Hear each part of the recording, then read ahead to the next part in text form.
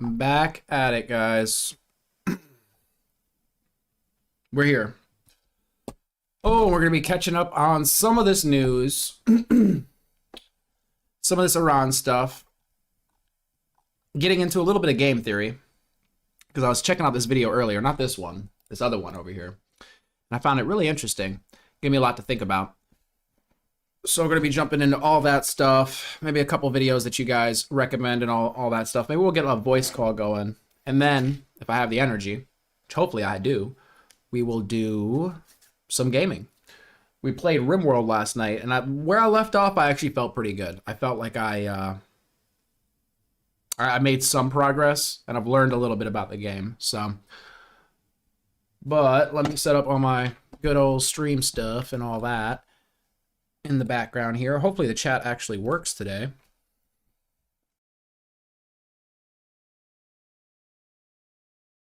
For some reason, when I start up, the chat does not like to pop up. Ayo! But it popped up today. EV, Big Little Earthling, Tony B. What's going on with you? Yo, Big Little Earthling, this was the channel I was talking about. I swear you've mentioned them before too. Predictive History. I'm pretty sure you've mentioned them. I'm going to be dropping a link to this because I think this is what I want to start with, to be honest. Unless there's some major updates, this I found so much more interesting to listen to than a lot of the stuff coming out the news and whatnot. Yeah, I don't know, I feel like I must have discovered like a channel that cuts their stuff up into shorter bites or something, because I didn't realize I watched a handful of their stuff, but I thought it was like a new channel because I was like, oh, there's not a lot here. And then I found the actual channel. I'm like, oh my gosh, there's a ton of stuff here. And then this was just perfect timing. You lost your parlay? All in on a hockey over now. No! So you do sports? Wait, are you saying you do sports betting as well? So you're into poker, sports betting. Do you ever get on the like the Kalshi site or like those betting sites where you could kind of bet on anything? You could bet on politics, bet on elections. I mean, I think you could bet on if it's going to rain. Yeah, exactly, Big Little Earthling. Sports to supplement poker. I love it.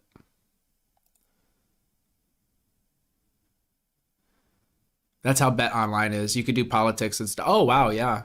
I mean, it seems like everybody's getting into gambling, which is just interesting to see it pushed. If I could be mistaken, I swear CNN partnered with, I think it's called Kalshi, or at least one of the big betting sites. Even Robinhood, they call it predictive markets. I think even Robinhood has it. It's just crazy. I mean, stocks and options to some extent is sort of like gambling. So they're like, fuck it, let's go the whole way here.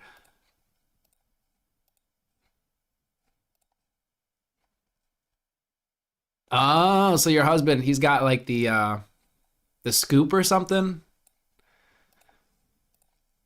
Or he just pays really close attention?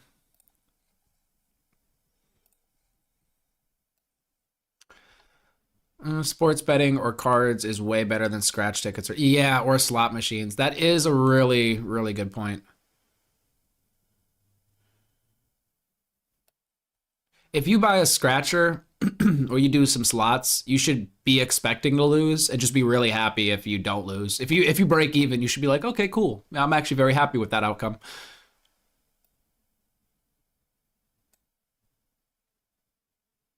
I bet $50 GTA 7 comes out before GTA 6. You said he studies a lot.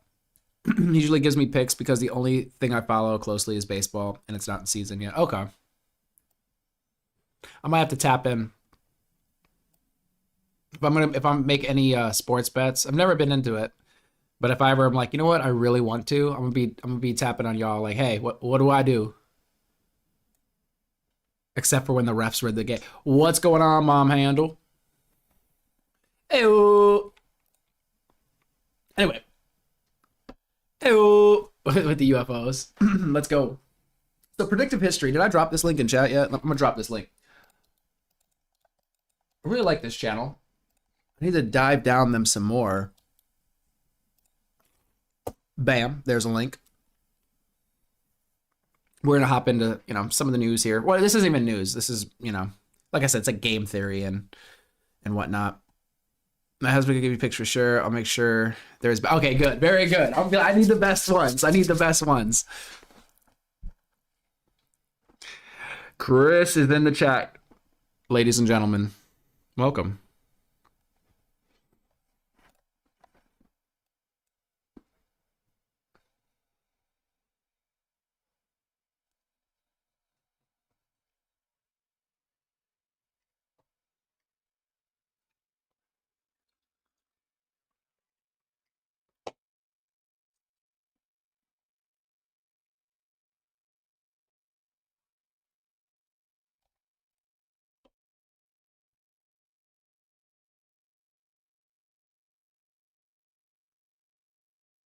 I don't know why Streamlabs does that, but it's out the way. So let us continue.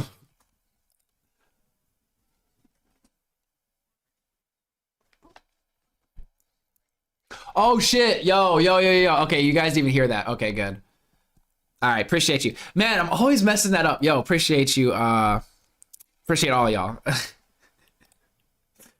At least you didn't hear Streamlabs doing its weird stuff. Okay, let's try this again. I hope everyone had a nice break, and welcome back to the end of the world. So as you know, World War III has started. The United States and Israel have started to attack Iran. And we are now in the fourth day of this war. And we can expect this war to last for many weeks, possibly also for many years. But I promise you that after this war is done, the world will never be the same again. So what we will do these next few weeks is use game theory and understand and analyze the geopolitical situation. And so I'm going to teach you the ideas, the theories, the techniques to understand the world around you and make predictions. And we can know if our analysis is correct because all this is happening in real time. And so we can test it against reality. All right, so let's go over some basic facts about what's happened so far. So in the early morning of Saturday in Tehran, the Israelis and Americans launched a decapitation strike against the Ayatollah Khamenei, who is the supreme leader of Iran. Yo, Astro World, I haven't decided yet. I'm really happy where I left off yesterday. Sorry, hold up. Let me fix this. Okay, that should be better. I really am happy with where I left off yesterday with the game.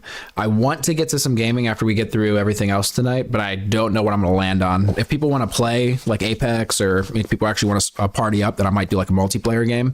But if it's pretty chill and nobody's trying to game, then I might do some RimWorld, yeah. Hey-o! Welcome to the chat, Super. Shut the fuck up. Oh, dude, Wild Pattern Florence. I'll take pics when I go out. Yeah, please do.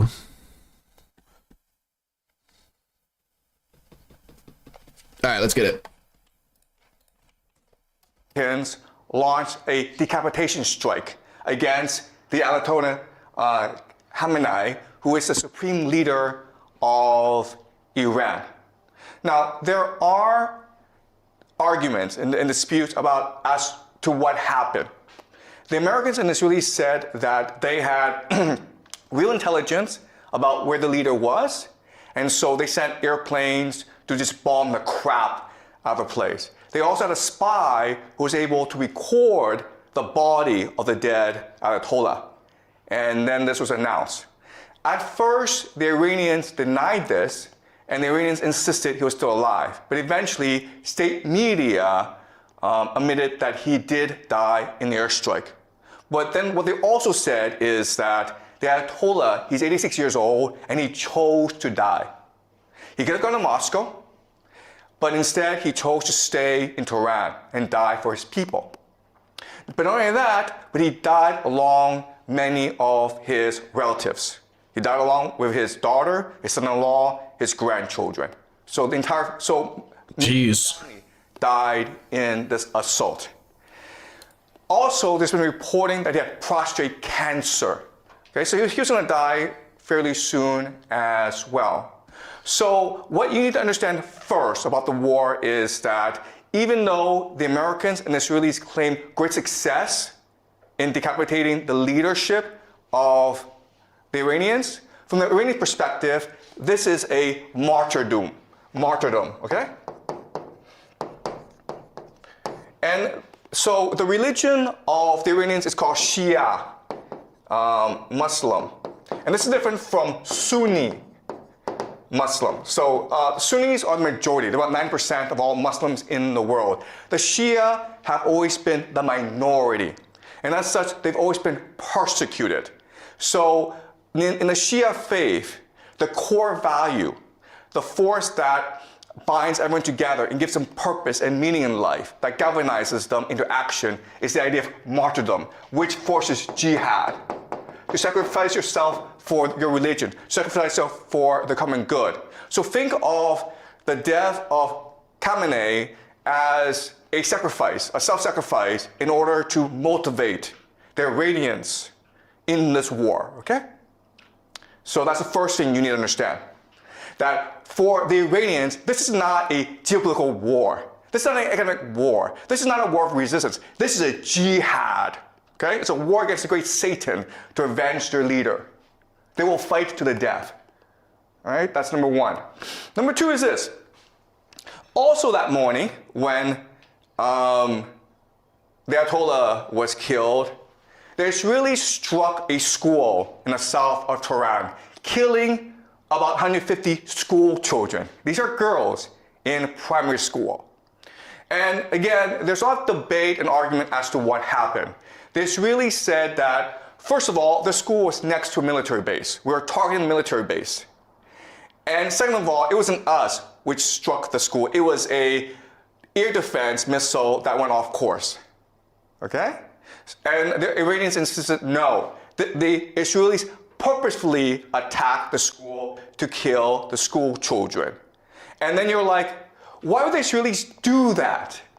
But then these few years, well, we've seen what they've done in Gaza, in Palestine, to the Palestinians. And it's pretty consistent what the Israelis have been doing. All right? So this action against the Israelis, it's meant to show to themselves and the world that we are now all in. Okay? We've made the sacrifice. We are now committed to this war, to winning this war at all costs. And this action has also provoked the Iranian people to resist with their full might, okay? So I want you to keep this in mind. And again, we don't have complete evidence that it's the Israelis who did this, but given past actions from the Israelis, this is fairly consistent with what they've done, okay? So we can assume that this is something the Israelis did. Why they did this, what the purpose is something we will discuss as we move on, okay? It's very complicated. Next, I want to show you this. This is Dubai. And Dubai is considered one of the wealthiest, safest cities in the world. There are thousands, tens of thousands of Westerners who move to Dubai because it's clean, you don't pay any taxes, you make a lot of money, and there are great restaurants. And this is really the economic model of Dubai. It's one of the GCC countries, okay? The Gulf coastal countries. And for the longest time, Dubai had a really good deal because they were under the protection of the American military. So they didn't have to pay for defense.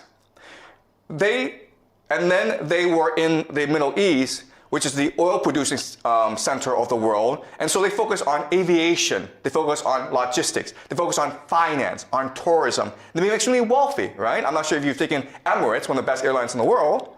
So their airport, Dubai Airport, is the busiest in the world. And Dubai, for the longest time, was flourishing under American protection. And Dubai said to the world, listen, we're like Switzerland. We're neutral. We don't want any involvement in any wars. We're here just to take care of our citizens, to make sure everyone has a good time, to make money. And then right after the war started, the Iranians attacked. Going on, Dirty. I actually don't know. It's like race or nationality. So, Big Little Earthling, are you aware? I'm not sure. You said yes? Okay. GCC, okay? Dubai, Abu Dhabi. Yo, Tony, that's what I was saying. Is it seems like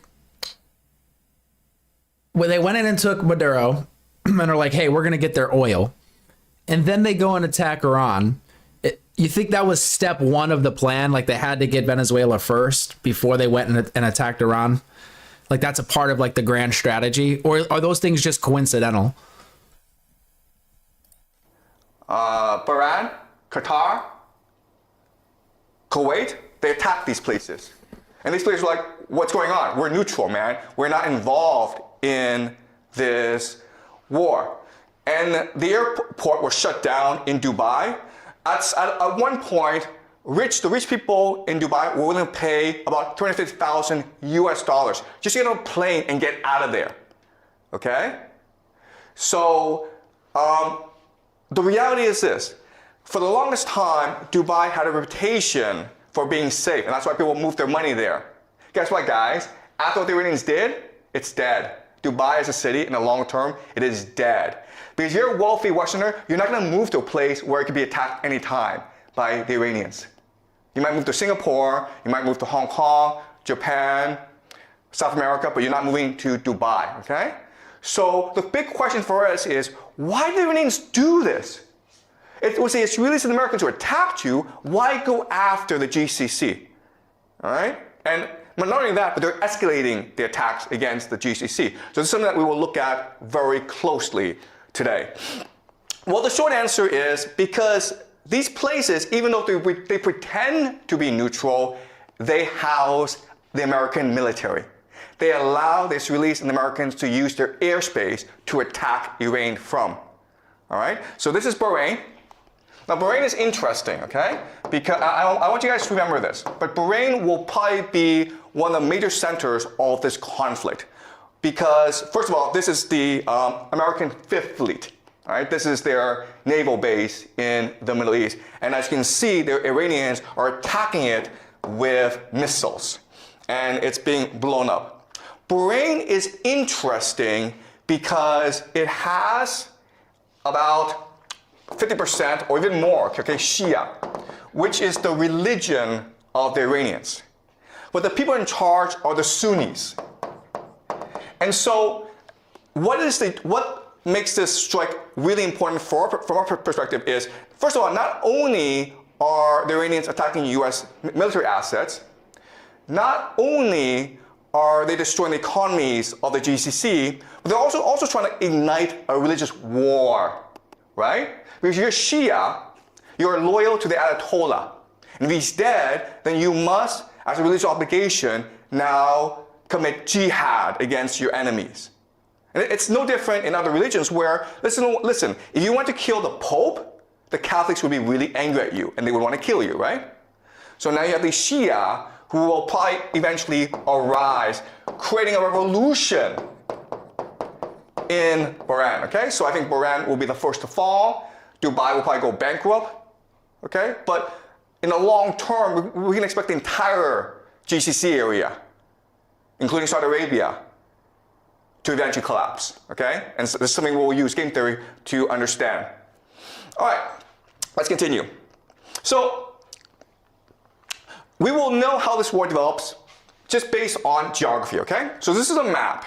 And this map, even if you don't really know the war, even if you don't know the participants, even if you don't know the weaponry, this map will tell you exactly how this war will progress.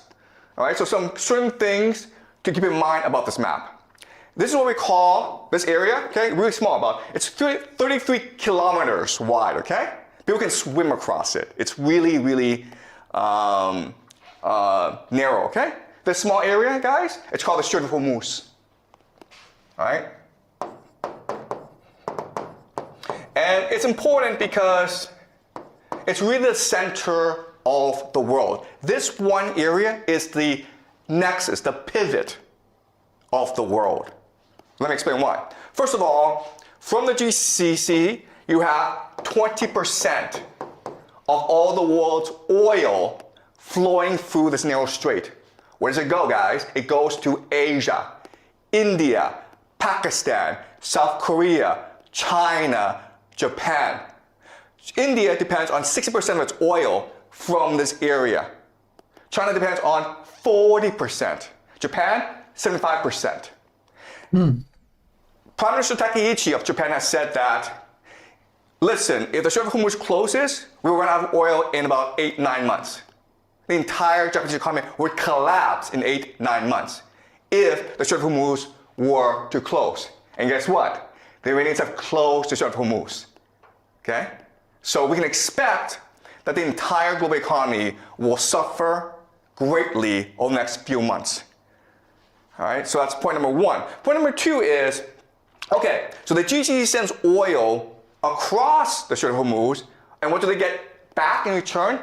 Food, guys. All right, so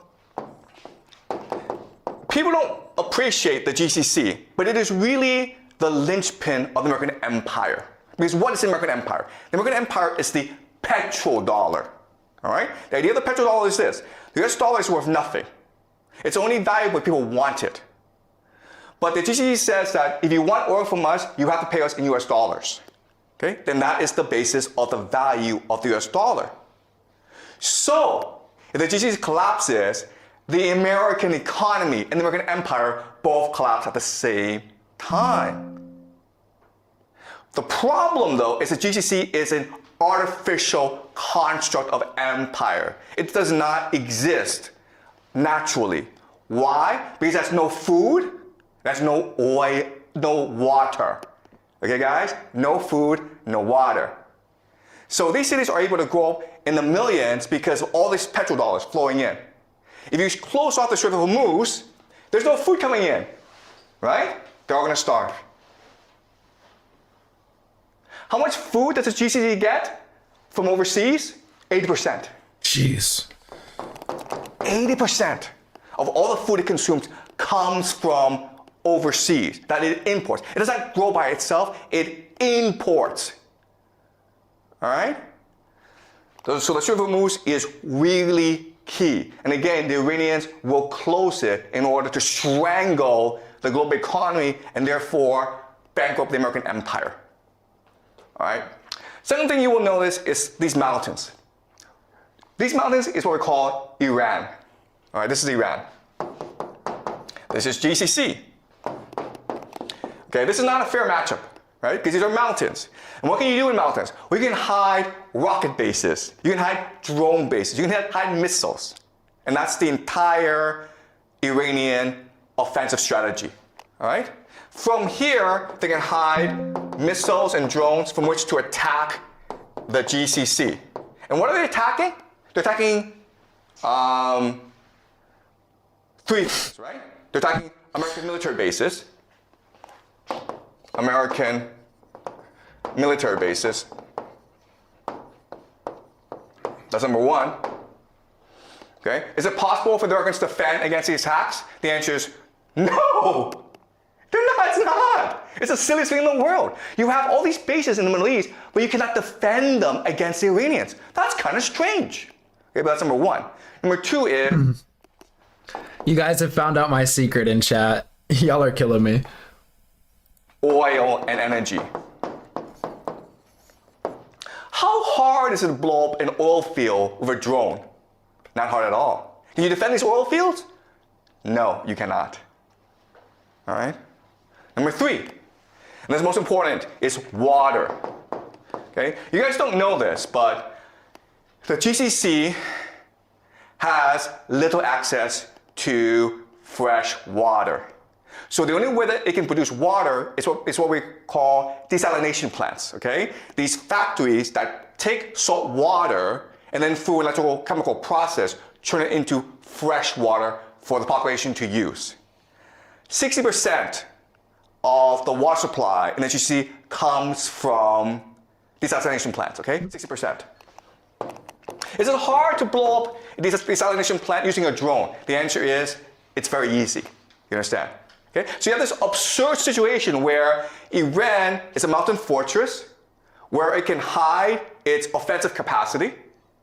And the GCC, it's just this desert, this flat desert, and it is exposed to attack, and there's nothing it can do about it, okay? So at any point in this war, the Iranians can choose to just destroy the entire GCC, and there's nothing that anyone can do about it. Okay, but Iran also has a weakness, okay? And this is fundamental. So Iran also has a water problem, okay? So for the longest time, they suffered a drought issue. Okay, just climate change. And so what the plan of the Israelis and Americans is destroy the water supply of the Iranians. Because the fortress, it is a mountain fortress, but it can also be a mountain prison as well, where people are trapped inside a coffin. Water. Okay, so what we're going to see right now, we're already seeing attacks on civilian infrastructure, hospitals. In the future, you'll see attacks on water supply, on dams, on reservoirs, on power plants. The point, the idea is to make Iran so inhabitable that the people will have to rebel against the people, or there'll be a refugee crisis in Iran. Okay? So as you can see from this map, this war, it is the end of the world. Okay? Both sides have the potential to destroy each other. It's really a question of how far do they want to go. All right? We can also say this is almost a game of chicken. Yeah. That's what it seems like. Because it doesn't seem like this benefits either party involved at this point, at least from what I'm gathering. We can blow each other up. How far do you want to go? And the problem is this. The problem is that the Iranians are Shia, which believes in martyrdom. And you've killed the religious leader, the Ayatollah Khamenei. So they're willing to go very, very far.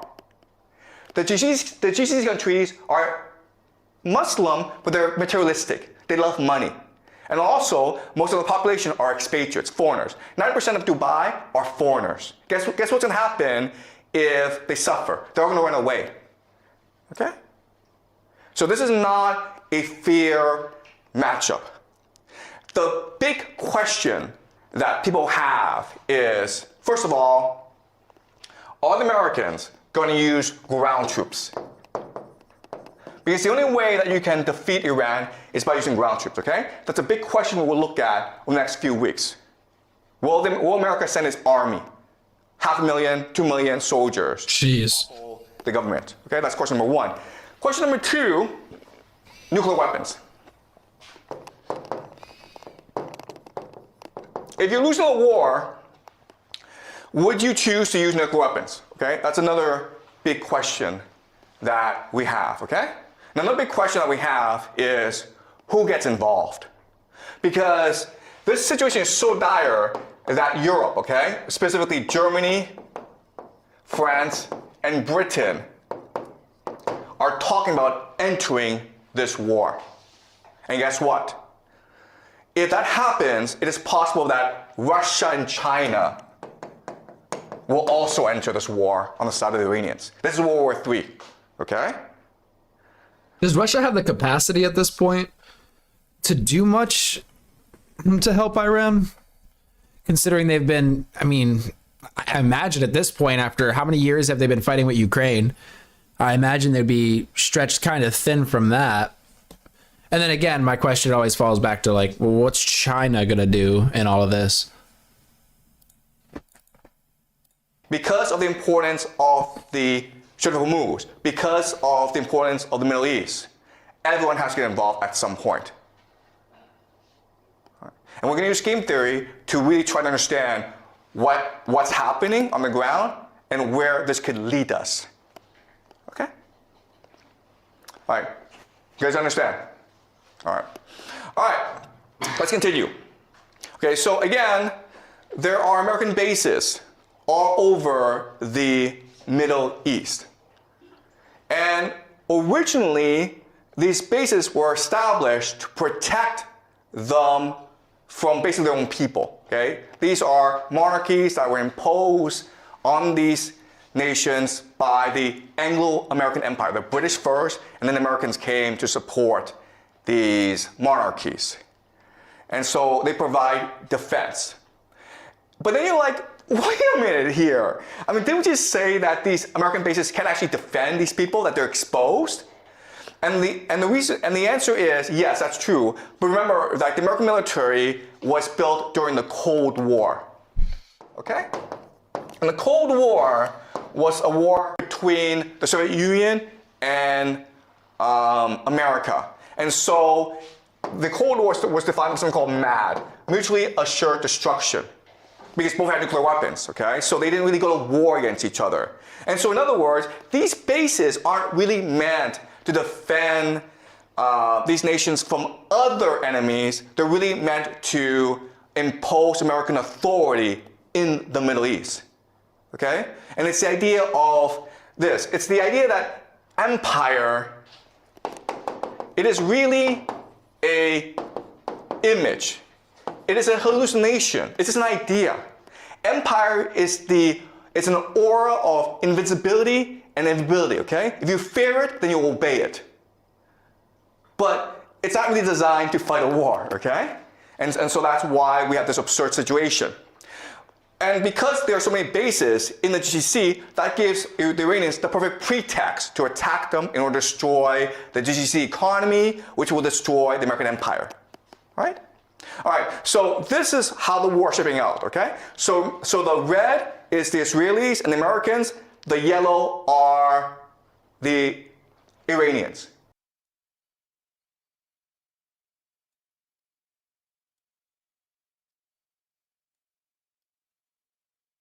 Just because I know it's like really small.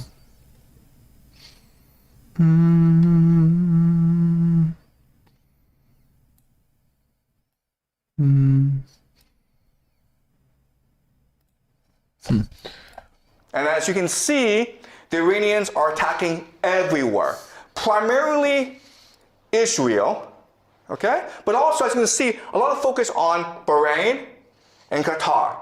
And again, the intention is to destabilize the economy and the government, okay? It's to try to get as much instability as possible, right? Okay, and as you can see, the Americans and Israelis are focused on Tehran. And so the Americans and the Israelis use something we call shock and awe. And the very idea of shock and awe is you decapitate the enemy. You cut off the head, the body will fall down, okay? The problem, though, is, again, the Iranians see this as a religious war. And so the Iranians have announced total war.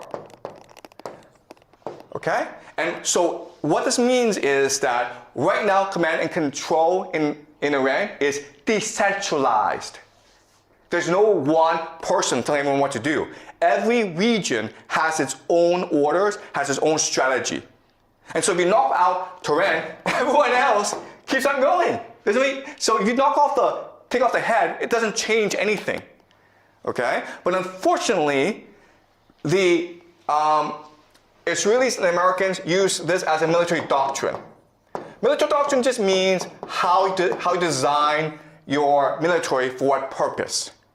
And so even though the Americans seem like an invincible army, they are not equipped to fight a 21st century war against drones, against destabilization, against religious fanatics. Okay, they're just not. All right. But unfortunately, because of military doctrine, they're going to keep on attacking Tehran. Now, the great irony of all this is that the Iranians who would be most supportive of regime change, are actually in the cities because they are educated, aggressive. The people who are most fundamentally against you, will fight you to the death, are religious fanatics, the Shia militants, living in the rural areas. So you're blowing up sympathizers, essentially. This is a really silly thing where you are actually destroying those who will most likely support you, and you're leaving alone those who are most likely to commit jihad against you. All right? Any questions so far, guys? Are you clear? All right. So another idea that I want you guys to understand is the idea of asymmetry. Asymmetry. All right. So what is asymmetry? Asymmetry means that the two sides are choosing to fight different wars using different techniques because one is much stronger than the other, okay? America is a great empire. It has unlimited resources. It has the USD. It controls the world, right? Iran is a country that has been under economic sanctions for the past 45 years. It's poor. Its technology is very limited, okay? But as we learn in this class, actually, those nations that are poor actually have more energy. They're more open, and they're more cohesive. All right, so let me give you an example. This is what we call the Shahad drones. Shahad drones. Each of these drones costs $50,000 at most, okay? At most. It can go as cheap as 35,000 US dollars. But one of them is $50,000. As you can see, you can fit a lot of these drones to a truck that can go anywhere in Iran, and it can hide anywhere. All right? So the thing to understand is, first of all, these drones are cheap. They're easy to make. They make about 500 a day. Okay? And estimates are about there's 80,000 right now that they Jeez. That is a long, long time. Okay? And one of these drones, again, can knock out a desalination plant. It can knock out an oil field. It can knock out a hotel. It can do a lot of damage. Okay? And it's easily transportable. You can use it from anywhere, okay? How much does it cost to shoot it down? What the Iranians are using as an offensive weapon. And how do the Americans defend against this? They use something called a THAAD, right? Right, guys? This is what they use. THAAD. THAAD stands for Thermal High Altitude Air Defense. And they also have like Patriot systems. There's a lot, okay? The thing that you need to know about the system is it's really expensive. This missile, guys, costs $1 million.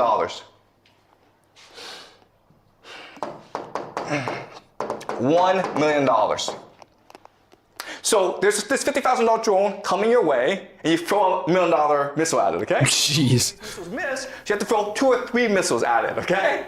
So you're spending $2 to $3 million on each $50,000 that the Iranians spend. That's kind of silly. Second thing you'll notice is that this thing is really big and really slow. And therefore, you can't really move it around. Therefore, it's pretty easy for the Iranians to spot where this is and attack it. And then when these things blow up, that's a lot of money, guys. Okay? Then you're like, what? But this makes no sense. You know the Iranians have drones. They've had drones for like 10 years. You've also seen drones used in the Russia-Ukraine war to devastating effect. Why don't the Americans know this? Why did they prepare? Okay, and again, it has to do with military doctrine. Because military doctrine determines how you fight a war, it determines on your bureaucracy, and it determines how you spend your resources, okay? And unfortunately, the Americans are used to fighting something called the Cold War, right? And the Cold War, because you can actually fight the war, you can actually use, kill each other because then people use nuclear weapons. The Cold War was about flexing. Flexing, okay? You see how big and powerful I am? Me, okay? This guy is, oh, I'll drop a link to it. Predictive History on YouTube. Let me drop a link in chat for y'all. Bam. That's all it was. These weapon systems are designed to scare the crap out of you. They are designed to impress you. And as a result, they cost a lot of money, and they really don't do anything, all right? So that's the entire American military. It costs a lot, and it doesn't really do anything. And it's not resilient. It's not innovative.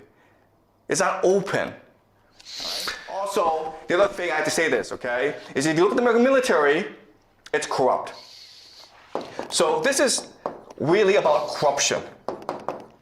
So the Americans don't really care about winning a war. What they care about is spending as much money as possible because then they get a cut. It doesn't make sense. Right? And that's why the Americans are in the situation as they are. All right, let's continue.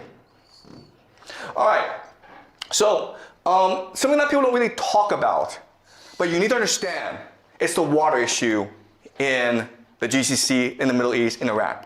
All right, so this is a map of the world.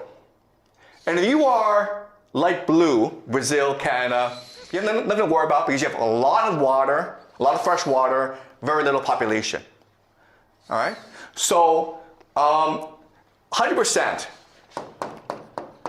just means 100% water stress just means that you drink as much water as the environment produces. Okay? So you want to be below 100% to be sustainable. Ideally, you want to be at 10%. Okay?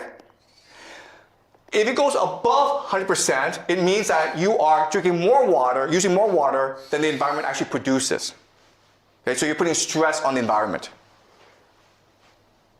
So 20% is really bad, right? Because you're using twice as much water as the environment produces. Guess what, guys? Look at the Middle East, okay? Egypt, 6,420%. Jeez. Saudi Arabia, 883%. All right? Bahrain, almost 4,000%. Dubai, 17,000%. All right? So water is a huge issue. Again, it doesn't matter if Iran kills American soldiers, destroys American military. It doesn't have to do that. All it has to do is destroy the desalination plants. And then the GCC is destroyed, okay? But it's also true that Iran has water issues. 72% is pretty bad. Okay? So even though the Iranians could destroy the GCC much faster than the Americans could destroy Iran, Iran is still in trouble, okay? So let me give you an example of this. This is like, so this is another map that shows you the issue of water scarcity, okay? And it's just basically the Middle East, okay? Their biggest issue in the future is water, okay? And that's where the geopolitical tensions will arise in the future over water. India is also affected as well, okay? All right. All right, so let's look at the map, guys.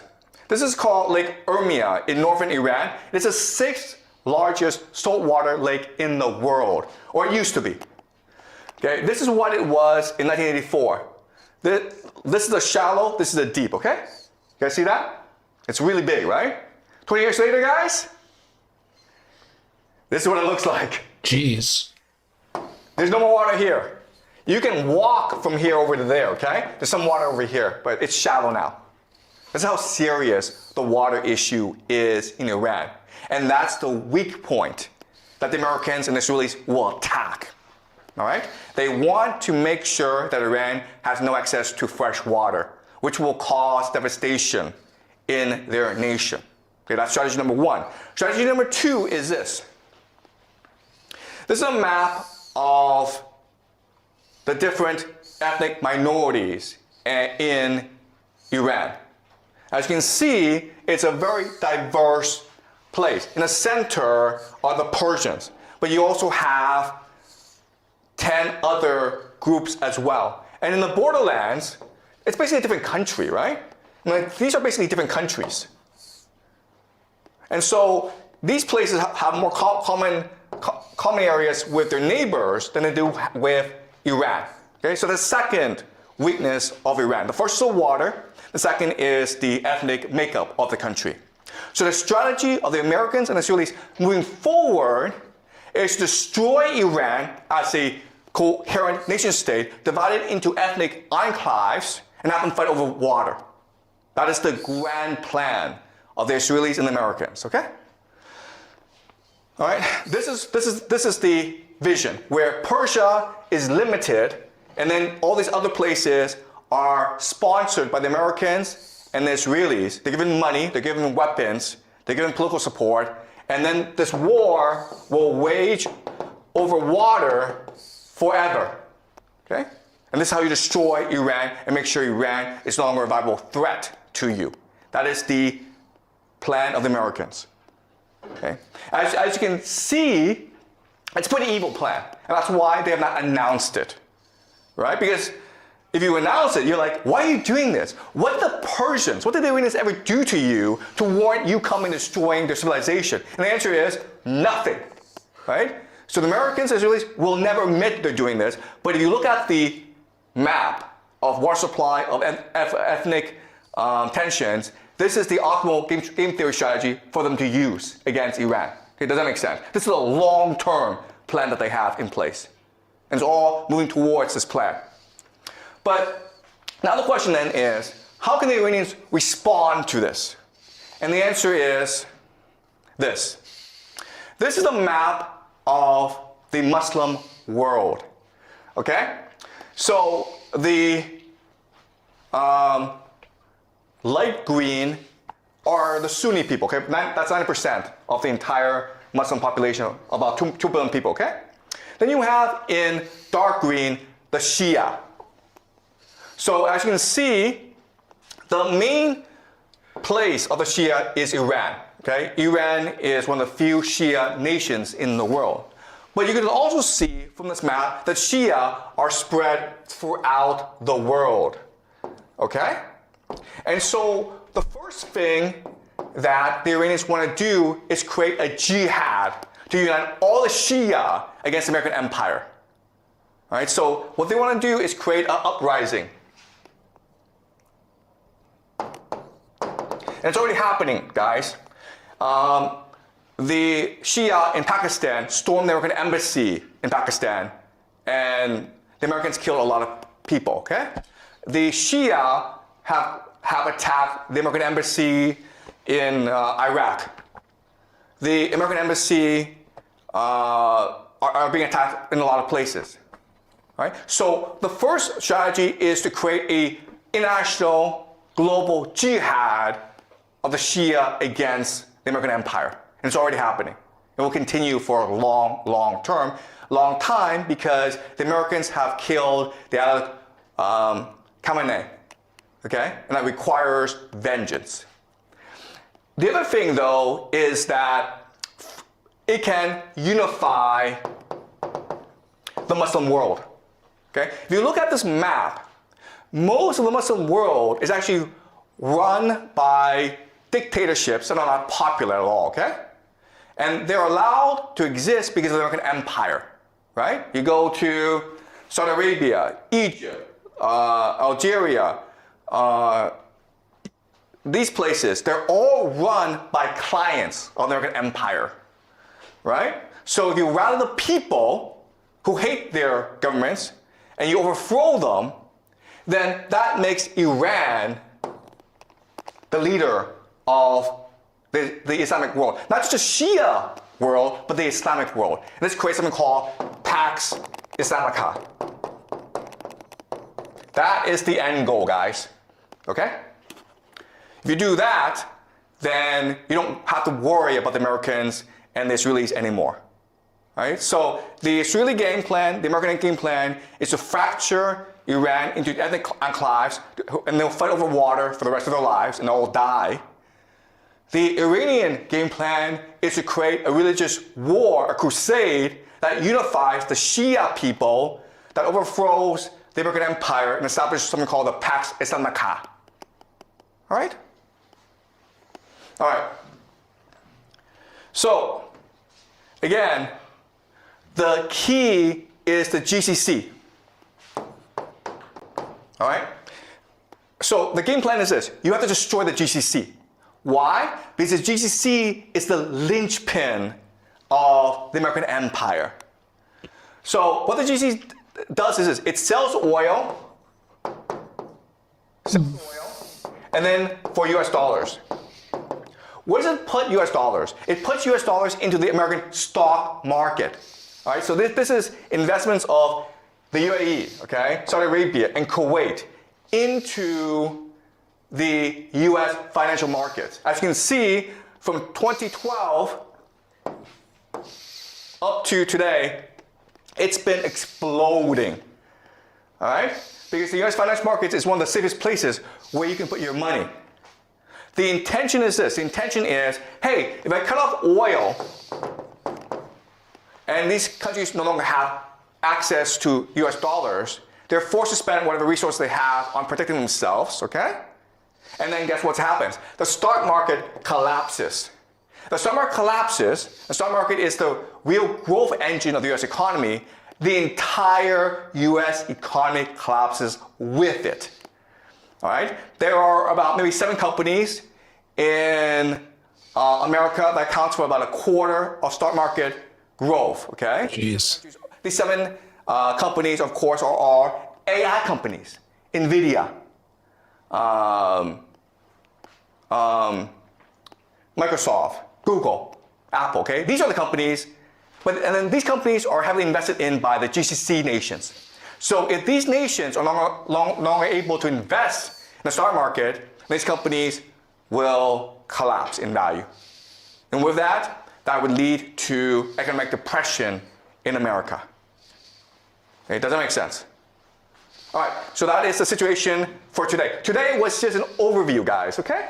I know we come. I'm gonna link this video again. I really, man, somebody else said it in the chat. They said it, really like the way he breaks stuff down. Obviously, you know, take everything with a grain of salt. Got to do our own research and stuff. But I just found it very informative. Drop this link in chat. This is predictive history. Boom. I don't know why I'm not subbed on this channel. Boom. I saw you guys going at it about, well, renewable energy. It seems like you guys are arguing about. But yeah, again, looking at it, it just doesn't seem like anybody has anything to gain, you know, from doing this. It just seems like you're going to spend money, resources, and people's lives and really not get anything out of it.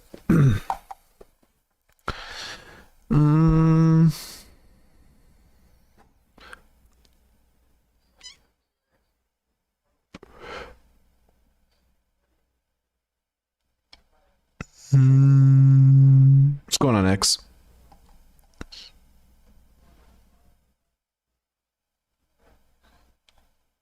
It has the power to control the weather. I saw somebody, yo, war is stupid, talking about nukes being a psyop.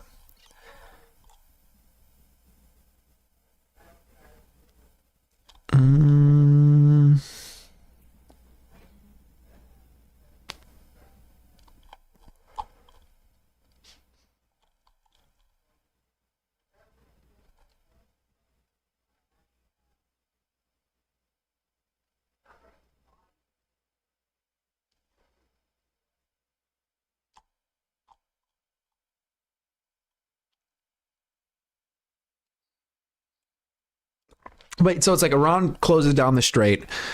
That kind of screws over a lot of the countries over there and kind of screws us over a bit. But it seems like they'd be sort of shooting themselves in the foot. So like you said, it's kind of like a game of chicken at that point of like, well, who could outlast who? Nukes are a psyop. Are you saying they don't exist? Like they're a complete psyop? Or do you mean it in like in the sense of we're never going to use them because mutual assured destruction? Are you saying that Hiroshima is just fake news? I mean...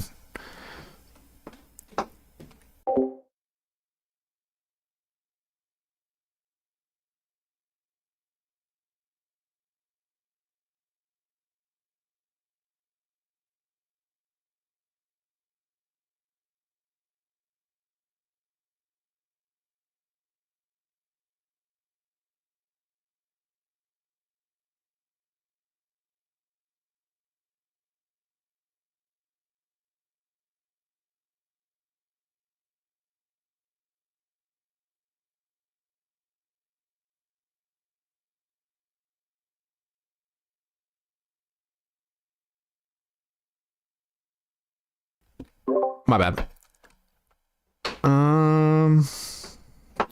Nukes do not exist. Okay, well, I've never heard this one. This is a new conspiracy for me. Where are you getting this info? Like, I've never heard this before. Or you're just memeing, right? You've got to be memeing. All right.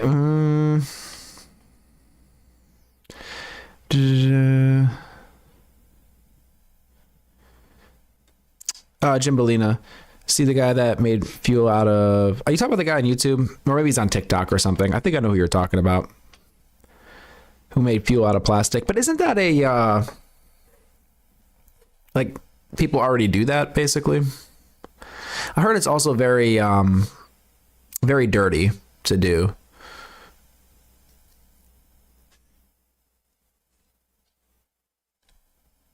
I don't know if you saw my chat earlier.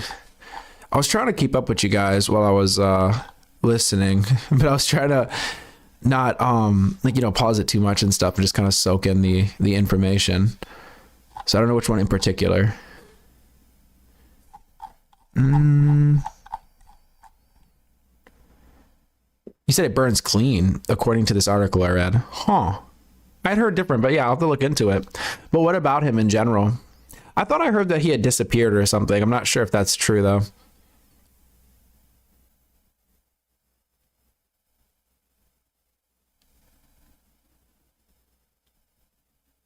Hey, liquid fuel?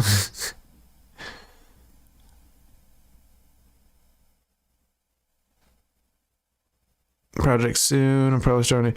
Wait. Yeah, basic lines would be easier for me to explain it on an individual level than talking about what it would look like structurally on a social level. I'm starting my own project soon. I'm probably starting a YouTube channel about it. Ayo! Let us know when you start it. Is it going to be a big little earthling, or is it going to be a whole separate thing?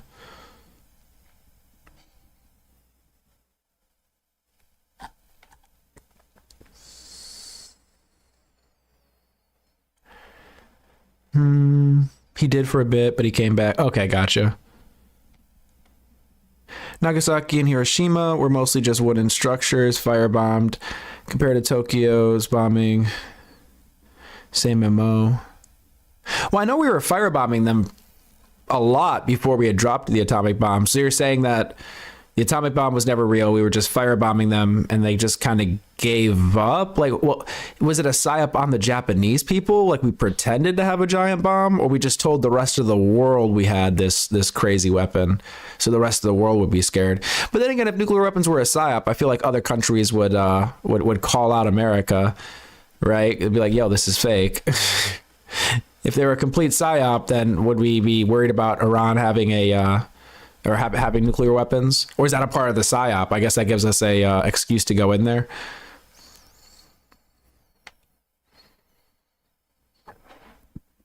I'll be Big Little Earth. Like, hey, very good, very good. But I missed what you were talking about. Like, what would the channel be about, or what's the project about? I'm trying to like catch up with you guys. Or is it about like permaculture? Because I saw you mentioning that.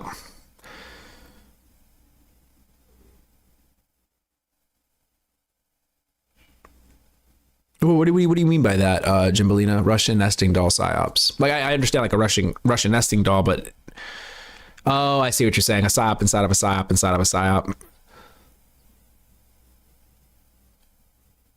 Oh my God, we're not getting into the. Before you know it, dude, you're gonna be bringing up flat Earth.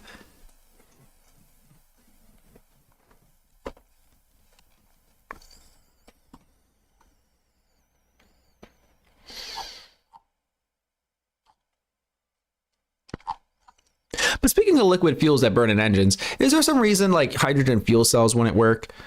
Right? You put water in a car, you separate the hydrogen and the oxygen, you bring it back together, you burn it, you run the car. Is there like some reason we can't do that?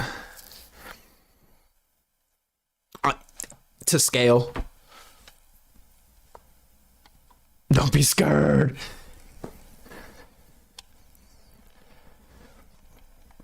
The governments are all fucked. That's my opinion. I mean, governments are just kind of gangs if you think about it.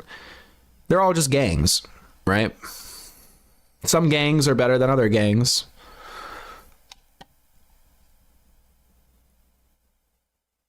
The electrolysis takes too long. Is that right? And then you can't really store, you don't want to like store hydrogen in a vehicle like a car and drive it around. That runs into issues, right? Really? So they can't, so you're saying you can't produce it fast enough, like on demand for a combustion engine. Like that's the problem?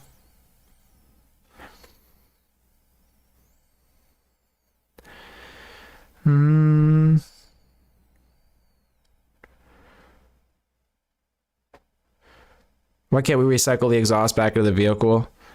Are you talking about in terms of like hydrogen? Or are you talking about, because I imagine you could, but they'd be lost somewhere, right? Eventually, I mean, you should run out of fuel, even if you're trying to recycle it, just from like heat at the very least. I'm driving around that's a fucking bomb. That's why I said a hydrogen fuel cell, not storing hydrogen or like making it on demand and burning it. That way you don't have to worry about driving around a bomb.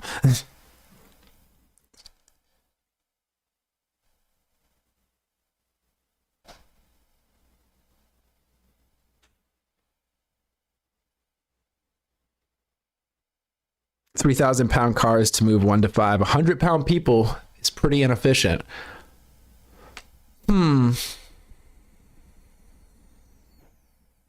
Well, what are you trying to say? Are you saying that we need lighter cars, less materials going into cars? I get what you mean by 100-pound people, but like I'm probably like 150-pound people, right?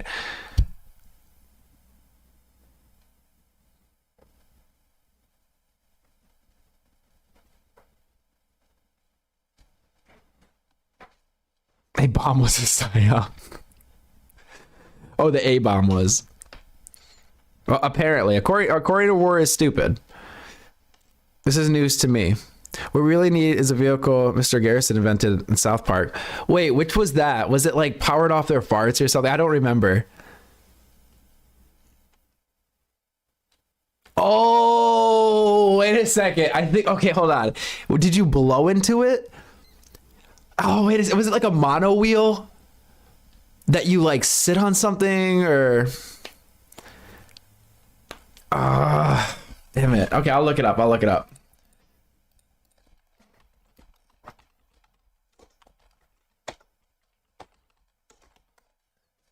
It is a mono wheel. I used to, dude, I was a kid. I thought these were so fucking cool, man. Not in this iteration. Let me pull it up for y'all. Yes. I thought these were so cool. And then I saw one crash and I was like, ooh.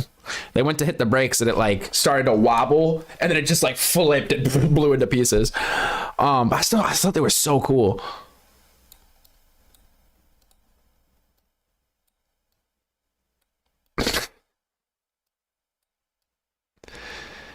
Yes, this is the future of transportation, y'all. You don't need 4 wheels. To piggyback on what Big Little Earthling is saying, right? Why do it with 4 wheels? We only need 1.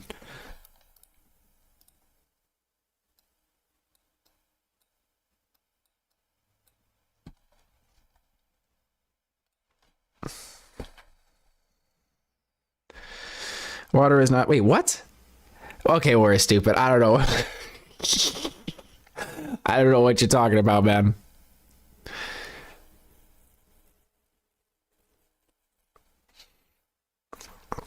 I happen to know you can split water. I knew somebody that was, you know, in their spare time just making hydrogen fuel cells, and their grand plan was to eventually run their car on it. And yeah, we were messing around with it. I mean, they put the water in, turned it on and everything. And then was able to light one end of it with the gases coming out and make like a torch. They put a little salt in the water. I think they like shaved these metal pieces. There was like all these metal plates basically lined up next to each other. And then you fill it with water. And I think they like shaved the plates to make it more, there to be more surface area, if that makes sense. They made it like abrasive. And then, yeah, I mean, I don't know. Anyway, I know you're memeing. I'm sorry. I don't even know why I'm going into this. No. You could literally do this, dude. I mean, you could literally.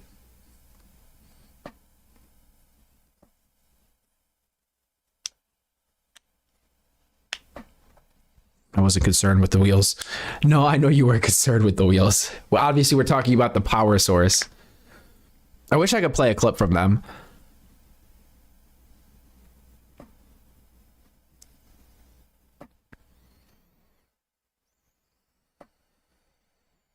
I feel like there's been multiple people that make it run on water. It's a really popular Instagram account, posted about it all the time, and a bunch of people would make jokes about how he's not suicidal and the CIA is coming for him. Y'all can ride around in South Park Mobile. I'm good on that.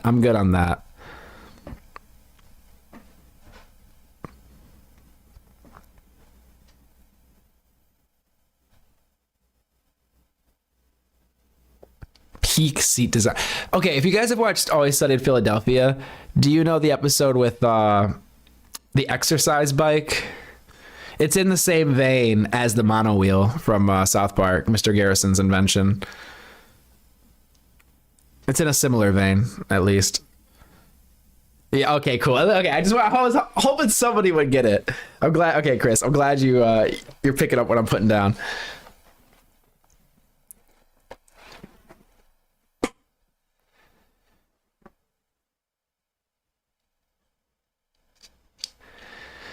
Yeah, I've heard that story too, Chris, about somebody doing it and then disappearing. But I heard they did it like 70 years ago or 50 years ago or something.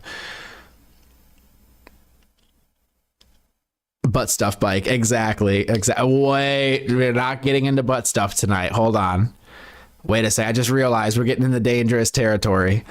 We cannot reopen that box. What's going on, Broham? C9U. Where are you from, Broham? You know, some of y'all come in here and you got these like characters and letters, or just characters and numbers or what have you, after your name. And I don't know, sometimes I'm just curious about you guys. Why is that? What's wrong with butt stuff? We talked about butt stuff way too much the other day, okay? Like, we could talk about it this much, but the other day, we talked about it this much. It was just too much butt stuff.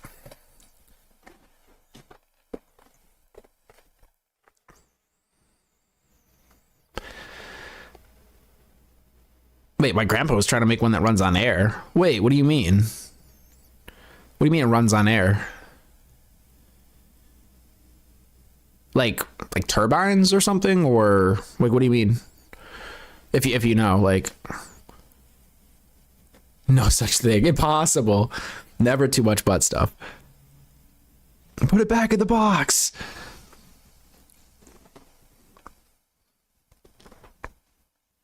Hydrogen powered subs. Wait, we have nuclear subs, right? Well, Tony, are you talking about, wait, what did Tony say? America's submarines run on hydrogen, but yeah, it's basically a driving bomb. I know we have nuclear subs. I know I'm assuming they use electrolysis in the submarines to desalinate water, right? Or I'm sorry, not electrolysis. They just desalinate water. Wait a second. No. I think they actually might use hydrogen in submarines for something. I can't recall. You know what? Tony B actually might be onto something there. I swear I remember like reading or hearing something about that. As their main power source, I would assume not, but to some extent. Yes, guys, if you like the black hole butt stuff, or just the black hole in general, like and subscribe, guys. Make the hole even bigger. Make it a gaping hole, if you will.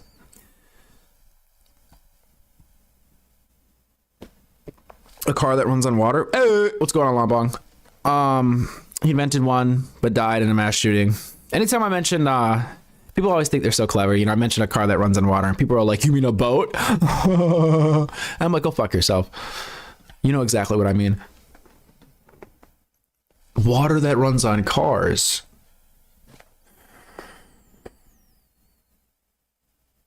I don't know what to do with that. My butts keep to be getting stuffed in chat. I don't know how great it's gonna be. My dad said he was working on it since my father, was in high school.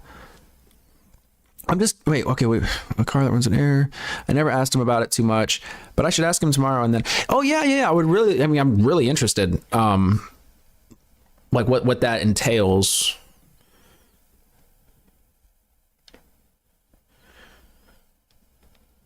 That's rain. Okay. See, you're quicker than me.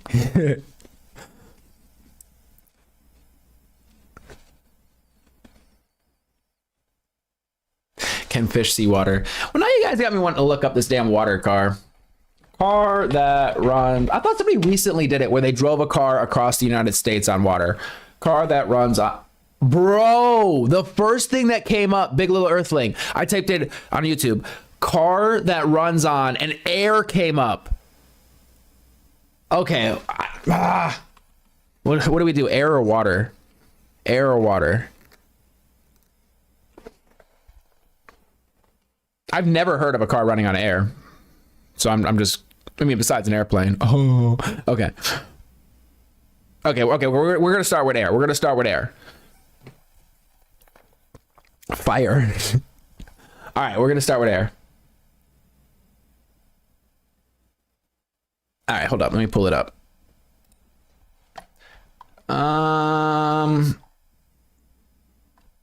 We'll do the short. We'll start with the short.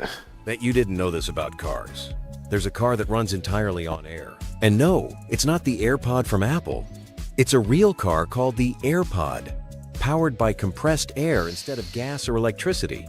Imagine refueling with air instead of gasoline. Would you drive one? Comment below and don't forget to subscribe.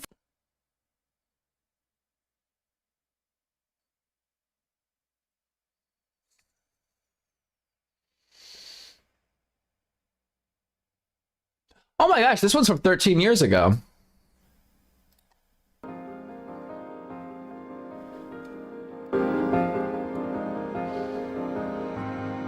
What's the fuel range? That's my question.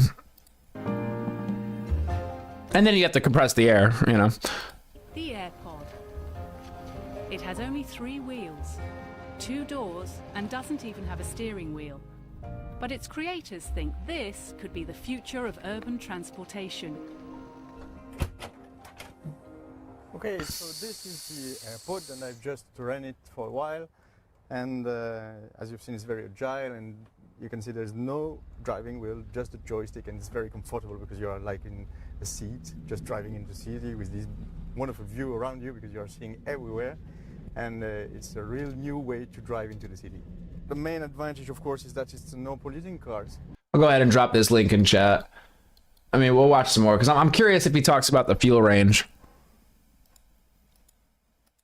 Sacred utterance, are you serious? That's crazy. That's crazy coincident. Coinkadink. My bad.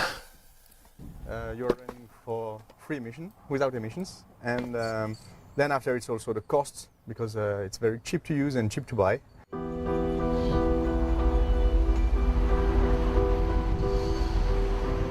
The world's approximately 600 million passenger cars burn more than 1 billion cubic meters of fuel every year.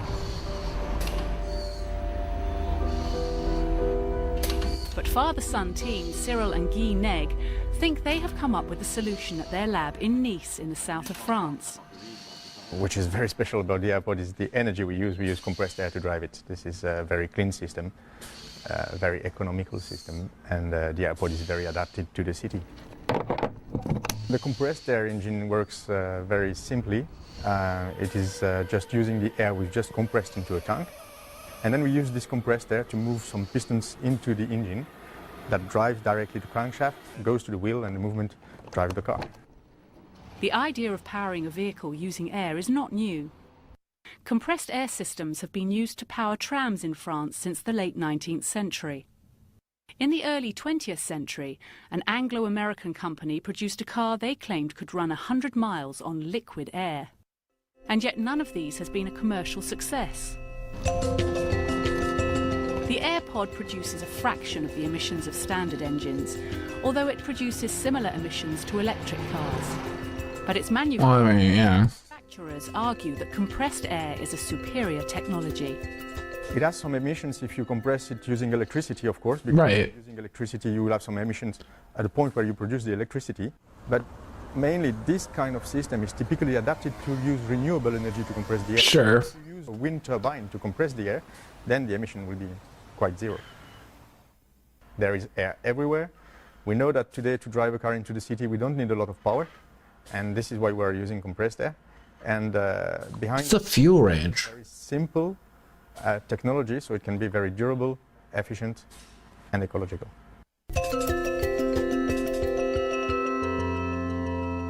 Of all its many I like that comment. It's not wait, what did he say? It's not really powered by air, but whatever is used when compressing the air, exactly. But like you said, you could use renewables and yada yada. But okay. The main attraction could be the price. The AirPod is going to cost around 7,000 euros, and I think that the first people that would like to buy it are the people that like new things, technological things, and then after... And also, how fast does it go?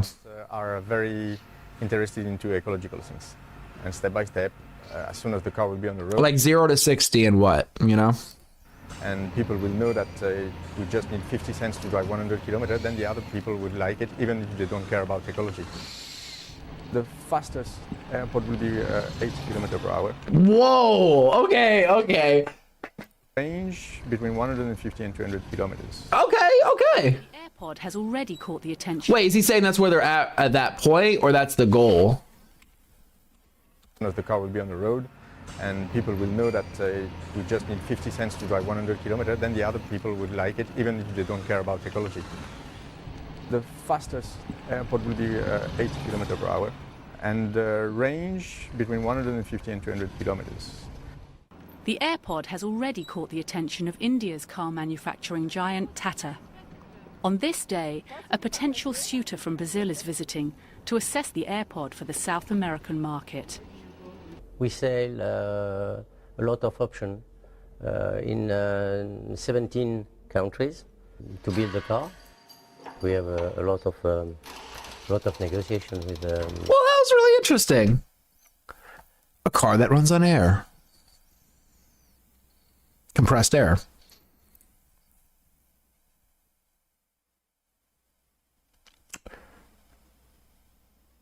Wait, what?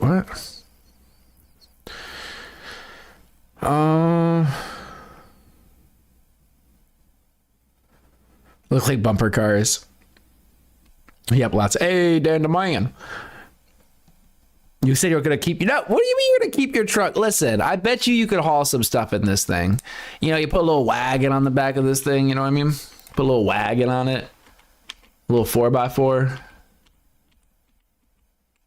Do they have any attachments? I don't know if they make wagons for it yet. Trailers, if you will.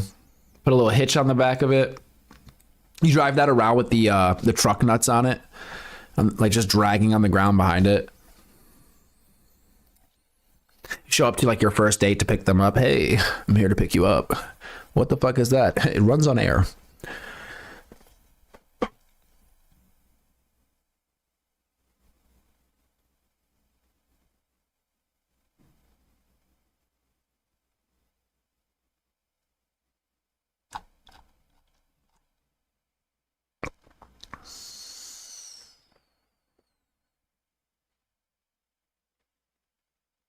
The little red wagon from back in the day. Just hook it up.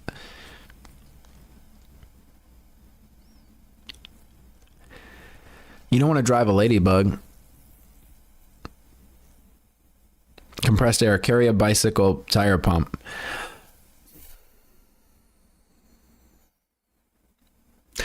That seems like it would be very taxing.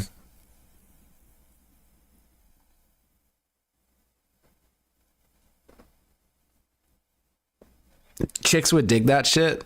Well, maybe. I mean, some of them would. Hey, you know what? Different strokes for different folks, I always say.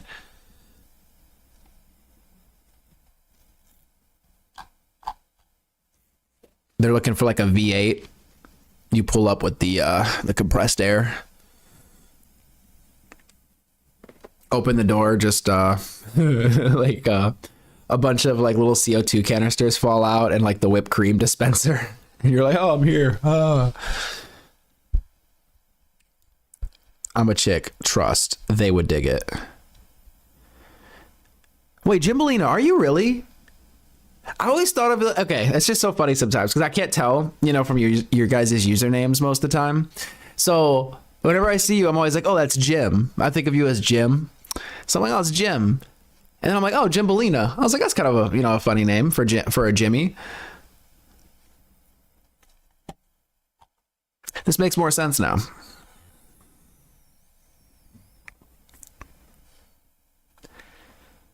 Bitches love air. True. Oh my gosh, Chris, you're stupid. Oh my gosh. My husband's name is Jim. Jim. Dude, yo, Chris, that's ridiculous. I said that bitch some air. I'm a chick, trust. I would dig. Okay. Oh my gosh. All right, y'all are killing me. So that was air, a car running on air. Now real quick. I don't know. I feel like we could look up the one running on water, but my mind was kind of blown by the air situation.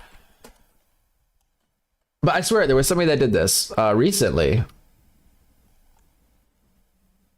Okay, here we go. Well, There was a okay. I swear, dude, if we get the stream taken down again today, I would be so annoyed. But I think we can watch this because I think somebody cut it up, so we should be good. Obviously, it's a Joe Rogan clip, I think. video about a guy who created a car that runs on water. Apparently had a viable engine and it was really working. Turned water into hydrogen fuel efficiently enough to drive his dune buggy cross country on 20 gallons straight from the tap. And then he... Now that's crazy.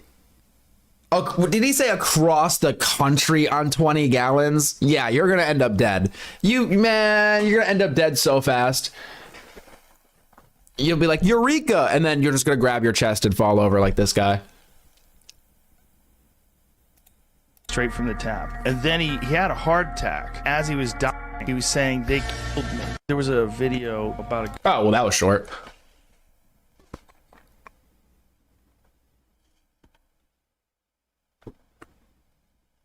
Compromised show. Okay.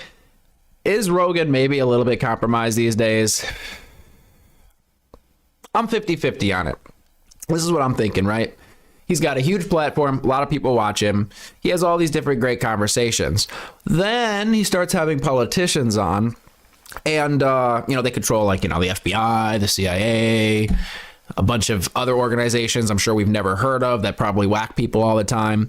And once you start rubbing up close enough to like really powerful people, I don't know. I imagine there's some sort of like either unspoken deal or understanding that you have with them where it's like, we could touch you. We could reach out and like ruin your life or like kill your loved ones or something. So you're going to play ball. So I don't know if it's a hostage situation where he's just kind of going along with things because what else do you do in that situation? Or if he's just kind of like he made $1 billion, so now he's in the club kind of a thing. I'm not sure.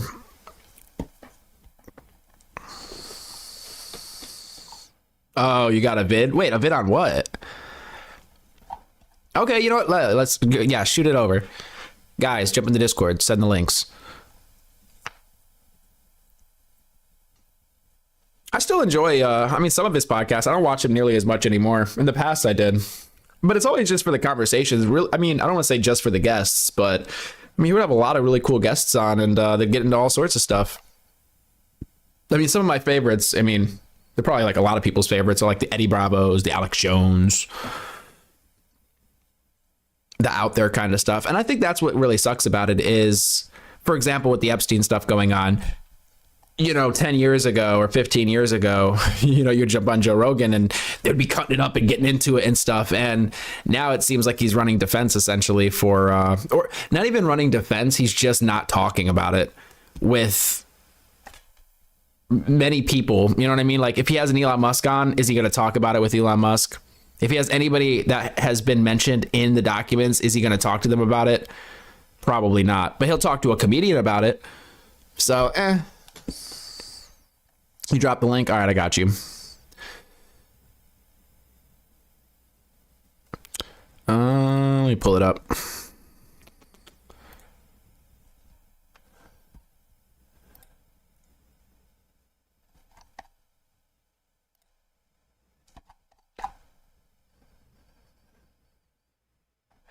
Oh yeah, I think I've actually seen this one, American Redact. Yeah, we'll go for it. There's a lot of great channels that follow the comedy sphere / podcasting sphere. Podcast Cringe is a good one. Too Lazy to Try, I highly recommend. If you like George Costanza, highly recommend that channel.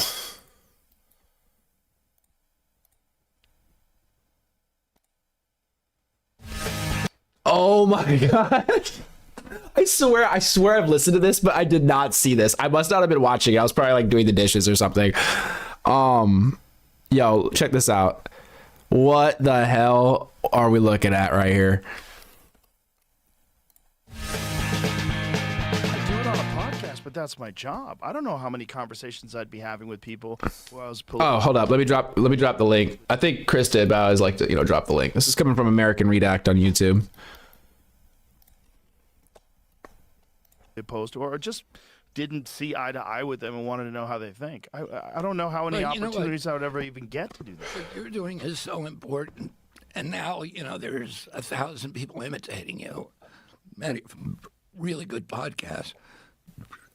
All right, so it looks like Joe Question Everything Rogan has, yet again, invited someone onto his show who was once directly connected with Epstein and failed to mention the Epstein connection or even the files in general during the entire 2.5-hour podcast, which is just pretty interesting being that Joe Rogan spoke about that topic with every single one of his guests since the files were released about a month ago, including RFK Jr.'s very own wife, Cheryl Hines. But I guess when a guy who admitted to flying on Epstein's planes multiple times comes onto the show, Joe suddenly loses interest in the largest conspiracy drop of the decade, and has more pressing issues to talk about with a guy who once personally knew. I've only recently kind of come across Jim Brewer, but I actually listened to something from him earlier, and I think I enjoy him. Jeffrey Epstein. And the fact that people on the left weren't outraged when they read the Twitter files and found out how much involvement. My nose is whistling. Oh shit, hold up. My bad, guys. I feel like stuffy. I'm sorry. There was in silencing real information and removing people who were from Stanford the White and House MIT. ordered me to be removed from Instagram, and I lost 1 million followers. Insane. And so this is most likely done by design, as Joe's show has become more and more like a government-sanctioned propaganda factory. It's almost like there's a set of bullet points Joe's sticking to here to make RFK Jr. look good, and it's completely pathetic. Because before the Epstein files dropped, RFK Jr. was completely fine with talking about his past flights with... Oh, I didn't even see where Stupid was leaving. Well, later, man. I think I missed you, but I appreciate you for hanging out. I'm definitely going to dig into the... atomic bomb and all that being a psyop. And how he went fossil hunting with a guy back in the 90s, as his defense was always that nobody knew about Epstein's nefarious ways before 2006. Okay, but give the context, obviously, to the Epstein thing, because you basically got out ahead of the... So first of all, I'm in New York for most of my life. Yeah. So, and you run into everybody in New York. I mean, I knew Harvey Weinstein. I knew Roger Ailes. I knew O.J. Simpson came to my house. Bill Cosby came to my house.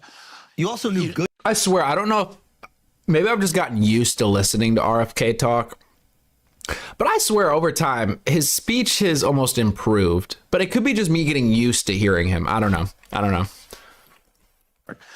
I mean, I knew Harvey Weinstein. I knew Roger Ailes. I knew O.J. Simpson came to my house. Bill Cosby came to my house. You also knew good people. Yeah, I did know a lot of them, but you don't know these people are swamp creatures until all this stuff comes out. Wait, what did you mean by that, Big Little Earthling? Oh my gosh. Okay, I read your other one. You're like, I'm not trying to be ableist, but wait, what? I mean, he has a condition, right? Okay. Have you guys seen, apparently something happened. I'm not trying to completely derail this, but hold up. Where there was some sort of an awards show or some sort of gathering of famous people or something. And there was a person at the gathering that had Tourette's. And apparently they said, I don't even know, I'm assuming they said the N-word or something along those lines, right? They blurted it out. And then I swear it was like SNL. I was listening to something earlier and they were making fun of it, like having Tourette's. Which for me, comedy, you could kind of make fun of whatever. Personally, that's kind of how I think comedy is, right?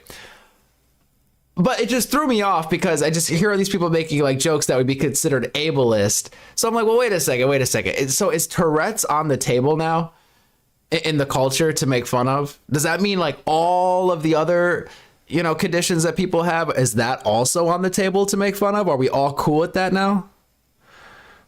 Like ableism's back, right? Or no? Jeffrey Epstein, I took 2 plane rides with him. My wife knew his girlfriend, Ghislaine Maxwell, and... I kind of do too, Chris. I kind of do too. It's like when people use it, I'm like, oh. It's just so... Maybe I'm just out there. Or maybe you and me are on the same wavelength with this. But it's like ableism. Like, what is that? Like, do people...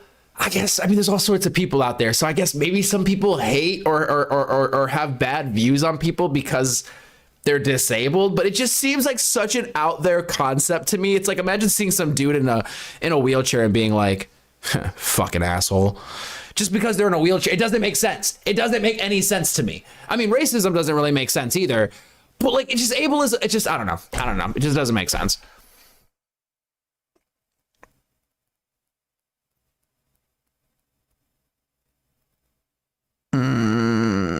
That's just back for him.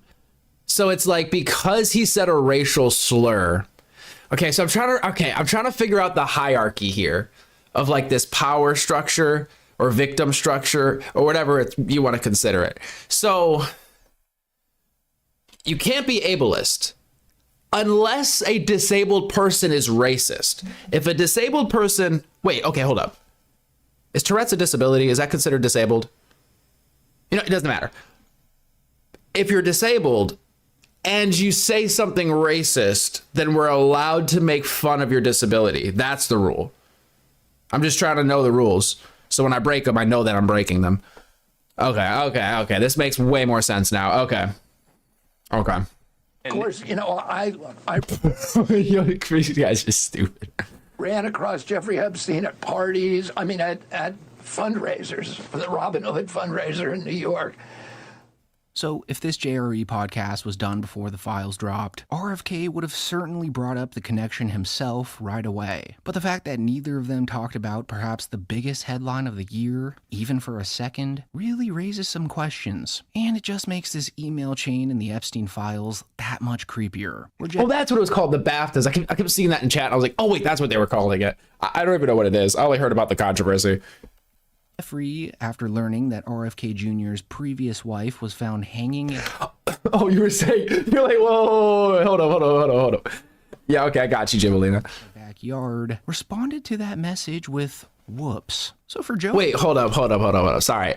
Man, I don't mean to derail us. Some questions. And it just makes this email chain in the Epstein files that much creepier. Where Jeffrey, after learning that RFK Jr.'s previous wife was found hanging in her backyard, responded to that message with whoops. So for Joe to not even question that, or for RFK Jr. to not even bring it up and clear the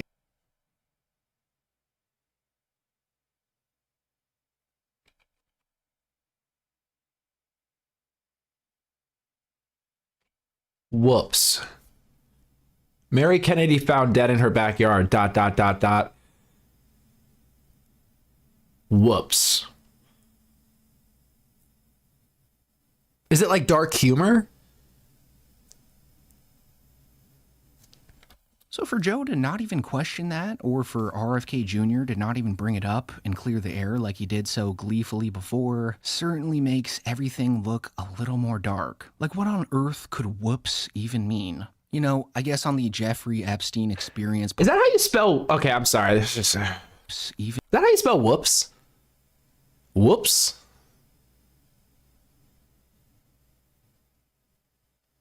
Can mean. You know, I guess on the Jeffrey Epstein experience podcast, they just don't talk about that sort of thing anymore. Instead, they'd rather spend time talking about how great the United States of America is, and how much better we are than the UK, where RFK Jr. and Rogan spend some time talking about the UK's arrests over social media posts, which is completely ironic being that the UK is also the only country to actually arrest someone connected to the Epstein files. 12,000 arrests is crazy. That's a crazy amount of people go to jail for social media posts. The framers of the Constitution, free speech was everything for them, and they put it in the First Amendment because they knew all the... I've heard all these talk, you know, it's like, this is like boilerplate stuff, obviously, but I'm sorry, let's continue. Rights and guarantees were dependent on it. If you have a government... If you can't speak, then blah, blah, blah. It has a license for any kind of atrocity. I mean, when you're living in a world where the government has the power to dictate what's real and what's not real, and they don't have an obligation to be correct, you got a real problem. And if there's no consequences for them being incorrect and they've silenced correct speech, they've gotten away with something that's real slippery and real dangerous. And when there's a lot of money involved and a lot of businesses involved. Yeah, Big Laura thinks that I was being a little bit able. As long as it's just a little bit. All right? You can't go full... never mind. Trump put those freaks in power. You said, which is essentially what this admin is doing right now. Yeah. Ours is softer, though. We don't like throw you in jail. I think what happens here is just everything gets collected. It's all just giant data collection. I guess to use against you in the future. They don't put people in jail yet for speech.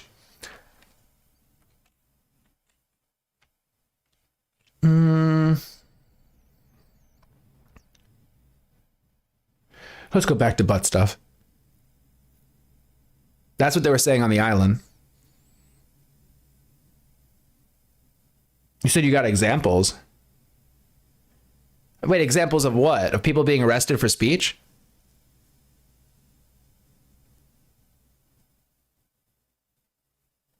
They'll prevent you from entering the country. Wait, America will or the UK? Because I've wondered about that. Like the UK, as of recent, and then China. I was like, if you say certain things, I wonder if you could still go to those countries if you were like super outspoken about their governments. Then again, if you're super outspoken about a foreign government, you probably don't want to go to their country because you're a foreigner in their country and you're talking shit. So, I mean, probably don't want to go over there, but you're just kind of asking for it at that point.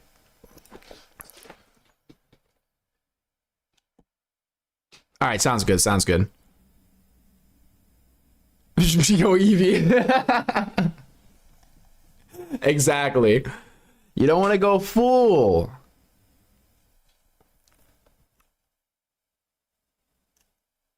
Not what kind of stuff. He sends me a bunch of feet pics. Mostly.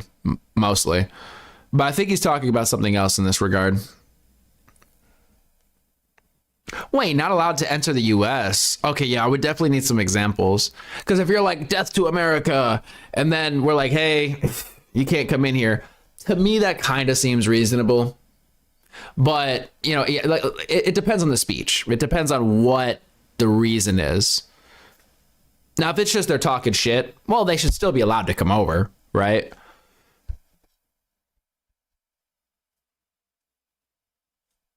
I don't even know what a Weeble Wobble is. You get the premium Feet Finder stuff for free. Should consider yourself. I do consider myself lucky. I really do appreciate you for it.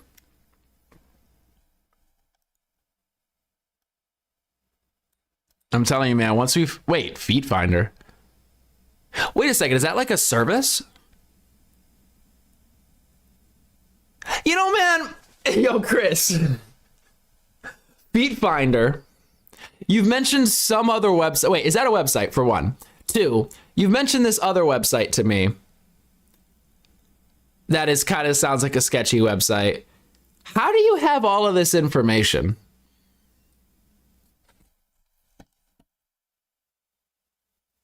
You said ICE arrested a foreign college student because he was critical of Trump. Oh yeah, we're about to have to pull that one up after this. Well, you just give an example. Well, you know, guys, I'm working through the chat. I'm going up and down here. There was a Finnish tourist, who had memes of Vance on his phone, not allowed to enter the U.S. Really? Just for memes? Well, that's kind of crazy because, I mean, don't they kind of meme themselves? Isn't that kind of a part of their marketing strategy is being a meme? So that's kind of crazy. You say it was a meme and then it's, you know, we pull it up and it's like a manifesto or something. Or it's him decapitated. Well, who was that lady that held Trump's decapitated head? Griffin or something? It's like something like that. It was just a meme. I'll join chat. I don't give a fuck. Wait, you'll join what? Oh, we can hop in voice if you guys want. If that's what you mean. You sent pictures to the Discord.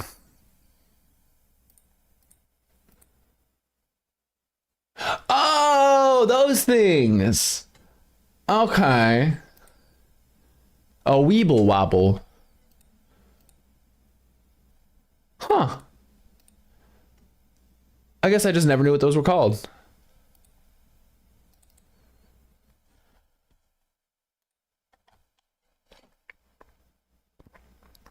Yeah, oh, Kathy Griffin, that's right. All right, we got a few people for chat, it seems like. Very good.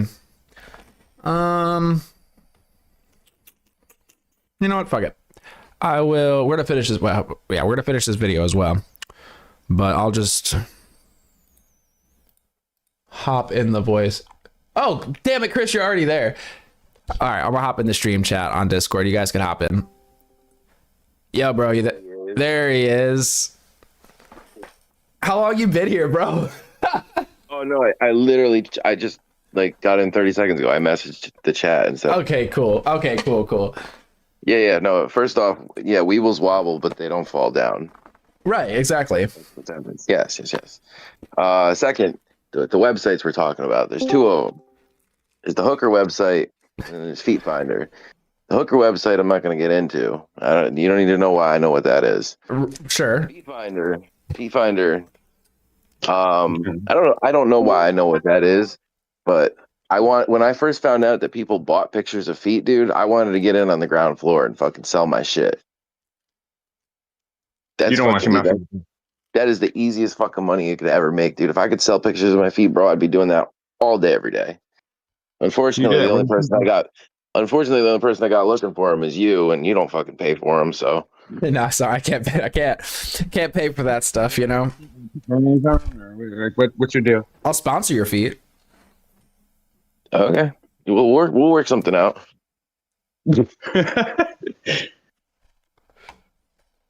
Maybe you could just do AI fucking images of feet. Sorry, what were you saying? We were talking about feet stuff, I think. Get off the feet thing. I gotta figure out. I want to be in the stream, but I'm in the call and it's fucking. There's a delay, and I'm trying to figure out how to watch the stream and not hear echoes. And it's just turn down the stream. Hold on. If I do this. Oh, you're on the same device. Yeah. Oh. Yeah, we're trying to use a tablet and a phone at the same time. That shit didn't work. So I was just like, fuck it. I muted the tablet because he muted me. Or maybe I'm still muted. No, I can hear you. Turn the stream down. Otherwise, it drives me nuts. What the fuck it says I'm chilling. What the fuck that means? It means you're chilling, bro.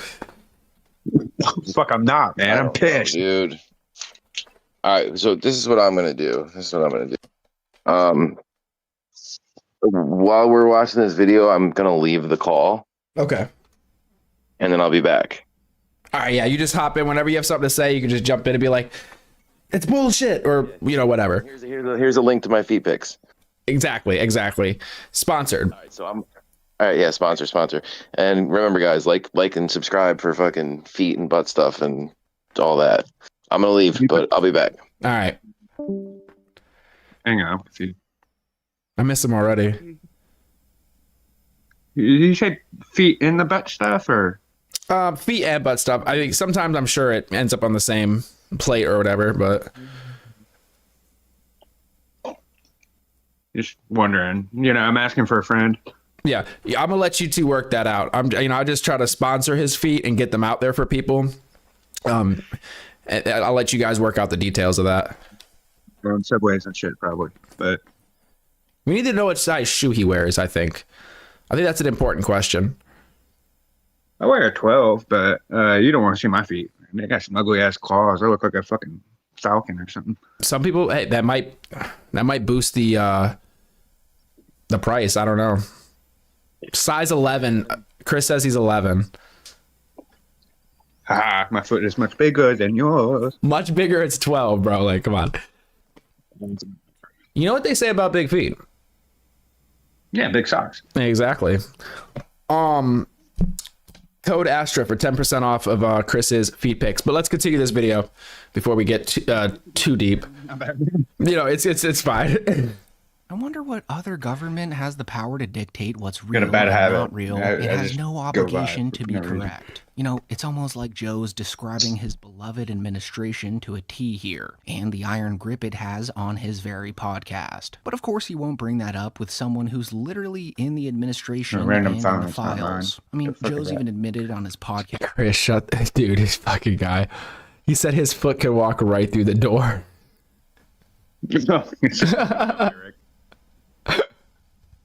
Recently, this shit stinks right down to the floor. The feeling so pure. Got you coming back for more. Yeah, it's old System of a Down song from like 20 years ago. Yeah, I don't think that's the song I got you to read the lyrics to. Cigaro. Oh yeah.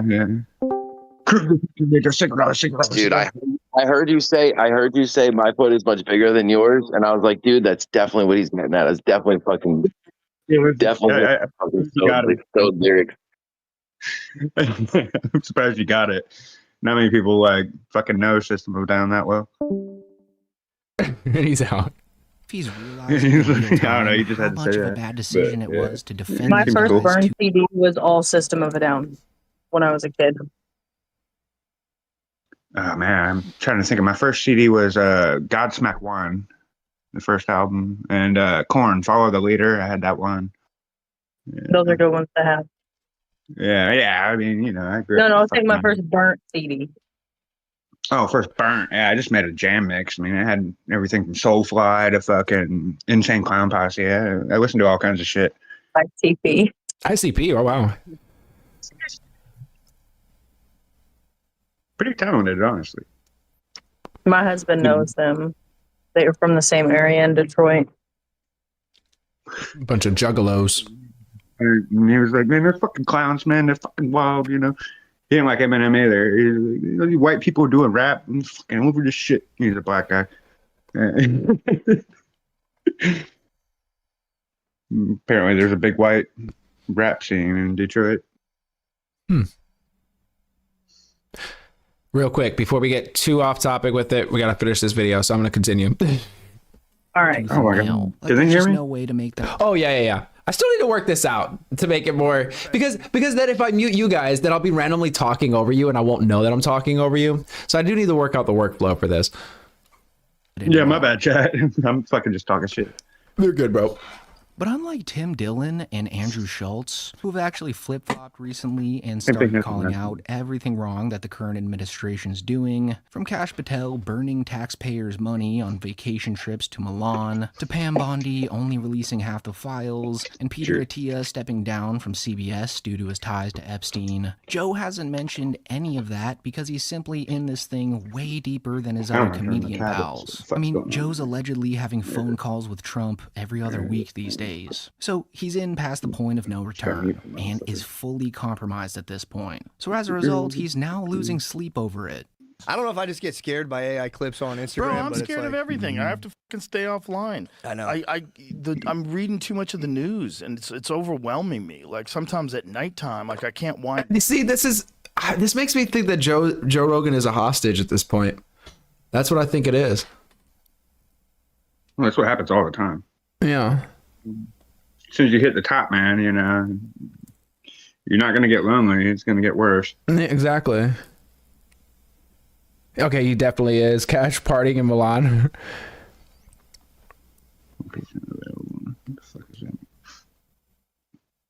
Oh, there we go. Proves he's not in charge of the FBI. Dude, Kash Patel, I don't know. I guess I had high hopes for him. Or, you know, he talked a big game before he took the position and then did a complete 180. Yeah. Now he kind of seems a bit like a clown, to be honest. Yeah, no, he seemed real sharp at first, but, you know, something happened. Yeah. They sat him down and said, so this is how it's going to go. Yeah. Yeah, he seemed like a sharp, you know, smart ass. He was fucking critical on everyone, and now he's I didn't keep up with Bongino as much, so I can't say. I've seen so many memes on that Indian chick that was roasting Trump and booing him. Ilhan Omar. It was so fucking hilarious, the memes I've been seeing. I haven't caught those. She's always in some hot water. Because you know about like the controversy with her apparently marrying her either cousin or brother or something to get them citizenship. Brother fucker or something like that, yeah. Well, I don't know. But I don't think there was fucking going on. I think it was just more like an immigration fraud thing, allegedly. Yeah, I'm sure the kids will turn out fine. Yeah, either way. Bug-eyed freak. Yeah, Kash Patel's eyes, they do seem to be, like, over time, like, more and more bug-eyed. Yeah, he looks a little damaged. Something happened. But, I mean, you see the same thing with Hollywood and comedians and actors. Like, look at Jim Carrey, you know? I mean, or Robin Williams, or all these guys. What's going on with Jim Carrey? Because Chris just brought up something to me like an hour ago about Jim Carrey.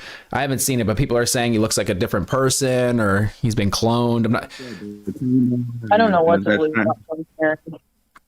The same thing happened to Britney Spears. I mean, a lot of these guys. Michael Jackson's one. There's a lot of them. There's a whole conspiracy on this shit, man. That's another rabbit hole for another day, I guess. But well, we'll see if we get to it. Oh, well, yeah, the whole cousin marriage thing. I think we looked it up. Would it be like inbreeding, I guess, in certain places? And there's high amounts of it, yes, in certain places, it seems.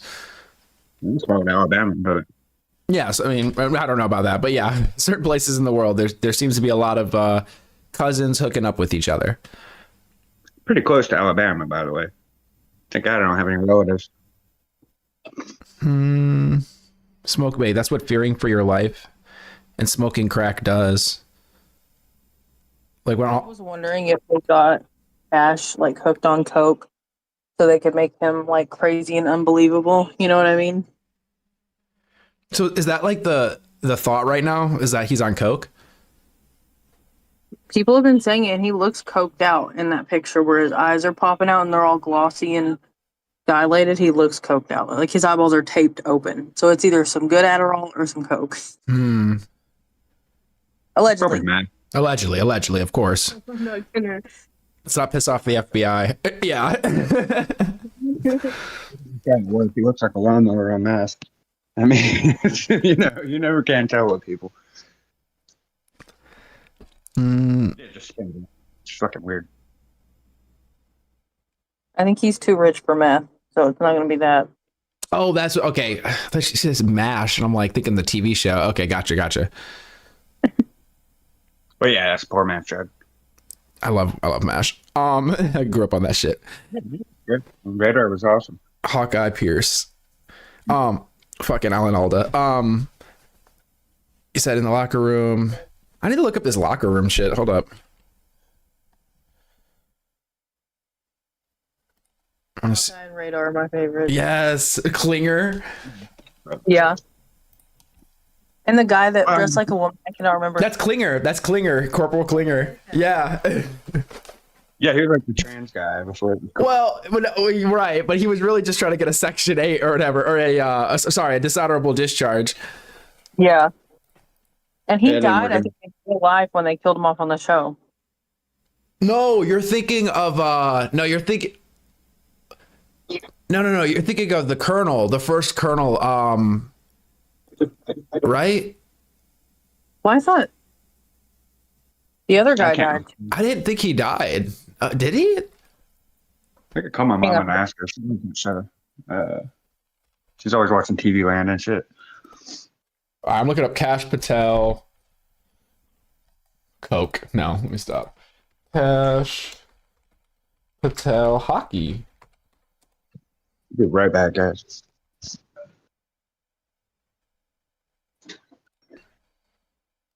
Lord Almighty.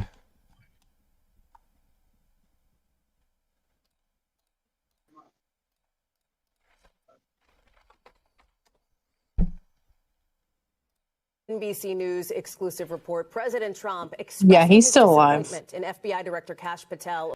Yeah, I'm thinking he's 91. Holy shit. Wow. That's crazy. Yeah, I guess at this point a lot of them would be. Is Alan Alda still alive? Or because okay, because I saw him once and I was like, damn, yeah, he's old. I don't know if you were passing out when I was talking about the movie Wanderlust with you and Super, but that's a good one to watch. Wanderlust. If you haven't seen it. Okay. You guys had mentioned another one. I wrote it down. I haven't seen Wanderlust. There was another one you guys mentioned like 20 times. Fuck, I'm blanking out right now. I know I wrote it down though. It's in like my phone. It's just the name eludes me right now.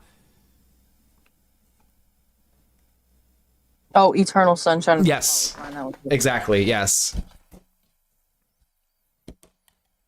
Yeah, that's a good one. Thank you for being here. This is more like goofy, and it's got Jennifer Aniston and Paul Rudd, and they go to this hippie commune to live, and it's got like Jordan Peele there and all these funny comedians and Alan Alda.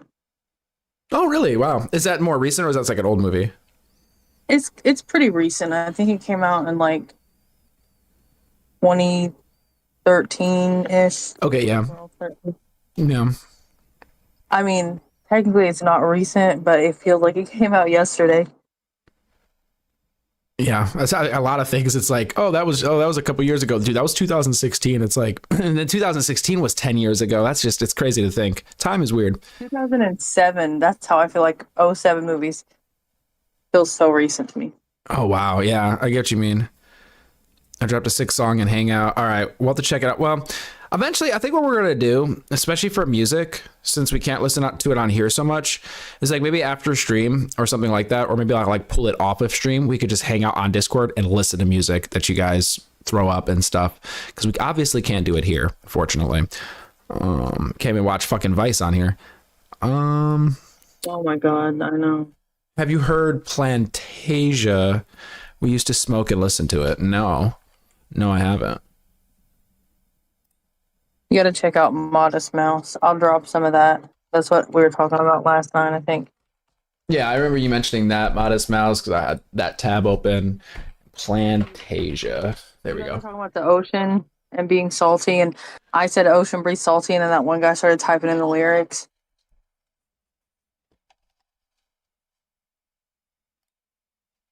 Let me check Hangout real quick. Oh, it's a crack. Okay, who was Lombong? I might be able to watch that actually, because it's Crack Amico. I think we can get away with it. I'm gonna give it a try. I think after this video. Well, real quick, I wanted to see this little Kash Patel situation. Hold up. Over his behavior at the Winter Olympics, according to a person familiar with the matter. You remember this, Patel facing scrutiny for that locker room celebration with the U.S. men's hockey team after they won the gold medal. I want to bring in our Gabe Gutierrez, who has more on this report. Okay, I don't need somebody talking about it. I just want to see him in the locker room or whatever. Well, pause. Trump told Patel he was disappointed in his behavior. That's according to a person familiar Okay, yikes. with the men's hockey team, including chugging beer after they won gold. Now, President Trump told Patel he was disappointed in his behavior. That's according to a person familiar with the matter. Now, the president, What the fuck? They're putting the medal on Ganesh Patel. not drink, said he was also unhappy with Patel's use of government aircraft for the trip. The FBI declined to comment. Now, Patel previously said, Hallie, that he was in Italy for official meetings with Italian law enforcement and that the hockey team invited him to celebrate. An FBI spokesperson said that Patel would reimburse any personal expenses. Meanwhile, the White House tells us the president has full confidence in his administration. Yeah, I don't mean to be so black-pilled, but the world is a joke. Jesus. What's up, fellas? Hey, what's going on, Snickers?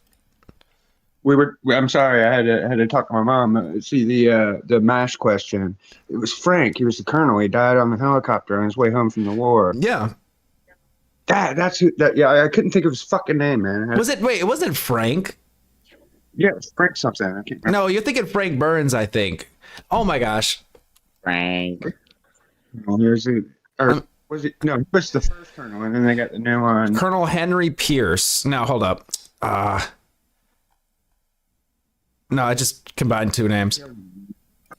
You said what? It was killing me. I hate not knowing trivia like that. First Colonel, which I don't know why that word. First Colonel in MASH. I'm wondering if but he actually died on Lieutenant Colonel Henry Blake. Boom. Okay. Frank. He had the fishing hat. Astra. You know what I'm talking about? No, that's him. He was Colonel. Maybe his real name is Frank. Well, I mean, I don't know. I don't know. What were you saying, Snickers? Did you do the thing yet? Actually, I fucking did, bro. I fucking did. I did it. Nice. No, I didn't do it. I did the same thing to Chris earlier. He asked me like a fucking hour ago, and I was like, yeah. Yeah, I know. I fucking suck. What are you guys talking about? Acid? No. The other thing, Tony. The thing that he said he's been doing. Fuck. He was gonna do. I hate. Not supposed to say that. It's something harder Do it to him. than acid. It's arc raiders. Yeah. Okay. Whenever MASH came on the TV, man, I had to go to bed. This is probably like hanging out with the FBI director, right? What is going on in the world, really? And then apparently he's flying around to see his girlfriend's concerts or something. It's so just stupid anymore. It's like nothing matters. Yeah, the world's on fire. Look around. It's all part of the simulation. Yeah, I really think it is. I think we're stuck in a web inside of a web. Some Wi-Fi with the Oh yes. hit all the time. He said, "Whopper." Wait, what? I think he said Y-files. I don't know what you just said. Yeah, I said Wi-Fi. Is that you know what he said? Is that like a trans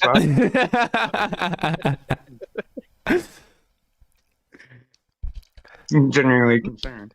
Power of the beige persuasion. I heard Whopper. Exactly, that's what he said. I only like Dale Earnhardt. What's up, ladies? What's up, C. Carol? I left. I thought we were watching the video. Oh, I'm sorry. I know. You know how it is. Guys, I'm working on the flow of these things. Yeah, fuck me. That's the thing. That's I was gonna say this earlier, but like I didn't. So that's the thing about having like an open conversation while you're streaming is that the topics are gonna just seriously veer off course because that's just how a conversation progresses as opposed to like a structured segment that you're trying to focus on. So I think that if you're going to do this in the future, you should get the things out of the way that you're trying to do. And or if, you can even bounce back and forth. And again, if you're a stream, you do what you want to do. But no, please tell me. Tell me what to do. Oh, I know. I'm going to tell you what to do, but usually I do that in private.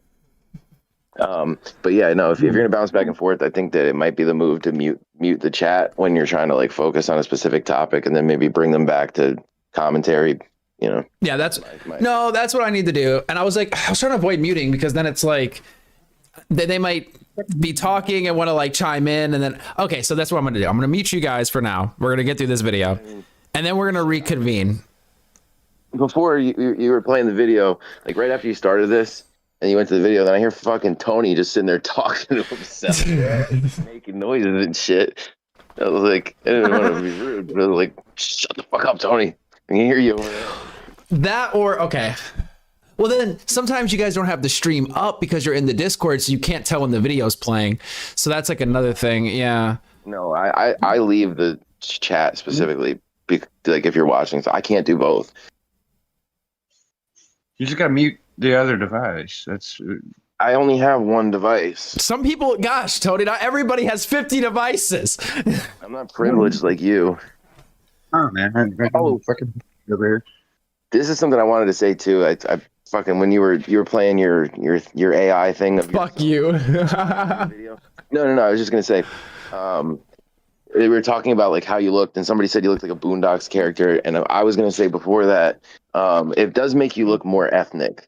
Like I know you're half and half, but it gives you more. It accentuates your black features. Is what it does. How does that make you feel? Uncomfortable. I figured. I only like half of you. I know. I'm trying to win you over, but some days are better than others. Why are black people's palms and hands? Oh, come on. That's too easy. Everybody's got some good in them. Oh wait, I've heard a different version of that joke. First ones, but I don't know if they're appropriate on YouTube. None of this is appropriate on YouTube, probably. Well, I mean, if you keep up bringing up butt stuff and feet, dude, it's gonna go off the rails from there. So. True. You're the only one bringing up the butt stuff and feet, but okay. That joke is because they had their hands on the wall. Thank you. I've heard that since I was a kid, so I was just like, how Chris having a whole different version of that is crazy. I'm pretty sure. I think I came up with that. I came up with some fucking banger racist jokes in the day, dude. Like of my own. I don't know if that's one of them or not. I don't know if I was told that or if I came up with it. But my pops was like, "Why are black people so black?" He said, "Cause he left them in the oven too long." Yeah, I've heard a variation of that. That's not. I just wanted to let the silence just ring out for that one. Okay, guys, now some white jokes. I mean, why are white people so great? I don't know. Your genetics. It's not a joke. It's just a fact. I was gonna say you need to work on that. You need to work on that, bro. W. No, I could say like, what's the? You guys don't know a single white joke. Like between the three of you, do you know a single white joke? I mean, dance, something like that. It's stupid. But I could say like, what do black people and tires have in common? Or what's the difference? Well, I mean, well, tires don't sing when you put chains on them. I'm still waiting for a white joke. There isn't white jokes. You can't, dude. I mean, because the thing is that comedies drive from like, how do I phrase this without getting too much trouble? No, just phrase it wrong, dude. I retract my statement. Okay, hold on. I'm looking up white jokes because we need to balance the force here. You don't even have. I don't. Okay, I thought y'all were gonna save me here. Okay, why do white people make the best detectives? Why? Because they're smarter. Okay, Jesus Christ. This is a terrible joke. This is not even funny. I googled it. It says okay because they think mild salsa is spicy. What the fuck does that even mean? I don't even know. Okay, hold on. Why did the white person bring a ladder to the park? Shut the fuck up. Don't answer. Just let me just do the joke. To go to the high ropes course. This doesn't make sense. Okay, hold up. I was gonna say like to. Shut up! I know. Shut the fuck up. I already know where you were gonna go with it. Oh. I got one for you. Okay. Why did the white guy refuse to drink regular coffee? Is it black? Yeah, I mean. Yeah, I figured. Because it wasn't ethnically sourced from a mountain goat's cousin. What? I don't know. That's trans bitch. I don't know. Okay, hold on. Dude. We need to. Here's the thing, you can't. There aren't good white jokes because there's not. Like, it's funny to make fun of. It's funny to make fun of the less fortunate. Okay, here we go. Well, this isn't even. This is the best out of all of them, and it still kind of sucks. What do you call a group of white people in a jazz club? Lost. Well, I mean, that was out of it was a chuckle. That was like out of fucking knee slapper, man. You killed it with that one. Hey, it wasn't me. This is coming from Reddit, okay? So don't blame me. I blame you for trying to bring this up. All right, let's move on. Okay, let's go back to the video that we're not watching, apparently. All right, I'm hanging up. All right, bye. Hey. All right, let's get that racist out of here. Jesus. Okay. We're going to try to finish this video, guys. Yeah. This is like, there's too much news. I'm still gonna get muted. It's okay. Okay, I'm just going to mute you now. Everyone's eating beef jerky and pizza. Like, it's okay. What the? I'll unmute you. You know, how far does this go? How come this never got released before? Like, what is happening? And so, deep down inside, Joe desperately wants to call out everything wrong with the Trump administration, just like Andrew Schultz and Tim Dillon are right now. But being that Joe's puppet strings are allegedly being pulled by those guys in one way and another, he really just can't. Like, he doesn't push back on anything RFK Jr. says in this entire podcast. He really just gives him a smooth joyride like the rest of the pro-war officials he's had on recently. So, being that his free speech is ironically being suppressed in these particular podcast episodes, as a result, Joe's been taking his anger out on easier targets lately. Like poor Jamie Vernon, for example, who's the producer of the show and at one point in time would fact-check Joe on just about everything, actually fell victim to one of Joe's temper tantrums recently when he tried to fact-check Joe's idiotic belief that the players in the recent Super Bowl actually lost money after the championship because of a supposed jock tax. And so when Jamie tries to fact-check him on this, Joe just gets super furious with him.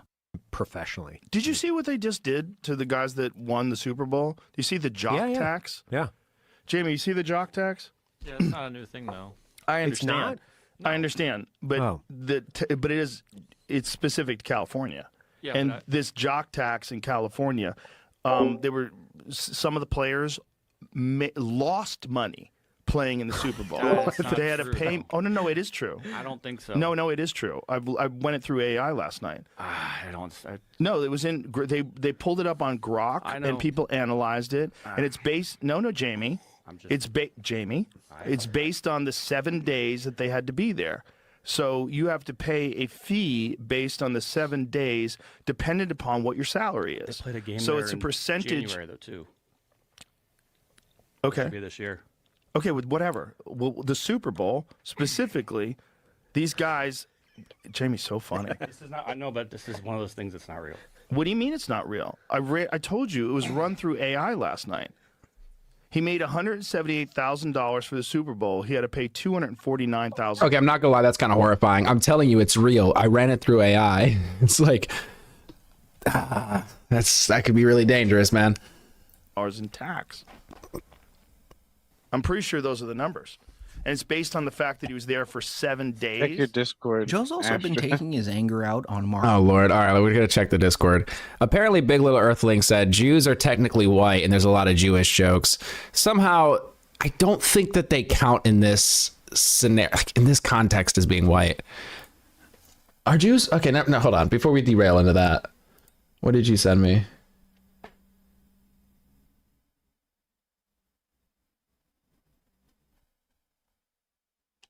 Wait, these aren't... Oh, they're white people jokes. But they're not jokes about white people. Sure they are. All right, we're gonna bring up some of Snickers' jokes here after this video. Marin recently too, who's a comedian who called Joe out on several different podcasts last year. And he recently did so again, which I just covered on my Patreon. Okay. So real quick here, if you want to support the channel, click the link down below and check that video out, because it really shows you how I watch this dude from time to time. I'm gonna drop his link in chat. Always gotta show support.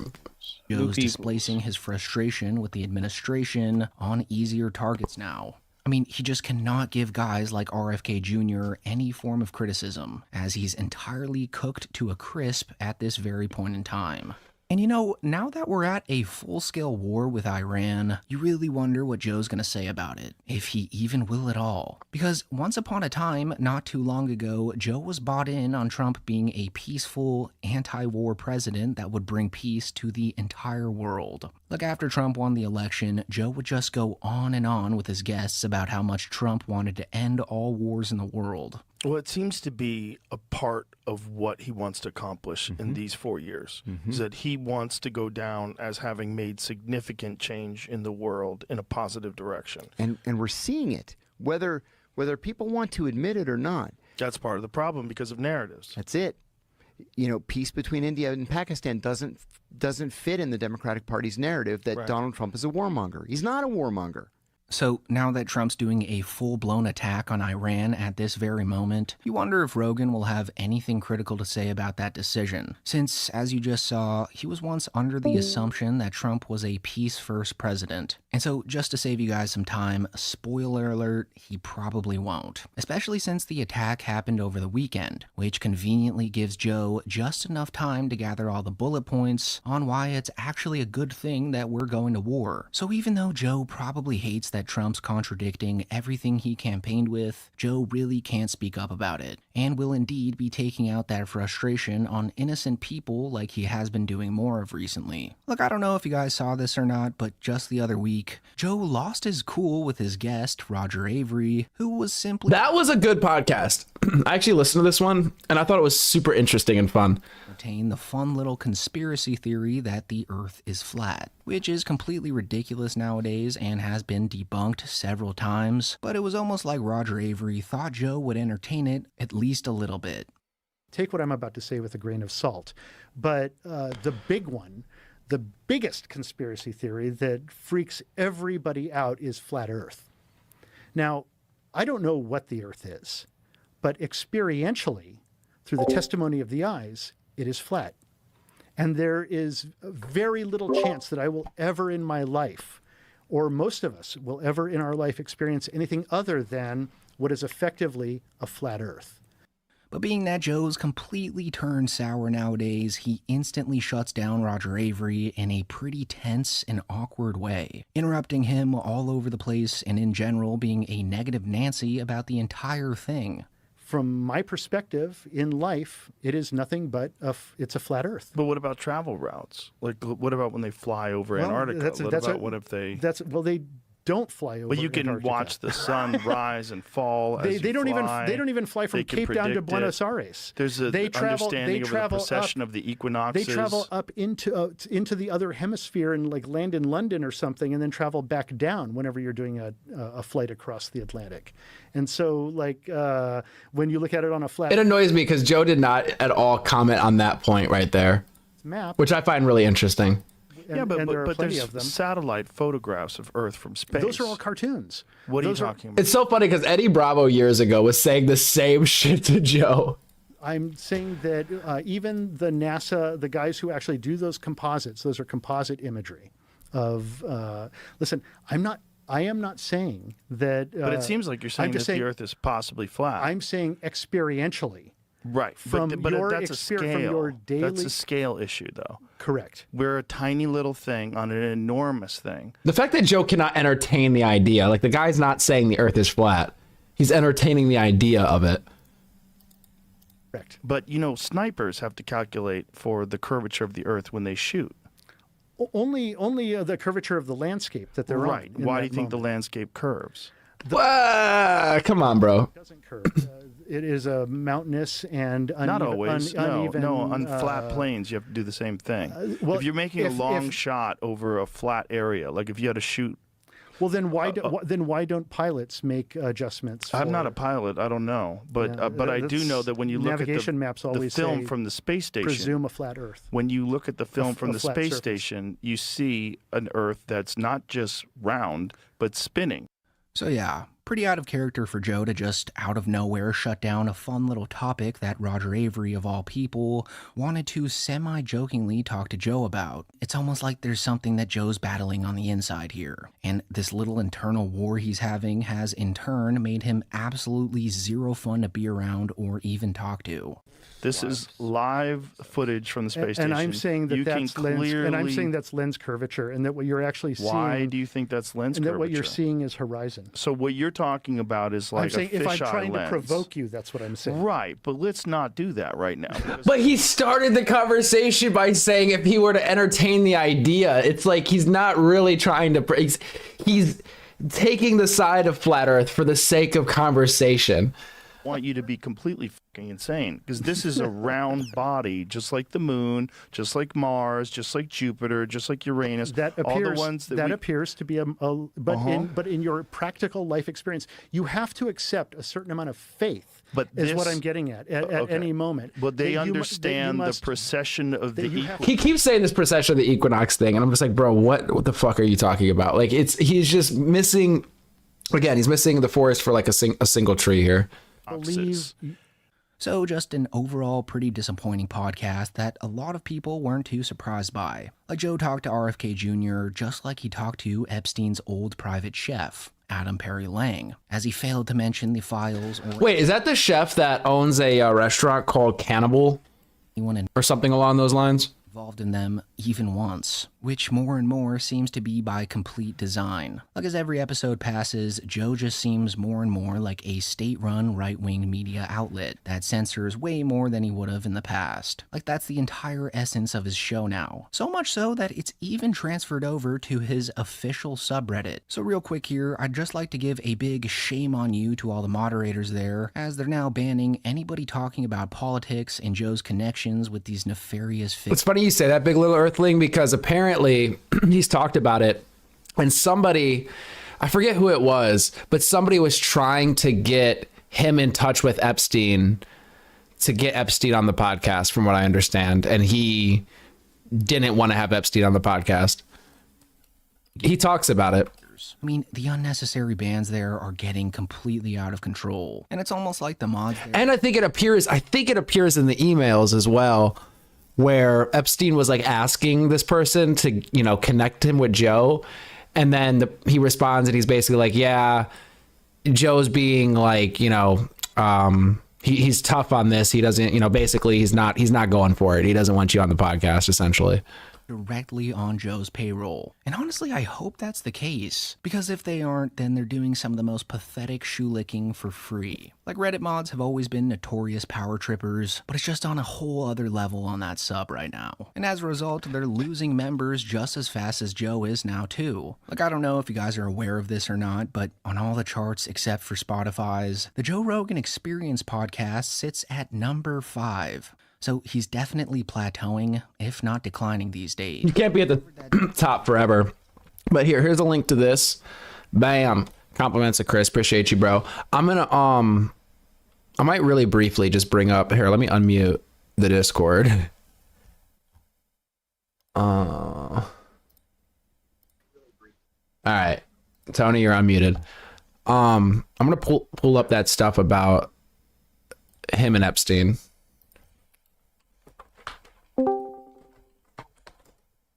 Feet. Butt stuff, feet. Get it out of your system. Epstein, hold up. Epstein wanted to meet with Joe Rogan. Oh, here we go. A minute is a pretty long clip, but I think we could do a minute. It seems very dark. Because it seems like it was this bizarre blackmail. Yeah. Unbelievable about it. It's How dark. long, huh? Yeah, I'm in the files for not going. Jeffrey Epstein was trying to meet with me. How many minutes I do did they let see you that. have? And You I know, was like, what? I'm like, no thanks. Yeah. before you get in Aren't you trouble. glad? Oh, wow. I was more just messing. I was talking more about like having no attention span whatsoever. There is sort of a, you're supposed to be able to play like certain amounts of things without getting in trouble, but I don't know. I really don't know. I know with music, it's like a few seconds or something.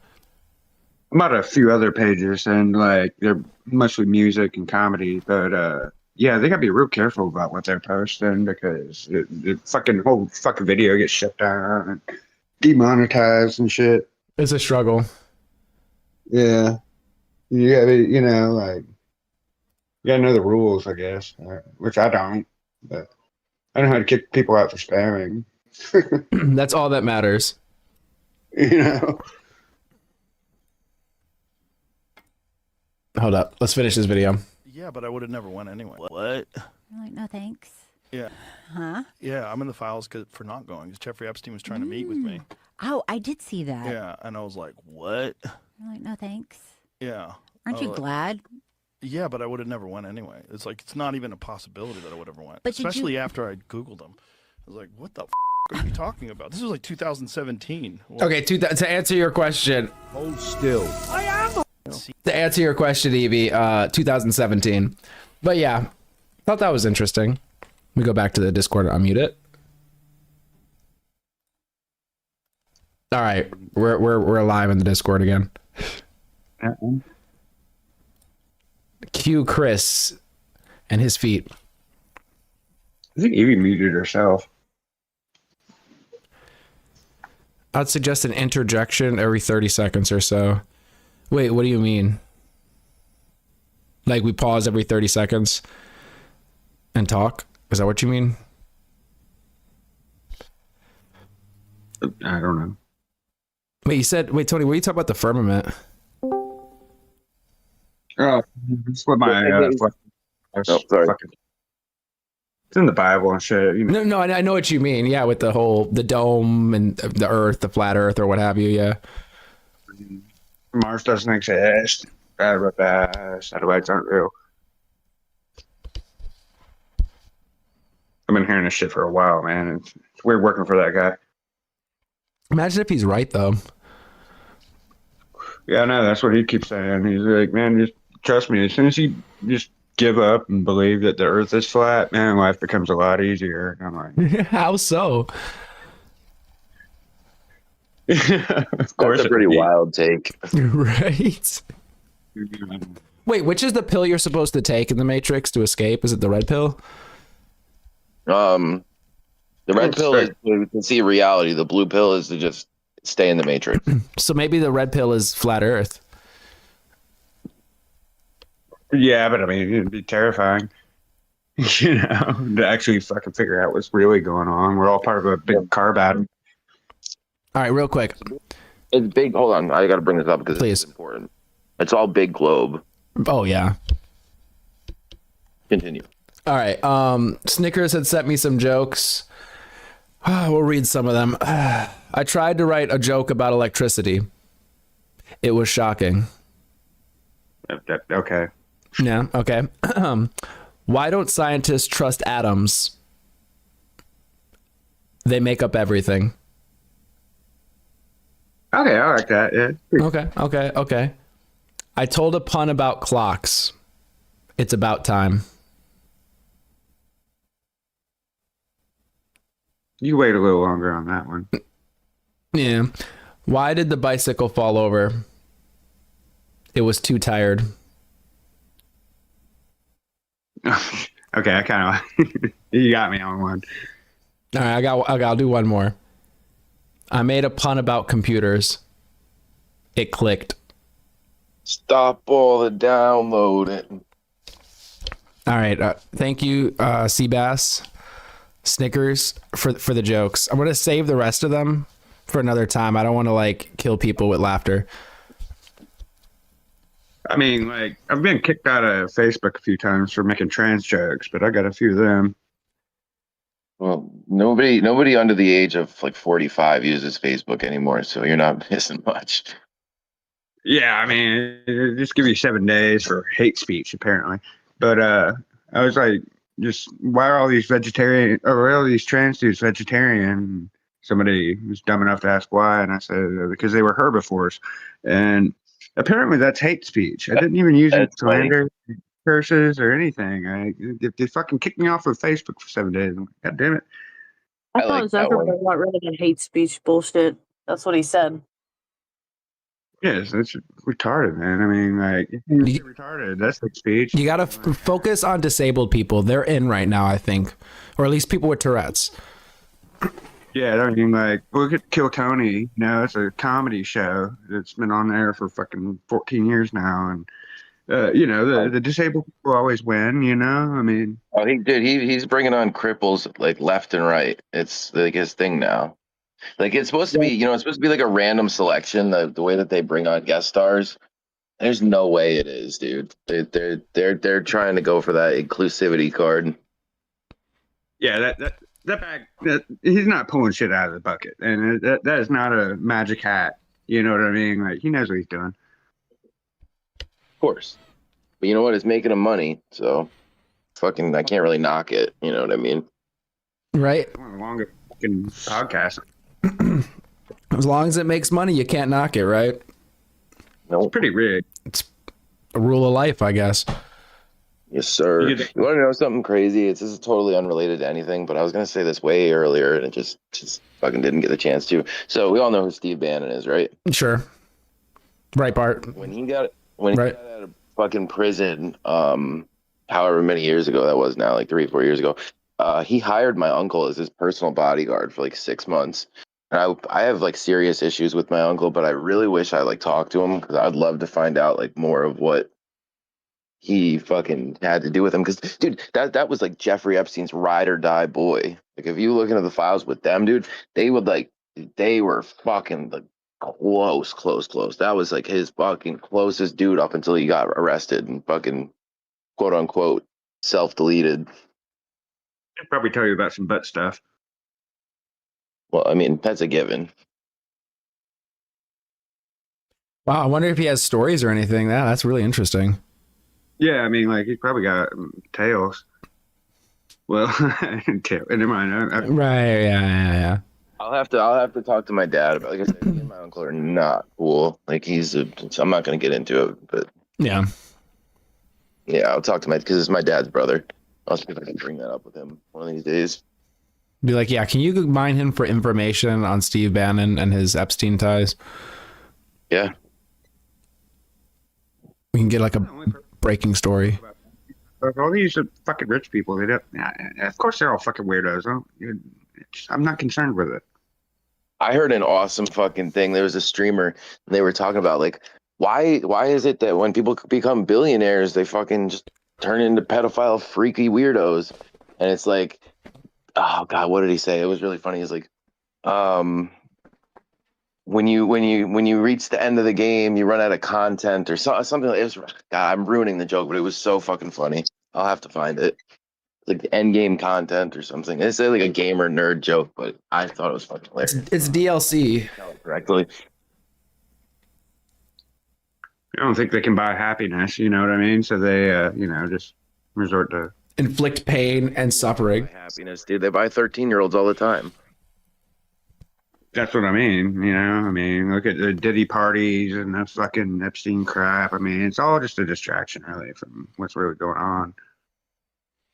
I don't know, man. I do think I get what you mean, but at the same time, I think that I guess we could kind of say it's confirmed. It feels confirmed that a bunch of the elites are running around doing these things, and now it's out in the open and nothing happens to them.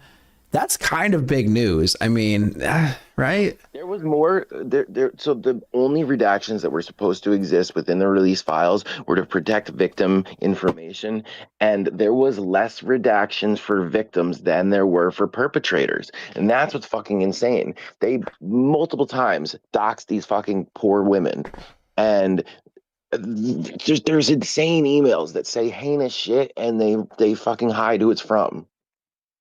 Well, it depends on your definition of victim, because at one point, I swear they dropped this early on, but they were trying to spin it and say that some of the people named in the documents are that weren't victims, or like that weren't victims of like abuse, that they're victims of basically blackmail or they don't want to have them be associated with Epstein and people to attack them and turn them into victims. You get what I'm saying?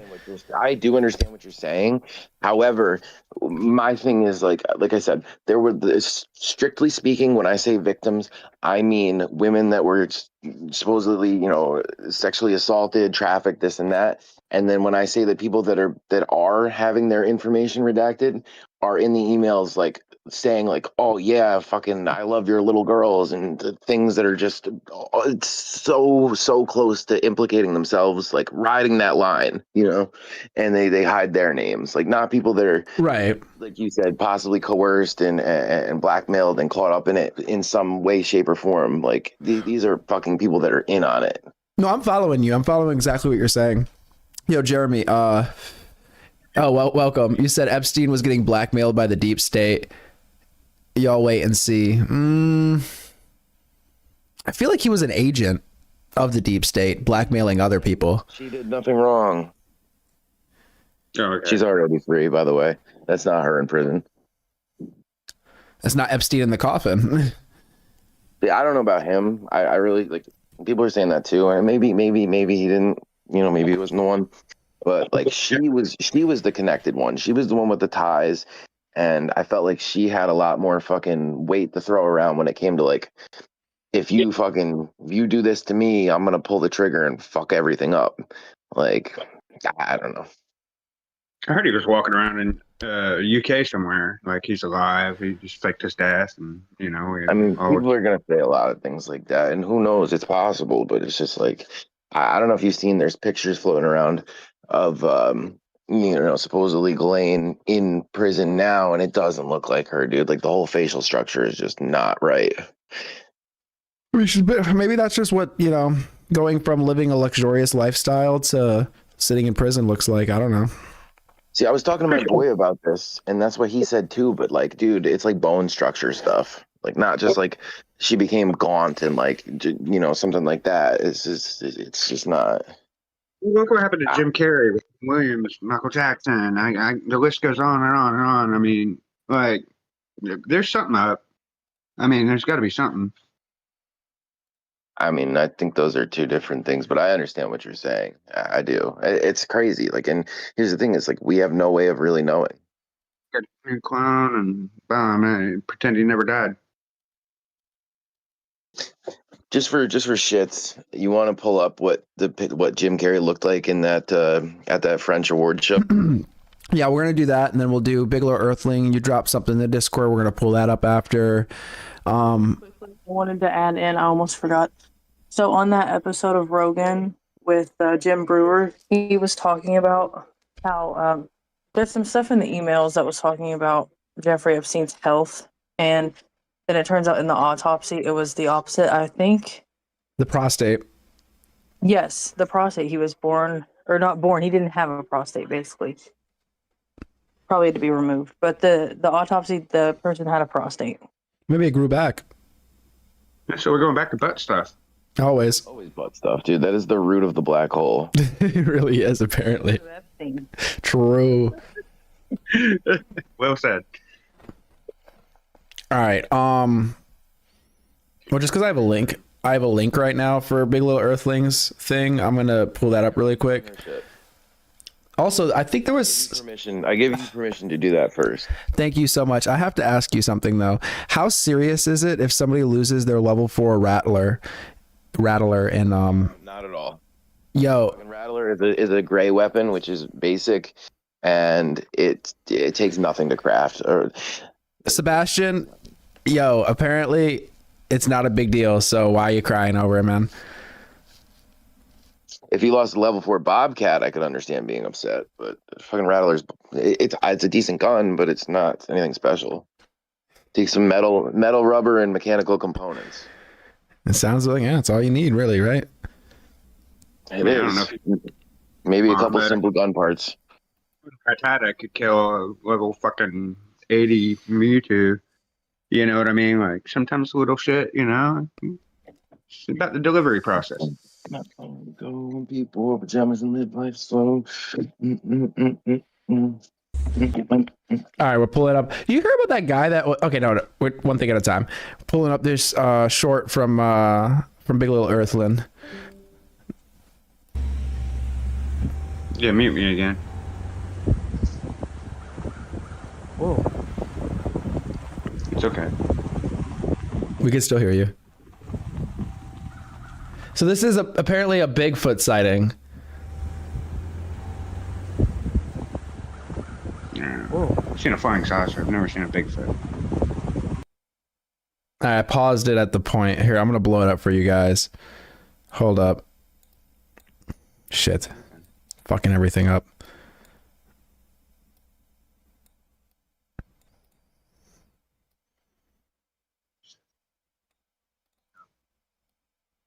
It looks like one of those furries, to be real. You know, they wear the fucking costumes and shit. It's a beefy furry, though. The thing does look really tall. I mean, there's some foam noodles from the dollar store in there and look beefy. Nice fursuit, says Tilly. I guess they had the same thought. Great minds thinking alike. I never fell down. Yo, Big Little Earthling, what do you think about Bigfoot? I've never fallen down the Bigfoot rabbit hole. That one never got me.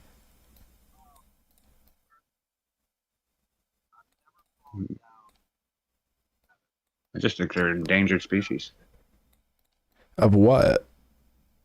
Of, like, I don't know, weird Neanderthal, somebody fucked a monkey shit. I don't know what it is.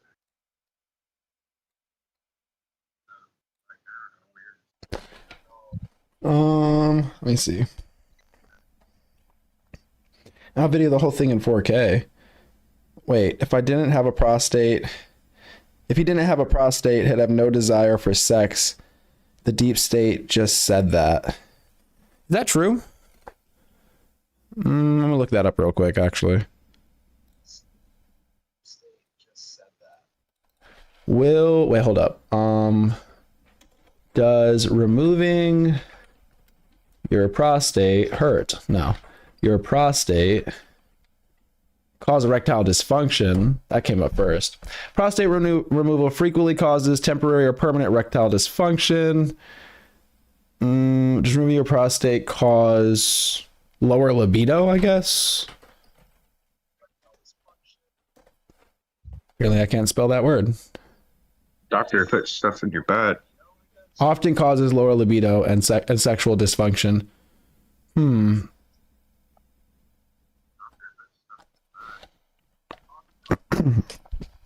Let's see. The Bigfoot walk is fabulous, true. Wait, Bob Gimlins? What's he got going on? Wait, what would you video in 4K? If it was real, it'd be fun to go to a small town whose economy is based around Bigfoot, something like that. Oh, I see, yeah. Bigfoot, I think, is a dimension similar to ours, but not ours. Bob Gimlin. All right, so it's funny because that really famous Bigfoot footage from like the 60s or whatever? Yeah. Called the Patterson Gimlin footage. And the guy that filmed it was Bob Gimlin, or Robert Gimlin. However, there's an anthropologist on YouTube now whose name is Bob Gimlin, but it's spelt differently. And he covers some cryptid stuff, but 99% of his shit is Bigfoot. Like, what do you call that? Anecdotal stuff, where it's like people's stories and this and that, and a lot of it's footage and whatever. But it's interesting. Like, he covers it in a way that it's like he doesn't really like take a strong stance on whether or not he buys into it, but he sits down with these people and he really speaks with them, and like he gets it's weird. So I fell down the Bigfoot rabbit hole for a minute, and I don't know if I necessarily believe it or not, but it's something that I can't just outright dismiss. Like, when I was younger, I was like, that's retarded. Like, if you believe in Bigfoot, you're just something wrong with you. But after listening to some of these dudes' videos, like it put me in a position where I was like, all right, I can't totally write it off. I've gone down the rabbit hole a bit myself, and I've heard that it was really just skinwalkers. Now you're losing me with that one. So you don't believe in skinwalkers? I think I'd buy some kind of fucking, like endangered, very low population primate than a shape-shifting fucking whatever monster that skinwalkers are supposed to be. Yeah, but I mean, I would hope you're right, but I don't know, man. The shape-shifting lizard thing's also pretty convincing. Okay, I found his channel. So I haven't looked at anything of his in probably like a couple of years now, but I don't know. I would want to go on there because his videos are very long and in depth. So it's not something you could just like pull up quickly. It's something. Maybe tomorrow, I'll shoot you something from there that's like the most convincing thing that I could find from it, where it put me on the fence. But you're not going to be able to get anything out of it just on a quick glance. Right. He's got a lot, like you said. Yeah. I'm convinced. You got me. No, let me stop. He's an anthropologist, though. He's very fucking smart. Like, he's very smart. It's not like that dumbass History Channel show that was like with fucking Bubba Joe and fucking Tim Tam or whatever. This could it be? And like, I heard a Bigfoot. I could smell him. And then they just show nothing on the screen for 60 minutes. And they're like, that could have been a Bigfoot. I see something. It might have been a squirrel, but it could have been a Bigfoot. Supposedly they stink, but so do rednecks. So, if you don't have a prostate, they got no desire for sex, no sex drive. Something about AIDS and monkeys. Doesn't sound right to me. Can you fuck without a prostate? It's not always true. Maybe if you're stuck on very heteronormative ideas of sex being the only option. Wait, what do you mean? I honestly don't even know what a prostate is. That's what I'm saying. Like, it's like in your butt, right? I know it's somewhere. I know when they do a prostate exam, they stick the finger in your butt, but I think it's like they feel it from like through your what's that fucking your colon? Yeah, because we get it every year, right? I mean, well, I get a prostate exam every other week, but well, you must have good insurance. Oh, it has nothing to do with a doctor. Wait, how do you not? Wait, Tilly, what are you talking about? Wait, that could also be part of cancer treatment. Some involve nuking hormones from orbit.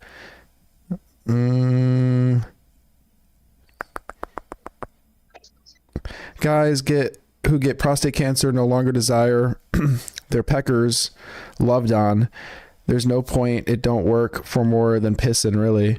Even with like Viagra or something. Well, Viagra only fucking increases the blood flow. Then you got Cialis, which is supposed to be like a hormone driver. But I mean, I thought it was your balls that played a big role in like your sex drive and stuff. But again, I'm not super familiar with the whole like anatomical male sex dealio. So basically, Viagra, take a Cialis, and throw a rubber band on it, and you should probably be good. Rubber band, a poor man's cock ring. Or a hair tie, whatever works. Whatever you got on hand. That's not. Okay, I'm gonna quit now. Yeah, I don't know where we're going here. CC, what are you suggesting? What am I suggesting about what? I don't know. Bigler Earthling, what do you mean? But if the body in the autopsy didn't have a prostate, then how was it Epstein if you had multiple victims saying, XYZ? Huh. Oh. See, that sounds like some like alphabet trans talk. I mean, I wouldn't trust any of it. Harumph. Quite the fucking humdinger.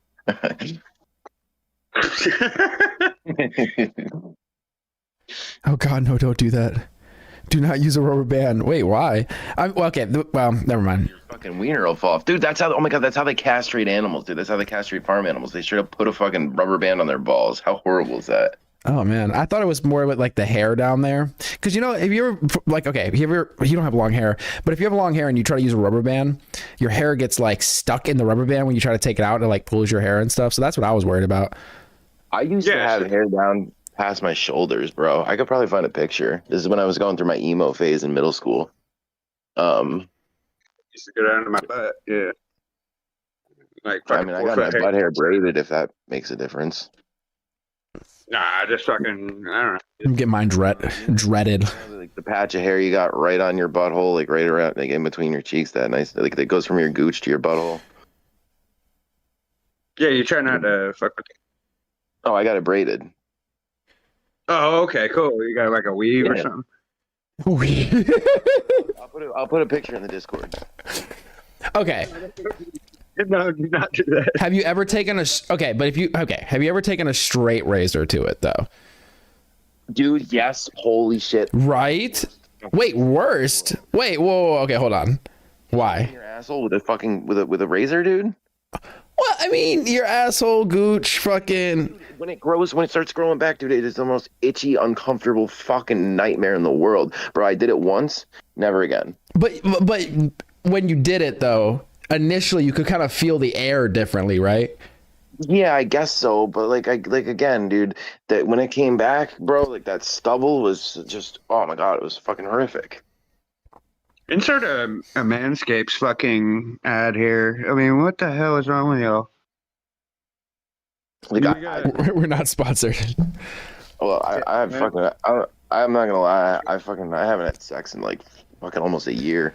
I'm on a super dry spell. After I kind of talked about my whole ordeal with my ex. I'm not gonna get into it right now, but that just put me into my own.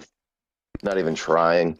So what I was gonna get at was like I keep my shit trimmed, everything nice and neat, but I don't like to shave it straight up, dude. You get the fucking electric razor, you put the little attachment on it, and you trim it down short. I don't know. I like to let it grow. Asher fucking waxes his balls. Nah, I like to let that shit grow. Well, the balls, that's a whole different situation. But like in general, let that shit grow. You cut holes in your pockets. You can comb your hair. It's very nice. Very nice. Well, I mean, whatever he cuts off, he goes to the top of his head. I mean, it's. I'm gonna get it locked. No, we're gonna get in trouble. I don't know, man. This conversation. It's educational. I just need to change this to educational content. We'll be good. Thank you. Right now, it's news and politics, technically, which I think so. I mean, honestly, with what happens in the news and the politics, this does apply. Yes. Yeah, that's what I was thinking. Yeah. Wait, you said I ain't getting that close to my bat and balls with a straight razor. What are you afraid you're gonna do? Like cut it like off? I mean, you gotta be pretty aggressive to Even Nick is a nightmare. No, I know. God, dude, dude. I caught the one of the fucking like. Yeah, one of the No, with the electric razor, bro. Like, yes. Like the fold got the ridge is the fucking or not ridge, but you know what I mean. I know you're talking about the seam. No, well, yes, the seam is crazy, dude. I was gonna say, you know that like how, I'm sorry to interrupt you, but you know how like, because your balls could, they retract and descend like based on temperature, but like your balls can sag down, you know what I mean? They at some point. So when they're like when they're descended, hanging or whatever, it's loose skin. And while I was fucking shaving this shit, like I made like a crease and it went in between the fucking razor and it just oof. Well, I mean, it wasn't a pleasant experience. Want it to be cold when you're doing that shit. Steam up the bathroom or move. Because. All right, we're on Stella Montes right now. We gotta fucking make some moves here. Oh my god, I got a volcano. Oh shit, I shouldn't be telling people that. I'm fucking on voice chat. But you could tell them everything else. Oh, they can hear all that, dude. But if they find out about my volcano, they're gonna try to kill me. All right, I think we have. That is my entire head right now, and no, not the downstairs one. What is it, poop? I thought you were talking about the pubes. Never mind. Yeah, I'm so confused, Andaman. I hate to change the subject. No, please do. I was wondering if after Big Little Earthlings video, if we could touch on the Andrew Callahan, Shia LaBeouf stuff. Yes. I've heard about some of this. What the hell did you just send, Big Little Earthling? Oh, fuck. Back in the medical. Look out, dude. There's mad shit up there. Sometimes this is going to be a great segue. Hold on. I mean, pointy Tilly's. You gotta stretch that shit. Oh my god, I'm muting now. yeah, guys, we gotta get off this. So let's watch what Big Little Earthling sent us. Then we're gonna go check out what Shia LaBeouf's got going on, because you know what? We don't hear enough about him. Objects that I've shoved up my ass. Vibrators. I don't know much about boundaries. Dildos. Pens. Pencils. Number 2. Coins. Pebbles. Broomstick handle. Fishing rod handle. Money? Umbrella handle. Toothbrush No, you're not. handle. Hockey stick handle. This is, guys, just to be 100% clear, this is courtesy of Big Little Earthling in chat. So you have her to thank for this. What are we doing? Watching something? Oh my god. Watching something on stream? She said a video of, how do I say this? Objects. It's called Objects That I've Shoved Up My Ass. Oh, okay. So jar. I'm gonna go back to chat. So I'm gonna leave the call for a minute. Bye.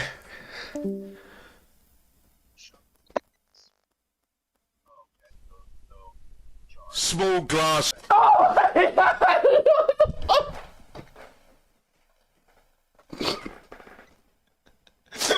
I'm sorry. Right after he said that shit, the motherfucker says a glass jar. Holy shit, bro. Okay. We've all seen it. We know what he's talking about. Small glass jar. Test tube. Screwdriver handle. Stiff cock. Cigar. What the fuck? Banana. Basic. Oh, guys. Okay, I'll drop a link to that in the chat if you guys want to review that. I cannot believe, like, literally the next thing he said was small glass jar. Holy shit. Yeah, you nailed it. Okay, now I think we have gotten our fill. We can move on to Shia LaBeouf. All right. Are you filled up? Oh my gosh, that was something ridiculous. Okay, let me find this Shia LaBeouf shit. It was Shia LaBeouf. It was Channel 5, right? Yeah, it's on Channel 5, and obviously it's kind of long, but it's like a whole roller coaster. And I don't know if you want to do it on like 1.75 speed or 1.5, so you can make it a little bit faster. All right, let me see. But oh my god, when I was saying change, I did not realize I was sending us literally back to the same topic when I was saying let's watch that video.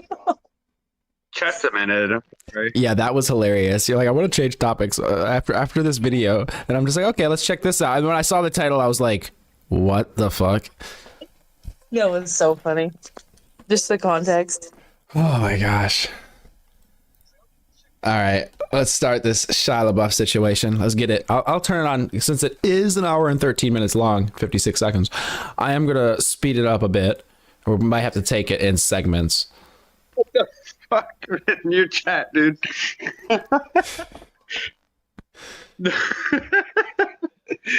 Oh man. Trust me, this is a great community. All right, who joined? Oh, who left?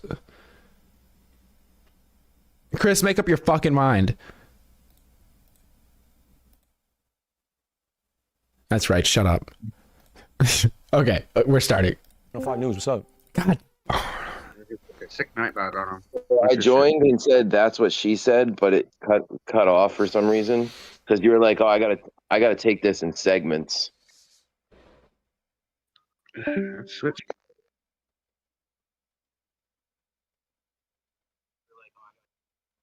Okay, let's continue.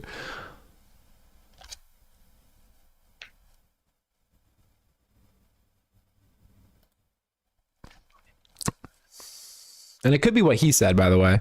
But all right, we're done. We're done with that. We made it. Yeah, we made it. Live from uptown New Yeah, Orleans. yeah, We did never it. know. Less than 1 week after Mardi Gras, right? We did it. Oh, exactly 1 week since that. Society is, Well, yeah. the fact that you were still talking, did you have a voice problem earlier? Yeah, I had a voice problem. What was the voice problem? I've just been touring a lot and just like yelling. What's touring? Just like going to different cities and screening documentaries. But when I get on stage, I yell the name of the city. So I'll be like, Orlando. You should, yeah. So gradually it's faded. But I haven't yelled New Orleans yet. Maybe I could try when we wrap the interview. All right, don't do it right now. We got to talk. Okay.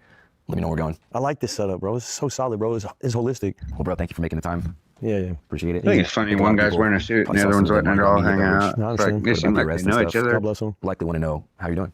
Right. I've been having the time of my life. You know, I got some contrition on my heart. You know what I mean? It's not nice to hurt people ever. It's fucking lame. People got hurt. I got to deal with that. I'm gonna deal with that. I'm gonna deal with that in full. I'll eat it all. It's on me. It's not on them. It's on me. I fucked up. It's on me. I fucked up. It's on me.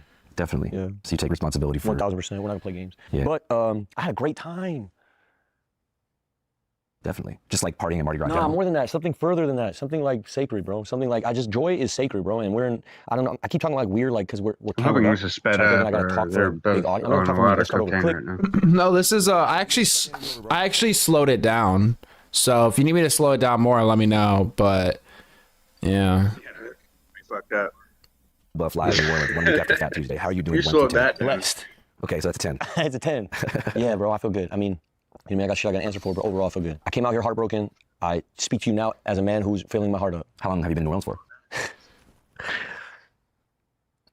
14 days, 12 days. So did you come down like for Mardi Gras or you came down like as a planned move? No. So the fires happened in Pasadena. My dad was in Vietnam. He got Agent Orange. His whole shit, he can't breathe. So he had to get out of Los Angeles. So when the fires happened, we all evacuated. My pops was like, I'm never going back. Right. I think I nailed it. Yeah. Up over here. We got family in Appaloosa and Abbeville, Covington, Mandeville. Like LaBeoufs are a name out here. Like they matter out here. You know, there's like LaBeouf parks and LaBeouf cemeteries. There's 3 brothers that really mattered out here early days, and I kind of never paid attention to it. I had a grandmother who was a lesbian, so she ran off with Ginsberg as a beard in the 50s. Ginsberg, like the beat poet from the Bay. Yeah, and there was a whole beat thing going on, and she dipped off with them, and then she found herself on some gambling casino. It's a long story. Her name was Jacqueline Joy Ginger LaBeouf. She was a friend of Allen Ginsberg. So her family was deeply Catholic out here, and they didn't fuck with her being gay. So she had to move out there and change the spelling of her name. So LaBeouf out here is L-E-B-O-E-U-F, and my name is L-A-B-E-O-U-F, and that's because of her. She basically said, fuck you to the family out here, moved to Los Angeles, Venice, with Ginsberg. They had a beatnik poet fucking house down there in Santa Monica, and that's where my dad was conceived and born and all that. So the LaBeoufs, the L-A-B-E-O-U-F's, the weird spelling, we all grew up in L.A. What was he arrested for? I'm out of the loop. I feel like I only know Shia LaBeouf for Holes and yeah, like Transformers, basically. It's so crazy because it's like when I look at him, I think of Holes first. So it's crazy to see the transformation. I only read Holes. I never watched the movie. Was it any good? Yeah, I mean, I liked it as a kid. I don't know. I don't think I ever read it. I only saw the movie. I mean, as a kid, I liked it. I don't know how it holds up. Holes. Yeah, Holes. It's always about Holes, my guy. You said assault. Oh shit. Okay. I have a sister named Michelle. She lives in Utah, and she's married to a Honduran man. Dennis, good man. They got 2 beautiful kids who are going to be incredible. Anyway, blah blah blah. So it's my 2 different families. You got the LaBeoufs for real, the Cajuns for real out here that I'm trying to get to know little by little. I haven't looked at clearly. You can't look at this guy and not see a criminal. I mean, you can't judge a book by its cover, can you? Yes. Okay then. It's been a long time. Sorry, bro. That's no good though, huh? I need to look at you more. So let's start there. So, what'd you ask me even? I mean, most importantly, like, how did you get down to New Orleans in the first place? Yeah. But it was like a permanent move. Well, family on both sides. So you know what I mean, heartbreak. Shit didn't work out. I had a dream. I was trying to build in Pasadena. It didn't work out. You know, because of me. And then so I moved out here. Started trying to build something new out here, like a landing pod. It's like an outpost. You're in an outpost right now. This isn't a house yet. It's an outpost. You know what I mean? It's like you know what I mean? You said heartbreak. Oh my God, yeah. But you know what I mean? But you got to deal with that, and God puts that on your heart for a reason. And I feel like it's not new heartbreak. You know, it's heartbreak is. I don't want to talk too much about it. It's not my story alone to tell. But my side is, you know, I failed my marriage, and so I had to own up to that. And so that's why I had to move out here. So I moved out here, started trying to rebuild, was having a good time, and then, hit a roadblock right there. Where do you think that roadblock began? I think that roadblock began with cloud chasing. In what sense? I'm a bright light G, so I come out here, I'm out here. And sexy, you know what I mean? So I think... What? Hit a roadblock right there. Where do you think that roadblock began? I think that roadblock began with cloud chasing. In what sense? I'm a bright light G, so I come out here, I'm out here. And sexy, you know what I mean? So I think, but that's not we're gonna get to it. I don't want to know, but that's not to diminish on that side either. I fucked up, you know what I mean? But you mean like cloud chasing is what led to you having altercation? Yeah, Much. yeah. Can you break down like what happened that led up to that fight? I was drunk, and then I felt infringed upon. Yeah, like in terms of my proximity, but I wasn't in my right mind, and so it's on me. Yeah. Yeah. Just trying to get into the mechanics of how that happens, because so much of the story is about you being a public figure and being in the limelight for so Kids long. can't afford Anytime you pop Hollywood, out somewhere, trust me. especially on the party tip, the first thing people are going to say is like, let me get a picture, let me take a video. What was it about these particular interactions, like at our bar specifically, that like made things escalate, you think? I don't know, bro. I have no idea. We might have some billionaires in chat. You never know. Keep your kids out of Hollywood. Spoiled rich kid, famous Hollywood type. That's gonna get replaced by AI. Yeah, 100% for real. It's so funny. I really liked him. I mean, I don't know. I mean, obviously, I really liked his, I guess acting and movies and stuff. Didn't he have a whole crash out where he had some flag? There was like some sort of protest or something, and he put a flag up to show solidarity, and then he did a live stream with it, and then people went and took down the flag. So he kept trying to put the flag up in different places, like remote places, but people would watch the live stream and figure out based on like planes in the sky where it was, and then find the flag and take it down, and he had like a whole crash out over it. Yeah, Reddit just totally fucking screwed them. I mean, they hunted them down. They found it. Oh my gosh, I need to revisit that rabbit hole because I forget the specifics of it, but okay, it was him. All right. The flag. He will not divide us. Oh, okay, yeah, that's right. That's right. What's this? Reddit. The flag thing was fucking awesome, dude. Yeah, they triangulated where it was, and then they had people driving around honking their horn so they could hear like exactly like how oh, shit. They went in. That is awesome. Why? Do they just not like him, or just for the fucking memes? So it was like an anti-Trump thing, but at the end, dude, it was so funny. He got so fed up because no matter what he did, they just kept figuring it out, that the stream turned into a static. It was basically a static shock of that same flag on his wall in a room. They end up breaking it. Oh my gosh. Don't piss them off, man. They will find you.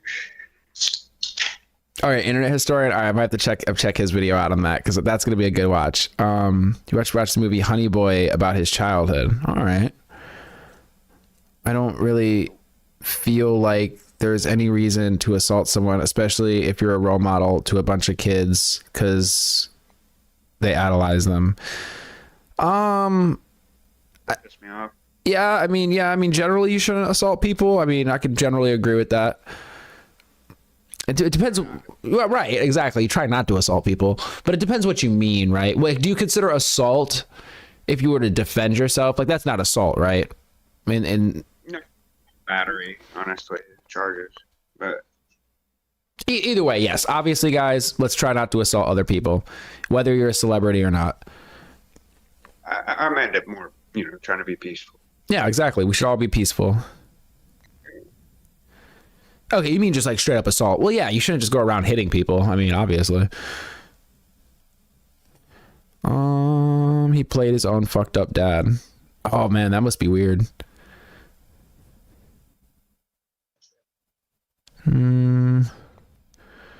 Allegedly, some gay dudes were getting too touchy, and that's why he did it. Oh, interesting. Well, to be fair, if somebody's touching up on you, not saying you should necessarily look, if you put your hands on somebody else, you can't really be mad when they put their hands on you. You know what I'm saying? If you're like uninvitedly, touching them and they're like, bro, stop touching me. And then they touch you again. You're like, dude, seriously, stop touching me. And then they touch you again and then you knock their head off. It's like they were kind of asking for it a little bit, right? Now, I don't know the situation, obviously.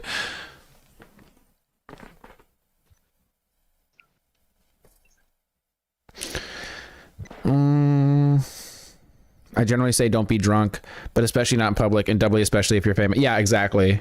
Exactly. You should be able to handle whatever you're doing, especially if you're out in public. If you're not, like, I've never known people that like to fight when they drink. They just become not very nice and they try to start fights with people. If you're like that, don't drink in public. Maybe don't drink. Just saying, you know? But I drink at home alone. See, there you go, you know? I know not to go outside, man. I'm going to fuck somebody up. Exactly. See, you got to know yourself.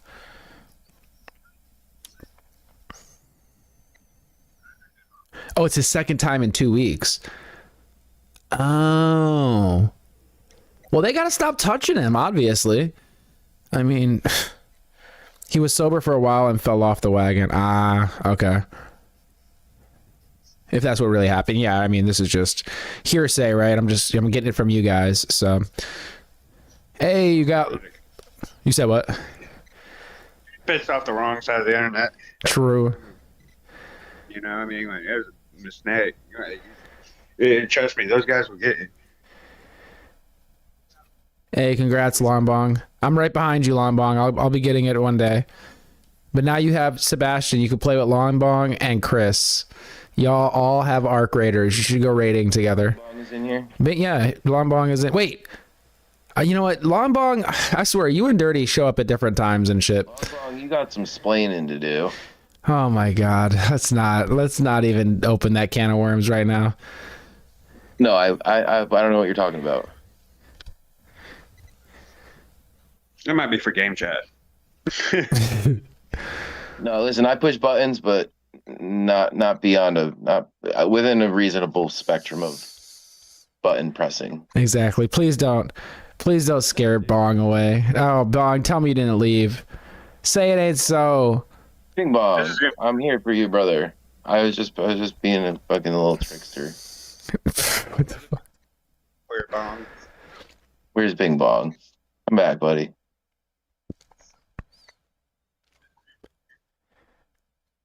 Is he still here? I'm not sick. Longbong, can you wait? Oh, did you drop in Discord, bro? Who's in Discord? Hey, Longbong has entered the chat. Fuck you guys, man. Join Discord. It's dope. Yeah, guys, join the Discord. Hop in chat. Have a conversation. Dope. Connect. The train. Don't shoot me. All right, well, either Longbong's mic isn't working or he's giving us the silent treatment. Either way, I appreciate his presence. Oh, there he is. Yes. How are you? Yeah, we're okay. You said what? It's a weird, awkward silence here. What's going on? Yeah. Jeremy has entered the chat. What is up? What's going on? What's happening? Oh, you see it. We're trying to get to this bottom of this Shia LaBeouf situation. No. I think he's just one of the spoiled Hollywood types. I think we're always trying to get to the bottom of something around here. Hey, that's what it's all about, you know? Bottom butt jokes. Was he born into like a rich family or something? I don't know anything about his backstory. I think so. I watched something on him a long time ago. Wait, what? No, he was born into like a poor hippie family. It's their name.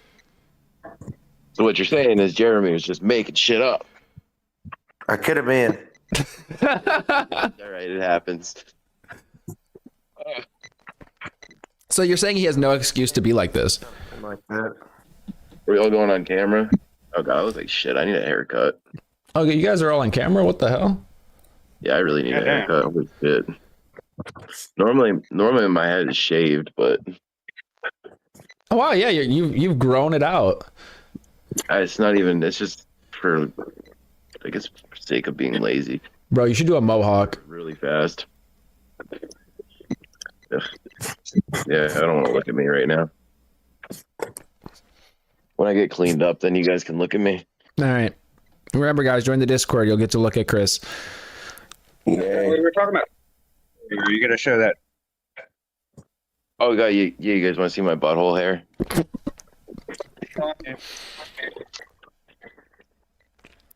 That's what we're talking about, right? Yeah. The braids. Is there beads in it? I mean, we could. Anal beads. Oh yeah, those kind of beads. Yeah. Well, either one. Guys, can we please stay on topic? So you said he grew up in poverty. His dad was a heroin addict who made his living as a clown and a drug dealer. Holy shit. It's quite the resume. Are you okay, Jeremy? Will be. Sorry for these people. They're not in chat. They're here in spirit, though. You all right, buddy? I know how it feels. His eyes are probably watering and shit. His nose is running. A few moments later. A weapon of mass distraction. Dan the man, I'm assuming you're at work, right? That's a bold assumption of you to make. Hey, Dan the man keeps us alive. All right. I never said he didn't. Way too many fucking keys in our creators. So, yo, are you doing gaming tonight or what? We're seeing how the flow works, but yeah, I wanted to eventually get to playing some games. Yeah, I was just curious. Did you want to play with me? Of course, I do. I always want to play with you. Yay! Butt stuff. Oh, you're at home, Dan the man? Holy shit! I don't know why I'm so surprised. I don't fucking know. He's been acting grown. Wait, he's been acting scone, age 10, to help support his family. He's been acting alone. Oh, he's been acting since age 10 to support his family. Oh, wow. Okay. Yeah, they lived in a motel and shit too. Okay, so he had a rough upbringing. Yes. Not. That's why he's so fucked up. Got it. Not a silver spoon. All right, we're gonna continue. Just get the cost. Don't hold it in. Get it out. Yep. Word to your mother. All right. Bad motherfucker.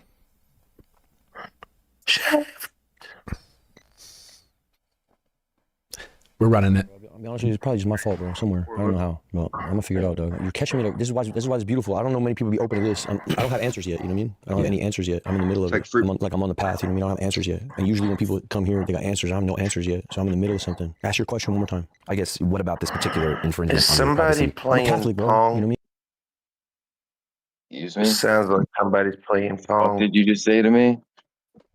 I said, is somebody playing Pong? The fuck did you say to me? Said bing bong.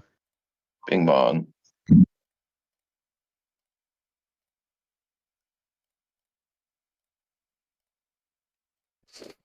For the sake of getting through some of this video, I've just gone ahead and muted them. I'm gonna let them mingle with each other, and we're gonna get at least 60 more seconds through this video, and then reconvene. I mean, I don't fuck with the. God, be careful. Count me now. I'm a Catholic. What does that have to do with like you feel like? How does that connect to the? The story's not out yet. I don't know what was going on in my head, but it don't matter. I mean, the truth is, I said words not okay to say. I don't want to hurt nobody's feelings. That's what I mean by being. I'm a Catholic. Is I'm not supposed to be out here. You know, I'm wrong for what I did. Is what I'm saying. How was the experience of going to jail and everything like that? Oh, cute, like fun, like whatever, like stupid, like Mardi Gras. What was it like at OPP? What's OPP? Orleans Parish Prison. Oh man. shit, you got all the fucking slick ass names. I don't know, bro. I went in there. I was like, hey, let me get a coffee. They're like, shut the fuck up. Man. We don't give you coffees out here. So. But they were all nice to me, bro. I got cold. They gave me a blanket. Nobody was really talking. It was crowded. It was Fat Tuesday, so it was super crowded. And they got more crowded and more crowded and more crowded. But that was fun. And then it's pretty cute. There was one dude who popped off bad, but nothing really. How many people were in the drunk tank on Fat Tuesday? On Fat Tuesday, it was probably where I was. There's probably 50 of us. I'm sure everybody recognized you, though, right? Yeah, but everybody's good, bro. Everybody's easy. You know what I mean? They know what it is, really. They know already. Yeah. My baggage kind of lands before I get there, kind of thing. Usually, everywhere. You told me you shared a blanket in there, though. Yeah, we did. We shared a blanket because there's 50 of us, so there's only so many blankets. But yeah, me and this one, yeah, we shared a blanket. He was, we talked. He was a good guy, actually. So usually when you get processed, you become friends with whoever you get processed with. just the innate reality of meeting somebody before you meet everybody else. Yeah. And so the guy I got processed with became sort of a quick buddy. Just we didn't even talk. I don't know much about him, but just like one fisherman could see another fisherman from afar kind of thing. And we had that kind of connection. And then yeah, black kid, shared blanket, and we also shared meals. Like we got it quite intimate actually. Fuck was his name? I don't remember. Fuck was his name? I don't remember. Older cat. I don't know what his name was. William, if you're out there, go ahead. What was the charge they ended up hitting you with? The charge, I got 2 misdemeanor battery charges, but they might up it to something, whatever. I know they got a DA, very liberal DA, that who knows what goes on, you know, but I know there's a guy out there who thinks it's hate charges, you know. I'll live with whatever goes on. You know, it is what it is. Yeah. God bless them all, you know. Have they told you like what the penalty might be for something like that? There's like a battery charge, I think you go do 6 months, and hate charge would be more than that. I don't know, whatever. All right, hold on. The penalty might be for something like that? There's like a battery charge, I think you go do 6 months, and hate charge would be more. Felony is an additional 1 to 20 years in prison. Gross misdemeanors, an additional 1 to 20 years in prison. Misdemeanors up to 364 days in jail and up to $2,000. And that, I don't know, whatever. I don't know what it is. Wait, that's for hate crimes? Okay. I gotta do whatever it is. I'll do whatever it is. It was no good, bro. My behavior's dirty, ugly, disgusting, so I gotta eat it, you know. I know that whenever we first started talking, it was kind of on like the program tip and the AA recovery world. Yeah, that's when we met. How long like were you sober for? I had like 9 months, I think. I had done kava. You know what kava is? Yeah, like the Polynesian version of beer, but it's not alcoholic. Yeah, it's kava. It's like some root drink, some kava. So some kava shop opened up in Pasadena. I started drinking kava like probably 9 months ago. So my sobriety ended there, 9 months. So I had 9 months, and that was 9 months ago. So I've been off for 9 months, like out of it, searching. Wow, kava got him. Putting it down, picking it up, reading books, sponsorship, all of it. I'm more just wondering, like before, in general, like what was the longest sustained period of sobriety? Probably 2 years. I was probably sober for a year before the birth of my daughter, into a year of my daughter's birth, and then life became life, and then kava. Damn. Yeah. So kava was the gateway to more like regular bevs? Kava. That's crazy. Like I'd heard people talk about California sobriety and stuff like this, and it started floating around the rooms and shit like that. You know, no, I'm not gonna say his name, but you know some people that I know, and I was doing camping trips and stuff. Dudes were talking about ayahuasca, spiritual journeys and shit like that. And we're talking about deep, you know, like how to get to God and stuff like that. Joe Rogan, you know, you just get flooded with a whole bunch of info, you know. And as a sober man, then it was like I remember being on a road trip with a kid, you know. We wound up in Barstow or something like that. Went to an AA meeting. One of the guys that was in the meeting was, oh fuck, I shouldn't have said it again. Hey, bear with me, bro. You know what I mean? I'm not on the wagon at all. And so everybody who fucks with that, I don't, you know what I mean? I don't claim it. I don't want to hurt what you got going on, you know? I know there's people that depended on me and people that look to me to be some kind of sobriety, stability, and like some pillar of this shit. I'm just a man. I'm trying to find it. And Elior. Hold on. You good, man? So let's get no. It's not like that. So the shit that hurts in terms of me feeling free here now, in terms of my sobriety, is the guys that were under me, that I was sponsoring, that depended on me, and their lives were in precarious spots that I was sponsoring, that I'm gonna deal with. You know what I mean? That shit hurts the worst. You know what I mean? If you ever been in this thing, you know what sponsorship is, and it's a big responsibility, and there's a lot to deal with, bro. A lot to deal with. I'm gonna be honest with you, man. And this is crazy stuff to say out loud, I guess, but I need to say it out loud. Is, bro, I grew up in these rooms, you know. So I probably. Oh man, I'm dying over here. All right. Well, hold on. Let me respond in the chat here. Do you have a PO box? Would you set? Yeah, I want to set one up. I just haven't yet. I've had a couple people say they want to send me some stuff. Some people want to send me food, which I'm actually kind of excited about. I'm also a little sketched out by, because I'm like, should I be eating stuff people send me? But I need to set one up. Wait, why? I will mail you odd things. Well, that's exciting. I'm actually really excited. Harmless. Okay, cool. Harmless. You send me like anthrax or something. Don't eat male food. I feel like it's rude though, because like when somebody sends me some jerky and then I'm like, oh yeah, you know, it was so good, but I didn't really eat it. I feel kind of bad, you know, if people went out of their way. But at the same time, it's like, ooh, you know what I mean? It's like, I don't, you know, you don't know what you're eating. Some French press and some coffee. See, I feel like that's safe. I feel like coffee would be kind of safe, especially if it's like a whole bean. Even if it's been ground, it's probably safe, right? Probably. You like lace it with something, that'd be crazy. You're like, hey, why don't you drink that coffee on stream that I sent you? I like drink some and I'm just like fucked up. Yes, Dan Demand jerky. Because who doesn't like jerky? Also, you need to try the oilseed pumpkin seeds. If you got offered those, you want those. Okay. I think I was offered those at some point, actually. I wonder who. It's funny because I've had pumpkin seeds, like, you know, you throw them in the oven, throw some salt on them. The oil seed part, I don't know, the oil part is a little different. Vegetarians, duh. Okay, let me unmute the Discord for a brief moment and just see what's going on in here. If anything. Vegetarians and jerky shit's popping up, man. How's it going, guys? Sorry, we're back. Checking in with y'all.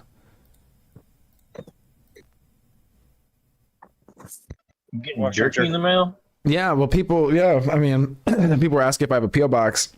And I was just like, well, I don't know if I want to eat food that people send me. Like, should I do that? I feel like it'd be rude not to eat the food, but...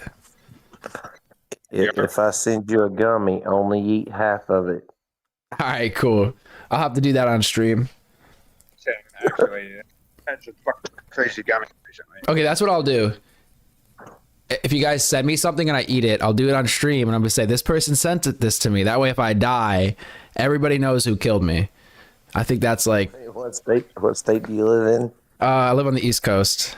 See, and once I put my P.O. box out there, I'll dox myself. Which is not really a secret, but I just say the East Coast. Sure. What state would that be? That'd be the one on the East Coast.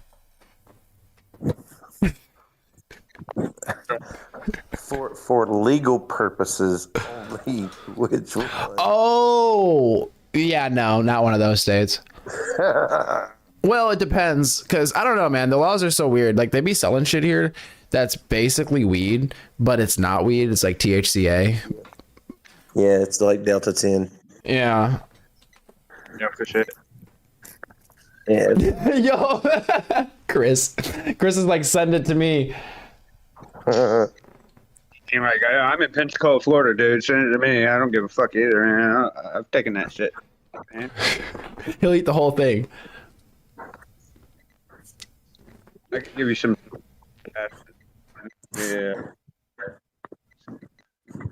Yeah. Y'all ever watch a fella on YouTube called Stoner Gump? No. You should look up Stoner Gump. Daniel Gozzard. I'll check it out, man. I'll pull it up on the side here. He's pretty funny. I'll pull it up on the side here. Stoner Gump. Yeah. He's like the stoner version of Forrest Gump. You ain't got no legs. You ain't got no legs.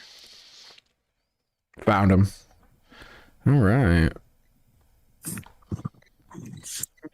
That one's straight, man. Fuck it, man.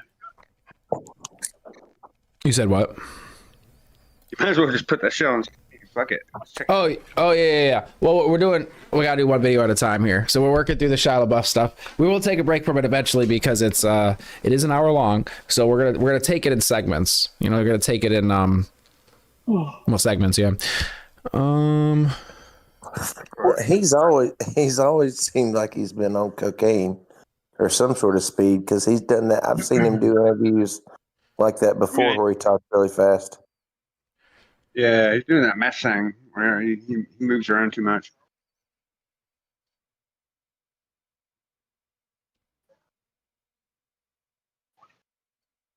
All right, you guys are talking about seeds in chat. Okay, cool. I'm gonna start the video back up, guys. Let's go. Oh yeah. Running a program since I'm 18 or something like that. In and out, in and out, in and out. Longest I ever had probably was 2-year clip, but it wasn't the best part of my life. And this is what I'm dealing with out here is like, I don't really know how to get to joy and run program, like as rigid as they run it. And the deeper, and this is not excuses, but the deeper in the program you get, you wind up in Catholicism, you know. So you feel like the restrictive nature of traditional recovery often leads you into a religious box? No, I feel like the restrictive nature of recovery leads you into unhappiness. Because it's rigid. And you feel like you're missing out on something. And there's a mysticism, there's a mystery that's inherent to health. Because you feel like the rigid nature of it makes you feel like you're depriving yourself of something? Yeah. And that would be the breadth of human experience? Yeah. Which is joy. Which is not just joy. I know program dudes that experience the joy I'm talking about. I don't know how it came when I first came in. There's a different kind of joy I'm talking about. I'm talking about a different kind of unhinged, maniacal joy. I'm not talking about giggles or like I'm talking about freedom. I'm talking about complete, like something like a existential, like a something further than just like some giggle, like the normie joy. Like flying on the highway. Like what? Yeah. On a motorcycle. No, further. Okay. Further than that. I'm further than that. Is what Mardi Gras is. So it's like a chaos therapy? No, it's can I read something to you? Yeah. You fuck with G.K. Chesterton? I don't know who he is, but I sound like I So fuck G.K. with him. Chesterton, this is big OG stuff, yeah? He's a real bandito in this thing. Yeah, go do whatever you want. In terms of this Christian shit, he's real bandito, this guy Chesterton. Let me read this to you, yeah? And it speaks to me. Mysticism keeps men sane. I'm not trying to be dramatic, yeah? I heard some motherfucker say I was performative today, you know? It bothered me. Doesn't seem like it to me, man. All right, here we go. Mysticism keeps men sane. As long as you have mystery, you have health. When you destroy mystery, you create morbidity. The ordinary man has always been sane because the ordinary man has always been a mystic. He has permitted the twilight. He has always had one foot in earth and the other in fairyland. And I feel like that guy. Like, I feel like I want to encourage the luminosity, bro. I'm out here to fucking get it. It's Mardi Gras. Hey, what's up, guys? This is not an advertisement, by the way. But did you hear that about a year ago, we bought... Whoa. Hold on. 2019 to 2020, my first show. We bought it back, as well as the entire catalog called the C5 Carnival. It's Phoenix, Arizona. Carnival of sorts. Golden retriever, a governor. Do you feel true joy? I feel connected. You know what I mean? I feel connected to people. I take a bunch of pictures like I'm a golden retriever or a governor or something like that because I like what it does for people's lives. I remember trying to get Mike Piazza's autograph, motherfucker. You know what I mean? For my whole life, Mike Piazza. Were you waiting outside the fence? Every day, this guy, bro. So, yeah, we used to go to these Dodger games. Big Brothers program used to give these tickets out. You go to fucking Dodger game. Me and all of them dudes would be sitting in the parking lot. Brent Butler always signed. Hideo Nomo always signed. Mike Piazza. Just a cold Mike heart. Piazza, you're a bitch, bro. How many times do you think he rejected signing up? Every day, bro. I used to go out there 90 times probably. Rejected me 90 times. So what it did was, I'm gonna sign them all. So when I got on, it was like, yo, fuck Mike Piazza. So you don't turn down any pictures? Never, ever. Not unless I'm with my kid or I'm eating some food or I'm chasing some ass. Because you feel like you're helping people, validating. Yeah, what did God do it for? Why did he do it? Why did he do this to me? You know what I mean? What is the purpose, bro? Like, why did he do this for you, Andrew? In terms of giving me In terms of, yeah, why did God do it, bro? What did he do? Why? All right, so shut up for a second. What are you good at, Andrew? Being Andrew, doing this shit. I'm good at this thing that I do, yeah? All right, okay, we got that. What can you do with that, what you're good at? What can you do? That's the arithmetic. What are you good at? All right, now, how can you help people with that? So I take pictures of people because that shit help their day. Maybe motherfuckers like, hey, man, can't make my tax season. Hey, my fucking mom's diabetic. But who knows, bro? You don't know what people's problems are, you know? Just crashed my car. I was jogging the other day. Dude couldn't believe I was in the street, which I was flattered by, but then he fucking crashed his car into a pole. And I thought, oh my God, bro. You know? Yeah. How do you help that guy? How much of your life have you been living like this for in terms of people taking pictures with you, like living as a public figure? Did it start when you were 18 or was it younger than that? Man, I was on a, even Stevens shit was like popping hard. If you were a broke kid in America, everybody watched Disney Channel and Nickelodeon. You know what I mean? It was like everybody would just sit at home and watch that thing. So I grew up with everybody. We all grew up together. And that's what it is. So I know what that is. It'd be like me running into Will Smith. Give me a picture. I grew up with you. You owe it to Oh my gosh, yeah, I forgot he was an iRobot. my uncle. That's how I feel about Will Smith too. He's my fucking uncle, bro. It doesn't matter what I don't give a shit. It's my fucking Uncle Will. Like everybody else in America, don't act like, you know, it's just what it is. So I'm in this weird category of, I have this familiarity with people and yet I'm trying to do this artist thing and yet, but it's deeper than that because it's like family. You meet people, they don't give a fuck about art. People just want to hug you because they're your cousin in a weird way. It kind of goes back to something you mentioned earlier, which is like, you know, there are people who like cross boundaries as a public figure, but then you also want to please people. Yeah. So how do you walk that line? Well, you gotta be authentic or you know, otherwise you go to hell, which, you know, I don't want to speak too much about it, but I know intimately about people around me, you know what I mean? Gotta keep it authentic, I think. And I think, you know, I'm Robin Hood, kind of. I don't know. I've always been kind of, I don't know, man. Maybe it's like I got this Grey Goose sneaker soul. Does that make sense? No. Do you know what Grey Goose sneaker is? No, I just... Fake dirty sneaker? They're kind of like they're like really wealthy, She's got fake toe dirty sneakers. thumbs. You said what happened?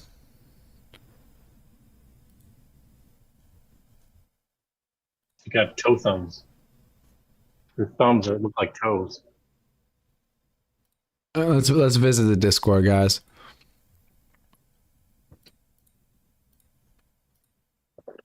Are you talking about Jeremy's fingers? Well, I mean, if they're on some hot chick's toes, I mean, maybe. On her hands. Oh, okay, well, never mind. Only about toes and butt stuff here, man. Yeah. I just want to like drop into the Discord randomly and just you know see what's going on in this conversation over here. It seems more of the same, just butt stuff and toes. All right, very on brand. I love it. Sneakers? No, I didn't know about this. I don't know, something about it feels too close to home for me to ever wear, but so intrinsically true. I grew up poor and then I got rich as fuck early, you know? Rich to me was $8,000 a week, which is what I was getting paid on Even Stevens. That's crazy fucking stupid money, bro. Yeah. You're rich. So for me, I never thought about money again after $8,000 a week. I thought, I am fucking balling. Everybody quit their jobs. Everybody got houses. So that alters your perspective. You grew up in Echo Park? Echo Park before that. And then we couldn't afford to stay in Echo Park. When the riots happened, Echo Park changed. The police force dissolved. There was a whole Rampart Division police. The whole Echo Park I knew disappeared. And it was replaced by Echo Park Now. Hipsters. I'm not gonna say nothing, but it's different. And it lost whatever was there before. And there's pockets, but a lot of us moved to Boyle Heights. A lot of us moved to Bakersfield. A lot of us moved to Tahunga, Sunland, Reseda. If you had a little scratch, you made the Burbank. You know, it was like Beverly Hills for the people that got pushed out of Echo Park. And so, so we went to Bakersfield first, and then my dad was in Tehachapi. He had to go to. That's why we were in Bakersfield. My dad went to Tehachapi for a while. My mom was selling fabric out of Bakersfield, made some scratch, moved us closer. We wound up in Sunland, Tahunga, and that's where I sort of grew up there, like from 9 to getting on. 8 to 9. So it really was like a luck of the draw thing, or just talent randomly. No, I won the lottery. What the fuck is talent, Andrew? I won the lottery, fool. I completely won the lottery. Dude, I won the lottery. I won a scratch off. It's like that. It's like I won a scratch off lottery. There's no such thing as talent at all. Do you believe in talent? Yeah. Tell me. I think as an interviewer, like listening is a talent, but I do look back at certain things. That's a skill. Okay, so talent would be like juggling, or which is also a skill. Being able to exhale for 2 minutes straight, which is also a skill. So then, by that criteria, I guess there's no talents. Correct. There's only push-ups. So the Even Stevens thing just hit random. No, it didn't hit random. I was prepared for the moment. My dad was a hustler. He was taking me to comedy clubs all the time. I was talking shit to adults all the time. When I got to be a casting director, I know how to talk shit to adults. So you kind of were molded by your upbringing to be in a position to do something. I did enough push-ups. And you said you first got into the rooms around 18. The AA rooms? Yeah. No, my dad grew up in the room. I learned how to smoke cigarettes in AA rooms. My dad was in AA when I was, before I ever got on. My dad was a junkie my whole life, so then, and God bless him, the fool ain't no more. For real. Yeah. He's clean, I'm not. G shit, bro. G shit. Go ahead, Dad. What do you think has been like behind your decision to get sober every now and again? Usually, I've been forced to get sober by the court system usually, and then women get scared, you know, so then you gotta stay sober for the girl. So you feel like most of your decision to like lay off the drinks was external factors? Yeah, the business, the job, holding on to the career, holding on to the girl, holding on to family, holding on to fear and all the shit, people around you. You know what it is when the walls close in, you just wanna calm it down. So you make a bunch of decisions that are inauthentic, because you just wanna calm everything down. Especially when you provide for other people. Especially when you're the racehorse, yeah, for sure, then you gotta, then it's more than that, you know what I mean? I just noticed my personal experience, like when you're going through a super hard time, it's really best to put the bevs down. Yeah. Because when you're drinking to cope with sadness, oftentimes it can spiral into something deeper. Yeah. Because you're just delaying processing of those sad feelings for a long time, and eventually you're gonna get to that brick wall where you're like, I gotta face this shit. Yeah. And I understand the context with which you said it, and also like the assumption one makes when a man gets divorced and is publicly sober and then publicly drunk and then fighting people in the street, getting arrested, trying to come back, trying to earn the bureaucratic Hollywood shit, trying to get back on. All of these things that are just kind of things that don't really fucking matter. Just kind of these floating things that are kind of, who gives a fuck about all this shit? You know what I mean? I guess it only matters if you care about it. Here's what I care about, my daughter. I care about my daughter. And I was in a situation with, I can't speak too much about it. We were deeply unhappy, bro. We had a lot of resentment. I made a lot of like mistakes early on. Look at this ladybug. I made a lot of mistakes. Oh shit, a dead ladybug? What's that? No, she's alive. She's still alive. She's been through a little bit here. I made a lot of mistakes early on before this guy. I had violated trust in a big, big way. And then we tried to use program, albeit one-sided, to try to fix it, and it was impossible, and we both became very unhappy. And it's not good to be unhappy around a baby. It's not good to be unhappy around kids, but yet it's important to be proximate. You must be around, and this became quite a weird Tetris. You understand? Yeah, the person you're with is pushing you to do program. No, sir. No. I loved program for a very long time, and yet I am a big God boy. You know, I'm big, and I found God through program. So I don't know. I'm on a circuitous path. My path isn't over. I'm still in the middle of it, but I'm on the path. You know what I mean? I'm not just out here being debaucherous. I don't know if I'm drinking that to be cool on your Channel 5 fucking cool fucking let's get it type of shit, or if I'm drinking that because I like want something to drink right now, or if I want to be drunk. I don't know why I'm drinking that right now. I can't tell you why. And the truth is, I'm so fucking I don't give a fuck no more. You know, I'm just done with the self-analytical shit. It doesn't bring happiness. In terms of deep introspection about Bro, why. every time I think about me, I'm unhappy. Like thinking about yourself? I think it's true all around. I think it's just true. Every time a person thinks about themselves, they're unhappy. Oh, I know what you mean. Yeah. Sitting on just fucking self-reflection, all this navel gate, you're just gonna be unhappy. This helps me just like get out on town. Externalize. Bro, I just fucking fuck it all. I'm no longer no Shia LaBeouf celebrity, hold on to this thing, worry about the next job, none of that. I just go out and I go listen to music. It feels good right now. And I'm not hurting nobody. There's 2-3 people I hurt, I'm gonna deal with that. God bless you guys. None of that. I just go out and I go listen to music. It feels good right now. And I'm not hurting nobody. There's 2-3 people I hurt, I'm gonna deal with it. I don't hurt anybody. There's 2-3 people I hurt. God bless you. God bless you guys. That's my fault. I'm gonna deal with you. On me. But that's the amount of interactions I've had in Mardi Gras. Bro, I must have met 20,000 people. I've just realized I have not really seen Shia LaBeouf outside of movies. I'm realizing that now, watching him on this. You guys have any thoughts on the Shia LaBeouf stuff at this point? Well, I know Eva does. Evie, do you got thoughts? She brought the shit up.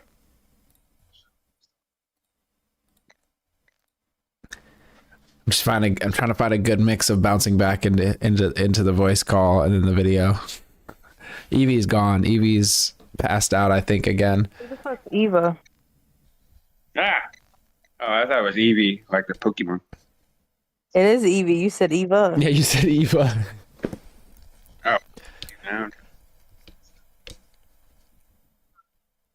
All right. Let me check chat. I think chat's just chilling. I can't wait until the funny part. Oh Lord.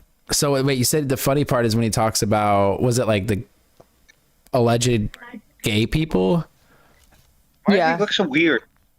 He fucking looks Mexican now. Like, it doesn't Because look he's right. out in New Orleans outside all the time, like running and shit. Probably why he's so tan. He's fucking whiter than me. Maybe he could get out in the sun, I guess. Well, I mean, body's pretty fucking tan, but not, he looks like he's race.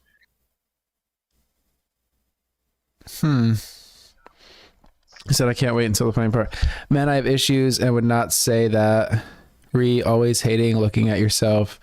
That sounds like depression, brainworms to me. Well, I don't think he said he hated looking at himself necessarily. It was like, the way I took it is always like doing self-analysis and thinking about yourself and trying to like, it almost sounds like try to correct or act a certain way, being performative, things like that. So I feel bad for him genuinely, and it's hard for me to feel bad for somebody that's got money.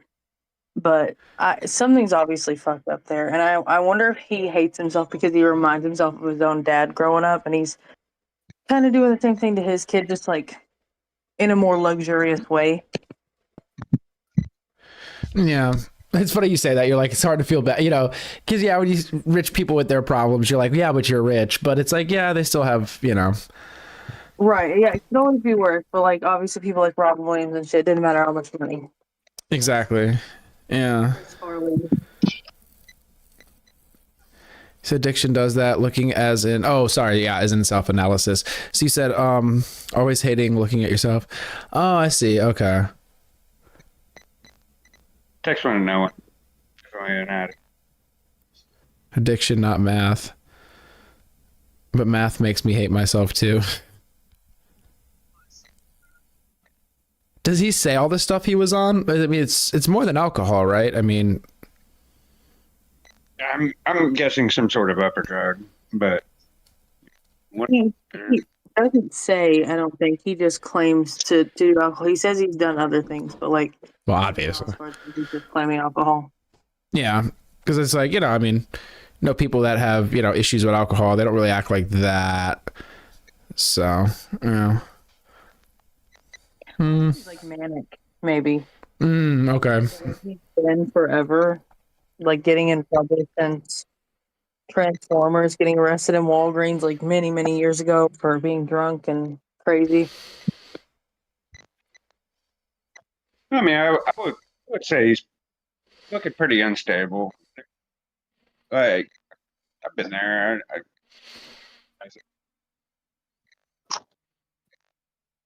Yeah, same. Crash out in public, no reason. Like, I just walked into a Walmart bathroom and just like, got scared everybody. I get it. Can't say I've had too many public crash outs. I've had like, it was just really bad days, and then like a bad, I don't know, just the stars aligning in a really fucked up way, and then I like kind of crashed out on somebody, like maybe like once or twice, like yelling at somebody, but it was just like definitely not the norm for sure. And so it's like I've kind of been there. My crash outs are supportive. Like my husband will get into it with somebody, like I fucking back him up. Oh wow, okay, I feel that. But he's like, he doesn't give a fuck. You said he what?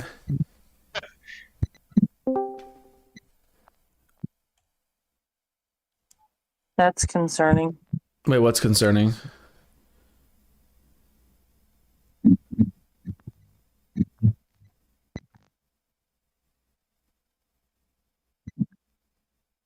You there? Yeah, okay. You made it, huh? Yeah, you're fine. Oh, okay, cool. Yo, Chris, you're muted if you're, wait, did I unmute you? Oh, my bad. I muted you. I don't know if you were talking. My bad. You're unmuted. Why was I muted? Well, I just muted everybody because people... I literally just joined the Discord. No, you were muted. Okay, you were muted earlier, and I guess when you left, it kept you muted because I muted everybody when I was playing the video, and when you came back, you were still muted. So what you're trying to say is that you fucking Censored you. Yeah. Yes. Forget it. No. What were you gonna say? No. Never mind. It's fine. Just fucking mute me. Why don't you? Oh my gosh. I was just, people, they can't mute themselves for some reason. So we're watching a video. We hear like a bunch of background bullshit. Videos, and when I know you're starting videos, I just leave the Discord. Well, that's dramatic, really. Well, because you already, I don't, first off, I don't want to listen to these fucking assholes in here when I'm trying to watch the video. They make too much fucking noise. But secondly, I can't do both at the same time because I'm only using my phone. Okay, I've heard this story before. What were you going to add? There's like Yo, two there's shows going on at one time. What? PhD. Oh shit, did I mute fucking... Fuck me, did I mute Jeremy? Sorry, Jeremy, fuck me. I don't know if you've been talking. I ain't muted. No, I'm muted. No, on my end, because fuck me. Too much Southern for me. The accent's too strong. And I live in New York. Imagine that. Wait, you live in New York? You only live like... I keep forgetting. Where do you live? I live in Connecticut, right on the New York border. Oh, that's right. Yeah, that's right. We were talking about that the other day. I used to live in Manhattan. But yeah, I'm in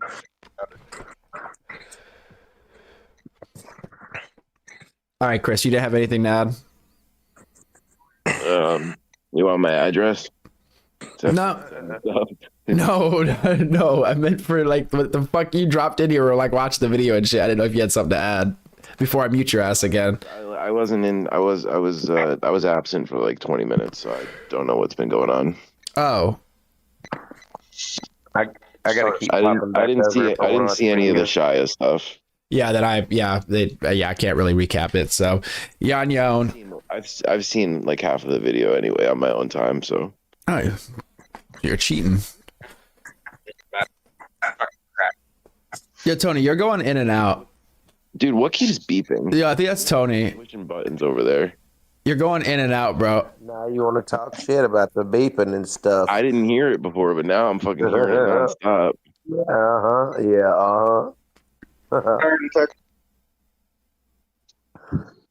It's the sound coming through. Tony, you know what we need Tony to get a fucking P.O. box. You know why? And send him a fucking comb. Oh, got him! Wait, who are you talking about? It's fucking Tony, bro. Oh, I think he's talking about me. Oh, well, I mean, you get a pick, bro. You don't get a comb. True. Send you some activator. No shit. 16%. Sold below. And a t-shirt. Appreciate you. Yeah, I'm not wearing it. What'd you say, Bong? No, you're never wearing one. You know. Yo, Astrid, you're not working tomorrow, right? No. Okay. We're doing a 24-hour stream. That's right almost now? one. No, I'm fucking with you. Fuck that, I was dead. But why? You got plans tomorrow? You trying to like do something? I'm not doing shit tomorrow, so I was gonna see fucking. I'm not gonna see. I was gonna tell you to hit me up when you wake up. You're gonna tell me to. Why don't you ever hit me up? I hit you up today. I fucking called you when you were like. I called you like 11 o'clock this morning. Oh, you called me after I called you. You know, fuck you know. No, I'm gonna. As a matter of fact, I'm gonna go to our. Go check the messages. Go check the fucking messages, dude. Nah, dude. I want to see if you could admit when you're wrong. I'm not wrong. You hit me up last night, which I didn't see, and then at 11:45 this morning, I called you and then you. Okay, so I hit you up first. Some would say, like, if you go chronological order. Yeah, but the day before does not count, bro. I could go to the fucking 6 days ago and be like, oh, I hit you up first and blah, blah, blah. Okay, so it resets every day. Got it. All right, listen, if you want to go, yeah, it does reset. That's how it works. But if you want to go all the way back, bro, I definitely hit you up first. All right. I initiated this relationship. Yeah. True. But okay, so what were your plans tomorrow? Like, what were you trying to get into? I got nothing going on. I was gonna say fucking I know we were gonna like talk some video stuff and all that the other day, but then I had shit going on, and like we were gonna do that like the last time you weren't working. So yeah, some video stuff. Ooh. Yeah, bro, we gotta get the fucking Feet Finder account. Yes, dude. If Evie beats you to making a channel, if Evie or Big Little Earthling beats you to making a channel, Figure out where they live and go beat them up. I don't know. It's not hard to win that. I don't know, man. Something tells me that. Remember, there's somebody that thinks that men and women are identical, and they wear certain garments. I don't know what you're talking about, but if people, you know, we're not doing the whole trans women men conversation right now. We could get into that eventually. In fact, you and Jeremy could do a round two if you'd really like, but not right now. Jeremy.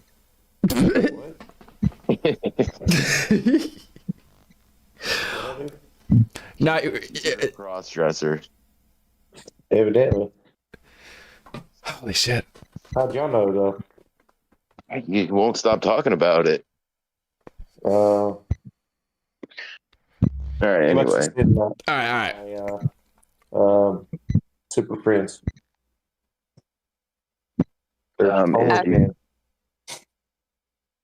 You just need to transition with Dr. Phil's. We'll be right back. That's what that's what I need. All right. Someone say cross-dressing. Look, Tilly, I'm sorry. I don't think we can get into it. Oh my god, dude! There's a difference between. That's not a derogatory term. I hope that's not where they're going with that. No. Wait. Well, actually, I don't know. It's definitely not. Tilly, that you didn't mean that as like, is it derogatory? I don't think it's derogatory, right? It's not. And I wasn't referring. A crossdresser is not the same thing as a trans person, and I have no issue with either. Yeah. No. Chris is just a racist. Oh, I'm a racist piece of shit. That's for sure. That's why I said I only like half of Astra. Yeah, these things happen though. Tilly. Oh, no. Tilly said it's not derogatory. Someone mentioned. Okay, I guess Tilly's just interested in cross-dressing. Oh. We'll circle back to that. I'm sure we can really dive deep. All right, Kamala, circle back now. Was that Kamala? That was I thought that was like the press secretary of that was Jen Psaki or some shit, like for Joe Biden. But whatever, we're getting off topic. What we can talk about is the Dow is over 7,000. Well, I don't know, dude. It went down 100. I was gonna say, bro, with this war, man, the market. Dude, it's been going down. Just watch it. Makes me. There's this one streamer that I come across all the time, and he's a MAGA grifter. Like his whole spiel. Like I don't believe that he believes anything he says, but his whole spiel is to just like promote MAGA shit as much as he can, and he rage baits people to like try to argue with him, and he's like, I won't respond to you unless you send a super chat with what you think you're. And these fucking people, they super chat to argue with him, dude, and he rakes in bread. What a good man. Ah, that's so smart. Yeah, that's what you need. No, it's not my cup of tea personally, but I know that it would work. I mean, I could piss somebody off now and get them to pay. Exactly. I'll just do it for free. Like, just, send me your stuff. I want to talk about it. Let's just talk. You know what I mean? But it's funny that people would pay to fight with this dude. You'll just send me his shit. His name's Euro and Travel. I fucking hate him, dude. I hate his guts. His ugly, fucking, stupid face. How much money have you sent him? Oh, dude, never. I swear to God, to you, if I ever saw this dude, I would punch him right in his fucking nose. No, he wouldn't really do that. Chris would not commit. God, I would, dude. No, I used to be really violent. Chris doesn't even believe in God, so he's just kidding, guys. Well, that's neither here nor there. I don't, but I do mean that wholeheartedly. I hate this dude's guts. Yeah, I'm really trying to build an alibi for you or something right now, and you're really making it difficult. Because like, it's not because of the fact that like I disagree with every single thing he says. It's the whole grifter mentality, and I know he's just like, he's fucking full of it, and he's just scummy little fucking skis ball, dude. Let me get off of that. All right, you're making me want to check him out more and more, though. If he could get you this riled up, then we might have to pull him up here soon. Because his name is Euro and Travel. Euro and Travel. So he's like a European? No, he's American. Oh, I guess he just travels a lot. Assuming what happened is he probably made his YouTube channel like a while back, and it was probably something totally unrelated. And then he started doing this whole grift and just never changed the name of the channel. Okay, I found him. All right. Interesting. We'll have to pull him up and see if his arguments are good.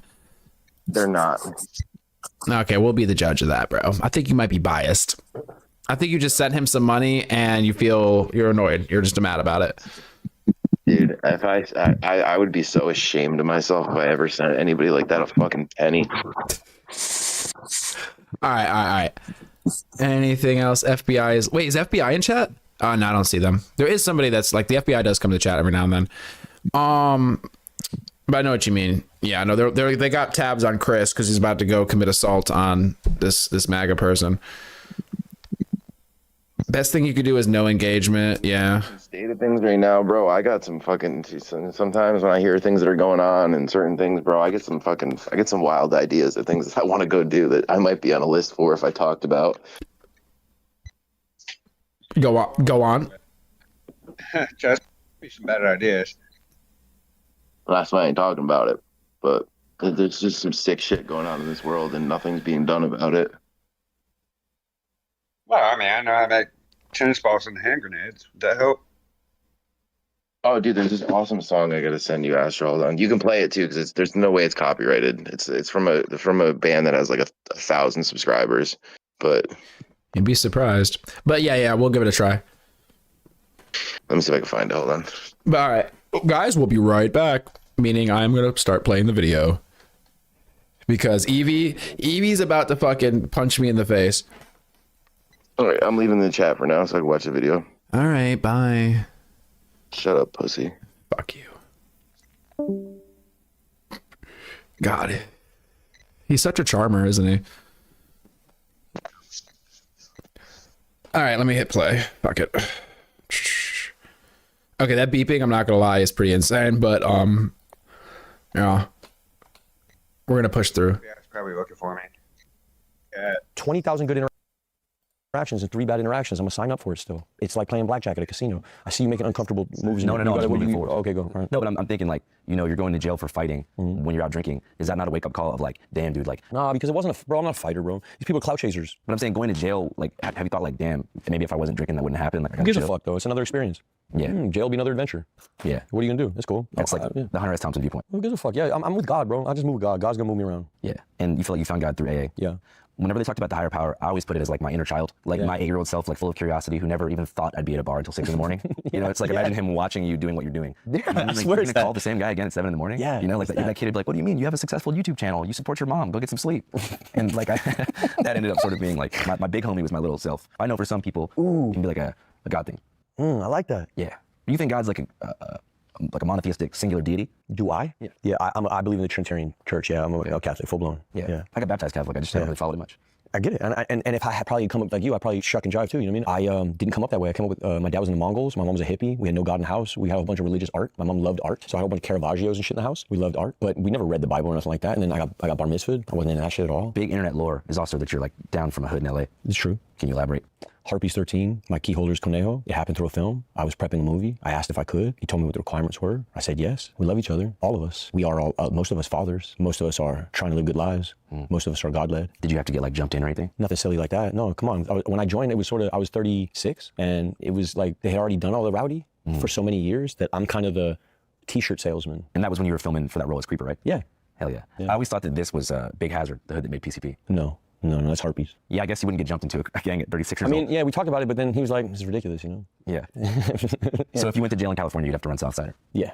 But here at the Mardi Gras drunk tank, just gotta run Shia LaBeouf. To be honest with you, bro, it's love all around. It fucking is. All that other shit, like, I'm not pushing no line in California neither. I'm Shia LaBeouf, bro. I was in holes. The fuck are we talking about? Like, really? Who's pushing what? Like, what are we talking about? You know what I mean? But I am friends with these people. We do love each other. Their shit is for real. They really do push the line. Am I pushing the line? No. You're not expected to. No, fuck no. What kind of clique would they be if they did? You'd be, I mean, there's It'd a be lot. ridiculous. It'd be stupid as shit. No, bro. They were good before I met them. Would you say Holes is one of your favorite movies that you did? Just the first. I mean, I love Cleo very much, so I made a good friend there. He's a good boy. Yeah. Yeah. I like Disturbia. Yeah, that's another one. I didn't make no friends there. Oh man. God. I'm trying to remember that movie. I swear I saw that. Wasn't he? Oh, what was it like? Somebody was murdered next door, or he couldn't leave the house. Oh, I can't remember. Ali, what is this interview, bro? I'm gonna get in trouble anyway, so who cares? Fuck it. Fuck it. Yeah, God help me. Cat's out of the bag, yo. Shia LaBeouf is a celebrity. He's in big movies. So when he pops out and gets busy on the streets of New Orleans, it is big news. We're talking headlines, major mainstream media coverage from the even Steven star himself. In fact, so much coverage, as a news consumer, it's hard to figure out what the frick is going on. For example, AP News said he was arrested. Okay, so you've seen FBI in chat, right? I've only seen FBI a couple times in chat. And it was hilarious the one time I caught him in chat. Not sponsored. Well, if he's sponsoring himself here, then it's okay. I'm okay with that. Let him get all his stuff. I'll post his link a couple more times in chat. House arrest, murder, or neighbor. That's what it was. Okay. All right, kids. I'm gonna bid you adieu. I'm going to bed. Fuck. All right, Jeremy. Take it easy. Get some sleep. Appreciate you for hopping in. Yeah, man. We lost one. All right. Ah, shit. Tony, let me unmute you. What'd you say, bro?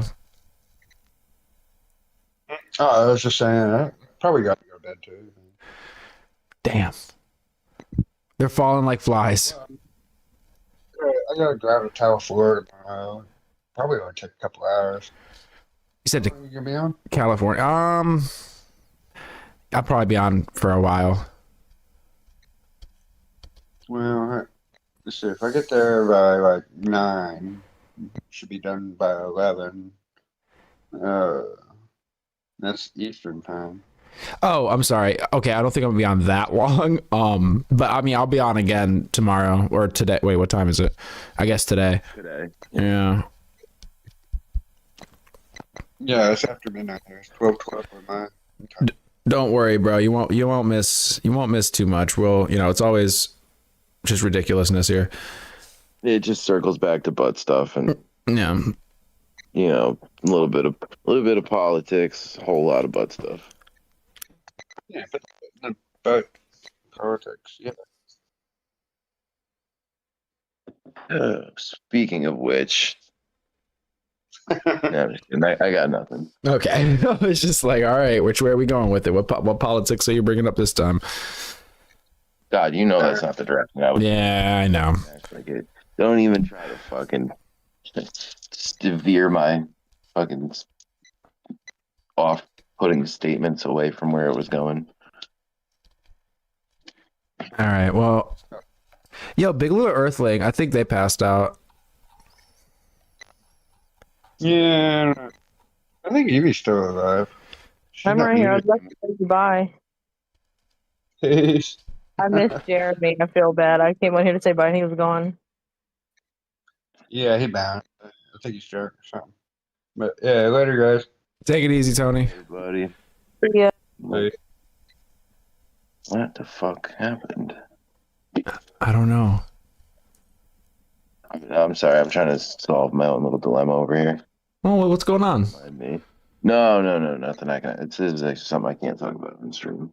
Oh. There's got something cooking in the old noggin. Oh man, that's just leaving a lot of suspense. But okay, I'll leave it alone. I'll tell you later. No, maybe actually. I don't know. Maybe. Yeah, we'll see. We'll see. Lombong, you're a man of many words.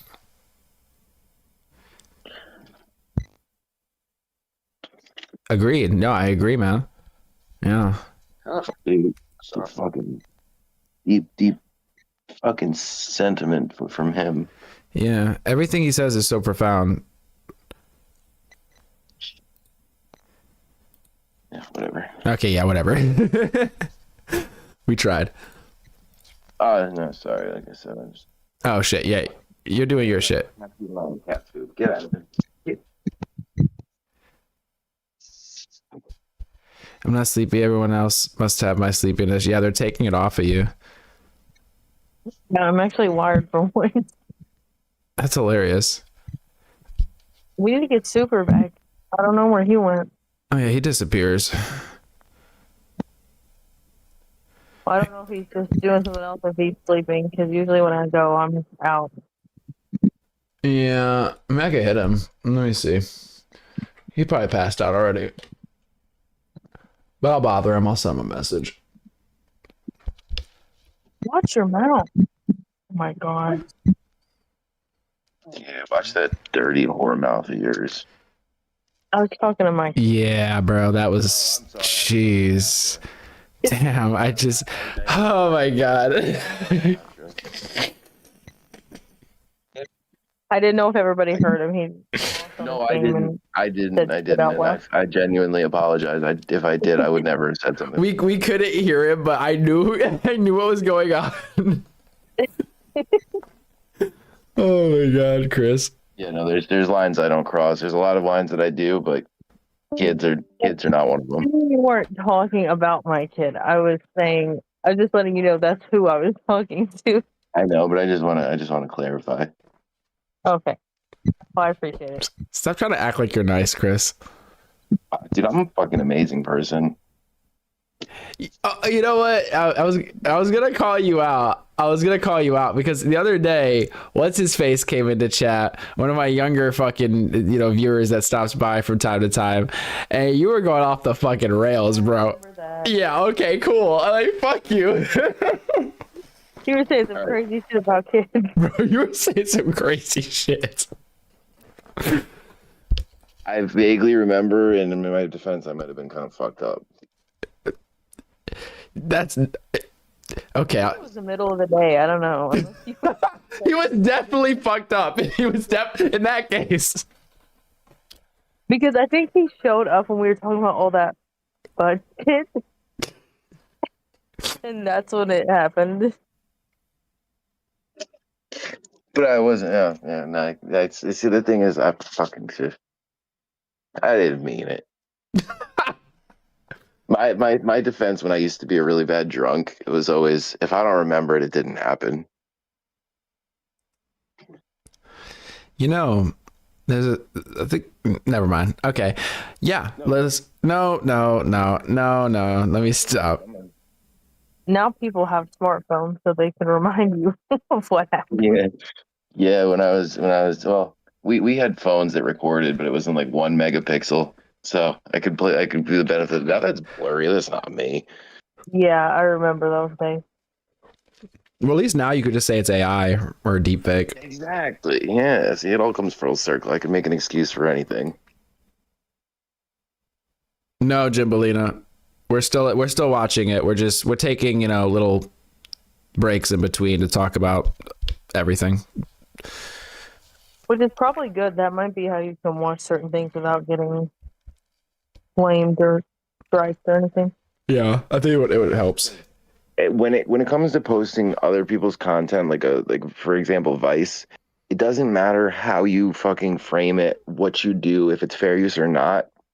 They have their shit set up where it's going to get flagged and copyrighted, and you may have an argument for fair use, and you can dispute it and get the flag removed. But worst case scenario, you got to go to court though, so that's why I try not to, Such a fucking hassle that it basically makes it so it's not worth it for 99% of people to even try. Yeah. Now you could do extra stuff. You could edit it. You can put filters over. I don't want to do all that extra shit. If you don't want me to use your shit, I won't use your shit. Yeah.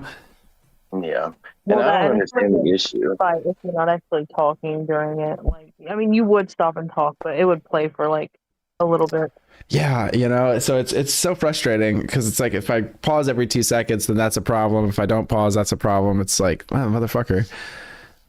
Because what they're technically trying to prevent is people from just re-uploading clips with no additional context. But you guys have scrolled. You guys have seen the shorts where it's just a person sitting there, not saying a fucking word. To laugh or point. Yeah. We talked about this the other day. That dude with the fucking long blonde hair that just sits there and points at fucking clips Oh my god. or whatever. Hate them. But they don't get their shit gets they don't get fucking claimed or anything. I'm like, what the fuck? And I Well, they wonder if they're probably- making money. Oh yeah, yeah, they are. No, they probably know which channels they're able to fucking leech off of and which ones they can't. You know what I mean?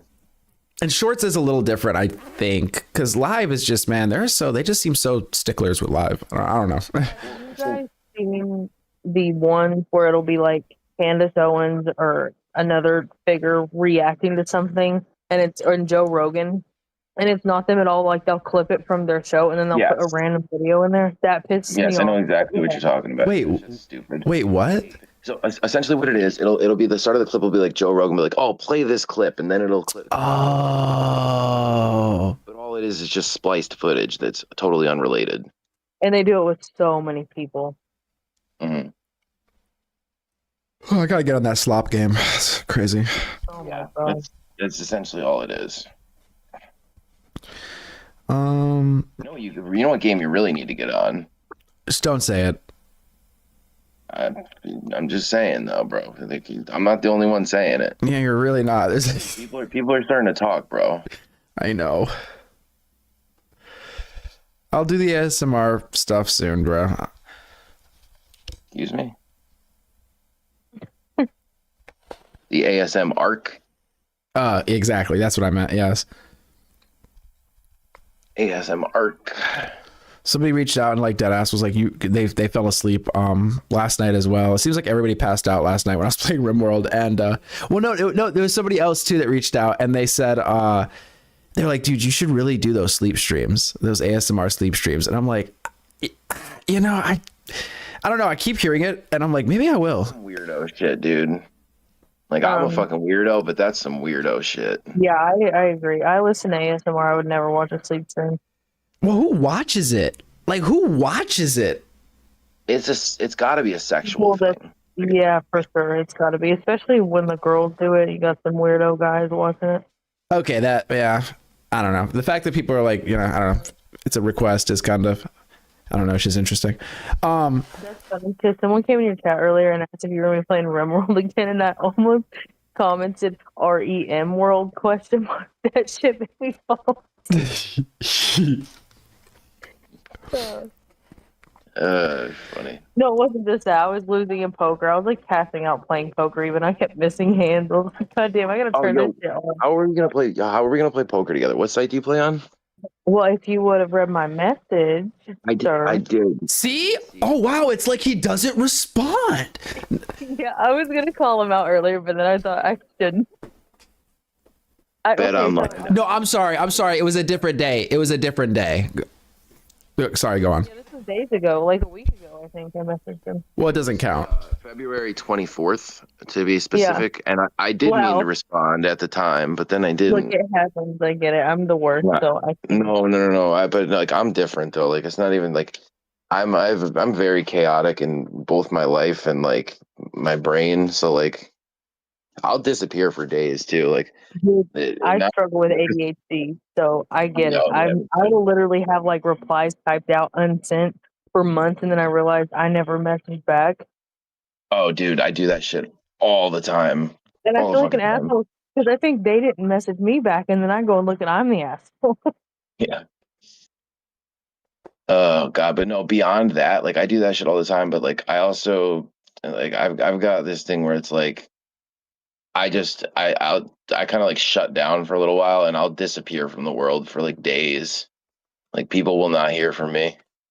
I've just talked to, I don't know, Astro, if you were awake for this, but I was just talking about this recently when we were on with Super, and I was talking about how I'm like the worst friend ever. It's been literally years. I moved back to Vegas without telling my friends or anything, and I haven't talked to them in years. I feel that. Such an asshole. I guess I've been that kind of a friend where I kind of fell off, where, you know, people kept inviting me out and I just was like, oh, maybe next time. And then I basically just like faded into, I don't know, the background or something. Well, that was me because they wanted me to hang out like just me without my kid, and I couldn't, which I understand. Right, yeah. I mean, that's the whole thing. Do stuff like we would go swimming and stuff with my son, but they wanted me to like come and drink, and that was just not something I could do. No, I get that. I get that. Gymbolina, remember that phase of people putting Family Guy on YouTube? Like, I think they were arguing because the whole frame wasn't uploaded, it couldn't be copyright struck. Yeah, people do, like, there's some channels when you watch, when they react to Joe Rogan or they're redoing his clips, it's just edited in a way where it's either zoomed in or they've color graded it differently. There's little tricks you could do. But again, if I have to do that much, if I have to do that much shit, it's just like, bro, and it's not them. It's generally a company that's like working on their behalf. In fact, there's companies that go out and will just copyright people without like the creator even knowing it. So, I don't. Imagine scrolling by a clip is played in a courtroom as evidence. Wait, imagine what we chat scrolling by as a clip is played in a courtroom as evidence in a copyright lawsuit. Oh my gosh, that would be amazing. That would be a silver lining. Like, that would be funny, but definitely don't want any lawsuits. Just talk about butt stuff, creeps. Yeah. It always goes back to that. Yeah, I don't know why, but sorry, dude. I started that on one day, and it was just a joke at first. Then it went on a little too long, and then everybody else got involved in it. Was it the And day now we were it's- talking about the one man, one jar thing? Yes, exactly. That's where it began, and then And then it came back up tonight.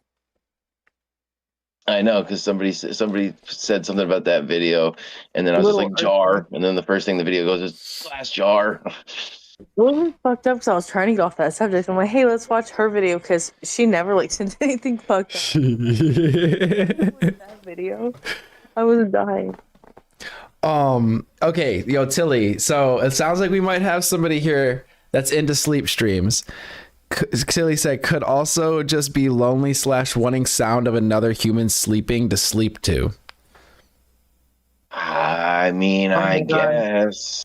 Unless you slept next to somebody that snored really loud, then you wouldn't want that. Oh my And you god, would- my ex used to be a real bad drunk, and she would fucking snore, dude, and I'd get so angry. Oh god, I'd have to if I didn't fall asleep first when she started doing that, I'd have to shake the shit out of her to fucking wake her up so I could get like, she'd pass right back out, but I had to stop the snoring, so I'd have to fucking shake her to wake her up and try to pass out in like the 2 minutes that I had while she was half conscious. My mom does that to my dad. He's the fucking loudest. You can literally hear him on the other end of the house, and she will literally wake him up so she can go to sleep. She'll just like hit him, wake him up. So I don't really mind sharing personal details of my life. So I was in rehab at one point, and the place that I was at was like kind of ghetto, and there was fucking 5 dudes in the same room, and there was this fucking old man, dude, that snored so loud. It was like scream snoring. I've never heard anything like it. And I was detoxing, and it was just a fucking miserable experience. And I didn't sleep for like 5 days straight because of this dude. And at one point, dude, I started to like hallucinate and go crazy, and I was like contemplating murdering him because it was so fucking bad. It's already hard to sleep when you're in detox. You're like all Yeah, I shaking and know. sweaty, and oh my god, fuck! You're waking up every. It was 20 minutes. horrific. It's like sleeping in the hospital. If you're ever in the hospital, you're trying to sleep every fucking 10 minutes. Somebody's gonna come in the room and wake you up. Oh shit, I gotta go save somebody in Arc Raiders. All right, good luck. Jimbo. You want What to did get you back do? to the video? All right. Yeah, we're going back to the video here. Let me just Jimbolina. We're right back. Did I get him? I'm gonna save you guys. Hold on. Jesus Christ. I downed him. I think probably. Maybe. I shot him, but it was through the door. I couldn't tell. Hold on, I got defibs. Okay. Jimbolino, why didn't he put the lid on the jar? Would that have helped, do you think? I don't know if that would have helped. But let's see. All right, back to the video, guys. We'll be right back. After an alleged fight during Mardi Gras in New Orleans. I saved everybody. All right, I need to mute Chris because he's just. Let me go. No, please. My fault. Let me leave the chat. Okay. There's a whole bunch of people in Arc Raiders though. Congrats. I'll come back. All right.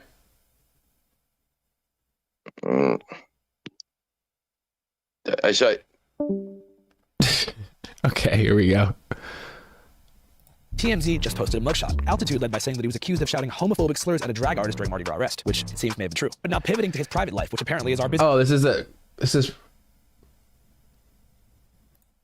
showing you how. Oh, you're right. Damn, he got me. Ground News. Nah, but on the real, I actually use Ground News every single day. I believe in what they're doing. They're the perfect partner for Channel 5. And for you guys, subscribing to Ground News, people about what happened, that's only up Ground News platform. Again, just use my link, my QR code, and boom, you're in their Ground News. You mentioned heartbreak as a major thing. In my life in general, not now, but yeah, I mean, that's what brought me out here for sure. That's what motivated the move, yeah. I'm not there now, but I was there when I came out, you know what I mean? When I was first buying this crib and all that, yep. That was about 3 months ago. Yeah, I mean, one of the hard parts about being a public figure of your stature is like all of your personal life is in the media, good, bad, and ugly. I thought you did a pretty good job on the John Bernthal podcast. Oh, yeah. About addressing that kind of pipeline that you had from controversy to, I guess, sobriety and getting serious about your life, figuring out what behavior patterns put you in the position to be in positions like the ones that got written about significantly. Yeah. Looking back at that whole chapter, you know, as far as the major controversy and everything like that 2 or 3 years ago, how do you look back in the You mean rearview? with Twigs and all that? Yeah. Yeah. Bro, she's a good girl, bro.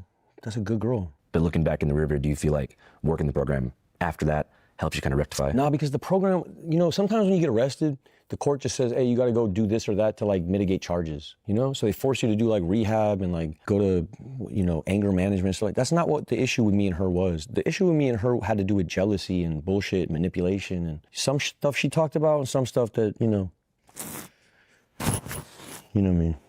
But that's my fault too right there, you know what I mean? That's on me too. It's not on her, that's on me. That's a good girl. She's a fucking incredible artist, bro. Pay attention to her work. She's amazing. When you say it's on you, like, whatever she said, run with most of it. Were you able to work some of that stuff out behind closed doors? Yeah, I mean, it really comes down to, you know what I mean?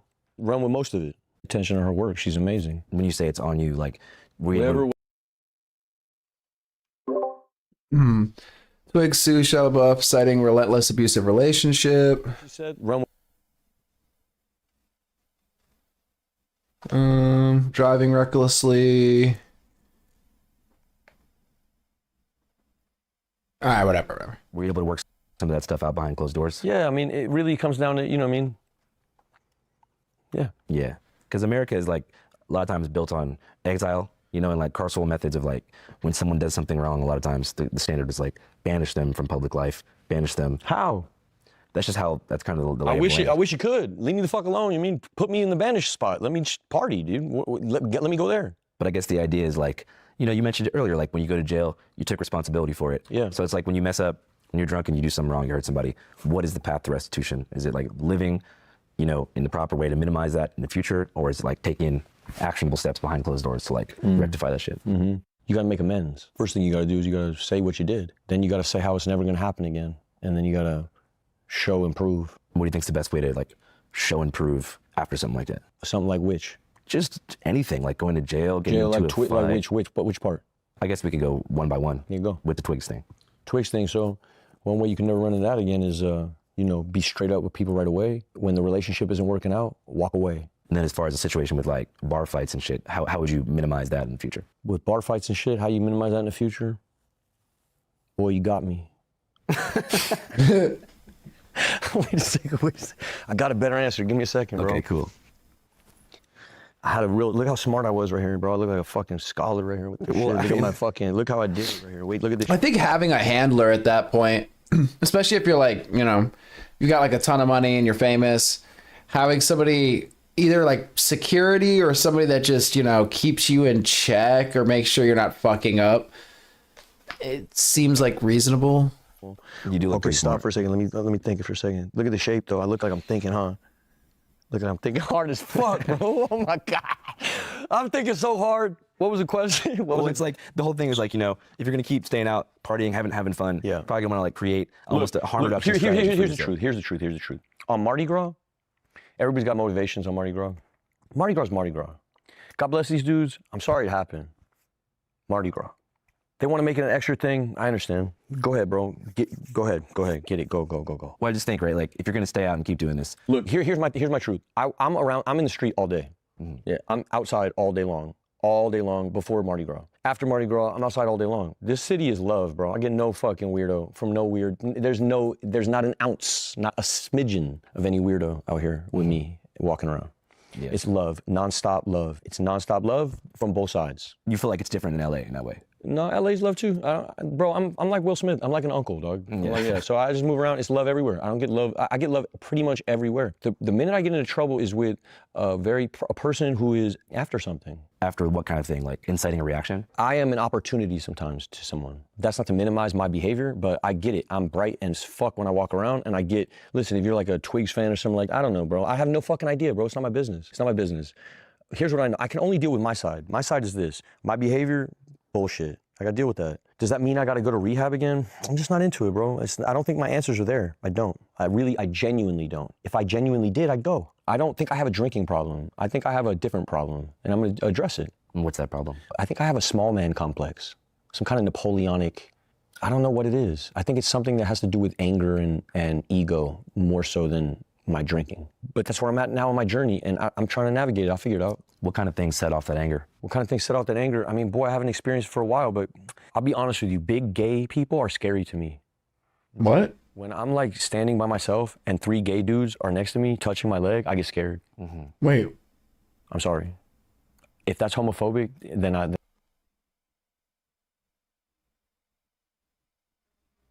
What does he mean by touching his leg?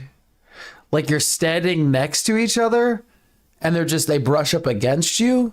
Hold up. Let's run it back. I'm at now on my journey, and I'm trying to navigate it. I'll figure it out. What kind of things set off that anger? What kind of things set off that anger? I mean, boy, I haven't experienced it for a while, but I'll be honest with you, big gay people are scary to me. What do you mean? When I'm like standing by myself and 3 gay dudes are next to me touching my leg, I get scared. I'm sorry. If that's homophobic, then I'm that. Yeah. Does that happen a lot? No, it just happened one time. Recently? Well, that's why I got arrested. Oh, okay. Yeah. So you were sort of being groped and surrounded. I'm not going to say that because my lawyer said, "Oh, fuck, dude." It's okay. We can No, back up. I am wrong for touching anyone ever, and that's the end of my statement on this whole shit. Sounds good. Cool. Moving back to like what kind of things would set off that Napoleon complex? Being challenged, my masculinity being challenged, somebody touch my girl, or touch my kid, or, you know, I'm good with gay. Be gay over there, though. Don't be gay in my lap. So you feel like when things that you feel that you possess in a way are challenged, like your girl, your kid, if someone gets in the way of what they want to do. Yeah, if somebody, there's personal space type stuff, you know, which gets weird it's Mardi Gras. That's why, bro, I was drunk and it's Mardi Gras. So everything I'm saying is nonsense. It's Mardi Gras, you know? But it sounds like this complex is maybe something that you noticed for a long time. I mean, maybe, bro. I mean, my dad was raped by his cousin, so he was in my ear all the time. I don't know, maybe I am. Who the fuck knows, bro? I'm open to whatever somebody wants to say. It didn't feel like that when it happened. Look, this is the worst thing to say, and I'm not gonna say it. I've never had no problem with gay people, never. I remember paying for people's like transition surgery when I was fucking around on the internet heavy. I've never been adversarial towards it, you know what I mean? But I don't know, I'm open to whatever. If somebody's got more information on the subject, then, you know, let me know. I know I'm fucking deep off into the Bible. I know what the Bible says. About? Homosexuality. What does it say? Nah. That's what it says. But wasn't that written a really long time ago? Bro, you can do whatever you want with the text. It's not my business. You know what I mean? I'm a traditional Catholic, that's okay. And what's the difference between a traditional Catholic and, let's say, a more progressive Christian? I really fuck with the Bible. You believe in hell and stuff? Yeah. Who do you think's down there? Who's down there?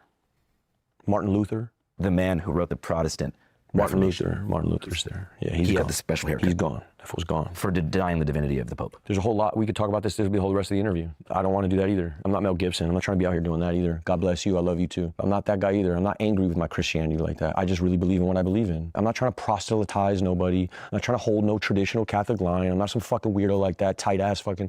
No, none of that, bro. I'm on my relationship. I'm in a full-blown love affair with Jesus. And I believe what I believe. One thing you did mention earlier was this certain type of person that creates confrontation when they see you for whatever reason. Sure. Maybe they bring up controversy, they want to film you, they want to heckle you. Do you find that is oftentimes a trigger for you to be like, yo, get the fuck out of my face? God's involved, bro. I'm learning my lessons. You know what I mean? I'm on my path. These people that was involved in this, there's growth that needs to happen. And through them, it will. Mm-hmm. That's how I look at life, you know what I mean? They're a blessing to me. I'm about to learn whatever lessons I'm about to learn. I don't know how long I have to sit, but I'll learn lessons there. This is God. God's involved. Yeah. That's why I'm not like bumming out about it or nothing like that. Like I feel like I'm on the path. So you feel like even when things go wrong, there's a higher power trying to teach you something. I learn more when things go wrong. That's for sure. Yeah.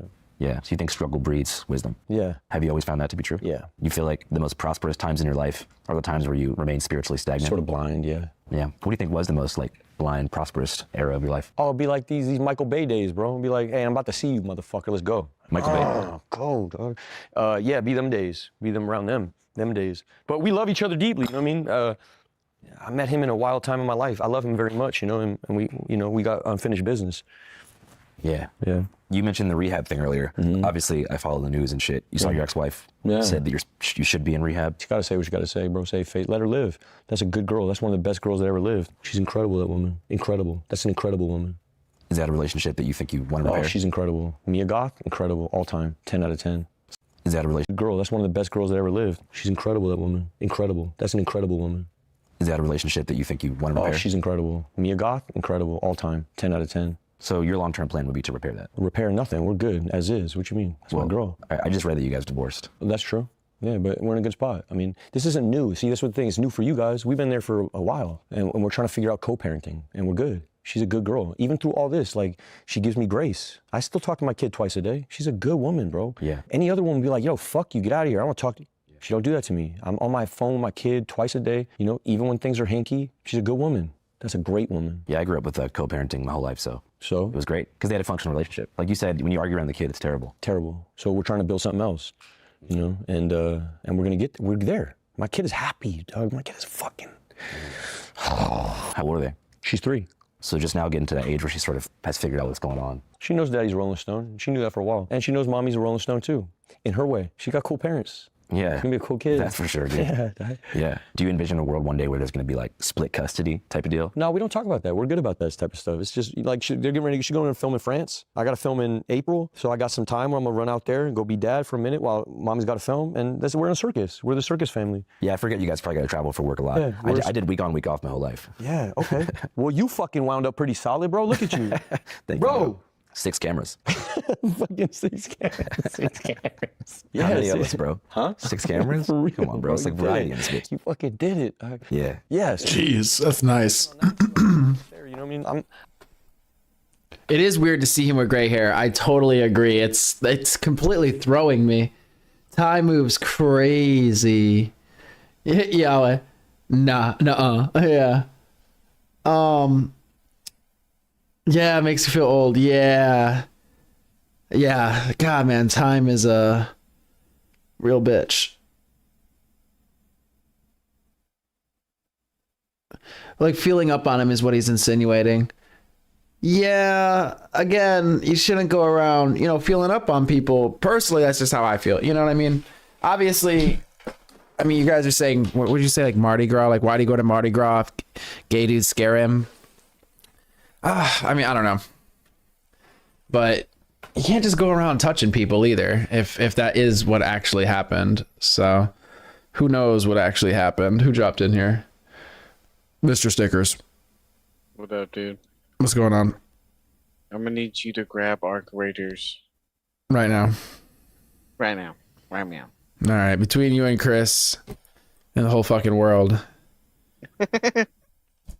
I will get it. I promise you. Just give me another month. Another weekend?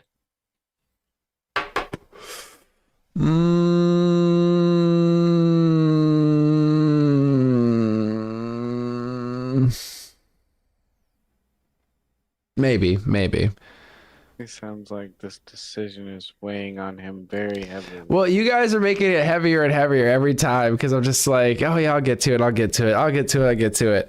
And then it just, I feel like I'm sinking now. I'm drowning, really. Said I'm It'll not be another day. He's not meeting status quo. Yeah, I know. And I'm just like, fuck. I swear to God, dude, when I get this game, I'm gonna have to play the fuck out of it, man. Like the one game, okay, you will. I hope so. I'm not gonna lie. I bought. You put me onto one game. Fucking Naraka Blade Point. No. That was fun. I did enjoy that. No. It was like the first game we played together, I think. Elden? No. Night Rain. Yeah. Bro, I bought. Yeah. I bought that shit and I played it with you like 3 times and I haven't played it again. And I kick myself because it's like I've done this in my life where I buy games and then I don't ever play them, and that's why I try not to buy games unless I like know I'm gonna be really into it. Well, yeah, that Night Rain one, it got good too. I mean, they came out with new classes and shit. I know. See, I need to pick it up and play it. What are you doing? Considering Arc Raiders still? Holy fucking shit! Arc Raiders. No, not you. I'm talking about Astra. No, I missed what you guys were talking. No, I'm just defending myself at this point. Well, there is no defense, dude. There's no way you won't. There's no way you won't play it. He's buying it right now. When I played His card. the beta, Get it in Steam. when I played the here we go. When I played the beta, I liked it, but then I was underwhelmed. I'm not gonna lie. After I played it for like a couple hours, I was like, "Oh, this is cool," but it kind of got boring. Here's the thing. I heard that when Arc Raiders first came out, it was getting shit on, and it wasn't like nearly as developed as it is now. They're coming out with a new map in a month. They're coming out with new arcs. Like there'll probably be new guns. See, if you play it now, Astra, it's a lot more user friendly because the stuff you can hover your cursor over stuff, and it tells you what it breaks down to. Before, you just kind of had to know, or go to break it down, and it would tell you. The UI in that game is phenomenal. Like it's so casual friendly. It wasn't even like a UI issue or anything like that. I felt like I wasn't running into people or arcs enough when I went out. Like I just felt like I was an issue. Okay. An issue. Not an issue. Nice. Yeah, no, when that's another problem. Like we were talking about ADHD, I'm fucking super, my brain is just spastic. I go all over the place. I can't focus on one thing for too long. So I jumped on the game and I joined in 30 seconds. I seen fucking flares shoot up and I ran into a room and fucking killed this dude that was killing other dudes. And then 6 other guys showed up and a shredder came in and it was just chaos in like the first minute. Nice. It's a lot of fun though. I can't wait. Fucking wristwatch for it. He said, "We're seeing gray hair. Definitely don't unsolicitedly touch people." Yeah, because I mean, when you go out and about, I mean, especially at bars and stuff, like, I mean, I've had people like be a little too touchy and shit. It's not cool, anyways. Yeah. The name of the game is consent. Yeah. Touching is okay if it's wanted. Exactly. Now. And remember, no does not always mean no. No could be maybe if you play your cards right. But if you get the hard no, the serious look, you better back out. Yeah, like if they're screaming no and like backing into the corner. It's the order of the words too. When you get no, don't stop, and stop, don't no. Those are 2 very different statements. Yes. That's kind of where I was going with it, but Yeah.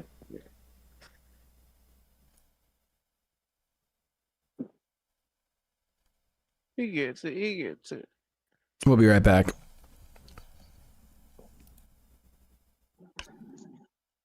Shortly. But that was the part you were talking about, Evie? Absolutely. Yeah. Well, Shia LaBeouf does not like being touched by gay people, apparently, from the sounds of it. I don't blame him. I mean, Just went back to the video. Yeah, that was the part I was talking about where he's like, big gay dudes scare me. He did say big gay dudes, right? Yeah. Do you mean big as in their size or big as in like how gay they are? I think he meant inside because he was talking about having a little man complex, and then he's like, go be gay over there. Don't be gay in my lap. That is understandable. I mean, being gay like in my lap. Bible. I know what it says in the Bible, but homosexuality, and he's like, what's to say? He's like, nah. Yeah, that was good. He's just like, nah. So funny. I was dying at that whole part. Shia LaBeouf's funny as fuck. There's a reason why he got the Sam Witwicky role. He seems like a nice dude. I mean, all in all. Yeah, he definitely had some issues for a minute, but he seems pretty genuine. That's the thing. As long as people are genuine. You said what? I said he's having the issues right now. Yeah. It's like flare up. Well, I mean, that's the thing with mental health is that it's never like fully dealt with, at least like 99% of the time. And it's, you know, it can anything can trigger a fucking relapse into, you know, dealing with that shit. So God knows I've been there a fucking million times over. Now imagine if you had dudes bouncing in your lap. Yeah, it probably would have solved most of my issues. Maybe, or it could have exasperated them. You never know. You never know. Yeah, Once I find a dude to start bouncing in my lap, I'll let you know how it turns out. Please do. Holy shit. All right, we'll be right back, guys. We're gonna continue. All right. I'm really a church kid, bro. People don't know that, but I got so much support. That's why I don't feel alone. I'm about to, you know, they got St. Francis's bones on display for the first time ever in the history of life. No way, here in New Orleans? No, fuck no, fuck no. In Rome. Oh shit, dude. All right, Yeah. I forgot he wasn't from here. Yeah, fucking, he's playing Assisi. So my dad's about to get baptized on Sunday. If the court lets me go, I'm going to Assisi. Oh, so is the court like keeping you here? Yeah, I gotta stay. Oh, no. I'm on bond. Yeah, I'm on bond right now. Wait, so you're out on bail? I don't know what it is. They told me I'm on bond.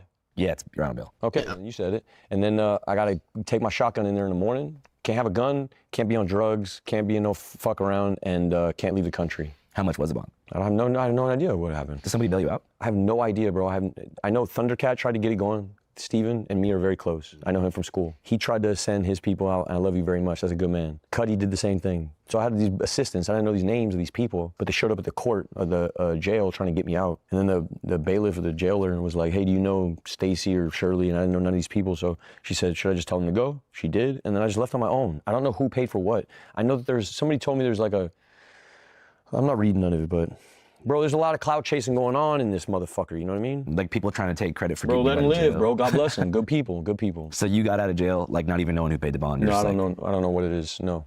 And what'd you do when you were first fresh I out? went right back to the fucking French Quarter.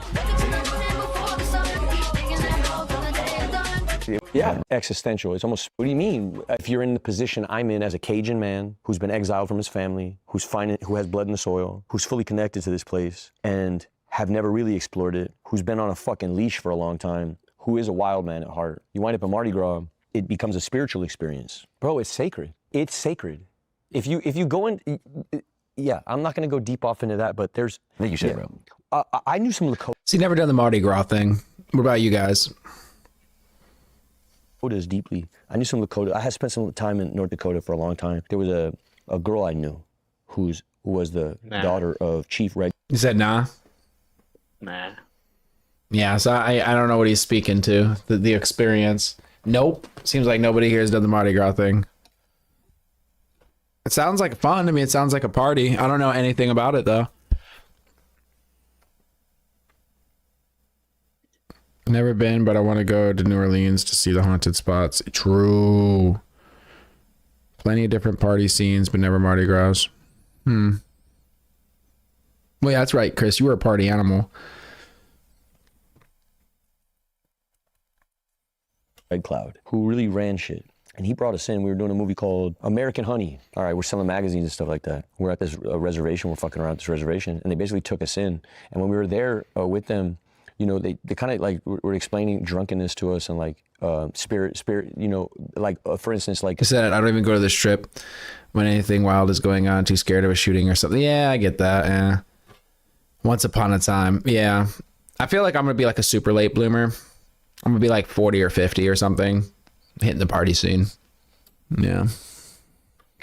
Like when they do the and they're gonna check me on this, of course, because I'm speaking out of turn, but like I never got to go to Sundance. No white man can. But like when they go to Sundance, it's complete sobriety. I think it's like 60 days before, 60 days in. I'm getting the timings wrong. Forgive me. Complete sobriety. But they also have another season where something like a quinceañera, and I don't know if it's at 15 or 16, but there's a period of life where they encourage drunkenness. Jews also do the same thing. The Amish also have Rumspringa. Amish do the same thing. Yeah, Rumspringa, yeah. Germans do the same thing. I get that I'm the wrong guy to proselytize this shit. No, but I get what you're saying. But yeah, we're not alone in this. Mardi Gras is not the only one. You know, it's just the American one. But America doesn't have, it's a very puritanical culture. Sure. The Pilgrims didn't have a day where they all got hammered off on moonshine or whatever. They didn't even have alcohol. It would have been like prune juice. Mom Handle said the streets smell like piss. You have to make a purchase in order to go to the bathroom. Are you talking about for Mardi Gras? I'm not gonna lie. The smelling like piss part, you know, I could go without that. But having to make a purchase to use the bathroom, that kind of feels like almost a normal thing in a lot of places. Like party or no party, a lot of places that you go, they just don't have public restrooms, or they don't have restrooms unless you're a customer. Ew, that sounds like Paris. Have you been to Paris, Evie? The piss or the bathrooms, or both? It does make sense, though, if it smells like piss and you can't use the bathroom unless you buy something, that would explain why everything smells like piss. So it kind of actually makes sense.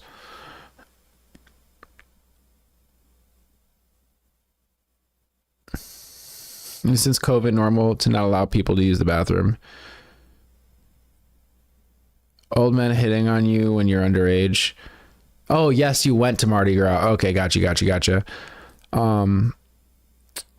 It is since COVID. Yeah, I guess I could see that. Maybe COVID had something to do with it a bit. I feel like there are some places that are just sticklers. Like if you go to like a big box store, that's like different. But I mean, and it also depends where you live too. But then again, I mean, you live in a place, isn't that like that on the Strip? Well, you say you don't really go to the Strip. Is that not like that in your area? Excuse me, I just like burped. Old men hitting on you when you're underage. Yeah, that's no good. That's no good.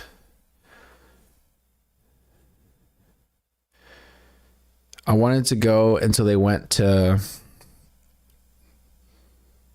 shit. Lots of homeless peeing everywhere. Every casino has bathrooms, multiple.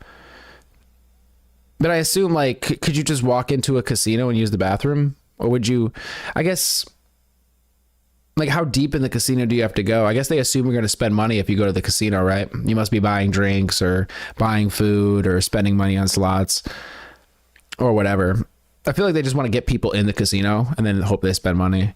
I mean, that's why like they always offer free rooms and stuff. If you sign up for like a rewards thing, because I always would get offered rooms at like this one place I would go to. They're like, oh, get a free room. Because it's like they want you to spend the night. Because it's like, what's a free room? If they have an empty room, give it to you and you're going to spend money doing, you know, playing or eating or whatever, right? Casino's different. If you're in a crowded area and have a small business, I can understand not wanting any random off the street coming in and out to use the bathroom. Yeah, it's understandable because some people will just shit on the walls. Some people will steal the toilet paper. I mean, some people are just so gross, dude. I was working at this coffee shop and I went into the bathroom. Oh, man, I have this picture somewhere. The toilet seat. Like, you know how the toilet seat is shaped like a U, like a horseshoe? Imagine that, like here, I mean, it's so simple to explain. Oh, here we go. So this is like a toilet seat, right? It's shaped like a U, right? They broke off like this. Right? So it's still a U shape, but half of it was gone. Just gone. Half of the toilet seat. Broken, like snapped in half. Couldn't find the pieces. I don't even know how you would do that.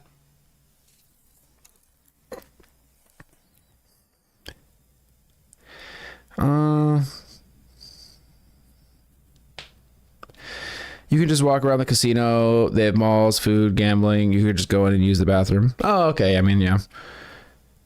Let's not say it's 100% the men. When I worked at a Six Flags, the drunk old ladies got handsy too. Oh, yeah, exactly, Evie. Oh, wait, who said that? Exactly, Mom Handle. It's not just the men. But I mean, in your circumstance, I suppose, right?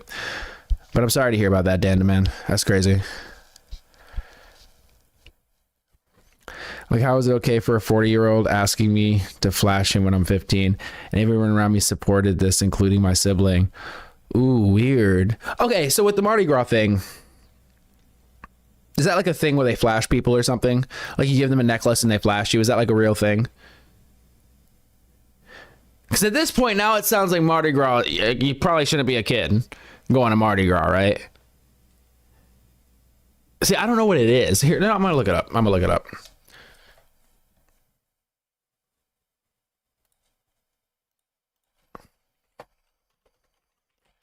But yeah, that's fucked up. I mean, especially if the people that you're with are like, yeah, go for it.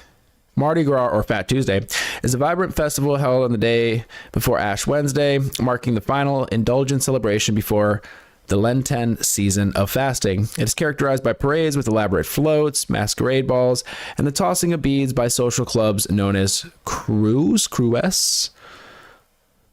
Is a Christian tradition that serves as a final festive and often wild celebration before the 40 days of Lent, which is a period of reflection and sacrifice.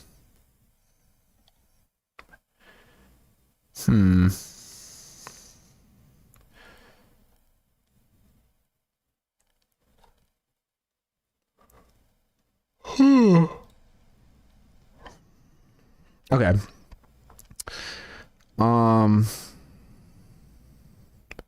Mom handle.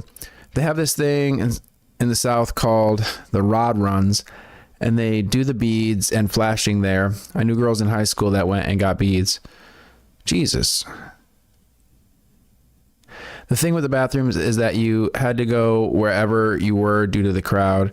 So we just threw out drinks so we could use the bathroom. It was oh, I got you. It was exploitation. Gotcha. Yeah, that sucks. Just kind of like they're just milking the situation. It's like 90% or 90% plus men. 90+% men. There we go. Yeah, my husband got groped by an old lady dealing poker, and a woman tried to give him a massage when he was driving Uber.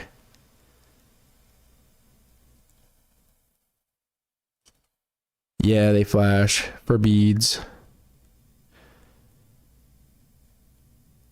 Give you something to repent. It's so stupid. They have day parades for the kids. Oh, okay. Because it did say something about the parades.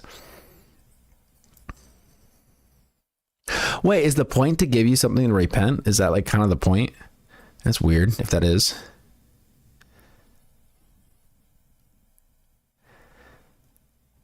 I had a boss. She was I felt like she was kind of handsy at one point. This one like lady that like owned this her and her husband owned this business, and it wasn't like anything over the top, but she would like rub my back, like scratch my back. It was just, it's kind of weird because she scared a lot of people because she was like very mean, but she was very nice to me, but I've seen her like scream at my like coworkers and shit, but she would like come up to me and be so fucking nice, and she would like rub my back and like put her like kind of scratch it a little bit with her nails. It was kind of weird. It was fucking weird. Like looking back at it, you know, I wanted to put it on you, bro. I think so. And there was like there was just stories of things that you hear, but I was just happy because she wasn't screaming at me, so should have sued. Yeah, I heard another because the husband got the story goes that the husband fucked one of the employees and got them pregnant, and that was like a whole thing. So maybe the wife was fucking around with the employees too. I don't know. Yeah, that was like the tea. I just got like an unlocked repressed memory. Oh shit. When I was like 15, we were at my boy's house. There's a few of us there, and one of my friends told me that one time this dude's mom got him alone and like started touching him and doing weird shit. And I was like, nobody believed him, right? But there's a couple of us and we're at this dude's house, and I go into the bathroom. You know, she's all fucked up. She was a big drunk. She followed me in there. Like as I'm walking in the bathroom, she's like, "Oh, you want to see my tattoo?" Da da da da da. And I'm like, "I guess." And she just takes her shirt off, dude. And this she was like 50 in her 50s, and her tits were so gross and she had no bra on, dude. Takes it and her tits just fall, and she starts grabbing me. It was so fucked up. And I was 15 years old, And this woman's, like I said, in her 50s, and it was so fucked up and weird, dude.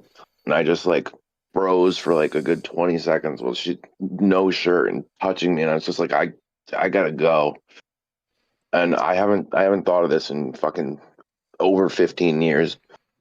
But yeah, no, it's definitely not just men, and it's a super uncomfortable, uncool thing. Yeah. Now I'm glad we could unlock that for you. Dude, I fucking swear to God, like when she was talking about what happened with her husband or whatever with the, it's just like it flashed in my head and I was like, oh my God. Oof. God, it gave me like chills. Yeah, no, that is fucked up, dude. Fucked up women out there.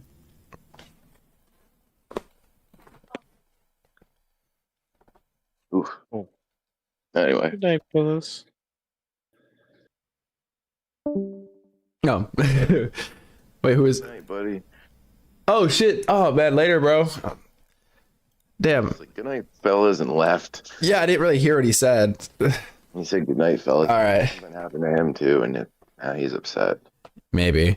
Well, he could always come back and share with us. I mean, this is a supportive space. This is safe, please. There's something else. Oh, God.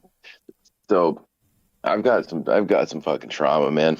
There's some shit like I'm like on the edge of talking about things, like, and I'm not gonna say anything that's like, sure, it would be a problem for the chat. Dude, God, I don't know how to say this. I'll come back to it if I want to talk about it. Just, yeah. If you don't want to, obviously, you don't have to share. I do, but my thing is like, I don't know how people would respond. This is something I've told two of my ex-girlfriends and my parents. What was their reaction? Not good. So like when I was like a kid, like when I say a kid, like I was like between the ages of like 5 and 8.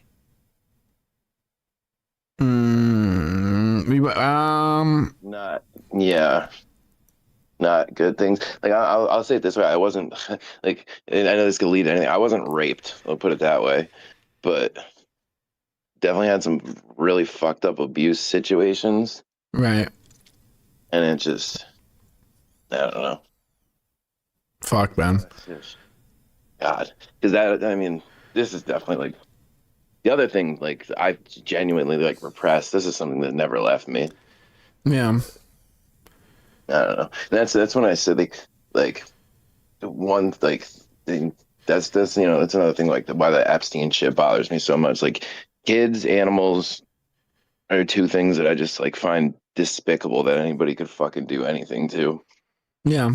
No, I agree. I'll joke around about a lot of dark stuff. I'll make jokes and shit, but because like you were talking about that kid in the chat the other day. I don't remember half of what I said, but yeah, I was fucking around. I mean, you were obviously joking. Yeah. Yeah, I don't know. No, I totally get it, bro. Anyway. Well, I'm sorry to hear that, though.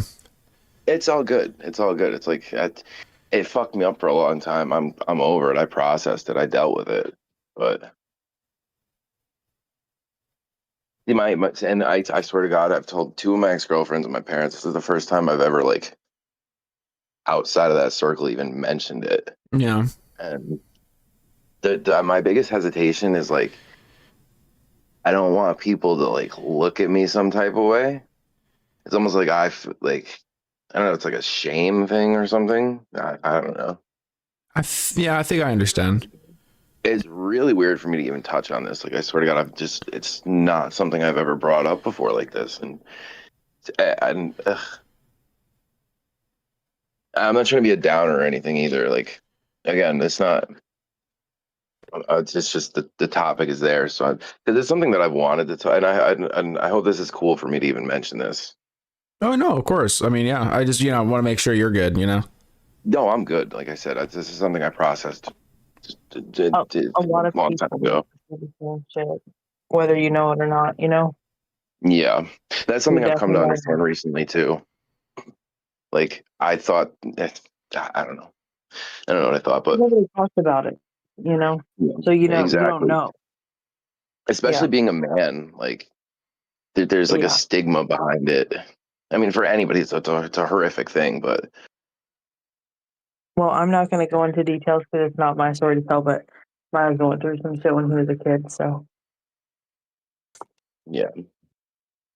It's fucked. It's fucked. Those people deserve like anybody, and not even like in any type of abuse, any type of abuse whatsoever. Those people like to kids like should be strung up and tortured in the worst fucking way. Right. I don't get it. I don't understand what kind of sickness you can have to do something like that. well, the lawmakers just help these people fucking get out of prison and jail. Right? Like it's become so publicly and there's people that like don't necessarily defend it, but they like I don't know. The public reaction is such a weird thing to like the Epstein files coming out. Like I mean, it's been known like child trafficking's been a thing for fucking just probably the whole history of humanity. And like whatever, but it's always been in the shadows. And for something like this to come out as publicly and like so many people implicated and this and that, and it's just, you know, Well, people there are care. also pedophile defenders too that are like, oh well, they're only like this because there's something wrong with their brain or because it happened to them when they were a kid. And it's like, yeah, I get that, but not everybody that has it happen to them becomes that, you know? Yeah, no, without a doubt. Even if that did like fuck up whatever, like to act on that is like you know the trauma and the pain and whatever you went through. I don't know. It's beyond disturbing and sick, and I don't. That's why I've never left my kid with a babysitter. Yeah. Never have, never will. That's something that I'm concerned about. Like if I ever have a kid, it's just like trusting. I cannot trust people. I'm sorry. And it's just with a kid, no way. Close to you too. Yeah, that's all. That's what happens most of the time, isn't it? Like, yeah, that's what I was just gonna say, dude. It's typically not even strangers. It's people that you think you can trust. Yeah. That are within your circle, and I feel like it's almost these predators take advantage of that. And that's where their like hunting ground is within circles of trust and community, because it's just easy access. I've heard people say they don't even let their kids do sleepovers these days because of that. Oh wow, it's crazy. I never experienced that, but like at a sleepover or anything. But that's fucked up if that happens. Yeah. There was I guess one thing I could say is I was like dating this one chick or whatever a long time ago. She had a kid and like a daughter, and I had this friend and he was cool. He was cool with me, cool with her, and you know, would hang out with us and stuff. And then one day I don't know how it came up, but we were just like talking about going out or something. But you know, like you had mentioned earlier, it's like, you know, it can be difficult to go out when, you know, you have a kid, you need a babysitter and stuff. And I remember he was just like, oh yeah, you know, if you guys ever want to go out, I could watch her. And I just remember like, and I had no issues with him or anything at the time, but I just remember my hair standing up and I was just like, no. And it was just really weird. Like I just had this really bad feeling, and I was just like intuition, right? Yeah. I was like, but in my mind, I thought I will never leave you alone with her. Like it literally, like it just like was so like clear in my mind. I was like, no, like, yeah. He ended up robbing the house sometime later. But anyway, so not really a friend. But anyway, I thought he was a friend. Yeah, it happens. Yeah, you can't trust anybody. Oh my God, mom handle minor attracted persons. Yeah, I was gonna mention that stupid ass term before. My kids rarely do sleepovers. It happened to me 2 times. Oh, really? At a sleepover? Oh my gosh, I'm sorry to hear that. I've never. Yeah, no. Wow, that's fucked up. I wouldn't even think that, because it's like, I would think like, okay, they're with like their friend. I guess I would have to meet the parents, but even then you don't know. I don't know. Damn, that's fuck. No, did you hear that story about that one where the dad like drugged the girls? No. Yeah, I'm not sure what you're talking about. And one of the girls ended up being able to call her parents because she was feeling all funny. I guess the rest of the girls went to sleep, and he kept coming in the room. And it was a big ass story. Jeez.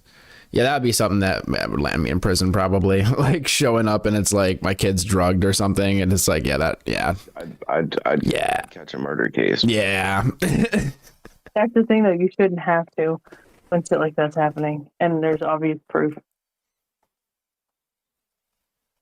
Yeah, no, there should definitely be a law on the books where, like, if, you know, like there's crimes of passion or whatever, but if your child has something like that happen and you find out and you fucking snap and, you know, take some justice in your own hands, there should be a way for, like, that to get okayed by a jury or something. Like, you know, like you get a pass on that one. Yeah, did you see that woman who was running a daycare and her husband was messing with the kids and he killed him? Or no, I guess he survived, but she tried to kill him and went to prison for it. She just got out. No, I'm not sure. That is so fucked. I didn't hear that one. No. But you know what the problem is I've heard of like plenty of these stories like related to this where it's so fucking common. Like it's I don't know. It's so fucked up. Yeah. Heard some fucked up stories, and then also when you just look at it with celebrities of like any size and you're like, damn, why do all these celebrities seem to be getting caught up in this? And then it's like, well, if you extrapolate that out, it's like, okay, how many people are really doing it? Because it's like, we only know about these people because there's such a spotlight on them and they got caught. So it's like, well, how many normal people are doing it? And then it's like, well, then how many people have thoughts about it but then don't do it? You know what I mean? Like, it must be like a decent amount of people. Let's say 1% of the population. What is there? 340 million Americans. So that's 3.4 million people. Yeah, that's insane. I don't. That's obviously not a real statistic. That's just a number I made up. But I worry it's more. I worry it's like 5% or more. Like dead ass. Like as time goes on, I keep thinking it's more. I mean, the signs seem to point to it, and it's like, dude, we need like a culling, dude, like a something like people need to come together and really out this shit. And those people, like, I keep saying it, dude, make fucking guillotines great again. But I think that's the difficulty is when it's in the family, or it's like, you know what I mean? People don't want to go, and like, it's again the stigma behind it, and especially like victims themselves. Like it's such a like you feel like it's like a black mark on you, like there's something wrong with you, and I don't know. And then again, yeah, like you said, you're everything about it is so stigmatized that it's just like most people just want to forget it, sweep it under the rug, and not. I don't know. No. Well, it's also selfishness too. Like a lot of these guys you see on To Catch a Predator will have kids themselves or grandchildren, and they're like sleeping with someone or trying to sleep with someone younger than their grandchildren. And they don't think about it, like taking away that child's innocence. What if that happened to your child or grandchild? It's fucked up. Right. But like, I feel like when like it's obviously like a derangement. So like, I feel like these people don't even have that level of empathy where it would affect them the same way that it would a decent human being. Yeah, they're like pure sociopaths.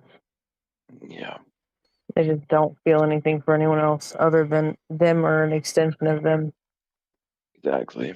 But it's also what throws me off is it's like the attraction to, it's like 18 is legal. So it's like, if you want a young person, it's like, is 18 not enough? It's like, yeah, it's kind of weird if you're 40 or 50 with an 18-year-old. It's fucking weird. But it's like, it's legal, okay? It's legal. I'm about to turn 32, and I wouldn't want to. I know. I mean, like, it's just, yeah, it's weird. It is weird. Yeah. But still, it's legal. at the very least. Why would you want to be with a fucking 12-year-old? Like, oh, you've mentioned this. I was 18, but it's not like he had a pattern of dating 18-year-olds, you know? I was like the youngest ever. But also I was like the seductress, you know? Mm. It's not like he was going after me. I went after him. Right. And again, it's like we had to draw the line somewhere in the sand, and we drew it at 18. Seems reasonable. Younger would be too young. Older would probably be too old, because it's like, what are you going to do? Keep people locked away until 21, 25? It's just like, it's not reasonable. Like, it's not going to happen. So it's like 18 is the number. But it's like, you said what? I was going to say, you can go to war and die at 18, so. Right. But what I was going to say was, I think that number really comes from, like, that's when about the age that you graduate high school and get introduced into the world, you know? Yeah. That's my thinking anyways, where that, you know, age of consent comes from. And the consent laws are weird because, like, at the age of consent, I'm pretty sure in every state it's less than 18, but I think that just refers to, like, when you're actually legally able to consent to somebody your own age. It doesn't actually matter with adults. Even like because, like, let's say the age of consent is 16, and if a 20-year-old has sex with you, there's still statutory rape. Well, and I think people mature at different ages too. I think somebody at 18 could be like mentally more like a 15, 16, depending on how they grew up. For sure. And then for me, when I was like 16 for sure, I knew what I was doing, you know? I wasn't like, I was a child, but I wasn't like... Yeah, you weren't like super naive. Right. No, I was totally aware. Said Paris Hilton testified before Congress because she was molested at a youth program facility. Geez. And that's another thing is, like, you know, whether it's Boy Scouts, church, you know, a youth activity, it's just like, again, you can't trust anything, man. It just, it's daycare. Oh my God. I mean, my brain would literally snap. Like, I feel like the issue is that these sick fucks gravitate towards those, right? Because it gives them the opportunity to fucking find their victims more easily. It puts them in a position of trust and power, and usually without parents around. accessibility. Yeah, exactly. You took the words right out of my mouth. Gravitate. They do gravitate towards putting themselves in those situations. I've seen a lot of cases where they say, oh, they were working at a school or this or that because they wanted to be around kids. They're just like, I just love kids. It's like, don't say that. No, you should only love your own kids, okay? You should want nothing else to do with anybody else's kids, bro. It does suck that there's like a stigma around men too, like male teachers and stuff. They're always looked at funny. When women do it so fucking much. You see all these teachers screwing underage students all the time, and they're all women. Yeah. I don't know if this is like something that happens everywhere, or like, so my high school, while I was there, the vice principal was banging a student. The fucking gym teacher was a chick. All right, so the vice principal was a dude, and he was banging a fucking junior girl. The gym teacher was a chick, and she banged multiple dudes that were fucking 14, 15, 16. There was a social studies teacher that was going to parties and getting fucked up and having sex with students. There was a Spanish teacher that was a woman that fucking was having sex with students. There was a lunch lady that was having sex with students. She got caught and arrested, but most of these, like, everybody knew about it. Like, it was a thing, like, people just knew. It was, I swear to God, in the time that I was there, it was just fucking happening, like, left and right, and it was just part of the culture of the school, and everybody, it was like, it was an open secret that nobody really talked about, but it was just a thing. Like, the vice principal was crazy because his office, it was like, I don't really know how to describe the setup, but like, this chick, he would bring her in there and they would hang out for like an hour at a time in this locked office together. Like, once or twice a week, and it was so weird. Like I Well, said, you know I how don't they know. say get caught now. I had a couple weird things happen, but nothing like that. Like my principal was gay. They saw him on Grinder, so he wasn't really banging any chicks. But our coach, who did like in-school suspension and stuff, and he was, I think, a football coach. He used to text girls and stuff, and he got in trouble for that. But that's what I was gonna say.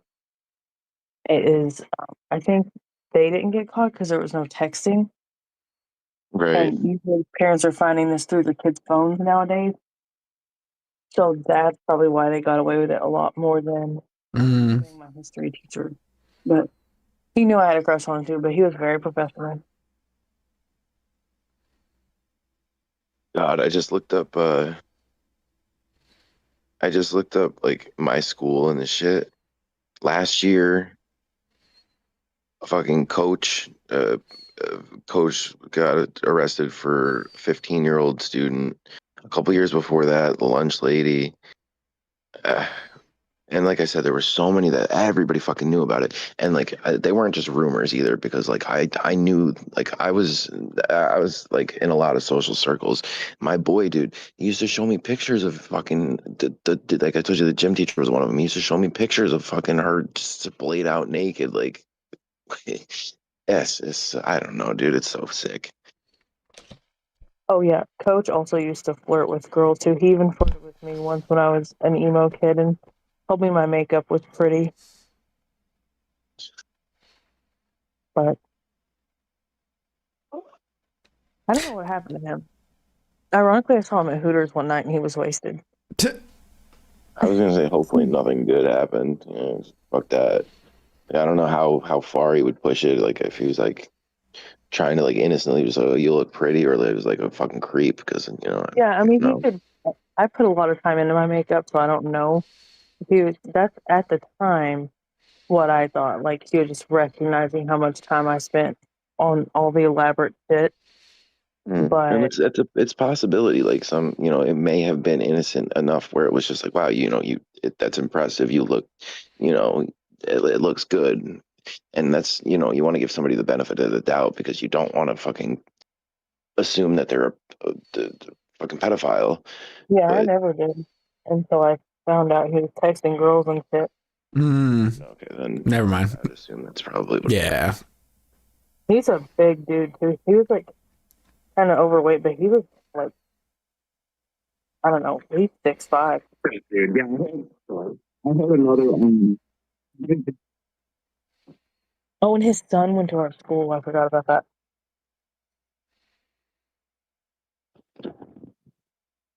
Yeah, I mean, I don't know. What makes you want to be a teacher? You know what I mean?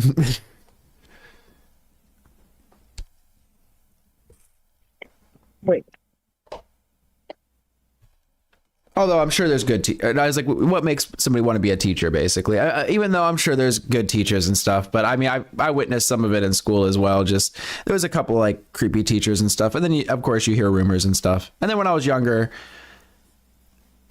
we'll just say I like knew an older woman or whatever. So it's like it happens, yeah.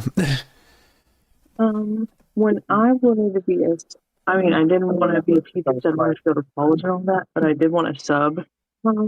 One because I missed being in school, because when I was actually in school, I fucking skipped all the time and was never there. And then when I got out of school, I was like, fuck, I wish I would have went to school more. Like, it actually wasn't bad and, you know, all that shit. So I did want to sub just so I could be, like, back in the, you know.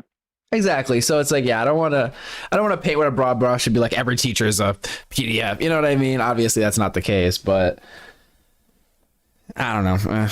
It varies. It's just, that is something that comes to my mind, though, is it does seem like it's way more prevalent than, like, we just put it out of our mind, but it's way more prevalent than we really think about or like think it is. So prevalent. And it's a lot of women. I keep seeing all these fucking women. I do see men every now and then, but women, because the majority of the teachers are women, see it all the time. Well, there's a stigma too, because I don't want to say women get away with it more, but there's like No, there is a stigma. Yeah, okay, cool. Like, you know what I mean? Yes. because it's like, yeah. In those types of jobs too. So they just assumed that they would be the one to be that. And then also it's not, in a lot of ways, it's not seen the same. Like if a dude, like a grown man does it to like a young girl, it's like the worst thing. But if a grown woman does it to like a young guy or a young boy or something, sometimes it's not seen as bad. No, I hate when they go like, "Oh, he's a lucky kid." I wish. Right, exactly. Disgusting. That's fucking grotesque. Yeah. Yeah, if it were your kid, I mean, what the fuck? I'd kill somebody.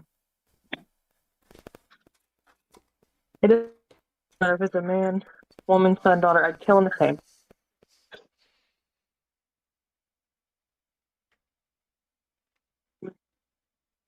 So yeah, and that's something that's so interesting to me is it's another thing is it's in every single class of people. It's, you know, the lower class, the middle class, the upper class, the elites. It's everywhere. It's everywhere.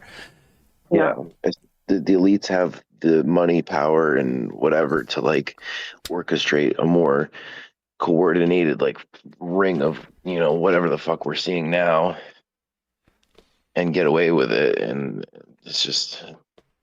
Ugh. But even the poor ones are getting away with it in some cases. In states like California, Yeah.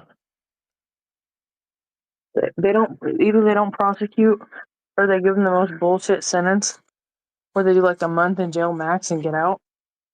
No, it's crazy, dude. If you get caught, especially like, and I'm not saying that one's worse than the other but I mean it definitely is. But like, yeah, I mean, under a certain age, like people should be fucking like they're never see the fucking light of day again. Oh yeah, there's definitely something wrong. It's different. It's bad. Right. Another level of bad. Exactly. That's what I'm saying. Is it's like not trying to get into like all the definitions and everything, but there's like different words for it. Like a PDF, right?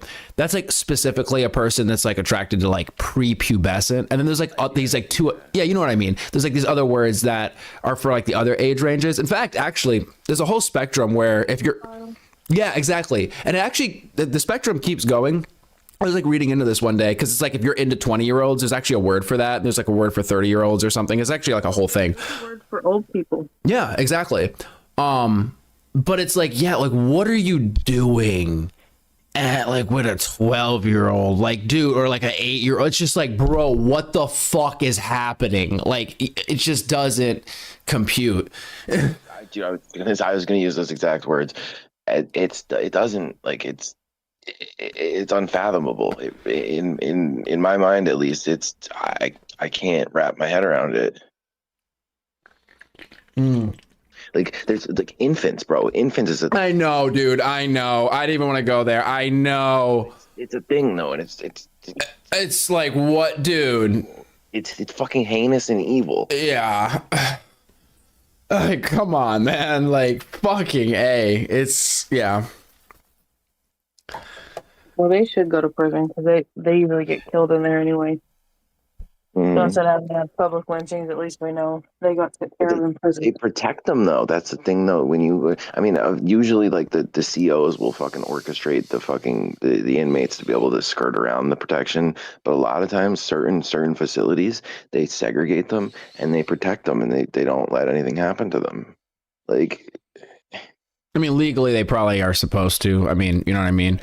Yeah, I mean, kind of supposed to. But obviously, like, I've always heard that, yeah, like, PDFs kind of end up dead, generally. Well, until they slip by. I mean, look what happened to Dahmer. That guy was probably supposed to be kept by himself. And he and two other dudes were having to do, like, janitorial shit, and the guy killed him. Yeah, did you watch what's the guy's name? Evan Peters, right? Yeah. That I show, saw you know? that. He did a great job. It was fucking creepy. Oh, he's a great actor. Love him in American Horror Story. Yup. And I loved him as Quicksilver. And I didn't watch that, but I know what you're talking about. X-Men in one of the X-Men movies. Mm-hmm. You fish where the fish are. Yeah, exactly, Dan the man. Dukin, what's going on? Did Trump host or pay to televise the teen beauty pageant?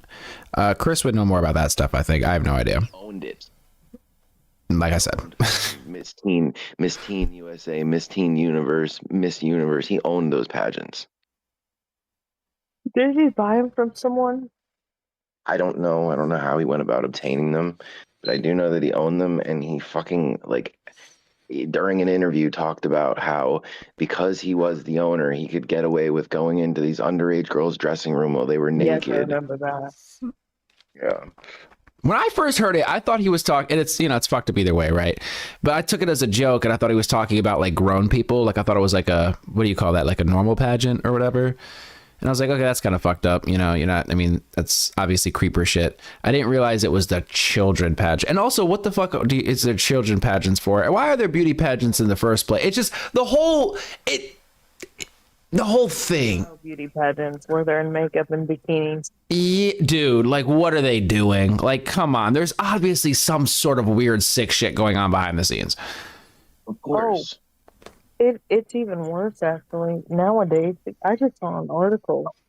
I think it was the New York Times posted about these parents in doing the social media shit for their kids. And it actually is showing, which we already knew, but for them to do an actual article on it, that, like, they do all these racy pictures. Yeah. And even do private, like, not OnlyFans, but like private pictures that are more racy but not nude, Of course, yeah, but yeah, it's so fucking. That's why I am glad that YouTube does, or like some of the platforms have these rules to where it's like kids aren't supposed to be on it, and like the kids' YouTube is different and stuff like that, because the family channels, there was abuse going on with that shit, and it's just really gross. Yeah. Well, I told my son no, he wants to do YouTube so bad, and I said fuck no. No, absolutely not. I asked her, I know I talked to you about this. I don't know if I've mentioned it in stream, but the Roblox shit, I don't know about this, but there were so many active predators on there that this one dude started posing as a child, and he got six people convicted of attempting to groom and fucking sexually abuse children on Roblox. Roblox deleted his account, tried to sue him, banned him from the platform, all this shit, because he was exposing fucking sexual predators of children on their platform. Yeah, that was slick. He was messing up their money. Well, I actually just saw this lawsuit. They're doing a class action against Roblox if anything happened to your kid.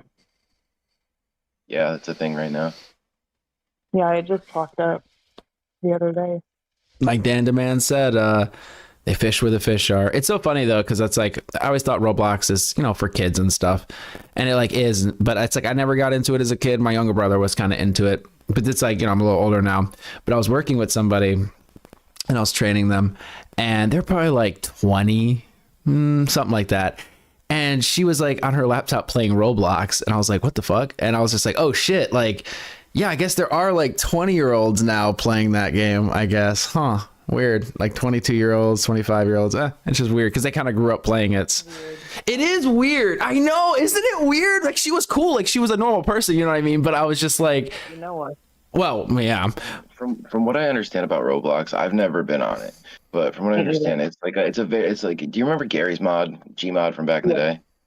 Yeah. It's almost like that, where there's like custom games, and like they're, it can be designed to be like an yeah, shooter or any kind of thing. Oh, come on.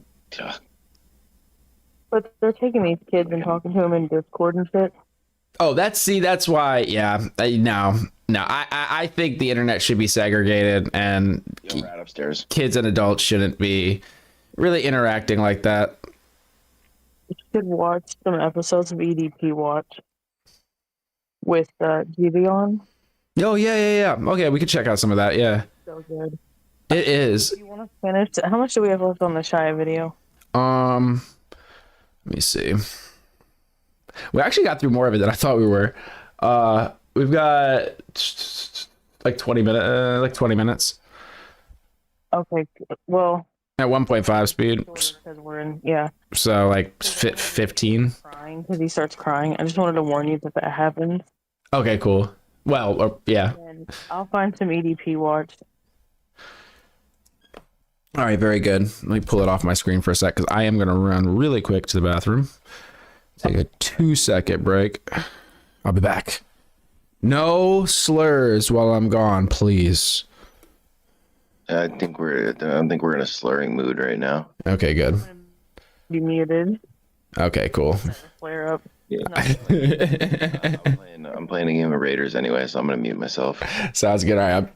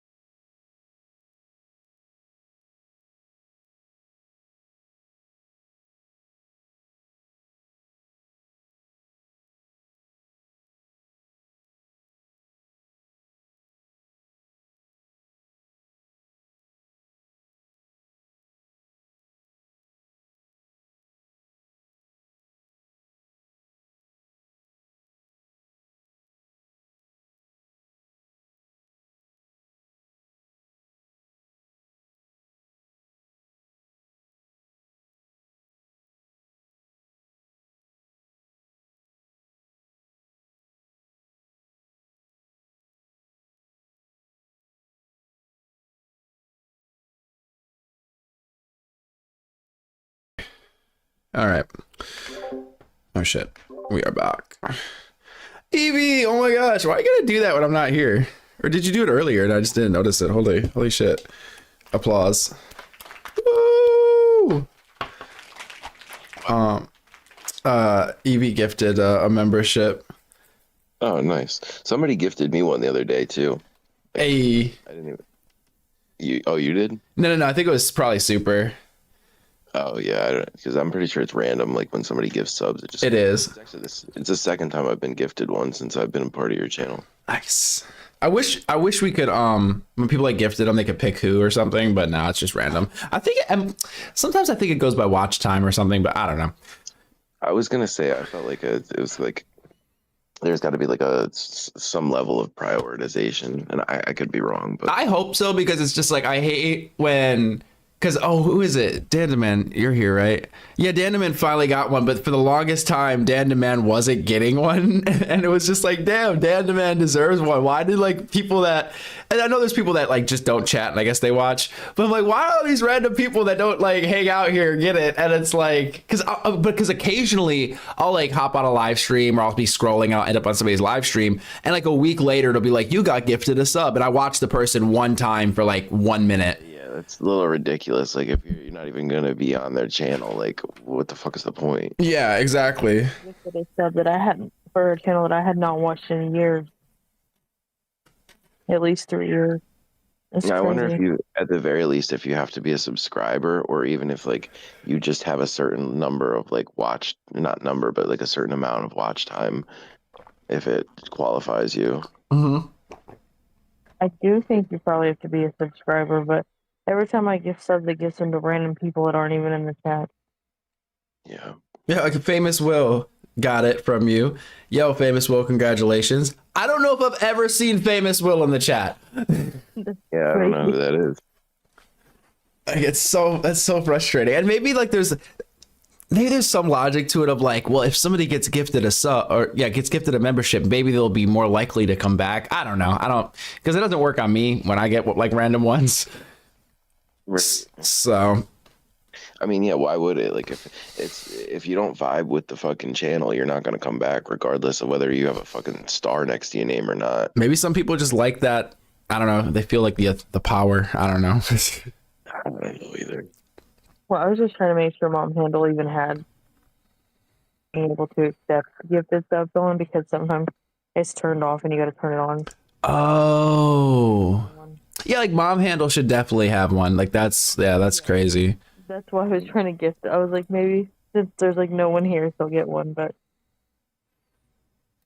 Yeah, it probably has nothing to do with what like who's in the chat at the time. It's just like all eligible people get a shot at it.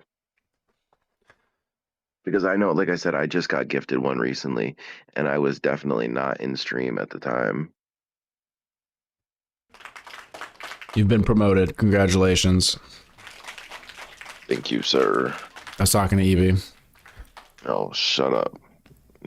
Congratulate me on my star or whatever you get. True. Well, you got promoted a long time ago. Evie now has moderation powers. I thought she was already a mod. I know. I don't know why. I get used to seeing people's, because like Eva's been a member, so it's like I'm like, okay, her name's colored, she's good, and then I'm like, oh wait, you're not a mod. Now you're a mod. Welcome to the fucking the whole moderators.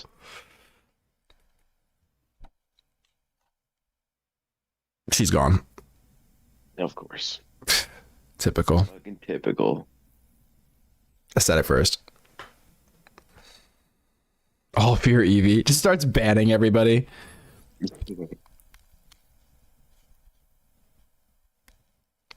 Yeah, I was trying to. Oh yeah, you were trying to keep that gag up, Dad. Man, that's right. Hoping a lot of subs would come in and you'd never get one. Hang on, I fucked up Discord. Oh yeah, no worries. All right, we're gonna continue this, get to the crying part, and then we will do. Oh, what is it? I'm sorry, I just now fucking got back to the call. I went to go post the EDP watch for after this video, and it got stuck on there, and then to close it out and reopen it. Damn. Thank you for modding me. Woo! Well, appreciate you. And I wasn't bugging you about it because obviously there's like always mods in the chat, so that way you didn't have one too many, but I appreciate it anyway. Yeah, I've been wanting to mod you. I try to make it so it's like not so many mods to where it's just this huge blue wall, because I do think it scares people away when because the mods talk a lot and then they sometimes argue with each other. So I think it scares people because they're like, oh, I'm gonna get banned or something. Well, I'm pretty friendly. Earlier in the super thing, I don't know if you saw this asshole being a dick to me. Oh no, I was like in and out listening and stuff. Yeah, this asshole, this Italian. Oh, I guess you see Italians as monkeys in the chat. And I was like, dude, most people see Italians as white, right? And Yeah. it's been like that for a long time. And he said something about, says in my name, Evie, you must be heavy or something like that. And I said, you're what? Choke on some meatballs. He's Italian. Because your name is Evie, you must be heavy. What? That's the dumbest thing I've ever heard. I'm nice to everyone. I was just like letting him know. And then Super asked what was going on. I said, I don't know. I guess he got hurt because I pulled his victim card away.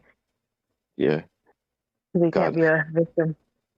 Yeah. Going back to what you were saying about like people stressing the mod thing, I have never banned anyone. I've never even like given them a timeout or whatever. And you see me, dude. Like some of these people in your chat piss me the fuck off, and I go off on them. I But think like, they just do it to each other. That's a yeah. But I'm just saying, like, the only reason I would actually like hit somebody with a fucking ban is if like they come at like some serious personal attacks or like drop fucking hate speech, like legitimate hate speech or something wild. Like if there's something needs to be done, if I see it, I'll step up. I'm sure somebody else would probably hit it first, but like I'm not gonna fucking for even like some wild opinions, but any kind of differing opinion or like stupid argument or anything, I don't think it's necessary to fucking kick somebody out. Exactly. And I appreciate that because I mean it was a problem early on finding people that were like reasonable, because it's like for the most part there shouldn't have to be moderation. And I that's what I'm saying. I haven't seen the need for it since I've been a part of this community. I'll just talk shit back to him. Exactly. Wait, Dandaman, I think I don't know. I know you can time people out. You might be able to kick them or like ban them as well. I'm not actually sure because I can't see it from your side, but I'm not sure. You just can't ban a mod. No, you can kick Dandaman. You can't. That was another reason. It was also because people go so hard at each other. I knew if I made one of them a mod, like for example, Dirty Money, he would ban Long Bong. Like I already know. And if I made Long Bong a mod, I'm pretty sure he would ban Dirty Money. So at some points, it's like, okay, at least the mods can't ban each other. Yeah, honestly, I don't even, as a mod, I don't even know what I can do. I haven't even like attempted to look at it. Oh, I just checked, so I can put someone in timeout.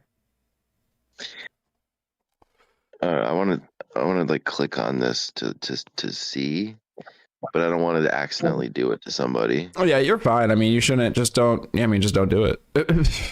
Well, I want to see what happens. Like, all right, so if I click on the name, it says put user in timeout. I want to click on that and see if it like gives me an option for time, like the amount of time. Oh yeah. You can. Yeah, if you hit that, it'll. I don't want to click on the button and then it automatically happen and then like fuck up. No, it shouldn't, because it'll give you like. Oh, go on. All right, so what I'm gonna do is I'm gonna click on. I'm doing it to mom handle. Oh no. I'm not gonna actually do it, but I want to click the put user in timeout to see like what options come up next, and she's like one of the only people in here. I could do it to Carlito or whatever that name is. And by the way, welcome, Carlito. I don't. What's up, brother? Yeah, what's going on? How you doing, Carlito? Carlito, Shia LaBeouf starts crying. That's who's gonna cry. Oh, did you guys respond to Mom Handle? Sorry, Mom Handle, I missed that. You said, how do I accept it? I don't know. Accept it. You either get it or you don't. There's no like accepting it. It's required. You have to turn on the ability to be able to accept it, because I had to do that. Oh, okay. Yeah, for some reason it's on for some people. For some, you have to go in and do it. I don't know why I had to do it. I don't know. It's weird. Yeah, it is weird. But I think it's in the 3 dots in the top right corner. Okay. Yeah, this is the only like stream community that I'm a part of, and I've never like been into streams prior to this. Like once in a while, I'll check them out like for a little bit, but this is the only stream I've ever consistently gone to. So it's all new to me. I don't really know how any of it works. It's just a second. Years ago, I used to watch Matt's All Right a lot on Twitch. Well, with great power comes great responsibility, guys. I appreciate y'all. Yes, sir. Appreciate you too. Fucking bringing some cool people together. Yeah, it's fun. I really like it. What's up? Yeah. I'm gonna go ahead and mute for whenever you want to go back to the video. Okay. Yeah, let me know when you're doing that because I'm not on the I mean I am actually on the channel, but I got the video itself paused so I don't hear the fucking echo. So I'm gonna leave the Sounds good. I'll go back and click it on here. Dan Demand, you should have left gift subs off. Yes. Then you could have kept the gag going forever. But all right, let me fire it up, guys. We'll be right back. All right, I'm leaving this. Bye. That's right. But yeah, no, it's true. New Orleans is like an alternative to American reality in many ways. Yeah, it feels like our connection to Europe also, and it's been dominated by 3 different kingdoms, so it makes for a resilient type of depth that LA just does not have. So I come from an LA in the 90s that was more of a barrio, and it had a depth to it with a different socioeconomic mix, and that socioeconomic mix is not like just money. It's like it's culture and it's spirit and it's feeling and it's all those things. It shapes the person. And the socioeconomics of LA changed and the spirit left, and it's gone now. LA is dead. You don't even feel it like when you're It's gone, bro. I'm an Angelino for real. I really am full-blown LA. You couldn't get more LA than me. I am so LA. More than Esteban Oriol. Who is Esteban Oriol? Oriol is just like a famous photographer. He doesn't matter to me at all, bro. You talk, you're talking about, I know who you're talking about, and respect me. He's very important. You're talking about the dude who does all Mr. Cartoons photography. That's the most LA guy I can think of. He's the most LA guy I can think of also, and he's very important, and forgive me. I thought you were talking about some weird singer. No. Okay.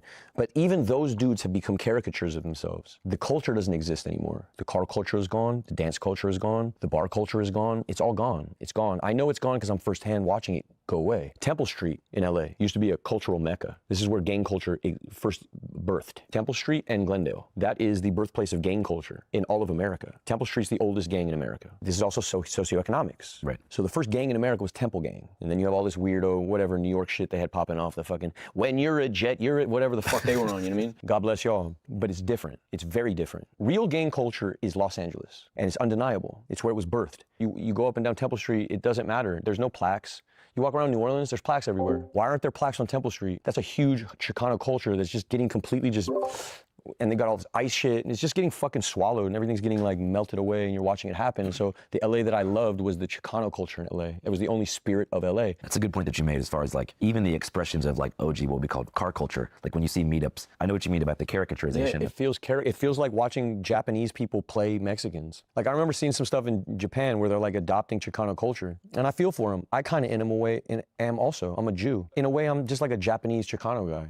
You know, I'm still like a fucking Grey Goose sneaker out here. But I do it because I want so desperately to fit in, bro. I just want to fit in, which again goes back to this drinking shit. Goes back to AA. Goes back to this whole thing. Goes back to marriage. Goes back to family. It goes back to the whole thing. If you really boil the whole fucking thing down, bro, I like connecting with people. I'm desperate to connect with people. Same. I love Mardi Gras and I love New Orleans. What do you do with that? You say it out loud. You accept it. You take your bumps. I'm gonna go sit down probably for a while. Yeah, but I'm gonna be out here. I like it here. I really do. I love it here. It's the best. It's the best. Especially if you like have accomplished what you want to in life, and you get to just sit down and focus on engaging with people and only connecting. If you have career aspirations, probably not the spot. Not the spot. If you're like, if you're thirsty, this isn't the spot for you. Or if you're someone like me who is 21, this isn't the spot. And graduated, yeah, you can't. You got to get out of here. I'm gonna write about BAs and streetcars, destinations. It's true. You got to get out of here. Yeah. But this city did. You would not be you had you not grown up here and did it here, because you wouldn't have the ability to be able to connect with the fucking multitudes that you're able to connect with. No, I'm glad you brought that up, because I've tried to explain that to interviewers. They don't have in it. Los Angeles. They don't have it. They say, how are you able to talk to so many different kinds of people? And it's like, because I started here. Yeah, that's why. I didn't start on the streets of that's why. post-gentrified Venice. Yeah, that's why. Or downtown Seattle, which, like LA, also lost its culture. Yeah. But much later, it wasn't the riots in '92. It was Amazon moving their corporate campus to my neighborhood in 2011. That was just the final blow. Yeah. And like you mentioned, civilization, there's no plaques because the forces of industrialization and corporatization just erased it. Yeah. So New Orleans respects its own history. Yeah. I suspect that maybe in 100 years, historians might go back and put a plaque on Temple and put a plaque. Maybe. Yeah. When it benefits them. Yeah, sure. Or even like think about, this is a different city, but like O-Block in Chicago. Were they talking about gatekeeping it? Is that kind of what they were getting at, you think? Oh, appreciate the jewels, bro. We're getting blinged out over here. I need some jewelry. So,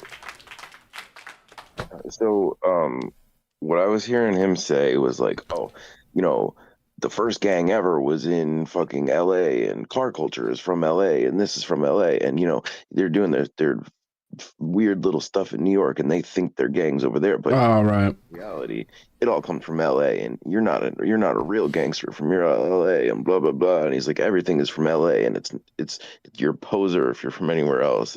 That's what I picked up. Okay, yeah, no, I see what you're saying. Yeah. And then he said Japan and stuff. Yeah, he was like comparing it to like other weird things. But then he even said himself though too, like for the Chicano stuff. Yeah, but regardless though, like even if he's saying that he's not necessarily like the founding member of whatever form of culture it is. Culture is meant to be shared and expand, and I hate when people like are like, oh well, if you're not part of this specific scene, then you're not really this, or you're not really that, and you're not a true part of it. I think it's just fucking stupid. Yeah, I don't think gatekeeping like culture and all that is smart, or like cultural appropriation. I don't really believe in it. Yeah, I think that's ridiculous too. And I feel like 90% of the time, people that cry cultural appropriation are not even part of that culture. They're doing it as like virtue signaling. Exactly. Because it's like, I don't know. It's the whole point is like to share culture and, you know, to experience each other's culture. And if you pick up a little bit for like, what is culture? It's like picking up different ideas, like passing down ideas and passing down stories and things like that and traditions. But those come from somewhere. They come from people like linking up with each other and creating them. So, yeah. Yeah, it doesn't just stay within an in-group where it's meant to be like, you know, fucking hoarded or something. Right. Yeah, I don't know. Man, that shit is so weird. Yeah. Yeah, anyway. What's this? Okay, got you. All right. It sounded like they're referencing West Side Story, New York Justice Sharks. The Chinese dress scandal. I vaguely remember that. There's been a few. It was like the Chinese dress. I think dreadlocks was something at some point. Cornrows or like certain types of braids.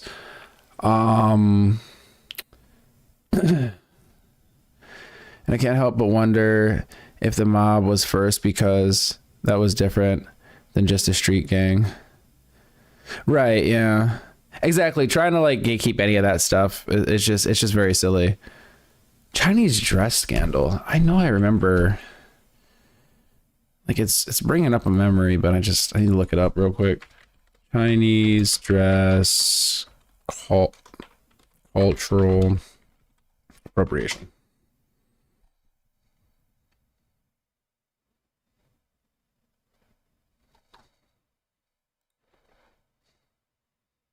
Oh, it was a prom dress. My gosh, I'm sorry. Let me cough real quick.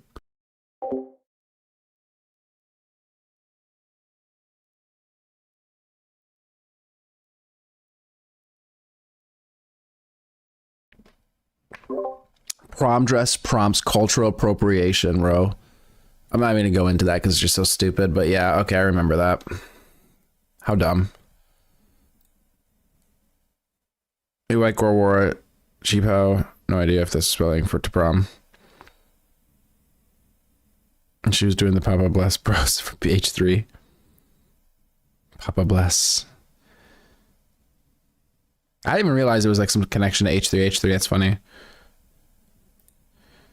Any white girl wearing braids that's not a Dutch braid.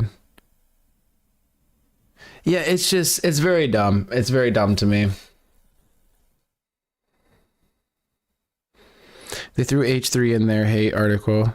Wait, really? Oh my god, I should have scrolled down in the article. Oh my god, it's just so silly. It's like, what's the difference between cultural appropriation and cultural like appreciation? Yeah. Why is there not a plaque there that says this is where drill music started? That was the biggest cultural export of American music That's for really 2 years. interesting, right? Took over the UK, took over rap around the world in New York. Yeah. But no, they want to tear down that place and build a multi-use family development within 2 years. There's no respect for any counterculture anymore, especially not to get all race pilled if it's like minority generated. Yeah, it's true. White counterculture still gets preserved. Like in San Francisco, North Beach, you can still see Allen Ginsberg's apartment covered in formaldehyde. Bro, you could dig deeper into this and get lost. It's not just white. So let's take it's not just because there's a whole bunch of shit popping. It ain't just off race, with brother. that. It's not just there's a whole bunch of shit popping off with that. That's layered. That's very layered. That's layered, and it's also American. He's an American. He is a titan in American literature. However you want to write him up, Ginsberg goes up there. Big time. Yeah. So no matter what you feel about him, so. It's layered. It's layered. Yeah, yo, I'm not hating on the people. I'm just saying the money people put into preserving cultural stuff. Yeah. Is dedicated to a Well, specific who pays for the plaques in New Orleans like this? Who pays for the plaque? Probably the city, but also, not to disagree with you heavy, but also, where's the plaque for Lil Wayne's childhood home on Apple and Eagle? Yeah, it's not here. Where's the plaque It's still not here. for Seamurder and where Master P And didn't the him mayor started say No it's a Limit? music? The mayor just said it's a music town. I gotta shut the fuck. Because I'm already in trouble. So let's talk about something else. What do you think about fondue? I fuck with it, but it's nasty kind of on there. I don't fuck with it, not at all. What do you fuck with? Tacos. You've been to TJ? No. That's I had one great. time. Yeah, Oh I went yeah, one one time. Just for but the I was food. young. Just for the food. No, I was in a Big Brothers program. What's that? It's like when your dad's in jail and they give you like some nice guy. You said it depends who's trying to participate. Yeah. Now, I would say, I don't even call this appropriation. I'll call it just disrespect. Like if you were doing something to purposely try to disrespect the culture and you were like dressing yourself up as a caricature, that I would say like obviously is not great. Like if you were trying to be racist or insensitive or something on purpose just to be an asshole, I still don't even call that cultural appropriation though, because that's still something different. Yeah, like a minstrel show. Yeah, like that's not even cultural appropriation though. That's something like that's a lot different, right? Yeah, it's exactly entirely different. You have to hang out, he used to take me dirt bike riding. It was super sick. His name was Tom. He was cool, bro. He took me to TJ one time. I really like Korean corn dogs. It's like this place I like to go to. I haven't gone in a while, but they make like these Korean corn dogs and they could be filled with cheese and they put like sugar on the outside of the corn dog. And it's just really good. It's damn near like a fucking dessert. And I thought to myself, I was like, man, you know, if I was ever to do a food truck, I'm always like thinking of things. And I was like a food truck doing Korean corn dogs. Because I love these things. I think that'd be freaking awesome. And then I was thinking to myself, man, would people get mad at me for doing Korean corn dogs if I tried to sell Korean corn dogs because I'm not Korean? You know what I mean? It's like, would they say that's cultural appropriation? Maybe. I don't know. I'm just like, well, I just like the food. And if that's what they're called, I mean, I'll call them something different, I guess. But it's like, is it because you're making money off of it at that point? Would that be cultural appropriation? I don't know. I've heard white people call out other white people for burning sage because of Native American culture. What? What? What's the definition of appropriating something? Like essentially stealing, right? Yeah, right. Exactly. It doesn't really make sense. It's just like, this is ours. You can't do it. How are you going to gatekeep a hairstyle? How are you going to gatekeep a food? How are you going to gatekeep anything? It just doesn't even make sense. And it's like, but at the same time, you want people to be accepting and you want people to get along and you want people to be progressive and intersectional and all this stuff. But you're like, whoa, no, but you can't do that. You got to stay out. You have to stay out. Shut the fuck up. Like, shut the fuck up. Well, Korean corn dogs are probably US inspired. You know, I don't even know if they're if it's even like a traditional thing there or anything. I mean, I've only had it like there's like this one I almost like Korean place I go to, but this it's like an Asian mart, and they have like little, they have like all the like different, it's like a grocery store, but they also have like a little food court, and the food's just so good there. But there's like this corn dog stand and it's so good. But they bet it could be like American inspired, right? Evie. People are so comfortable. Then he said, yeah, exactly. And I do think, man, I really think that is the issue. Is I think that, not to say there's not issues to fight for it, and powers to fight against these days and everything. I just think growing up, we learned about slavery and like Jim Crow and just the civil rights movement, everything at a very young age in school. And we don't really have those things. Like, I guess when I was younger, there was like the whole gay rights thing, but I was still pretty young at that point. So I kind of missed out on that, right? The whole LGBTQ thing. I mean, I didn't completely miss out on it. Like, I was there for like the next part of it, like the second half, like the 20 teens, I guess. But there's not really something for people to get together about and like fight. And I feel like people want to fight for some sort of like civil rights or civil justice or something along those lines. But there's just, now again, there are issues. I'm not going to say like there's no issues, there's no racism, there's no this, there's no that. But like structurally, it's just, I don't think it exists in the same way it used to. So they look for things to try to fight for, essentially. That's what it feels like to me.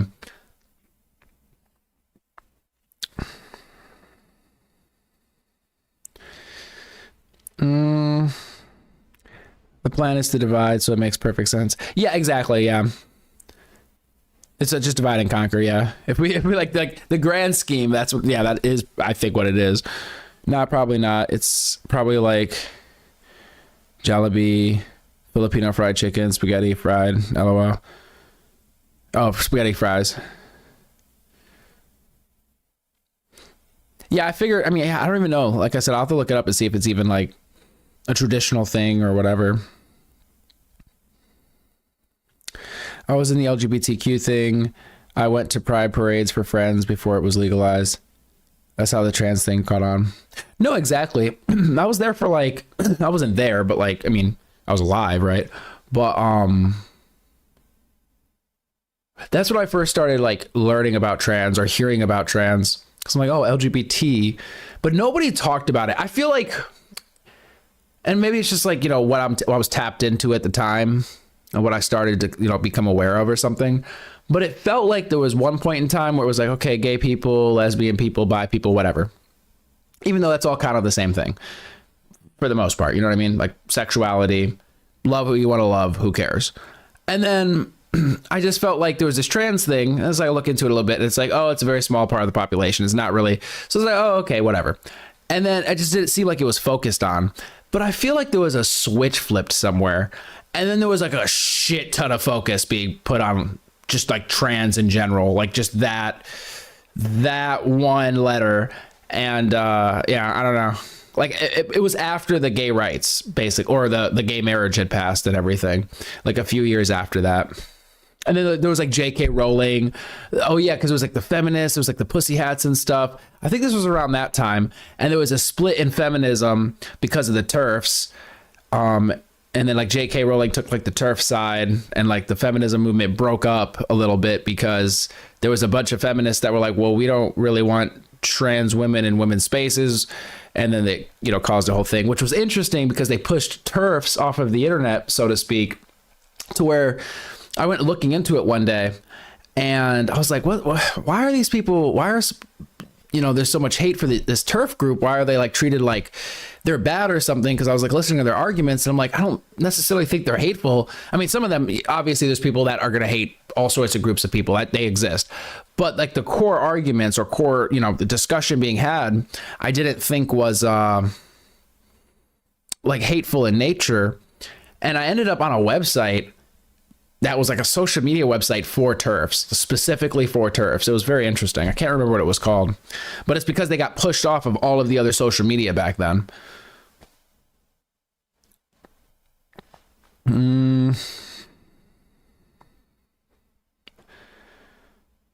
They have nothing else to complain about once it became legal, so they had to bring, that's kind of what I'm saying, bring trans into it for something to use as a talking point and get funding for, along with leather pet play people. Oh my gosh. Yes, Dan, and the maps. I am so glad that maps was not able to like get on to the LGBT thing, because I thought they were going to, or they would try to, and I was afraid that they would be accepted into it. I do think it should be handled in a way where maybe we treat it as like a sickness that you could get treatment for, you know, like, oh, let us know you have that problem. Come and talk to somebody. Let's try to figure this out. You know what I mean? Like that. I don't want to say accepting it, you know what I mean? But like having a path for somebody that has those feelings or urges or what have you, having a path for them to work through it or to, you know what I mean? Like deal with it essentially in like a healthy way. And I don't know if you could change a person that feels that way to not feel that way, but you know what I mean? Oh my God. Yeah. Minor attracted persons. Yeah. The euphemistic language there. It's, I mean, they're trying to soften it as best as they can. And it's just like, man, no matter which way you spin that, it just comes off crazy. No, I mean, I just call them PDFs. Yeah. I mean, even though like technically that might not be the most accurate term for all of them, but yeah, minor attracted persons is, yeah, so it's a whole thing.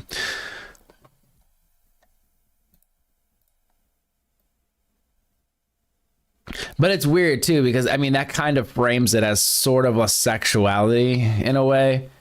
Because it's like, oh, well, these are men that like women. Well, these are men that like men. Well, these are women that like women. Well, these are men or women that like either, you know, gender or sex or whatever. And then, oh, well, these are just people that like younger people. It's like, whoa, hold on. One of those things is not like the other. Okay, one of those things is significantly different than the other ones.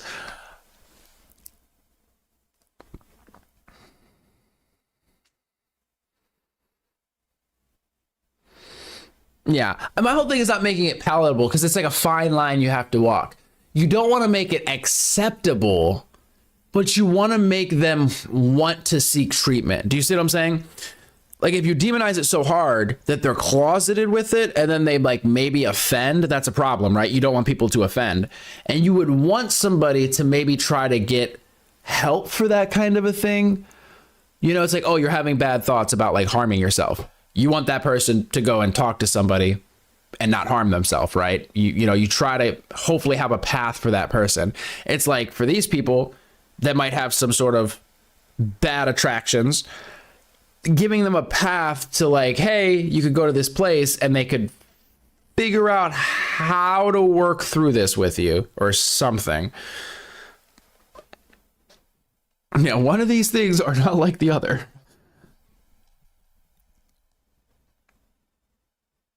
You think the term was really pushed to discredit the LGBT community? The maps thing? You think so?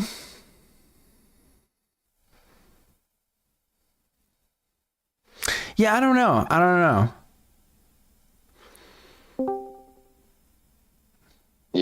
Yo.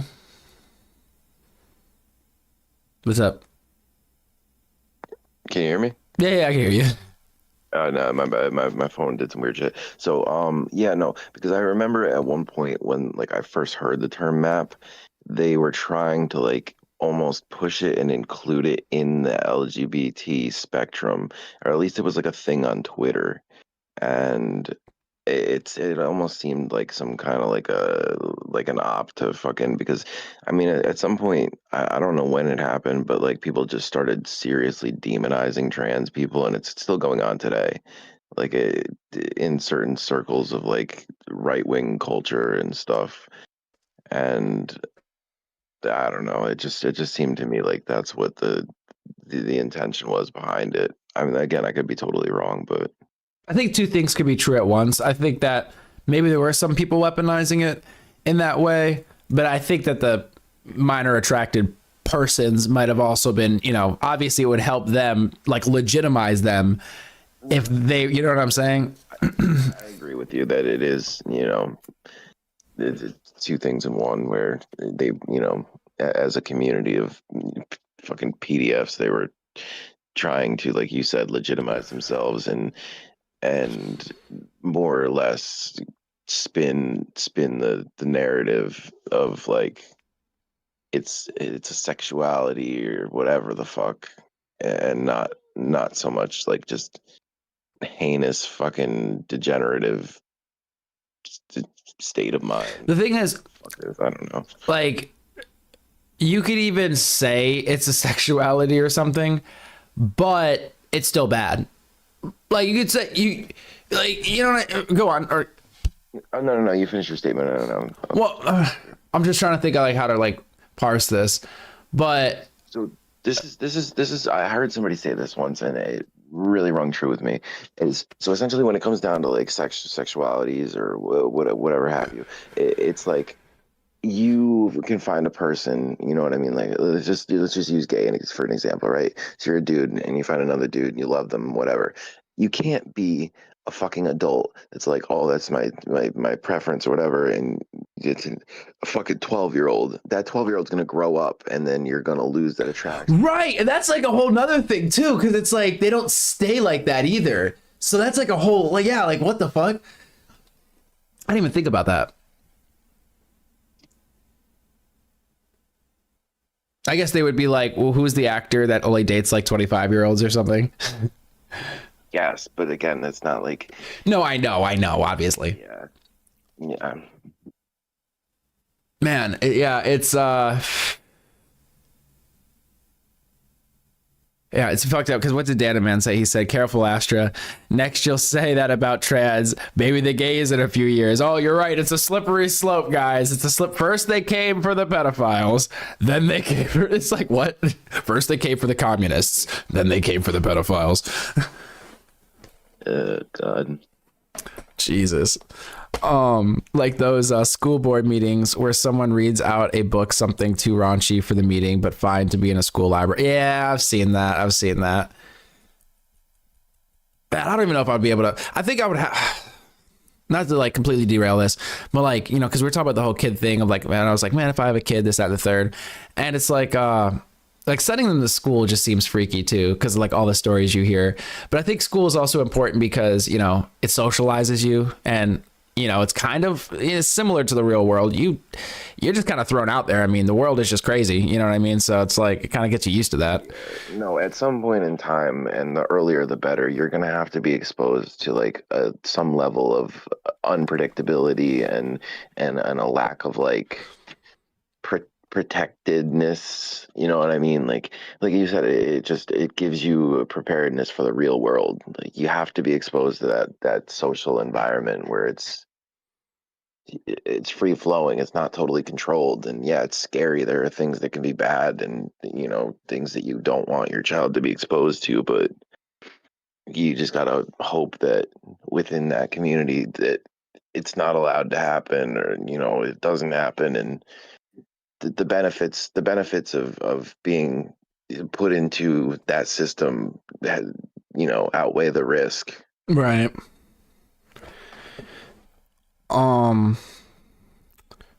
They are the plus side. No, they're not the plus side. The plus is let's see, it's LGBTQSAI, right? So it's LGBTQIA. Sorry, you're right. Intersex, asexual. Don't get me started. Okay, do we have the asexual in chat? Oh my God, we had an asexual in chat or something. Oh, no. Their wife was asexual, and that one bothers me because, again, one of these is not like the. Okay, look, if we really break it down, okay, lesbian, gay, and bi, those are their own fucking category. That is its own thing. Trans is different than that. Let's be honest. And then asexual is just nothing. Like, it doesn't even matter. Like, I'm sorry. It's like, you don't care about having sex? Then why the fuck are we even talking about you? Like, sorry. Like, what the fuck are we talking about? Why do you need representation? You don't want to fuck anybody. Like, oh my God. Like, oh, that's too funny. Like, oh my God. At some point, dude, and a victim is the wrong word, but there's this mentality where like you want to be part of a minority and oppressed group to have some kind of like social, what the fuck is the right word? Currency. But like, yes, essentially, like it's become a thing like the last few decades where you like people have this desire and there's like this attractiveness behind being able to claim oppression. It is weird. I'm right there with you, dude. I'm right there with you. It's like, I think there's a community aspect to it. I hope it's not all just like the oppression Olympics, but, you know, people want to be a part of a group. And I guess, you know, being an underdog is kind of, you know, people like it. I don't know. It's weird. It is. Yeah, it's super freaking weird. There are people that want to bang animals. There you go. Is that a sexuality? Wait, where did you say that? Bang animals, but that shouldn't be legal and they shouldn't be given an acronym. Exactly. It's like, oh yeah, no, I can acknowledge that you have some sort of a preference, but I could also acknowledge that's fucked up. And yeah, you're not going to be able to do that, bro. Like, I mean, some people want to fuck dead people, dead bodies or whatever. It's like, you probably shouldn't be doing that, bro. Dan, I would say my example is more brainwashing. Wait, which LGBT plus sign, essay, etc. Most of the significant words are important. AI said it's okay to say it fully, yet we censor ourselves. Oh, you mean with like essay? Or there you go, verbiage. Can we not? Oh yeah. I don't even like, sometimes I don't even know if it like matters if I censor myself on here. But I hate having to censor myself because it's just, I think it's, if I'm going to be like super like black pilled or like, you know, conspiratorial, in 1984, the book, I think it's just a genius book, genius novel. In the story, they try to get rid of language. And they try to get rid of words. And the reason they try to get rid of words is so people can't communicate complex ideas with each other. And it's like harder to communicate information. And I kind of think that's what euphemistic language is. And like having to censor ourselves is just like, we all know, like when you bleep a word like fuck, we all know what the word is. What are we doing? No, dude, I've been on this for fucking a couple of years now that has been going on with the unalive and all this other dumb shit. Like it's so fucking it's sickening because and I even said this in chat earlier because somebody when I was talking, I used the word grifter. I think it was Dan the Man, and he's like, "Oh, that's the first time I've seen somebody use the word grifter correctly in a long time." He's like, "People use it," and I speak very deliberately. I choose my words very intentionally because even synonyms, they may mean the same thing, but they carry different weights. There's like a certain nuance in them. You know what I mean? And it hinders your ability to be able to communicate more complex thoughts, like exactly like you said. Yeah. And then also, it makes us all like this whole like tiptoeing around topics and stuff. It's just, I understand being polite, like I don't want to set anybody off. Like if I'm just trying to have a normal conversation with somebody, like I'm going to be polite, but it's nice to actually be able to have conversations. But I feel like all this has been doing is making it really difficult to have conversations to where now people get offended over things that are not offensive. Like, I'm sorry. It's just like, what the fuck are you offended for? Like, if you can't hear the word death or you can't hear the word, like, whatever the word is, then maybe, I hate to say, maybe you shouldn't be on the internet. Or, like, maybe, you know what I'm saying? You shouldn't, like, how can you not, like, do you watch movies? Like, what do you, like, what I want to understand is there actually enough, like, something, it baffles me. It honestly, I don't get it. Like, where is the line drawn between, because I feel like more and more I see like different words, the word gun, the word shoot. You can't say blood. You actually are, like, I've heard people bleep blood. But here's the thing, they do it, but does it actually carry weight in the algorithm, or does it have a consequence on the platform itself? Like, or is just, are people just doing it because they're worried that it might affect their channel, or is it? I don't get it. Like I don't know how it started. I don't fucking get it. They don't put it out, but I think some people have just done tests and stuff. And it's like, I know, and I try to be good about this. The first few minutes of stream, from what I understand, or like videos, the first few minutes of videos, because I know some creators, they don't swear in the first few minutes because apparently the AI or whatever, the algorithm, whatever it is, will look at the first few minutes and based on that will determine, and you could fuck up whether it pushes you out or not. Like if you were to say a bunch of like blacklisted words right in the beginning of the video, it's not going to push it out the same way. So I do think it has an effect, but you don't know what words, you know what I mean? So yeah. And yeah, like you said, it creates an environment of like tiptoeing around. Oh, you've posted shorts though, right? So you saw that when you post a short, it gives you a list of things. Do you know what I'm talking about? Where it's like, is it offensive? Is it violent? Is it this? And it's like a long list of shit that it wants you to go through. Yeah, no, it's ridiculous, bro. And that's, yo, I want to fucking, dude, it's, you know what it's creating is a fucking, an opportunity for a new platform to take hold, bro. Like, the censorship and shit is so ridiculous. Like I understand like TikTok, YouTube have a stranglehold on like the video, social media. I mean, you know, there's Instagram and I mean, there's Kick and Rumble. That's streaming though. No, Rumble is actually YouTube. It's literally the YouTube clone. Yeah, but it's supposed to be a freer place, like a more, you know, if you get banned on YouTube, you go to Rumble. Right. See, I don't even know what Rumble is. It's literally like YouTube with a different color. Right.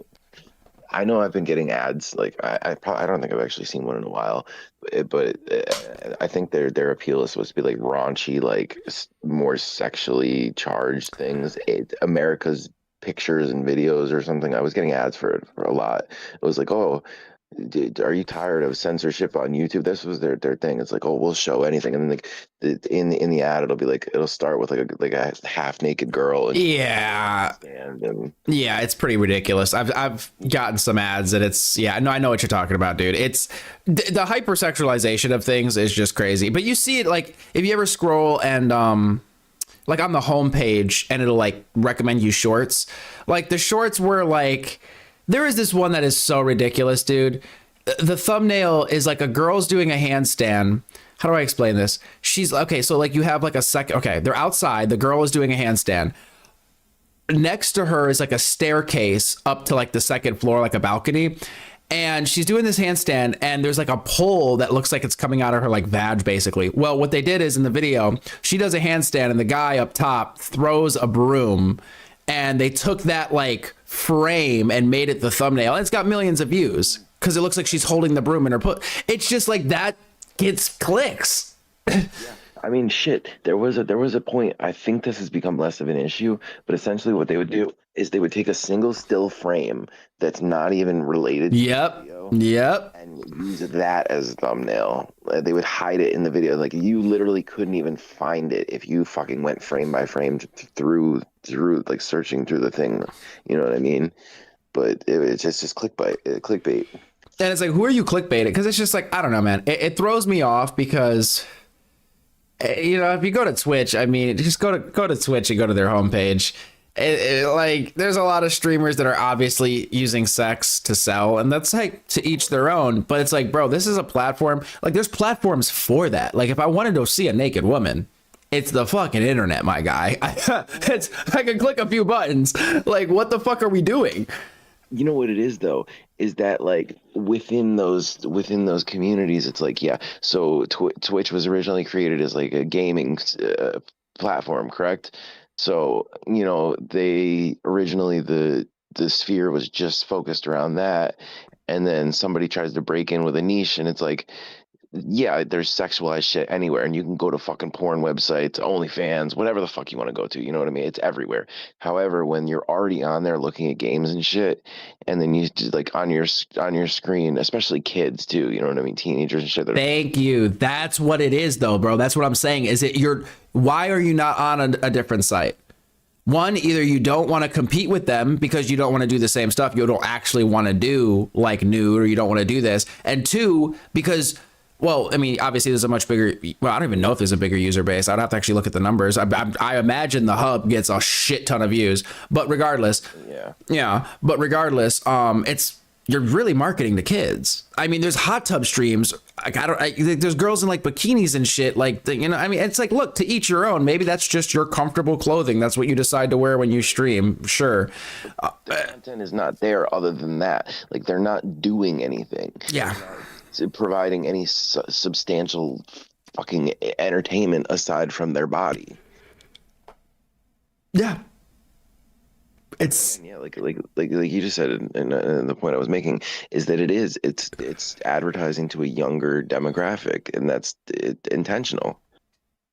Yeah, it's like so obvious. And it works. So it's like, I get it because they're making money, but it's also like, come on, man, like fucking A. It's like, you know, I guess I gotta get like a boob job or something here. Yeah, either that or take them shoes off. Maybe, bro. Start selling my socks. Oh God, dude, I know I brought this up before too, but this shit blew my mind. I told you it's literally, this chick is a fucking like surgeon or something. Or the gloves. Ugh. The gloves, bro. And it didn't even like literally, she was just doing informational videos. Like, there was zero sexual content whatsoever. And in her comment section, they started getting flooded with like just dudes like, oh, I would buy your gloves and da da da da da, and they're like, oh, and then she tried to ignore it at first, and it became so prevalent. She's like, listen, if you really want my gloves, $100 and I'll sell you them. And dudes were like, all right, done. And there's like a wait list for the gloves she wears in her videos. I can't even be mad at her, especially since the content isn't even sexual or anything, because it's just like, you're just no, dude. I give her fucking mad props, yo. If I could do that, I'd be doing it all day. A pair of gloves that I wore for a fucking video of me doing stitches on a fake piece of skin. Like, I don't know. I don't get it, dude. People have become so, oh my God, what's the word?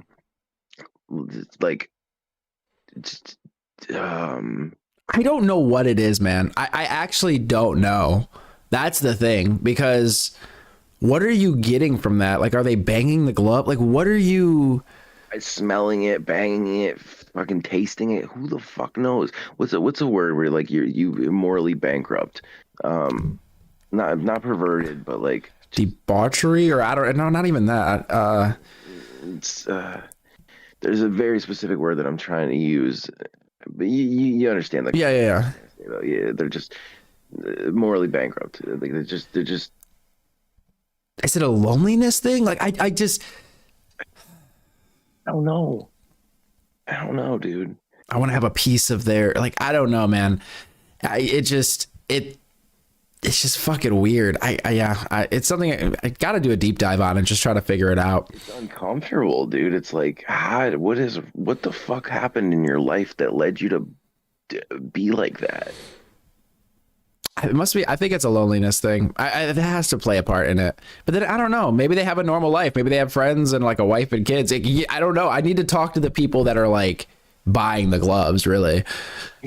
Yeah, but like, who wants to, but you know, here's the thing too. Yo, oh my God, and I haven't been on Instagram in fucking years, but dude, the people on there are fucking wild, because they have their public profiles of pictures with them and their family and whatever, and they go on like chicks profiles and like say like heinous shit, graphic and sexual, and they beg for attention from these girls, and like they say like their fantasies, and like it's clearly visible. Like, here's the thing too, on Instagram, on your feed, you could go, I know, like the people that you follow's activity. Yep.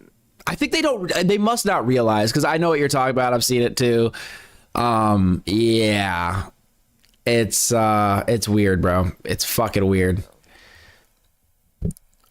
Dude, what the fuck is going on with society, dude? Like, oof. I need to get some gloves.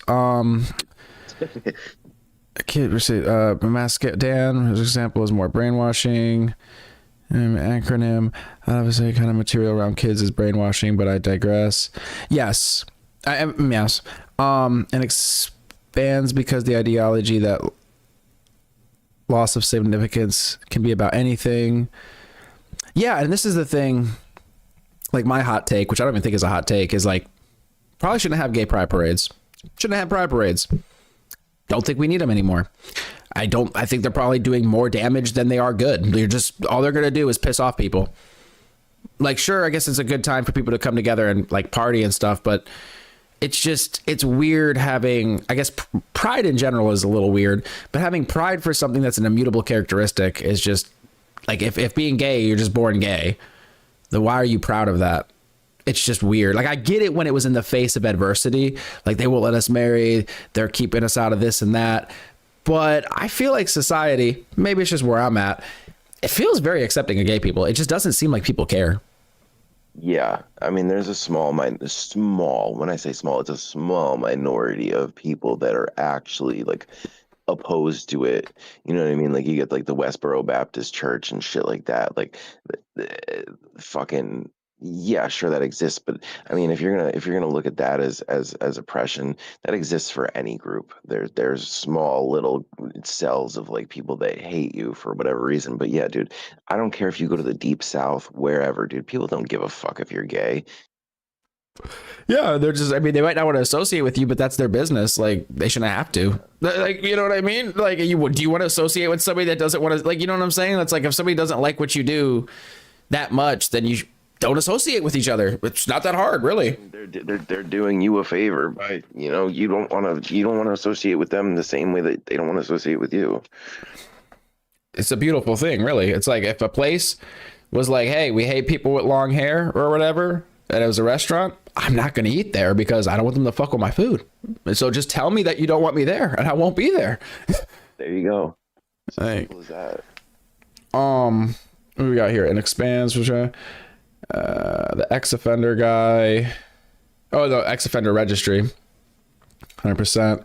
What would they do at a oh my god, are you talking about maps? What would they do at a parade? I don't know. Child pageant. Jesus, yeah, probably. Just that essentially is their parade. They fucking parade the children around. Leonardo, like, he's trying to tell you the truth by living on a massive boat while pushing the environmental aspect of. I think the environmental push is just a way to get more money before the next shift. Yeah, I don't think. I mean, this is like a super black pill, but I just don't think a lot of people really care about the things that they go out there and champion. I think there's just a lot of money and just a lot of different influences that make people do what they do, but they don't actually care about what they're like, going out there and preaching about. I could be wrong. I hope I'm wrong, but yeah. But when we get robots start rolling, but when we get the robots start rolling of the assembly lines, I don't know what you mean. Yeah, mainstream news can use all the words and get ads, but YouTube has to be censored. Oh, and the funniest thing though, what pisses me off the most about YouTube is when they tell you you're demonetized or like your shit, like you're not getting money for ads and shit, they still run ads. They still run the ads. They just don't give you the money. Yeah, of course. Like, they listen. They ain't gonna stop fucking bringing their revenue in. They might punish you, but at the end of the day, they don't give a fuck. Honestly, I think they're just looking for an excuse to pocket a little extra and not pay the creators and just be like, oh well, you fucked up and you're offensive and blah blah blah. But keep making videos. Exactly. Yet mainstream news. I am constantly looking up acronyms and the illiteracy levels that are coming out of high schools. Dude, yeah, I've occasionally look at the stats, and the illiteracy in the United States, I didn't realize, is it's just very, very high. So here's the thing. I've seen some statistics about this too recently, and it's not that people are necessarily like, it's not the same illiteracy like from 100, 200 years ago. Well, sure. Right. Comprehension. Yeah, their comprehension and ability to like fully grasp concepts and whatever, and express themselves as well, is on the level of like a fucking grade schooler. Exactly. And it's so dangerous because, and I guess I have run into this in real life because, you know, you're having a conversation with somebody and they're getting triggered by things that it's like you're saying something and they're hearing something different. Like, it's just like, what is happening? It's like, that's not at all what I'm saying. I don't know how you're even getting that from what I'm saying. Yeah, no, it's kind of sad, dude. Like, cause I started, so when I watch YouTube videos, I spend a lot of times in the comment section. Like I started doing this more recently, but I comment a lot and I read a lot of comments. It's like, it's cool to get like the take and see like, you know, what the fuck, whatever. But like the people like, and it almost seems like the English is their second language, but 1,000% native English speakers, and they speak like they're fucking troglodytes, dude. It's like it's sad. It's sad to see how fucking poor of a grasp people that go through the American educational system have of this language. Yeah, I just if you don't, I mean, I don't know. When I was a kid, I liked reading. Like I enjoyed fiction. So, and I read like my older brother had like a bunch of Goosebumps books, and I read like every single one of them. And then I like found his other books that were probably above my, like, you know, they were probably like outside of what I should have been reading, but they were like adult books or whatever. But I read those, and I was like, you know, I just read everything. You know what I mean? I was just like really into reading like stories and stuff. You know, and I think that helped because I enjoyed it. I would like stay up at night. I would have like a flashlight and I'd be reading a book like in my bed, like under the covers. But you know, nowadays you don't have to do that. You just put YouTube on and lay down and go to sleep. Right. I mean, so conversely, I never got into reading. Like it just wasn't. I couldn't. And I don't know if it's just the way that my mind works. Like I couldn't like envelop myself in a story by just reading it. I need the visual cues to go along with it. They come with like, you know, TV or sure, movies, whatever it may be. But that didn't hinder my, you know, comprehension of being able to read. No, of course. Not saying, I'm just like speaking for myself in this case. I mean, I don't it might have been helpful. I don't know. From it, I'm sure it definitely benefited you. Like, you know, and you know, gave you a better grasp on things and you know, more fluency and whatever, you know. But I'm just saying, like, even though nowadays, like you said, it's not even necessary because their entertainment is fucking spoon fed to them, and in 1 minute increments. Not even, dude, like fucking 10-15 seconds half the time, and their attention is so shot that it's not even just one thing. It's a fucking half the screen is a video game and another half of the screen is fucking flashing colors, and then there'll be like the you know, the focal point that's just something so fucking stupid. But you know what I'm talking about, like fucking Subway Surfers on one hand. Oh, I know. Whatever. I mean, that's not what's on there anymore. I don't even like. I know it's them cutting soap or some shit. Yeah, it's just fucking. It's so stupid. It's like this. I forget what it's called. There's actually a genre. It's something like satisfying. Something satisfying. Oddly satisfying. That's what it is. Right. And I know the soap one you're talking about, where it's like cut into like a hash pattern, and then they slice through it, and it breaks into little pieces, right? Yeah. Yeah. It's to the point where it's like sometimes I'm afraid to even try to share with other people like long form videos, like, oh hey, you should check this out, because I just feel like, you know, or if I try to show somebody a video and it's like long, it takes some time to get into because of the subject matter. It's just like, okay, is there a short for that, or is there something shorter we can watch? And it's like, no, actually there's not. Like, I mean, to actually like, you know, get something from this, no, there's not. Yeah, no. The attention span, like, dude, these kids are fried. Like, they're genuinely fucked. Like, something needs to be done about this. Like, you're like in China, bro, their social media, I forget what it's called, but their version of TikTok, all educational, explicitly presses like educational content. Like, if they go on there, it's like science literacy videos and like national pride and just different educational things. You know what I mean? Like, there's a little bit of propaganda mixed in, of course. China, I mean, yeah, I mean, we kind of have the same shit. Yeah, it's any country. Yeah. More so controlled by the government, but regardless, the things that like the kids are exposed to, they moderate it and they make it beneficial to the society. And we just have brain rot. Yeah. I mean, I like entertainment too, but it's, I don't know. The entertainment is just getting so cheap at this point. Maybe that's what it is. I don't know. No, it absolutely is. Yeah, I'll be back in a few minutes. All right, sounds good. I hate seeing video. Wait, hold up. It's over for mainstream news. Use words coming out. High school's crazy. Unalived. Yes, that's like one unalived. It's unalived. Like, what are we talking about, bro? You can't even say killed. They were unalived, or they unalived themselves. It's just like, bro, because saying the word is going to whatever. It's over on every thumbnail. Yeah. I hate seeing a video with a name that tells me nothing about the video's content. Yeah, but they try to get you because they want you to question and be like, well, what is this? You know, because if you already knew what it was, you might just skip it because you're like, oh, I already know what this is going to be. But it kind of hooks you a little bit because you're like, well, what is this? I don't know what it is. Now I got to click on it. Whereas back in the day, it was just straight. Back in the day, it was just straight clickbait. You'd click on something thinking it was something, and then it was like a Rick roll. You know, it was something completely different.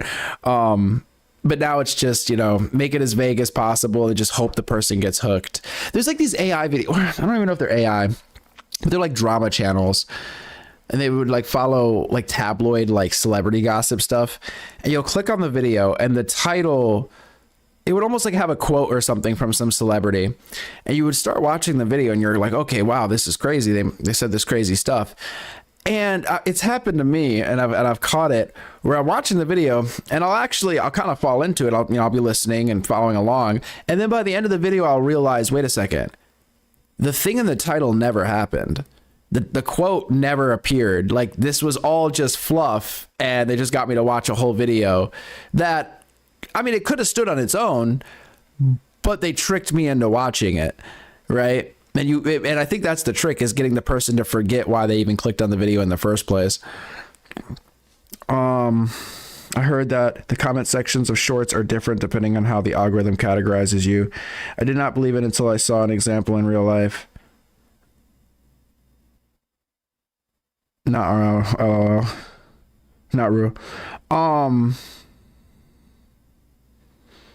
Yeah, it's concerning to me because ads nowadays are personalized. So what's on my screen, what's on your screen, what's on everybody's screen is going to be so hyper personalized to them that you don't know what other people are seeing unless you look over their shoulder. So we could all be being spoon-fed different information, and to think that it's even in the comment sections is just insane. It's just insane because they want to get engagement out of you, so maybe they're going to show you comments that are going to be engaging to you, right? It's fucking crazy. They could warp your whole entire perception of reality. Oh, I want to do a deep dive on that mom handle. Oh boy, I could complain about Twitch. No, that was quote, what would asexuals do at the parade? I guess just exist, right? They wouldn't do anything, just like they do in the bedroom. Damn, I forget who it was, man. I don't know if he still comes by here, but because we're going back and forth, he was just telling me his wife is asexual, and I'm like, dude, I hear you, like I get it, but it's just like, because like, so she didn't have an issue having sex from what he said, but it's just like she didn't need to have sex, but she would do it for him because I think that's not asexual though. Like, that's because from what I understand about it is like, it's a serious, like you're like opposed to it. Like, you're just, maybe I'm wrong. I don't know. I'm not well versed on the community or whatever, but like from what I understand, like they're all about emotional bonds, and they're like really off put by the idea of having sex. And maybe it varies from individual to individual, but okay, I see what you're saying. I mean, maybe that would make it. Oh wait, did my camera freeze? What the fuck? No, I don't know why my camera froze. Damn it, I hate when it does that. Maybe it is a little deeper. and we're not really getting at it. I don't know, but it just kind of seems silly. Because I thought it was more like a libido thing where it's like, okay, you just don't have like a high libido. So I'm like, well, then do we have a word for people that have high libidos? And he was like, yeah, hypersexuals. And I'm like, wait, what? And that's a thing. But not really. Nobody talks about hypersexuals because let's be honest, bro, you're gonna be seen as like a freak or something. I mean, it's just overly horny at that point. Like you're just like you're a deviant. But right, but nobody's out there like parading around there like, oh yes, I love having sex. You know what I'm saying? But on the other side, it's that's like the dudes that fucking jerk off in the subway. Sure. Yeah, but you know what I mean? It's like culturally, there's no push for that. And let's be honest, there's no push for asexuality. It's only LGBT. Like everything else, I don't think anybody talks about, to be honest. What's the point of pushing for it? It's like you're abstaining from something. Like, great, good for you. You know, like is it like veganism? Like where you're gonna be like, oh, I mean, I don't know how to make the comparison, but you get what I'm getting. No, I get what you're getting at. Yeah, it just doesn't make sense. I would love to talk to. Maybe I'll just do my own research, but it would be cool to talk to somebody that I guess is like an asexual. But again, it's just like if you just don't care about sex, that it's like who cares? You know what I mean? It's just the bare minimum understanding that I have of it actually comes from. Have you ever watched BoJack Horseman? A little bit, yeah. Dude, I thought that show was fucking phenomenal. But they touch on it. They touch on it a bit in one of the later seasons because Todd ends up being asexual, and it's like a thing. Dude, that show is fucking great. Like it touches on like it seems like a goofy like. Yeah, I don't know how far you got into it. Like in the beginning, it's like a goofy comedy that's like not very serious, but it gets into some really deep themes, and it's like it's so well done. I'll have to revisit it. I didn't get too deep in it, but I'll definitely have to revisit it. I think it's fucking phenomenal. Like I couldn't recommend it enough.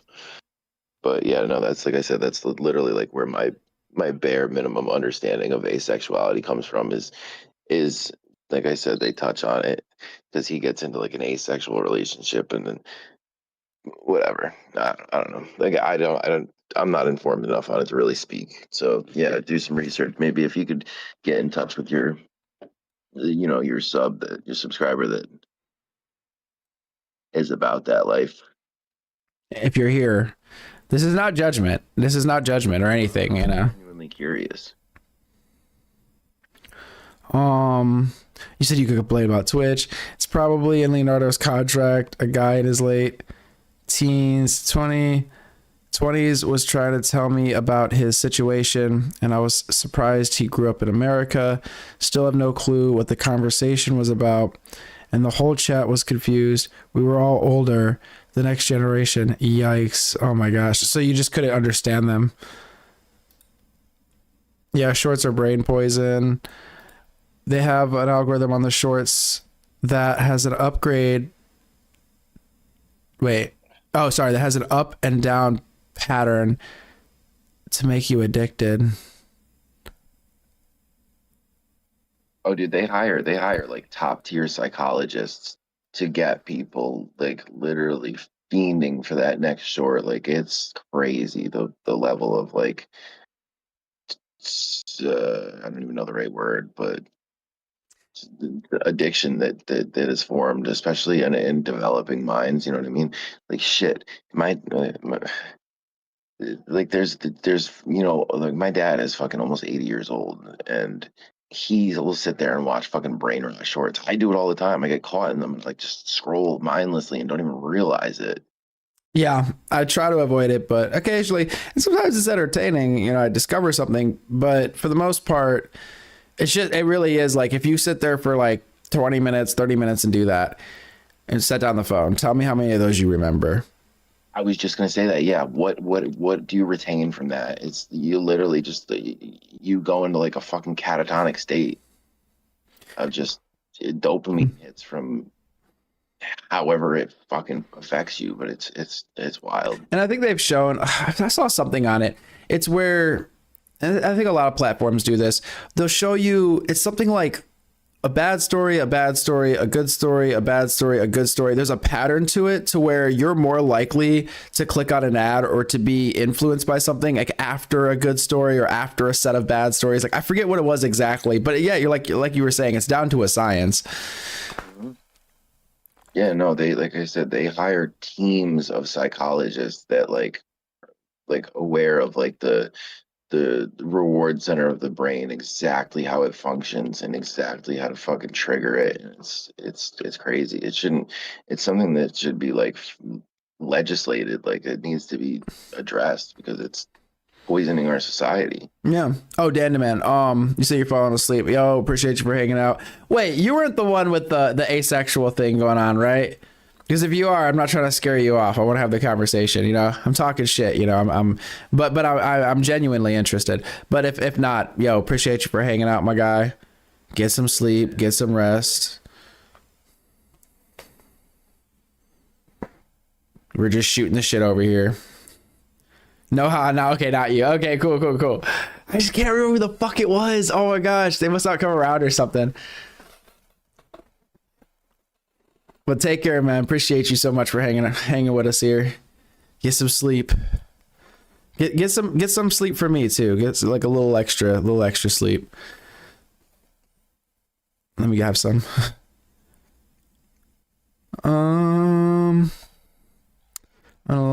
Okay, yeah, I think I worked through it all. Evie, are you still here or no?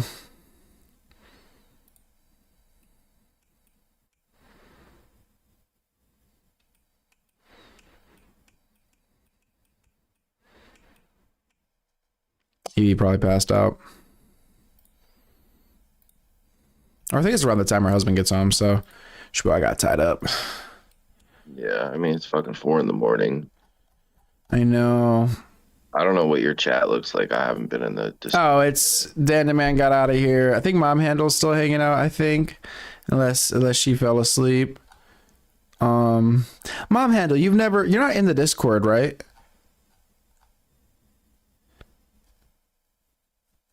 Wait, envious of what?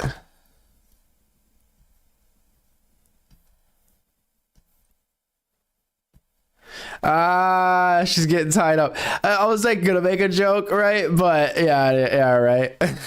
Low hanging fruit. Yeah, it was too easy. Okay, you're not a Discord. Yeah, I wasn't sure. I just wanted to double check. Because I was like, I don't think you've jumped in any of the calls.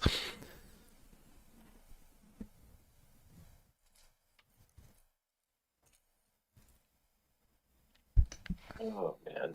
Is that your that's your preference? You're a part of the LGBT, but T stands for tied up. LGBTB bound. LGBTSNM. Oh, there we go. BDSM, LGBTSM. Getting crazy. Damn, I didn't get to the crying part in this one. I didn't watch this video, but I've seen a couple clips of it, and I saw him crying on there and going through his shit. I mean, it was interesting. I missed most of it. For the like when you first started watching his stuff, I got a phone call, and then I went and played a game of Arc Raiders, and then I came back like 20 minutes later. And I get it, man. Fuck me. Fuck us. Fuck all this.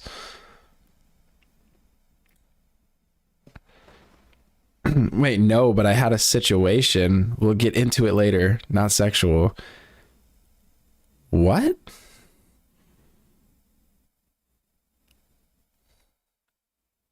What does that mean? Okay, you said we'll get into it later. Okay. Y'all got me doing the dishes. Good. All right, good.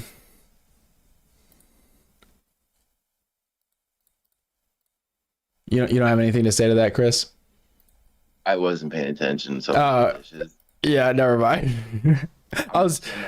Oh, right. Sorry. I was doing like an alley-oop because Mom Handle was like, well, I'm still confused. She said, no, but I had a situation. We'll get into it later. Not sexual. And then she's like, y'all got me doing the dishes. Yeah, I don't get it. Yeah, the first part I don't get. The second part, I thought you were gonna like. It was like an alley oop, and you were gonna dunk it.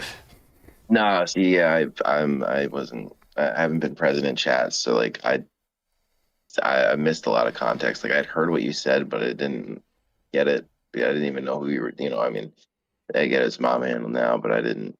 No, I know. I was missing a lot of context. Well, I'm glad you're doing the dishes, mom handle. I need to do mine.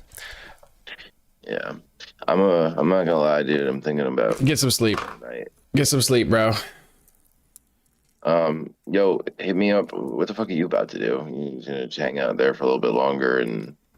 Yeah, we'll probably close it out here in a bit, and I suppose I should probably go to bed. I had a really long day too. But listen, get some sleep, bro, and then when you get up, dude, why don't you hit me? Yeah, all right, I got you. I'll shoot you. I don't want to call it. Well, yeah, if you're sleeping, I don't want to call you and wake you up. Dude, it won't fuck me up. Just shoot me a message or give me a call, bro. All right, yeah, no, I'll message you when I'm up. Awesome, bro. Yeah, I'm gonna wait for you to message me this time. Fuck you. All right, pussy. Yo, have a good night, brother. Mom handle. Have a good night. It's fucking, as always, it's a pleasure, and I will catch you later. Appreciate you, bro. Guy. Take care. Later. Well, now it's just us, guys. It's just us. Evie has gone and disappeared. Chris ran to bed like a bitch.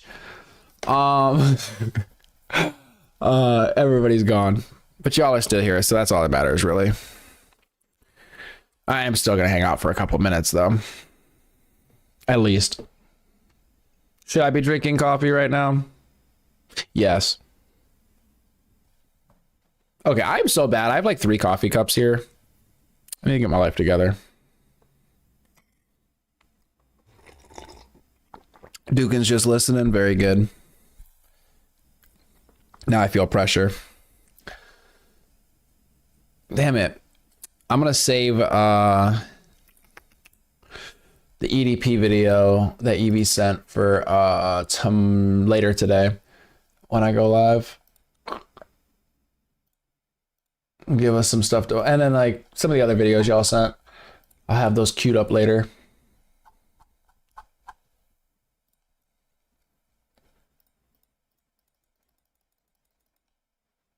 But this was a lot of fun.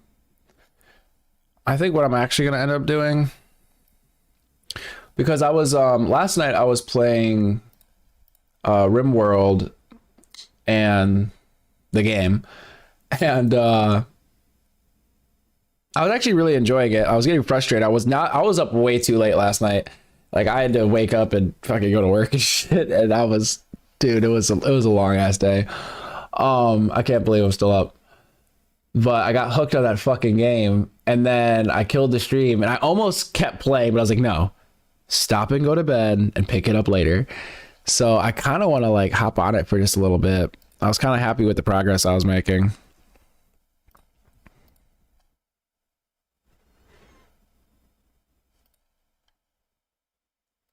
So I might do that for a little bit while I doze off. I'm going to try not to fall asleep on stream. We're going to see how that goes.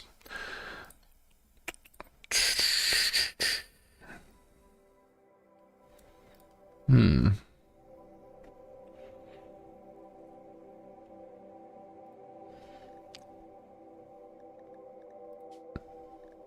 think it was this one.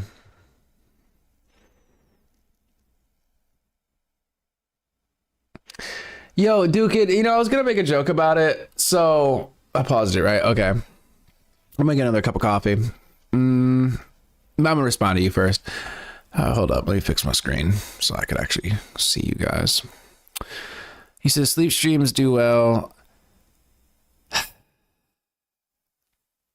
Bro, the amount of time sleep streams have been brought up to me in the last like 2 or 3 days. Like I'm contemplating it so heavy right now. It's just so weird. Like, it's one thing if I just end up passing out, like, just like, you know what I mean, in the chair here, and it's like, ah, shit, he passed out. Like, that's one thing. But to like set my camera up and go lay down in bed, it's just, and like with the purpose of falling asleep. And then I don't know, what if I'm like talking in my sleep or something, right? Or I don't know. I feel like there's things that could go wrong. I feel like there's definitely things that could go wrong. What if I like wake up and I forget that my stream is on, and then I get naked or something? You know what I mean? Like I'm like, oh, I'm gonna change my clothes. You know, even though I should know, because as long as like there's like visual cues. Like if I have a light that I generally have on when I'm here, so it's like if that light's on, that should tell me like, oh wait, my shit's still on. You know what I mean? You're like, don't do it. It would be more fun. Like, I'd be interested.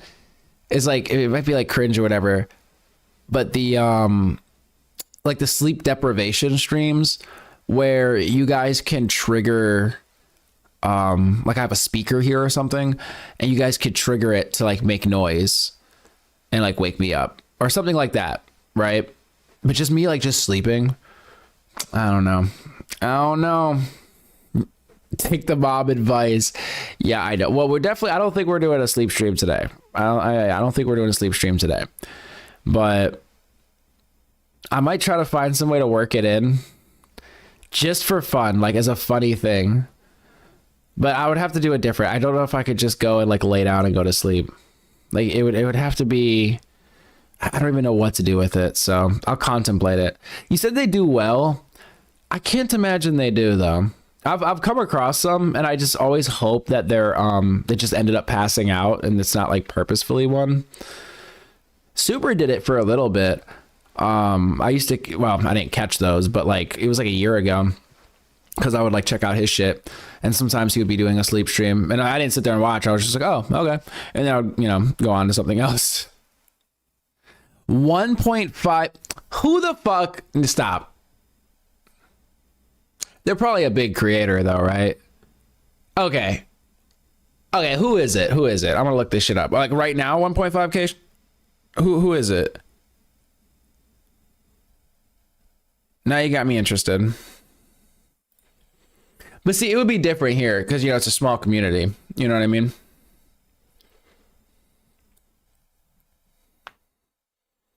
I like the idea. All right. Behind the scenes here. God, I need to shave. I don't hate my stash, but it's like definitely need to clean up. Anyway, I like the idea of a 24-hour stream, a radio station, if you will, right? And having the chat where you like all day people could hop in here and like chit chat in the chat, and then there's like times that I'm on, or like, you know, whatever I make it to, you know, my setup or whatever, right?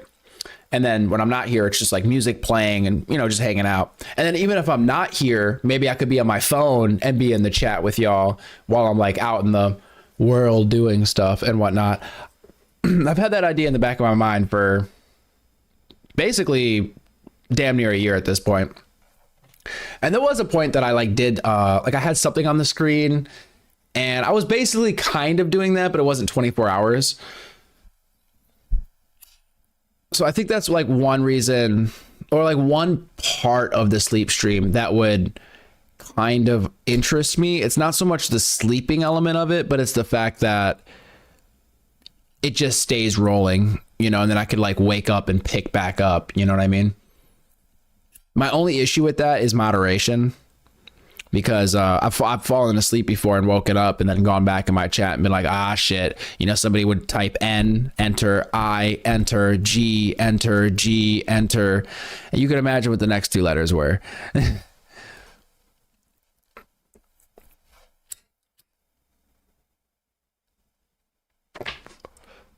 So that's like my only concern with that. It's a little risky, you know, not being here to actually like keep an eye on things. But actually, I want to know who you're talking about though. Where's my chat?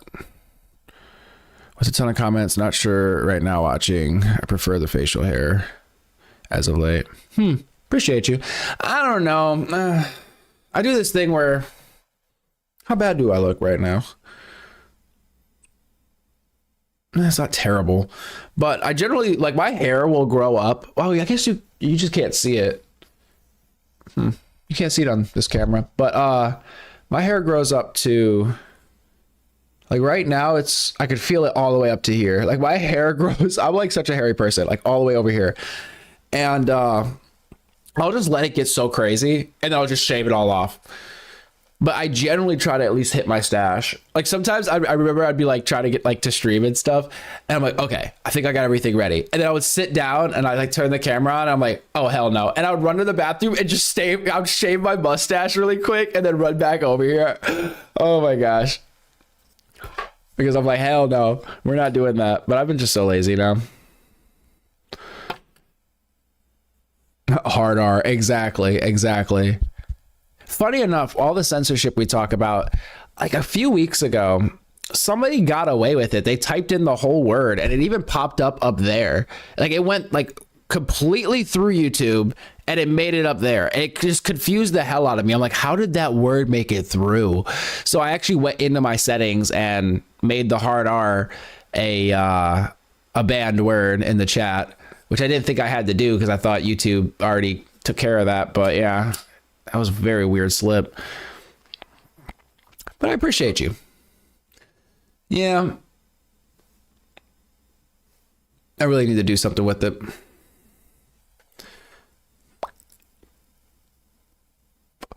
I want to make coffee because I don't have hot chocolate. I should have bought hot chocolate. Guys, I went to the grocery store. I meant to go there and spend like $20. Maybe $30. I was like, okay, I'm going to get some milk. I'm going to get some eggs. My plan was to, like, you know, have hash browns, eggs, and maybe some pancakes.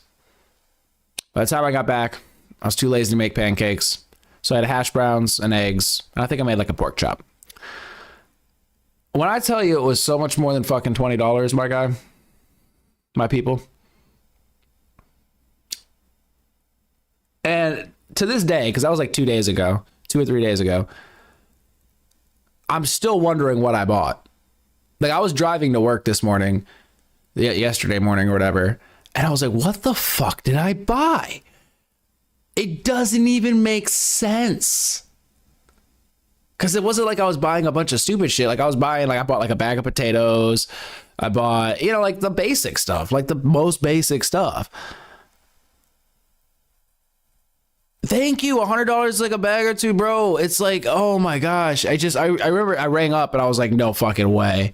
No fucking way. I did buy, okay.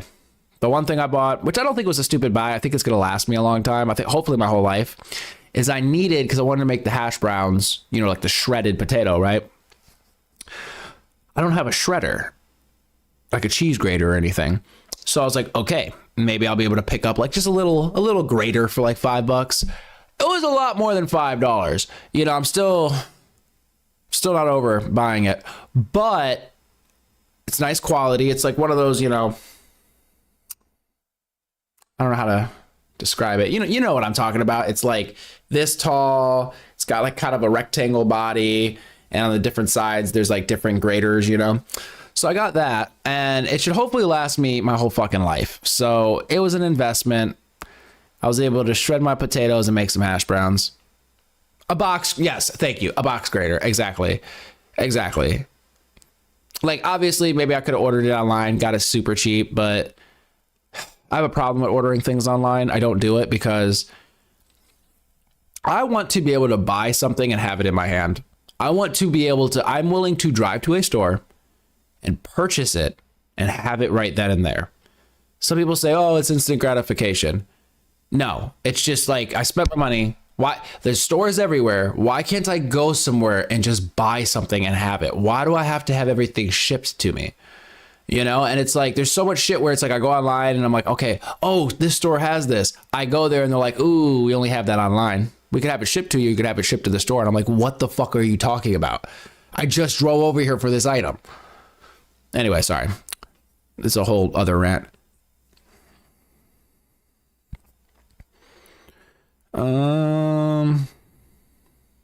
Yo, Mr. X fan, what's going on over there on Twitch, bro?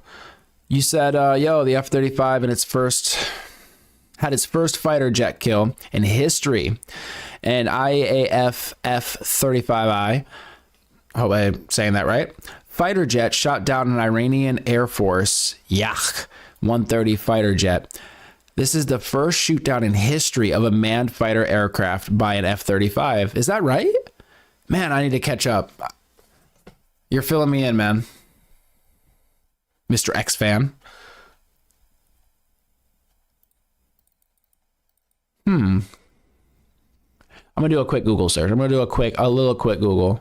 I'm not gonna fall too deep into the news stuff right now. I know the title of the stream is like, I think Iran and all that stuff, but we've kind of gotten past that a few hours ago. But we will definitely be back tomorrow, I'm sure, talking about all of the developments. Let me see here. Oh yeah, I mean, you weren't lying. I know you weren't lying, because people in this chat don't lie. British Royal Air Force F-35 stealth fighter jets just scored their first ever combat kill, coming from Business Insider. Wow. Let's pop some champagne bottles, guys. Drinks all around.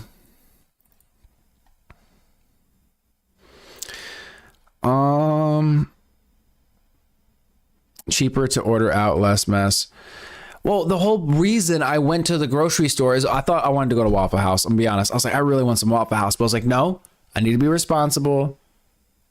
Let me just take that money and just buy some groceries and have food for a while. Because it's like, I'm gonna go to Waffle House and then I'm gonna be hungry later. So it's like, I might as well just, buy some groceries and be good for a couple weeks or a month or whatever.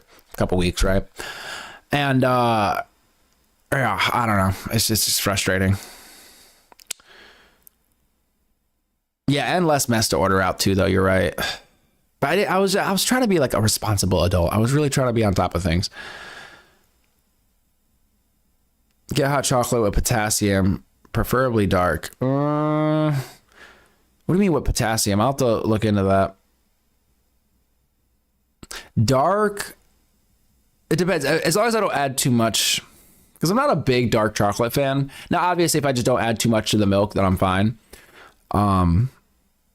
I've never been super into dark chocolate.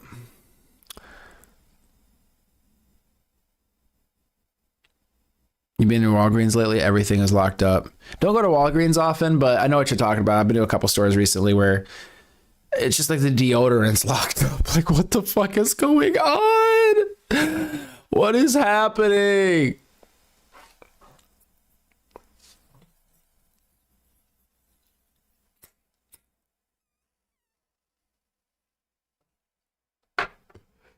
It's getting so ridiculous. Okay, another thing that annoyed me is I'm at the damn grocery store and I'm ringing up all my stuff and I'm watching the number climb and I'm like, dude, you're doing a good thing. You are buying all this food so you could eat for the next, 2 weeks on it or whatever, not spend money at restaurants. I'm like, all right, whatever, cool. Tell me how, how you're at the self-checkout and it's always trying to accuse you of stealing. I rang up every single thing. I go to pay and it's like, oh, we're calling over an associate. And I'm like, what? And an associate comes over, types in his little code, and it shows a video of me and it's trying to make it seem as though I didn't ring something up. And he just swiped past it or whatever. Because either he didn't care or whatever. But I'm just like, what the fuck? Now I'm feeling like a criminal over here. I'm already spending more money than I wanted to spend. All right. I rang up every damn thing. And the thing is trying to accuse me of not ringing up my items. Oh my gosh. It actually kind of annoyed me. I'm not going to lie.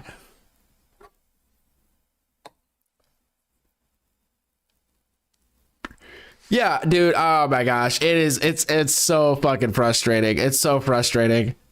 It's like, you know what? If you're that fucking concerned about it, hire somebody to ring my shit up for me. All right. Oh, I'm sorry. You've got 20 fucking lanes and one person on a register, if that. Anyway, sorry. It's just, oh my God, that annoyed the shit out of me.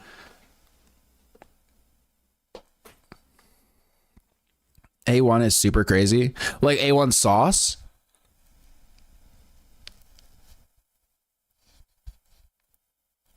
Are you talking about A1 sauce? Or what do you mean? Oh, AI, duh. What the fuck am I talking about? Obviously AI. Yeah, oh my gosh. I was just like, really? Oh my gosh. See, it made me want to steal shit, to be honest with you. See, I don't steal shit. It's like just a thing with me, which I don't know. Like, it's just a personal thing with me. And I'm not saying that to brag or anything, you know, to me, I just think it's like standard, but I don't want to say I know a lot of people that steal shit, but it's just, I've met a lot of people and they're cool people, great people, you know, I love them. But, you know, they say if it doesn't ring the first time, it goes in the bag. It just doesn't count. Like a lot of people be playing games at the self-checkout. Okay. And they be swindling the self-checkout, not ringing things up. I've seen people do it. I know people that do it, blah, blah, blah, blah. Personally, I just pay for my shit. I buy my shit and I just buy what I could afford and all that kind of stuff. To each their own. Hey, everybody lives their life differently. So it just annoys me because I'm honest. Okay. I'm so honest. I'm overpaying for this shit. I'm ringing it up myself. I'm doing all this shit myself. And you're going to accuse me of stealing. You fuck it, man. Just, oh my gosh. And Walmart has a life insurance on their employees. They hire a lot of disabled people. And taxes subsidize their employees' income. Wow. Oh my gosh. Not to mention, if you don't pay people enough or like they're on like not benefits, like food assistance or whatever. Think about that for a second. Like this is like blowing my mind. Like a bunch of Walmart employees, I think it is. I mean, employees everywhere, right? Are getting like food assistance, right? So you work at a company that sells food, like a grocery store, right? You don't get paid enough to necessarily survive. So you need food assistance, which then you spend at the store that you work at that isn't paying you enough in the first place. It's like, that's like double or triple dipping on Walmart's part.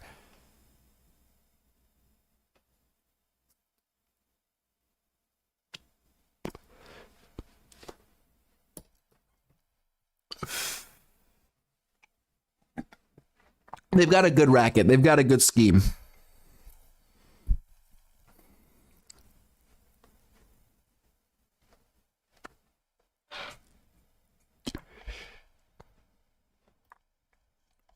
You know, I actually never look at my Twitch. I'm actually gonna go look at it really quick, just because I actually never check it out.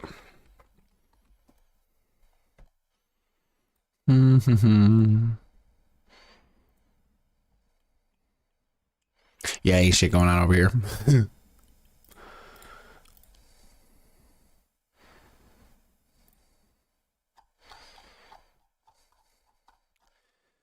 But yeah, it's pretty fucked up.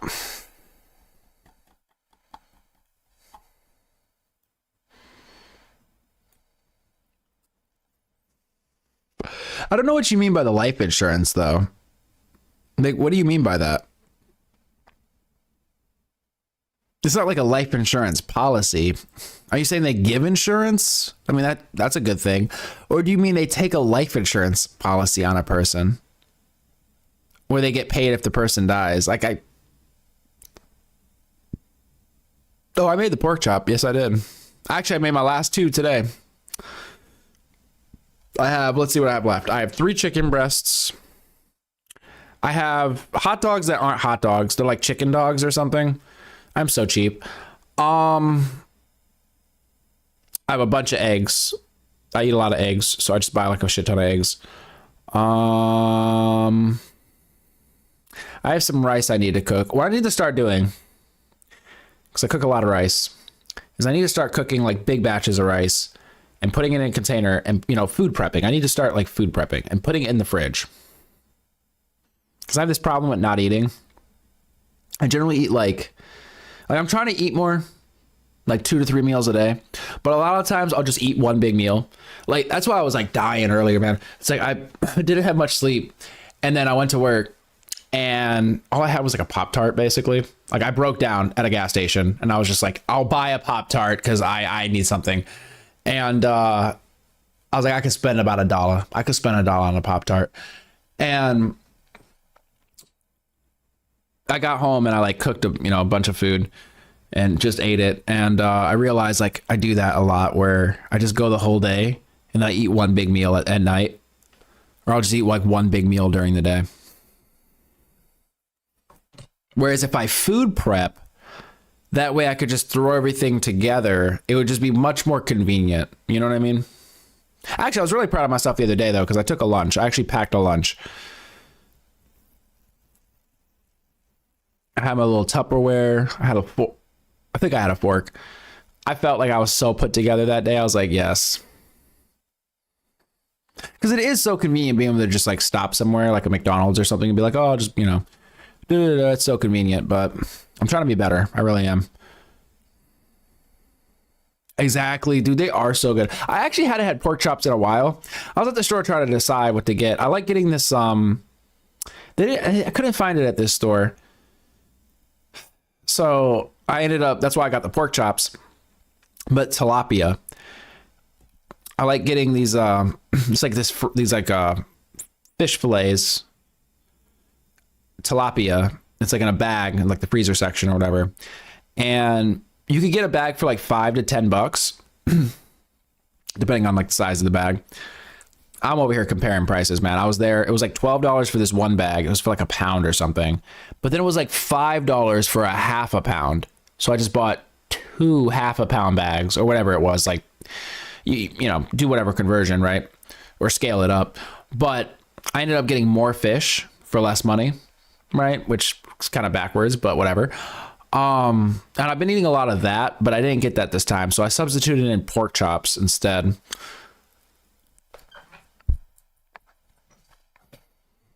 But I really like tilapia.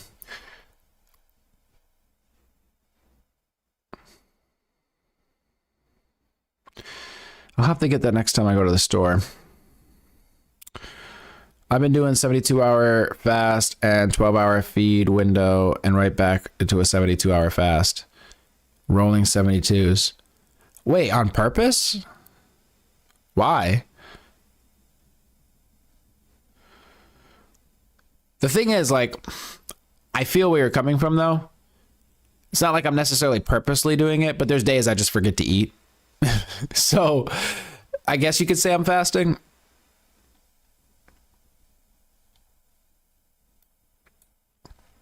Dead peasant insurance. They were sued and now offer their employees insurance options. The shift continued. Wait, what? Dead peasant insurance.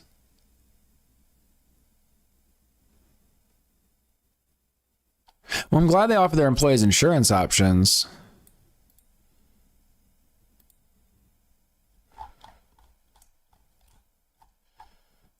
My whole thing is I need to stop fasting. That's my problem.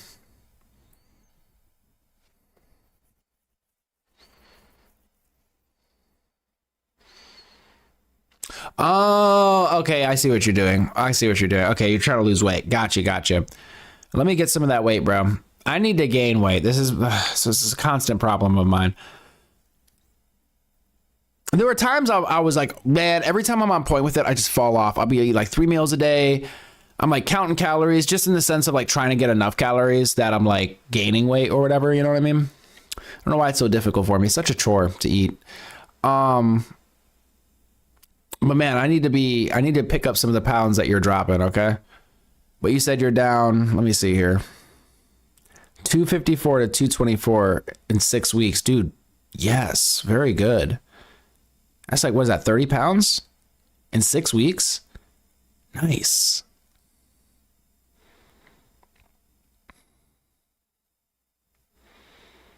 Keep it up.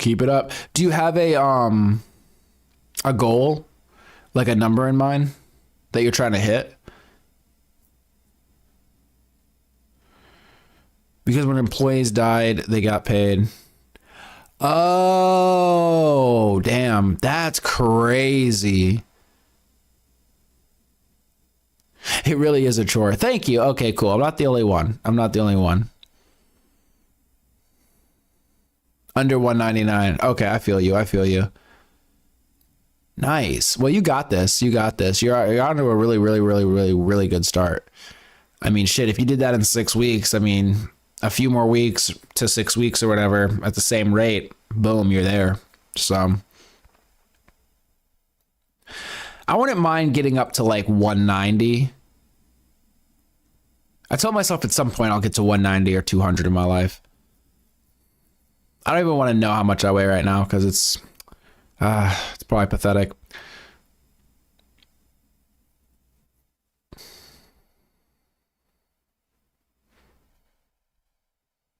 I feel like it's really hard for me to keep weight on too. Like I really do. I feel like I have to shovel in so much food constantly to actually like put on weight. Not trying to bitch about it. I mean, so I guess a fast metabolism or whatever, but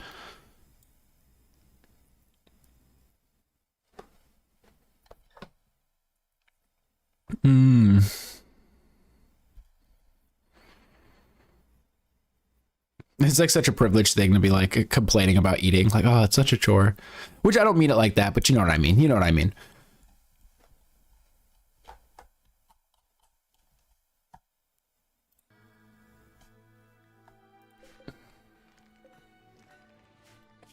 All right. I'm going to refill my cup though. My whole point though, that started all this with the hot chocolate situation was that I want a hot drink. Because at this point, I'm not really drinking the coffee for the caffeine necessarily. Like I could drink a whole cup of coffee right now, go to sleep, like in 5 minutes. It really doesn't have an effect. I just want a hot drink.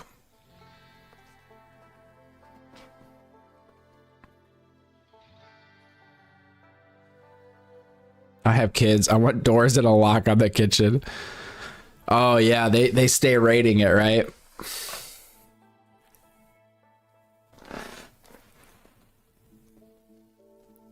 Oh man.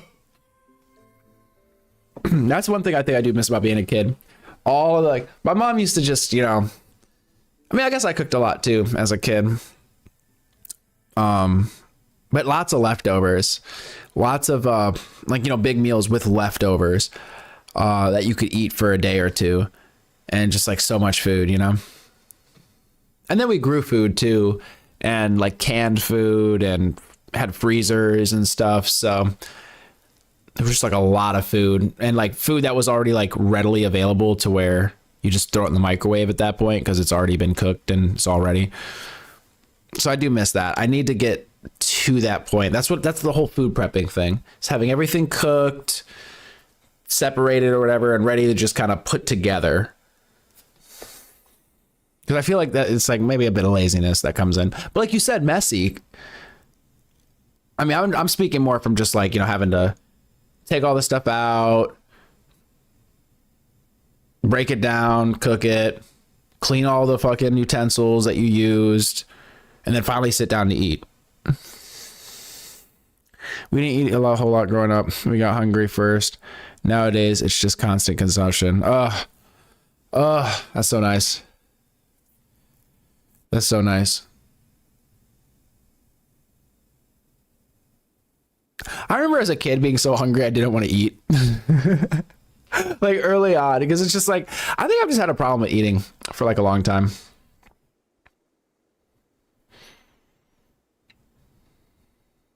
But it was nice being able to just like crack open the fridge and like just grab something.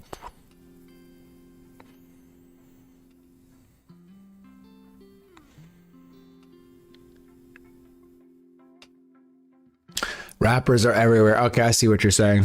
See, that's the thing is I don't buy things in like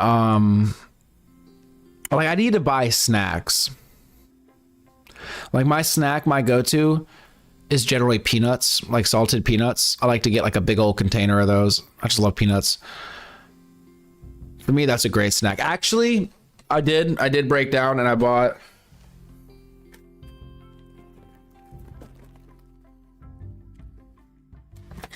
this kettle cooked original potato chips. I think it was like 2 of these for like $4. So I thought it was a good deal. And I brought this in here with me tonight with my food, and I was gonna eat it. I haven't even opened it. I'm not gonna lie, I really splurged. I never buy this. Oh wait, I keep thinking the camera's over there. Bam, this is not a sponsorship.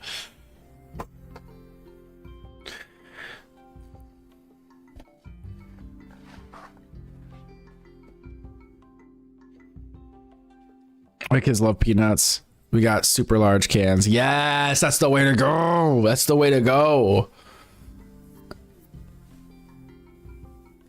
I swear, it's coming so clutch. That's one thing from the gas station, for the most part, I think is a decent price.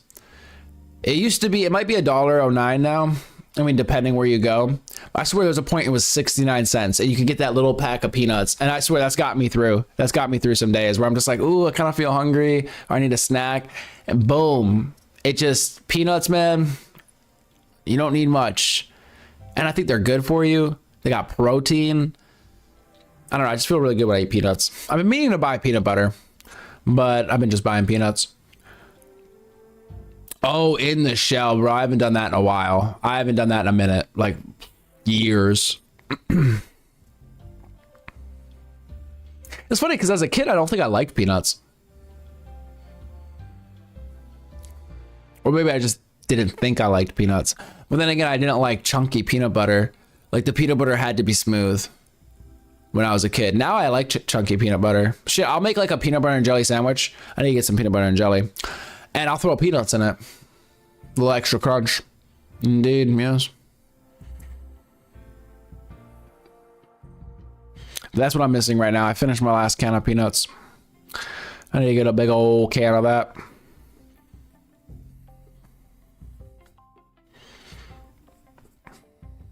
Oh, that's right. You're right. 2 for $1.29. Yep.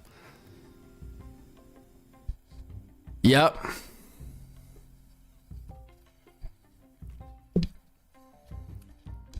I'd say it's a, like, yeah, obviously maybe it's a better price if you go to the store. I don't even know if it's a better price if you go to the grocery store, but I think it's a fair price. Those 2 packets for $1.29.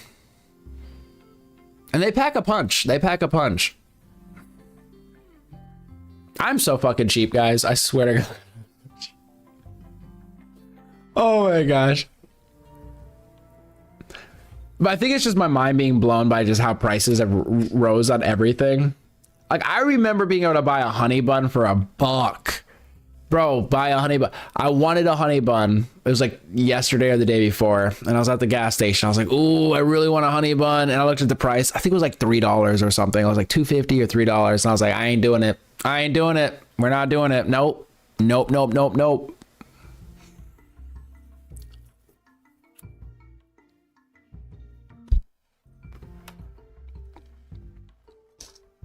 I feel like I'm turning into my mom. I don't know.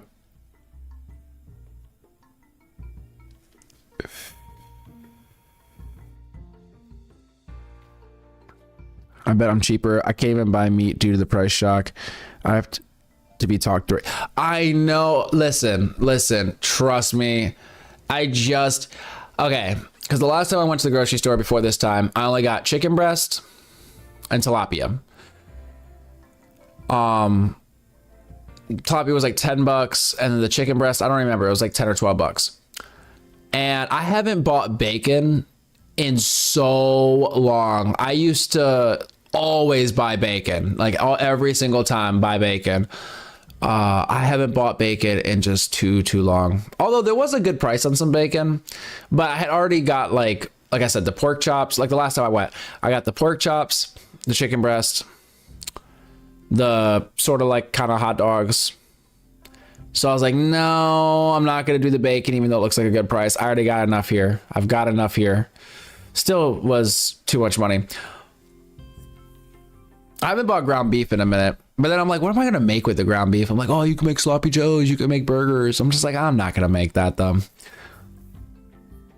My car was on empty and I asked a woman if I could have a quarter to make it home with plenty left to go back out and get gas. damn. Wait, a quarter?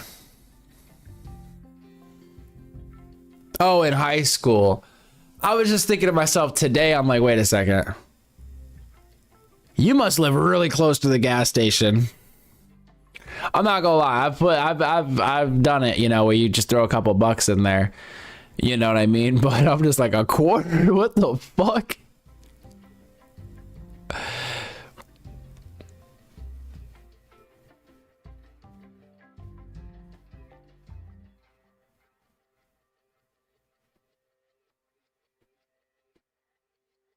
I feel like I could do that though. I live like close to the gas station, and I mean, I just live close to a lot of stuff. And my car, I feel like it's great gas mileage. It's an old car. I think it being a stick shift, a manual or whatever, might help with the gas mileage as well. But I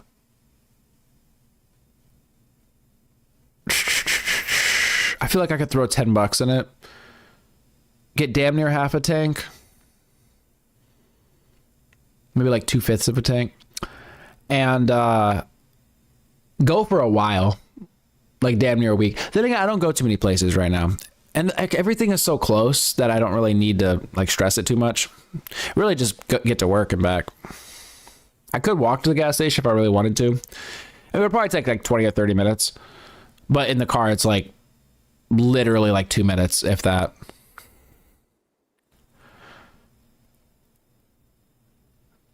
Damn. Gas was less than $1 and went up fast. Gas was 109 a gallon when I was young, sometimes 85 cents. Oh my gosh. So yeah, literally 25 cents. Yeah, you'd be straight. Get damn near, what, like a third of a gallon? Get you like 10 miles. Shit, you can make it all, make it back. That's the thing. It's like at $1 a gallon, you throw $5 in there, you got 5 gallons of gas. If you're getting like 15 to 20 miles a gallon, you're good. Like, you're actually good for a bit. And if you're getting more than that, like 25, 30 miles per gallon, you are solid.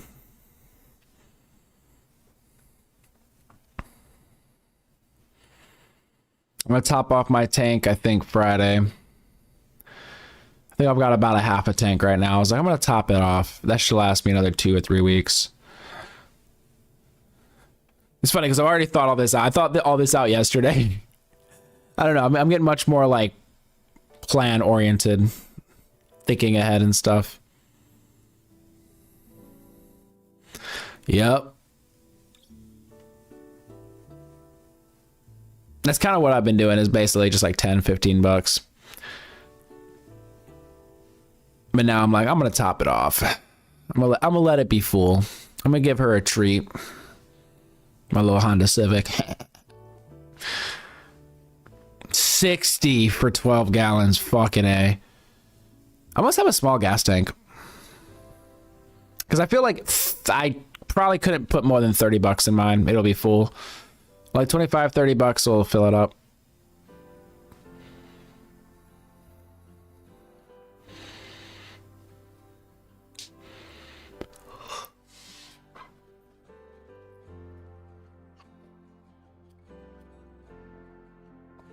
Got the hose in the car. Shaking the hose, making sure to get every drop out. We ain't wasting this stuff, all right? CRV. I should know what that is, but off the top of my head, my brain might not be working at 100% efficiency here.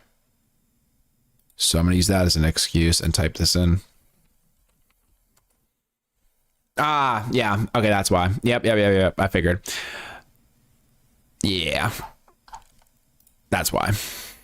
Yeah, no, I saw it. Yeah, Honda, yeah. Popped right up.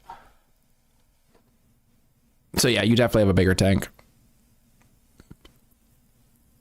Do you do unleaded or like regular gas, like unleaded gas? 89 or whatever it is. 93. It was like 89, right? Are you putting that premium in there? Like that top shelf gas?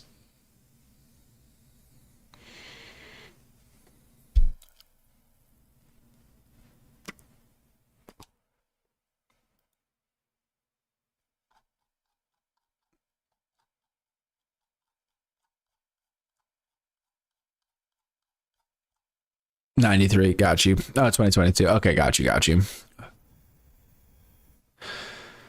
feel like I'm getting old. Oh my gosh, I'm getting old. It's just funny. My mom used to like talk about, she would go and like find a deal or, go shopping and find deals and stuff. And she would like call me and be like, oh, I got this and that, I got this deal on this thing and da da da da da. I'm like, all right, mom, like, it's a cool story. And now I'm like, oh my God, it's just funny. It is kind of funny.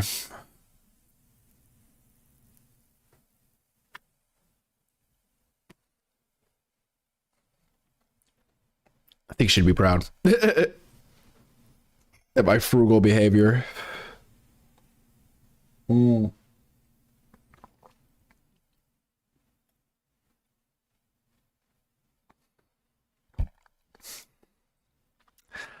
don't clip coupons. You got me beat there. I feel like my mom used to do that though. Do they still even do coupons? Is that like that's still a thing or no? Oh yeah, she passed away a while back.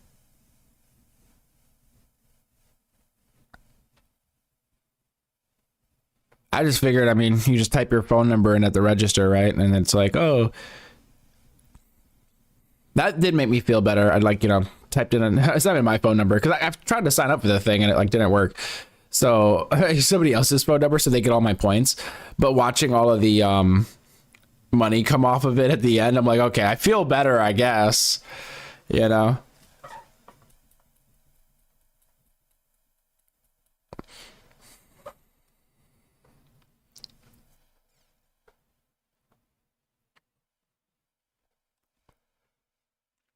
Oh, digital coupons. Huh. Might have to look into that. You're going to make me even more frugal. Even more frugal.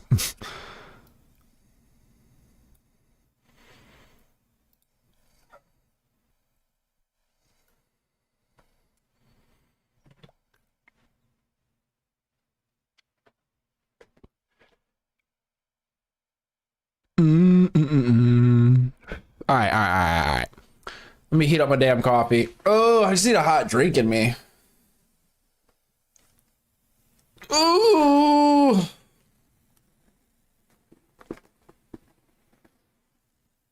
Oh, okay.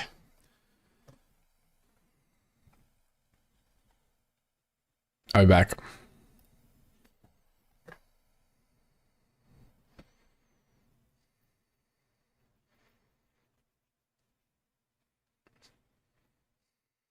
Well, you could scan your coupon and they'll give you money.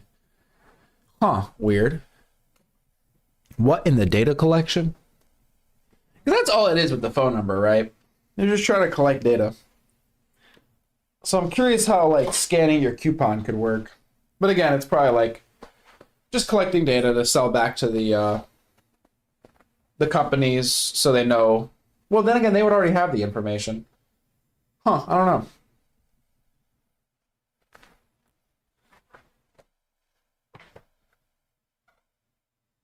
Yeah, I know. I should probably do caffeine free. I don't have any non-caffeinated coffee though. Maybe I'll just make it a little weaker. I'll make it a little weaker. I just want a hot drink.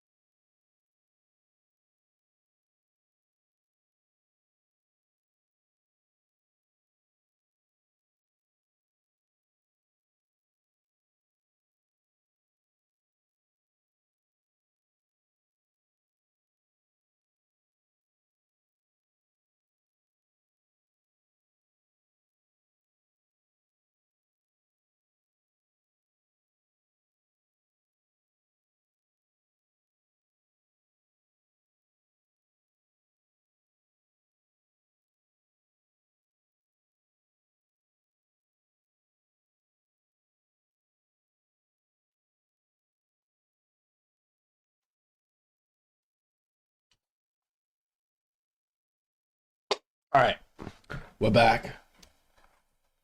Oh my God, Evie.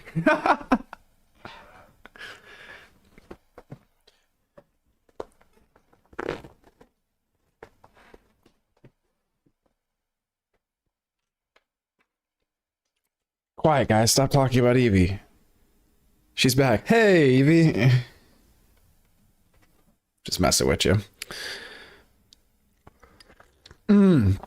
Oh my gosh. Yes. I just wanted a hot drink. That's all. Oh, hold on. Hold on. I think I have some cayenne pepper. I'm gonna put a little dash of caffeine, cayenne.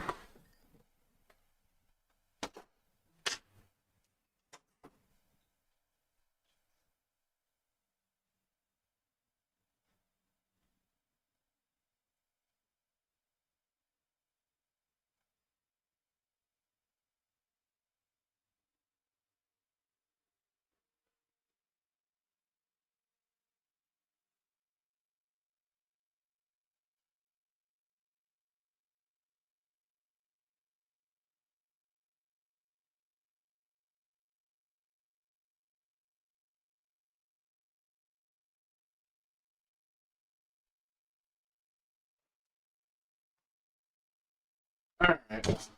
Bad news. I do not have cayenne pepper. It's actually paprika.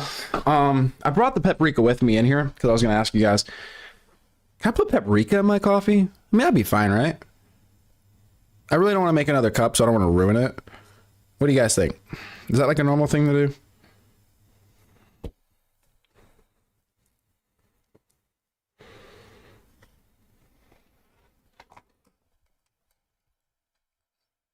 Do I have cinnamon? I'll be right back. Let me see if I have cinnamon. I might have cinnamon.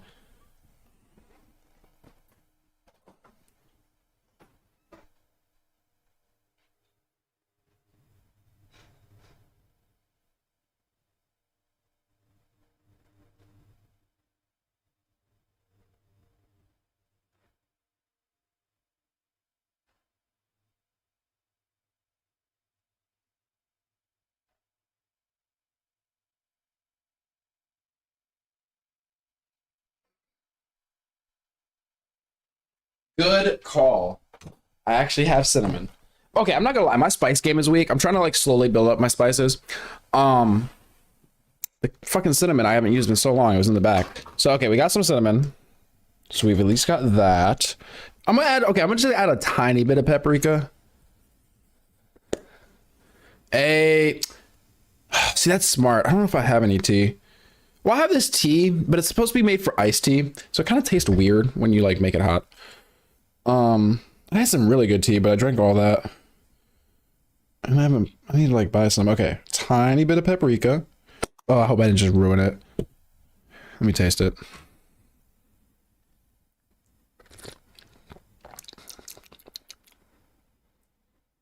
You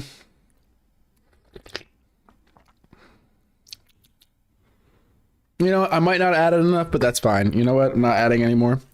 I'm gonna do a little cinnamon now. Yes. Yes. There we... Oh, shit. It'll be fine.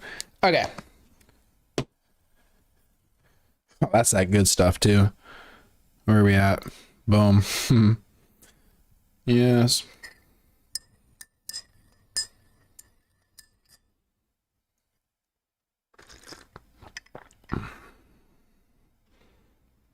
This is what I needed.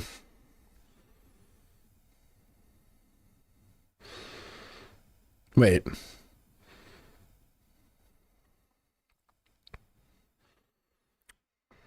I'm making ginger, honey, and lemon ginger tea. Oh, with honey and lemon. Damn, that sounds good. I have lemon. The only honey I have, I'm kind of mad at myself. It's this honey that I had from like my childhood. And I ate some of it like a month or two ago. And I probably ate too much of it because I want to save it probably for the rest of my life. Because I've had it for like, or it's been in my family for like 20 years or some shit. I shouldn't say it's been in my family, but like my older brother gave it to me because he's like, oh, I don't want this shit anymore. I think it tastes funny. I'm like, what are you talking about? It was like my mom's like fucking honey, and or like, you know, whatever, and from like where we're from, and I was just like, I'm gonna save it because honey doesn't really go bad, so I'm trying to save it. There's not too much of it left, so I actually need to buy some honey. But that sounds really good, but nah, I'm not doing it because I'm saving that honey. I've already eaten too much of it.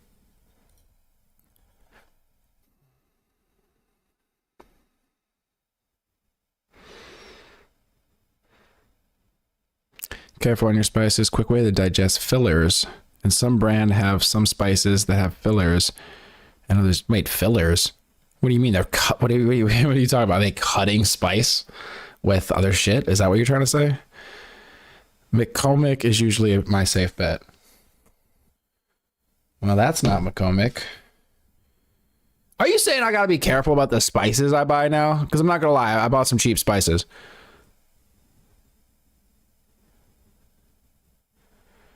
Buy honey on the side. Side honey. Fucking A, man. They're cutting spice. Turns out my fucking like paprika and cinnamon has like fentanyl in it. That's crazy.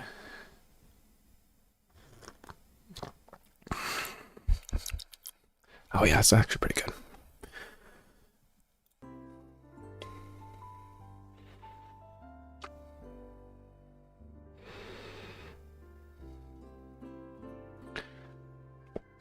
Oh lordy.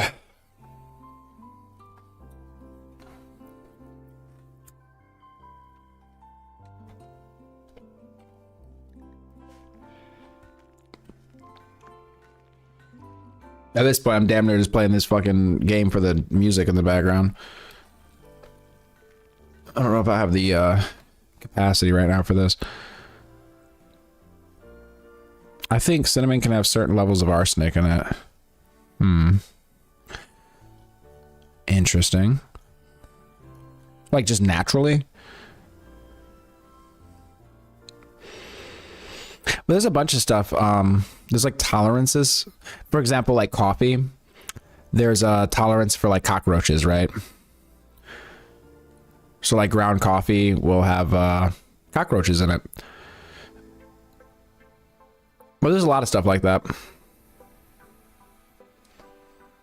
If you didn't know.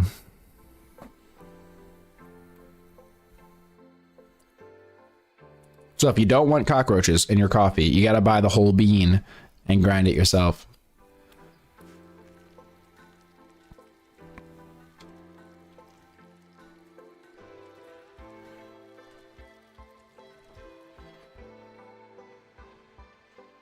At this point, I'm just having this on for ambiance.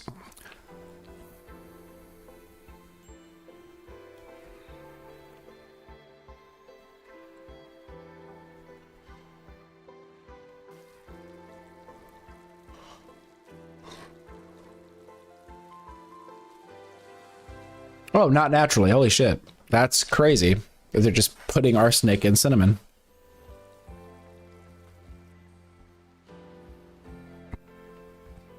Ah, contaminated water and soil. Okay, gotcha. Well, I will keep that in mind when I go to buy spices now. It's kind of funny too, because when I'm looking at the spices, you have like like your expensive spice or whatever, you have like spice, and then you have like your store brand spice. I'm like, well, what's the difference if it's literally just the spice? Like if it's pepper, like what's the difference? You know what I mean? It should all be the same shit. If it's paprika, it should all be the same shit. Oh no, it turns out that they're putting fillers. I keep saying cutting. They're putting fillers in the spices. That blows my mind. It blows my mind, but it doesn't. You know what I mean? So you can't even get spice. Like, what the fuck? Florida is doing studies on foods like bread to determine what chemicals are in them. The results are not the best. Want to look more into it? Yeah. Definitely look more into it. Kami was telling me, I might be paraphrasing here, but something along the lines that our bread, you know, because Kami's in Austria, he said our bread is like legally not considered bread in his country, or something along those lines. It's just not bread. It is not how bread is supposed to be.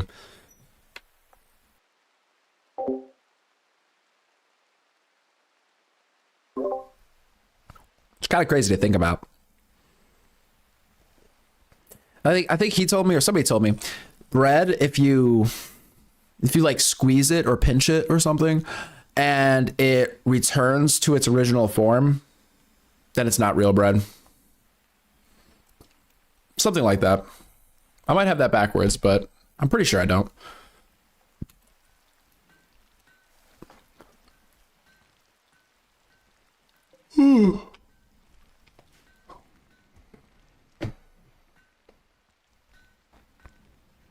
I was liking the ambiance of this. You probably can't see it, but it's like raining in the game. I love the rain. I love the sound of the rain. I just love the rain in general, like in real life. But for some reason, even in games, hold up. Look at that. So like the rain, like you ever put on the like a YouTube video just for like the rain sounds? So this reminds me of.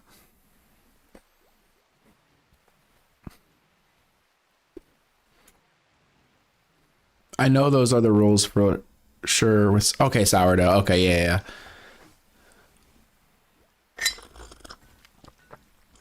To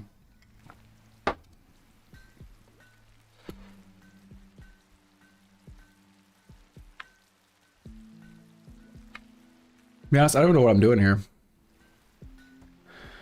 New quest available. Shelter for a child spy.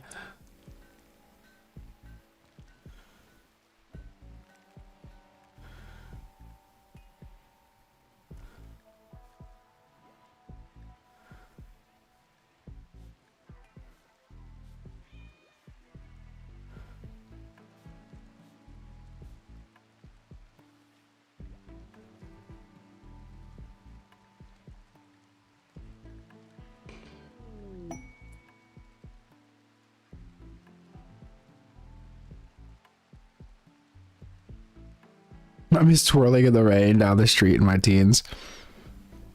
I used to just go out with an umbrella and just kind of like stand in it. I haven't done that in a while. That's so funny. I listen to ASMR tapping. That sort of sounds like rain, but don't love real rain sounds as much for sleeping anyway.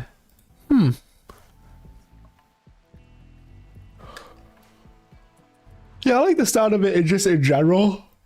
I don't know. Oh, wow. I don't know if it would just be for sleeping. Just like in general. I'm not gonna lie, this is probably terrible.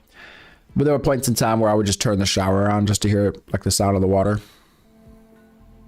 I know, kind of wasteful.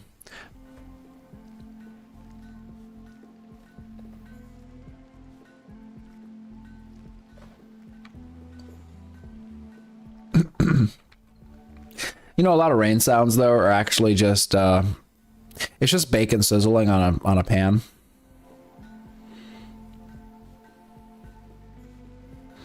A lot of the sounds you hear are not actually, well, the sounds you think you're hearing.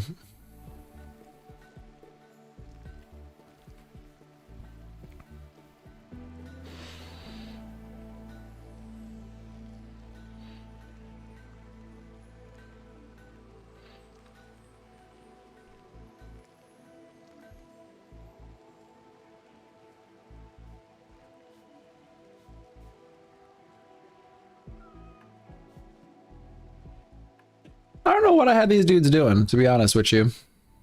I'm very proud of like this little base that I made though. It only took us like 6 attempts yesterday of me failing utterly and horribly to get to this point.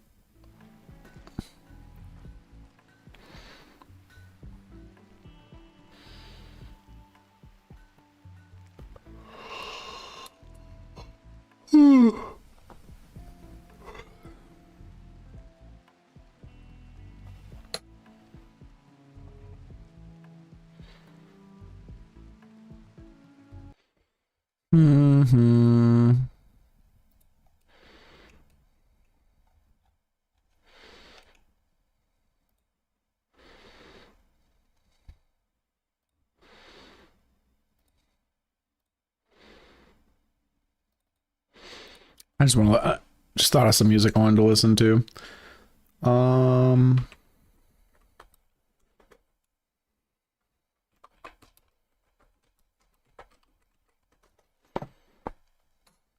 think it's this one.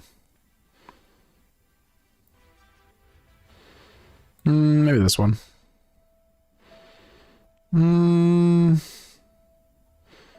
Not quite. I like this one a lot, but maybe it was this one. No, that's way too much energy. No, not what I'm looking for. What the hell? Oh, here we go. This one.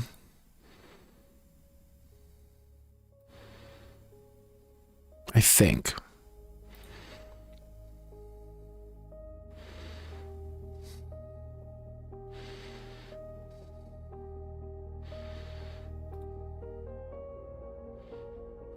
Yeah, I know. I hate it. Why do I have to go to sleep? Ugh. That's my problem, is I don't want to sleep. When I tell you guys, I have been dreaming lately so much more than usual. It is just almost, I think every night or morning, I guess, I wake up and, you know, I can't tell you what my dreams are at this point because I don't like, you know, recall them. But when I first wake up, I'm like, holy shit, like I had this like whole ass dream. And it's been about a week or two of that now. I don't know what it is, because before, like, you know, like a week or two ago, I wasn't really recalling my dreams for like a while, you know, like outside of the occasional one, but almost I think like every single night I've been having these like really vivid dreams. Oh my gosh, actually, oh my God, I was gonna bring this up to you guys. Somebody from chat was in my dream, which was just, it was super fucking random. At least I'm pretty sure it was somebody from chat. Yeah,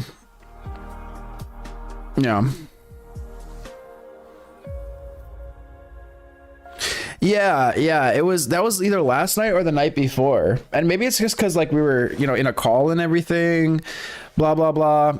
I want to say it was Jeremy. I'm not going to lie. I swear to God, that dude showed up in my fucking dream, dude.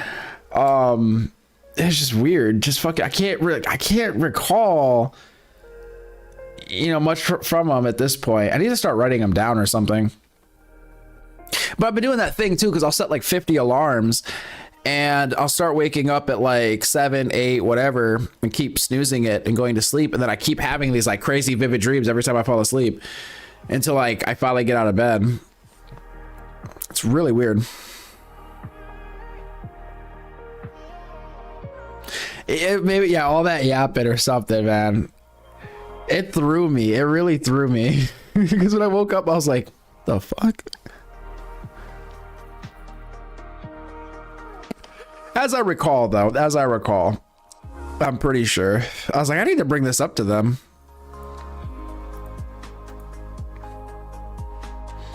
I know, but I can't remember. It's kind of annoying. I don't know how to explain it. It's like when I first wake up, it's pretty fresh, you know what I mean? So I could like recall some of it. But at this point, I'm too far removed.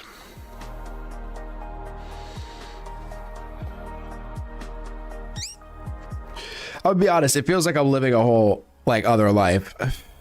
It's like I'll keep like falling asleep too. Like waking up and falling asleep, waking up and falling asleep. I'll keep going into these dreams. And it literally just, I don't know how to explain it besides like, it's like I almost want to go back to sleep because I'm like, yo, it's just uncanny. I don't know how else to put it.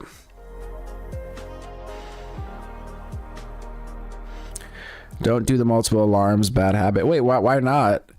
I need to just to be careful because in case I like snooze it or something.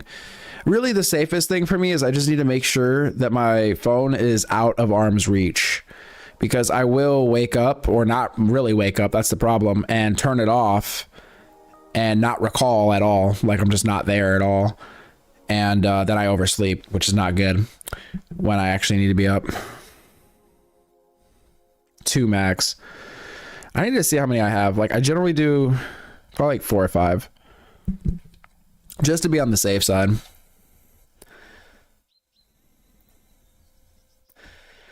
But I just try to make sure it's out of arm's reach.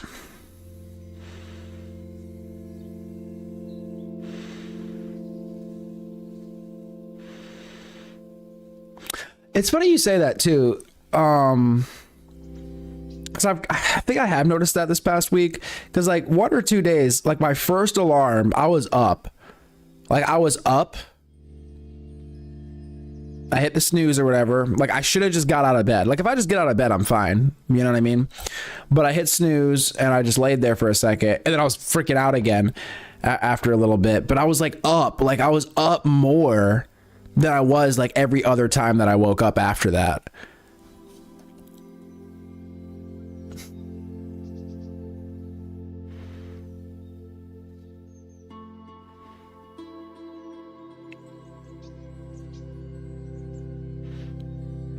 Damn it, you had us in the first half, Ekpe.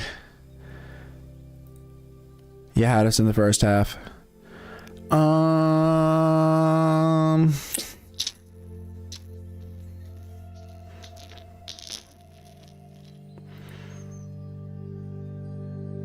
Boom. Disappeared.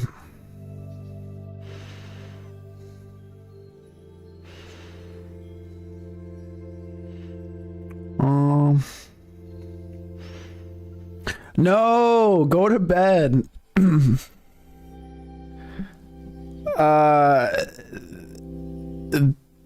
They just posted a, you know me, I don't really moderate much at all, but they were talking about CP, making CP.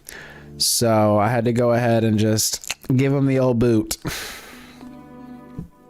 I imagine they were just memeing or whatever, but I'm just like, bro, come on now. Come on now. Yeah. They were like, do you guys know if I could use this AI to make a 6-year-old, to do something with a 6-year-old picture, a picture of a 6-year-old to make child, blah, you know what I mean? So I'm just like, yeah, we're going to go ahead and get rid of that. Though, like, you know, they messed with the words at the end to get past the filters. I know, it is wild, especially coming off the conversations we had earlier too, which is hilarious.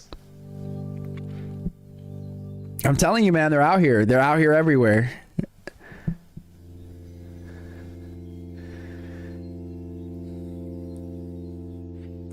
Man, I'm a bad influence on you guys. No.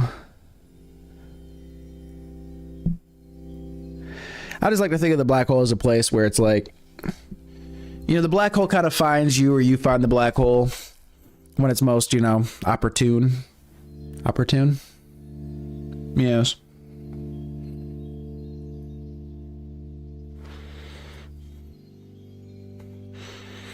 Yo, that's wild, Evie. Yes. The algorithm's now pushing me towards those people. Great. Well, we're gonna have to get them in some voice calls and start picking their brains. Be like, yo, what's going on with this, man? Explain. Which, so I saved, I didn't save it, it's in the Discord.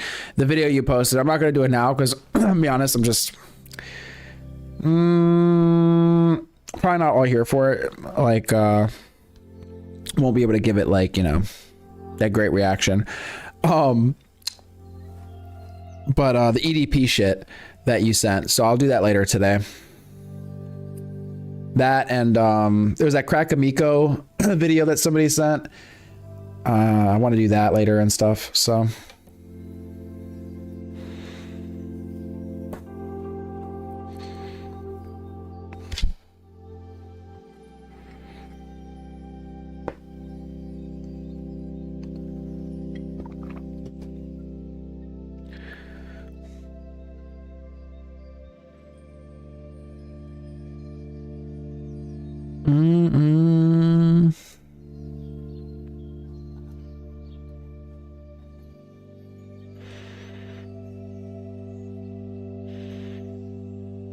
I'm just happy with my consistency, at least the last few days.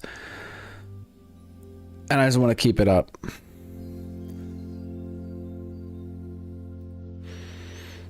It's too early to, you know, applaud myself or pat myself on the back. I need to get like a solid month under my belt. But it's a good start so far. It's a good start.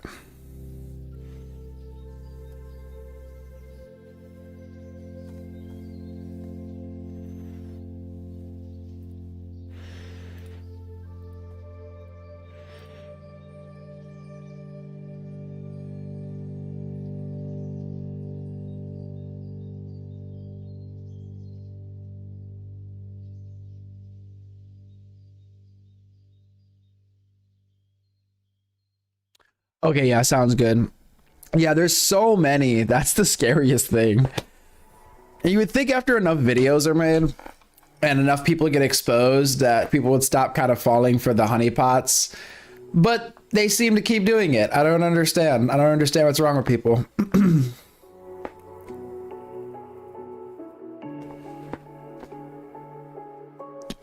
Yeah, but that'll be a fun one to watch.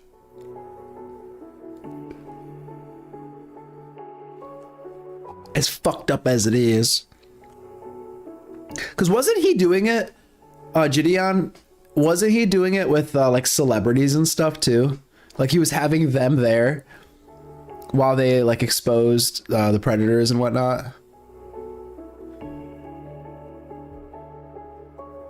What? They recognize him and still don't understand what's going on. That's crazy. Especially, yeah, if they know. It's like seeing Chris Hansen and you're still confused. You're like, Or like, oh yeah, there's that one clip. It's like a Chris Hansen from a Chris Hansen video. And Chris Hansen's like, I'm Chris Hansen.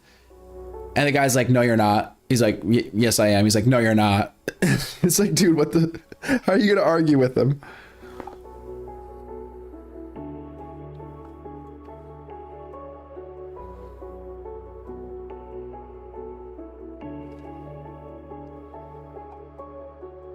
Now, do they work with law enforcement? Because I know some people work with law enforcement to try to actually, like, you know, get the people. And then some people just expose them. And then it's because of the way they went about it, it's not really, or from what I understand, it can't be used as evidence. So the person sort of gets away with it.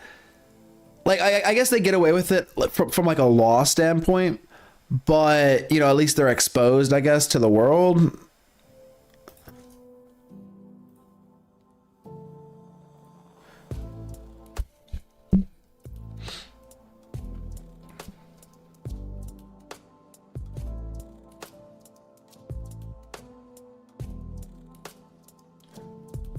Oh. Wait, Chris is still making episodes on his own show. It just happened. That's funny. Gordon Flowers. I don't know if I've seen him. Gideon always has the cops show up on scene and has evidence ready. Okay, very good.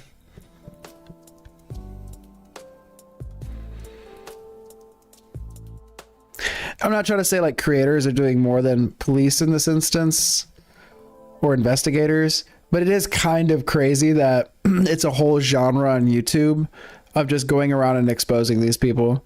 And if it's that easy that a YouTuber or like just, you know, anybody could kind of go and catfish these people and catch them, it's like, how are more of them not being caught? But I guess, you know, there's only so many resources, you know, to, you know, for law enforcement to put out there, and they're just not putting that much into trying to catfish PDFs. Usually gets them to admit it in front of them by saying, tell the cop you won't talk to a tour. Oh, that's what they're trying to do. So they're like trapping them. Yo, big little earthling. Are you waving by, or are you just waving like in general?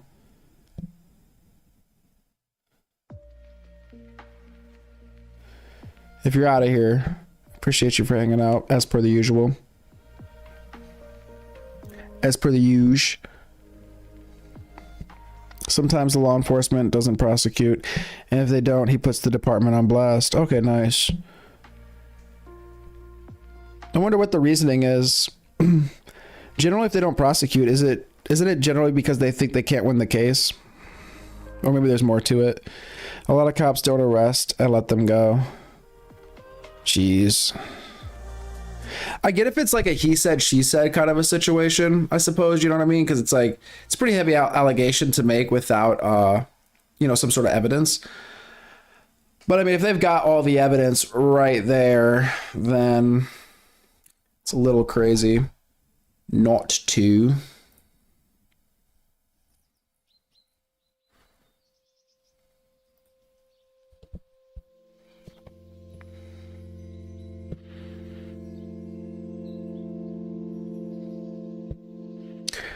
Oh wait, Big Little Earthling, you woke back up. That's what happened. Oh yeah, because you had left earlier, I think. Wait, let me scroll up. Hold on. Oh yeah, you've been gone for a minute because I was like, oh yeah, we lost Big Little Earthling. I was like, oh yeah, you passed out. All right, now you're up for the day. Wait a minute, how much do you, Big Little Earthling, how much do you sleep? Am I a bad influence on you too? Tell me I'm not fucking up your schedule.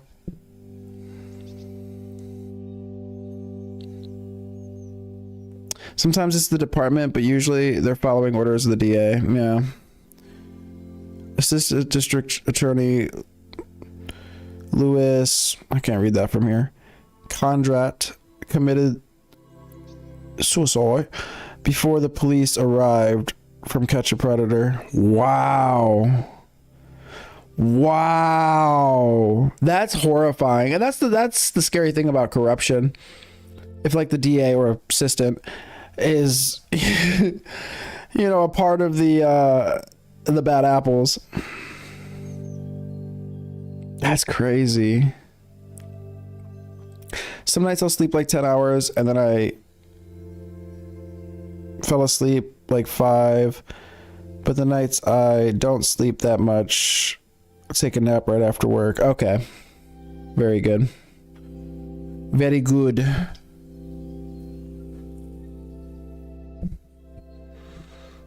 Don't let me fuck up your guys' sleep schedules, okay?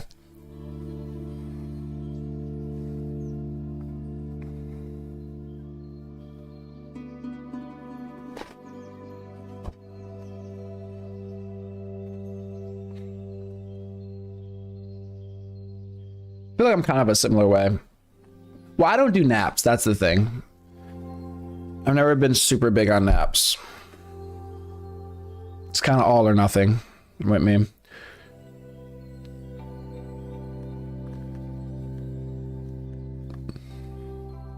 Too late.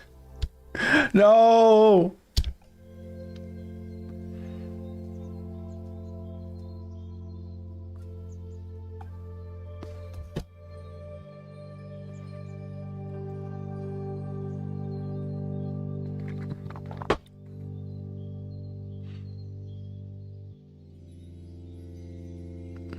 You said the socialization is healthy.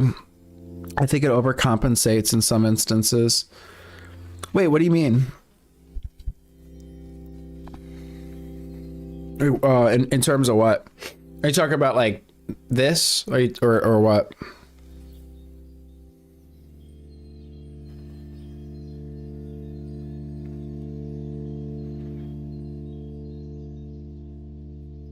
But then when you say, well, I guess you'll answer that question first. And then my follow-up question, well, depending on your answer, will be, what do you mean by it overcompensates?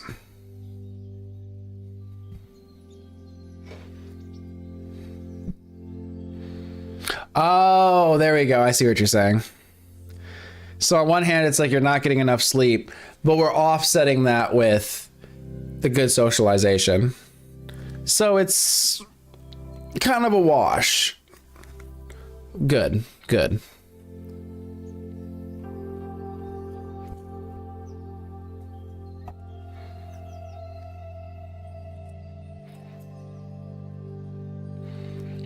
Which is funny because I just notice things about myself. I just like doing this and everything. I think probably mentioned this before, but for some reason I like fall off of being like consistent and all that stuff. You know, life and all that kind of stuff, and just I don't know, like weird, weird phases or something I go through where it's just difficult to like hit go on this for some reason. But like once I hit go, I'm so locked the fuck in that it's like getting off of here is difficult. It's the weirdest thing. because it's like I'll drag my feet or like whatever to go online, but then once I'm online, I'm like, bro, I'm not trying to get off.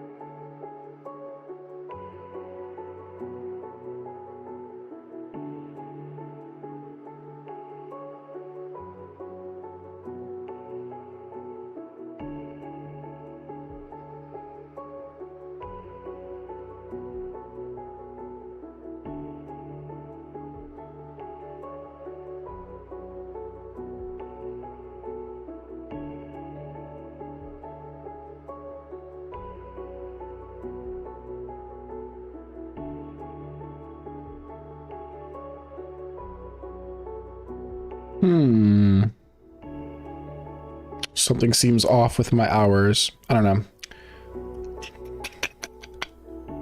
It says approved time card. I'm like, I feel like we need some more hours on there. Might have to call them in the morning. Well, in a few hours. Feel like I'm missing something here.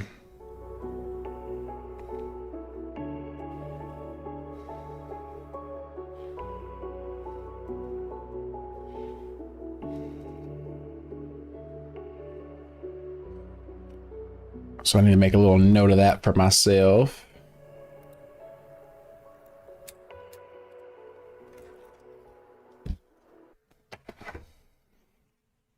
I'm still here. Oh.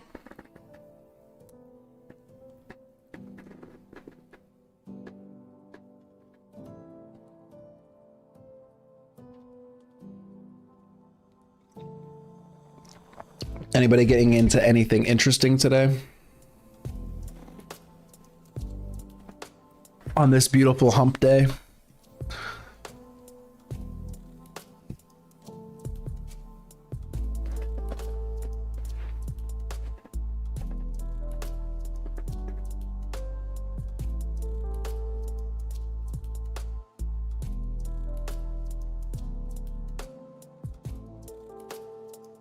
It looks like I am going to mostly be sleeping, at least for the beginning of the day. And then get up and get to all the fun stuff like cleaning and I guess cooking and all that good stuff.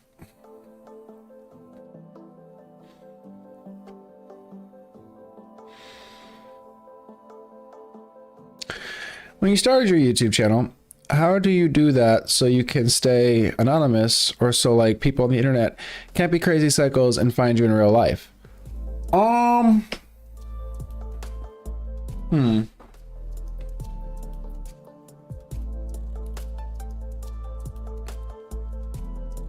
Well, I would say, you know, make a new email. So that's what I did. Just like made a new email.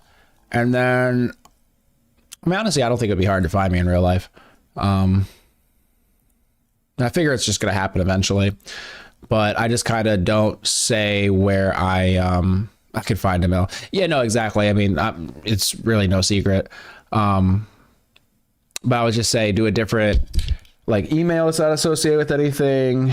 And, you know, don't give out obviously specifics, right? Don't dox yourself.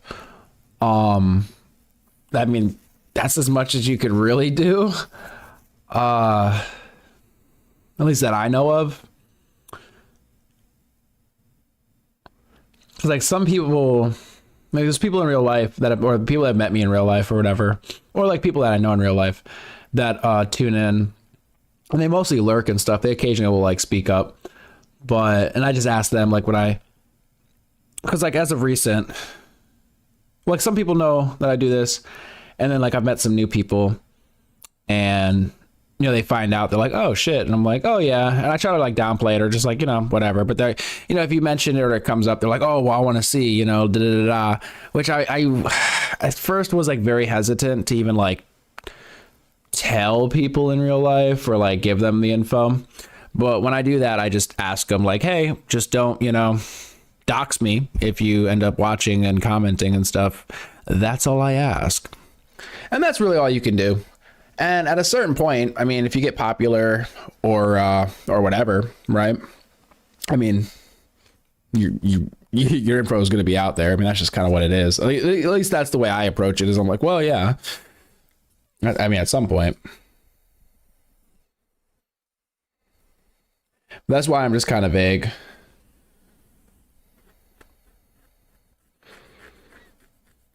But yeah, they could definitely find me if they wanted to. I don't think I'm interesting enough for people to stalk, though.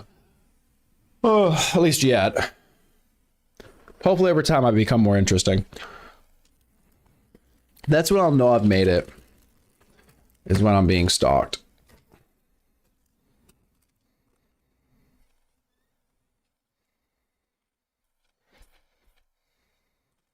I don't want to stress about that too much. But then again, another thing you could do, because it's like I put myself, you know, obviously you guys see my face and shit. So I put myself out there in that respect. But you could do a channel where you just don't put your likeness out there. You could, I don't know if you're familiar with VTubing, but like having a virtual avatar. And it doesn't even have to be anything fancy, like a 3D model or like real-time tracking or anything like that. I mean, you could even just do a picture, right? A PNG or something, depending what you're trying to do. So you don't even really have to put yourself out there if you don't want to.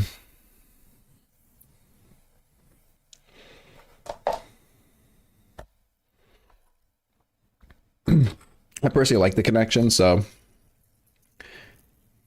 yeah. Although I have thought about like doing channels where it's just like my voice or maybe my voice through like a filter or something, just for like other like creative ideas I've like had and stuff.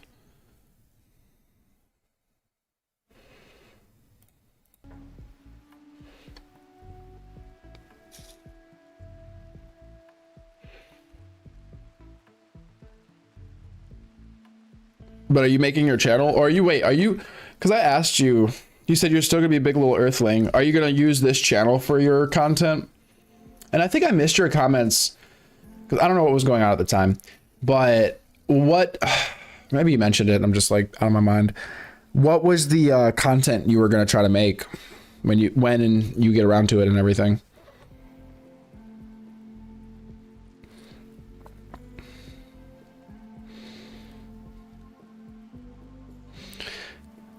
I was thinking it would be easier, but it's hooked up to my email, my iPad since I was like 15. Yeah, again, I don't know if people can see my email or anything, but my email is just like Astralarius, blah, blah, blah. And eventually I should just have my email out there so people can email me stuff, but I just haven't, just because it just didn't seem like I needed to put it out there. So I don't know if it's like, if the association is public, I would play it on the safe side. Like, if you're concerned about it, I would either make a new email or see if you could change your YouTube, like connect your YouTube account like this one to another, to like a fresh email. I mean, that's just my 2 cents.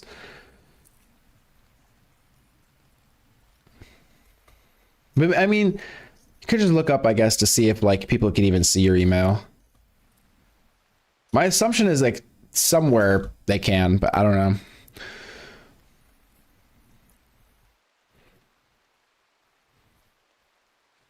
Oh, okay, very good. I'm building a timber frame house with a permaculture garden around it. Oh my god, that's so cool. So you were gonna do like videos as your idea?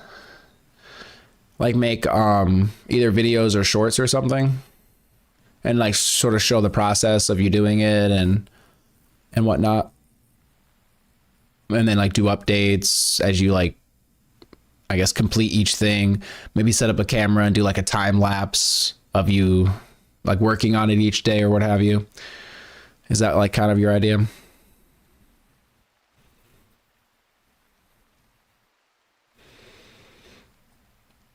I mean, I think you were here, right? When we were talking about Shia LaBeouf or whatever. The internet's crazy. And I mean, people could find you just from literally the clouds in the sky pretty much. So, but again, there would have to be a reason they'd want to find you. I mean, it's like kind of some schizo stuff. And we were talking about the Shia LaBeouf thing because it's like he kept trying to hide that flag and they kept tracking him down. But that was like a whole community on like the internet working together to do that. So that's why it's like that's a different level. So it's just something I don't think you'd have to be concerned about.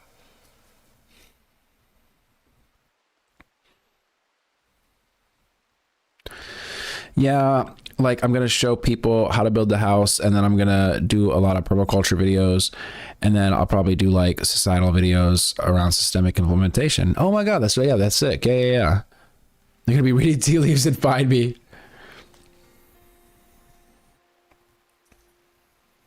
Are you interested in the live streaming elements at all or no? Are you like more like on the video side? I mean, just for like, your like initial idea here for like what you're thinking about, picking your brain a bit about your ideas here.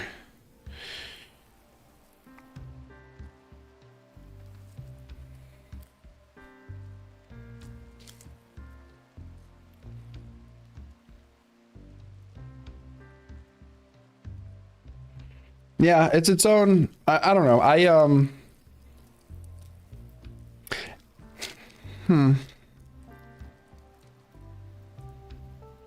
Gotcha. I was going to do formatted videos because I still need to work on my public speaking. I totally get that. When I originally, I don't know. I've tried this on and off throughout my life. Like my first channel I made when I was like, either like somewhere between like 15, 14, somewhere between like 14 and 16 or something like that. I made gaming videos and shit. And I've tried my hand at it a few times, but you know, life and you know, all that stuff. And then the streaming stuff I've done on and off throughout my life. I've just always been attracted to like content creation and just, you know, internet bullshit and stuff.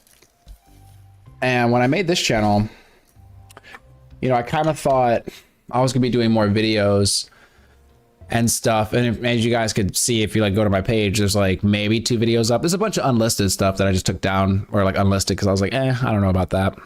Even the stuff I have up is like meh, you know what I mean? But I kind of just fell into streaming, and that was it. Like I don't know what happened. And for me, it's just easier. Maybe it is a laziness thing. I don't know. I do enjoy working on videos though. I enjoy like just the process of it and like, you know, being creative and just kind of seeing what happens. And, you know, I think that's pretty fun.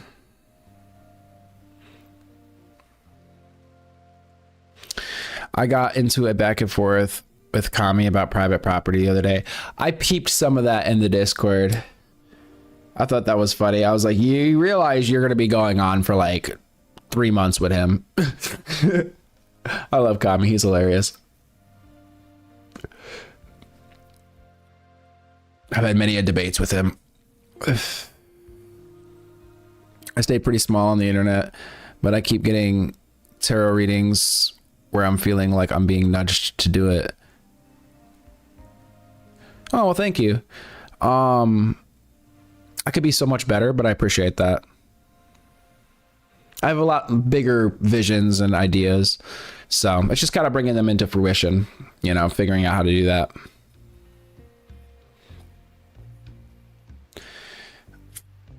But I don't want to get bogged down by all of that necessarily, and like not, because like, you know, if you try to make something perfect and you're like, I'm not gonna do this, I'm not gonna release this until it's perfect, I'm not gonna do this until it's perfect, you know, you never end up doing it. Not you, I'm just saying like in general, and maybe I'm just speaking for myself, but I don't know, it's like this hindrance. It's like, you know, perfection being the enemy of good, you know, or good enough, or, you know, whatever.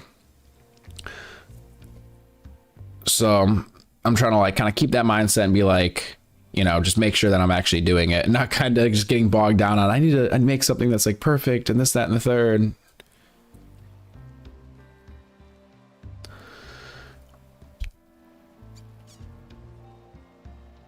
But I would say, yeah, just give it a try. I mean, have you edited any videos or like messed around with like any type of like content creation?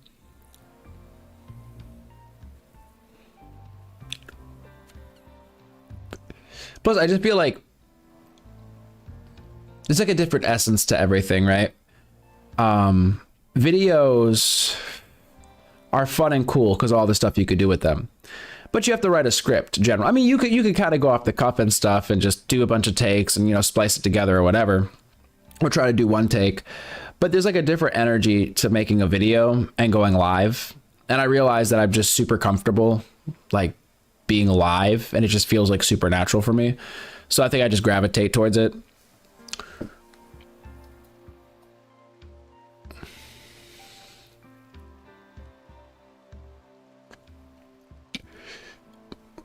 But then there's like pros and cons to, if you're, depends what your goal is, right? But I assume everybody's goal on any of these platforms is to be watched, right? Is to get views, right? It's like some people are like, oh, this person only does this for the views. Well, it's like, well, yeah, no shit. I mean, you know what I mean? It's like if you're making content and putting it out there, you kind of want it to be watched. If you're making music, you kind of want it to be listened to. So it kind of like comes with the territory. That's all just to say that videos that you post, they exist when you're not there.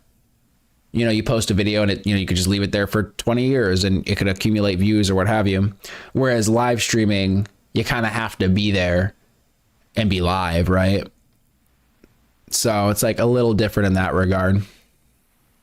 Oh, so not really. Oh, okay. That'll be interesting then. Do you have any software or anything? Like, what are you on, by the way? Do you have like a PC? Do you have a laptop? Like, what do you work with?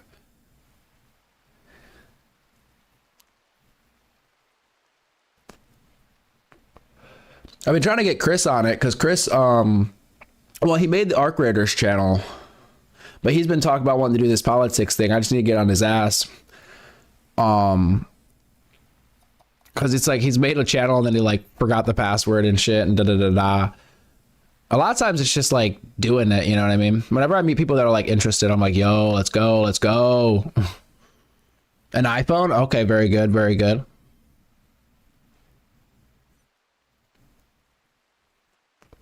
Do you have a laptop or computer or anything or no? Because you can still do a lot with even just your phone. I would suggest if you are just working on a phone, I mean, I'm sure maybe you know some apps and stuff, but I mean, CapCut is kind of, I mean, what a lot of people use. And I just know you can use it on your phone as well. I don't use it on the phone, but you can apparently, I think, sync it between the phone and the computer and stuff. Okay, gotcha. So CapCut might be good as an app for like video editing and stuff like that.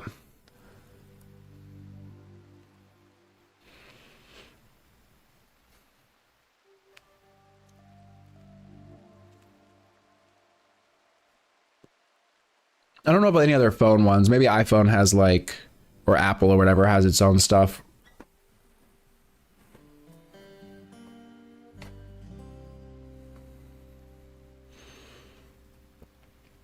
And I would suggest, I mean, just for the fun of it, like, you know, recording yourself, like, even if it's just like a voice, you know, just like audio, and start to like record yourself, listen to it back, maybe like write yourself a little script, maybe try bullet points. And then like once you get like a little bit of stuff recorded, then start to pull it together a little bit, right?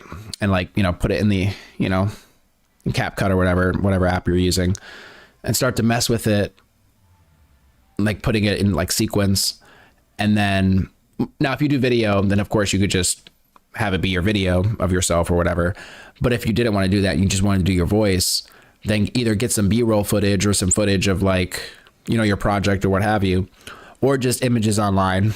And this is like just to play around with, just to get like a feeling for like messing with the stuff and, you know, just, you know, throwing shit against the wall and just, you know, figuring it out and whatnot.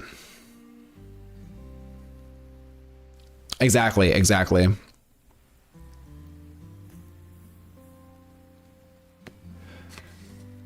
Yeah, yeah. I mean, and again, everything you record and everything, you know, doesn't have to be necessarily released and stuff. I mean, just to get like started, just to get like your feet wet, so to speak. Because it's interesting. Recording videos is just interesting, even just the audio, because this just feels so natural to me because I'm like talking to somebody. You know, it's like just regular talking. Whereas, you know, when you're recording a video and there's like nobody there, it's just like a different experience. And it could kind of feel weird when you're trying to read a script. It could feel unnatural because I've like written scripts, and then what I end up doing is I break my scripts into like bullet points basically, because it's like I'm better at doing that and sounding natural than actually reading a script. So I like take a whole script, I break it into bullet points, so it's like I know like generally what I want to say, and I just kind of go off from there. But I'm sure everybody has like a different type of workflow and stuff.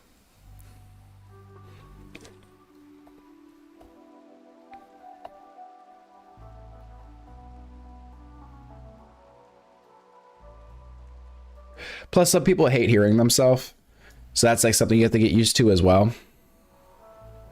Especially if you're gonna be editing, like, you know, videos and stuff, you're gonna be hearing yourself, and it could throw people off. Like you're like, I hate my voice. I hate my voice. It is funny when I hear myself. I'm like, what the fuck? I'm such an idiot.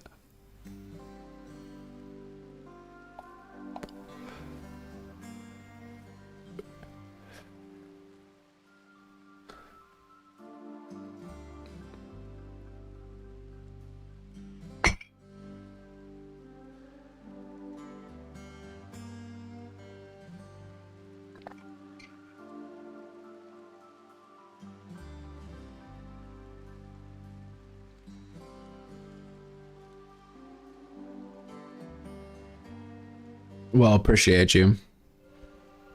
I could be doing so much better though. I at least like it when the mic is like this, because it should be coming through nice and clear and crisp.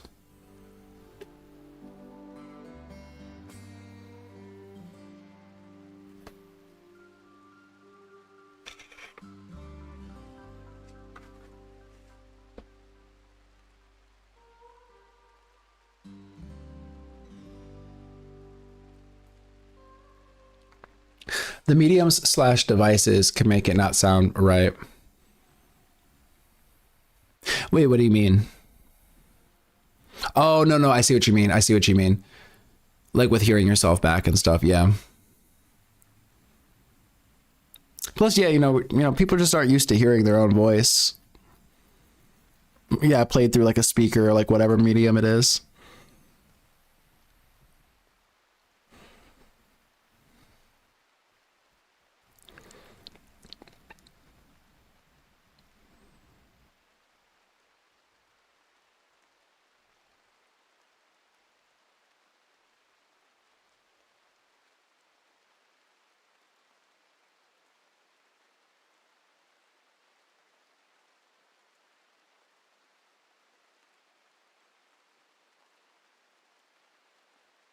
But then I would also, again, if you haven't ever seen VTubing, if you're unfamiliar, like check that out too.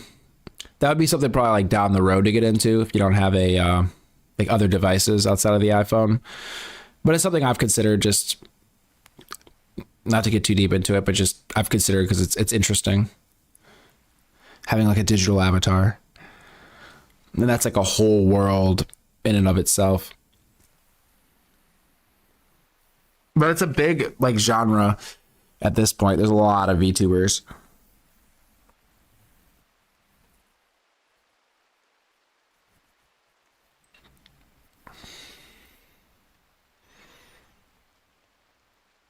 Okay, I feel you. Hey, no, I totally get that. I totally get that. Just real, authentic.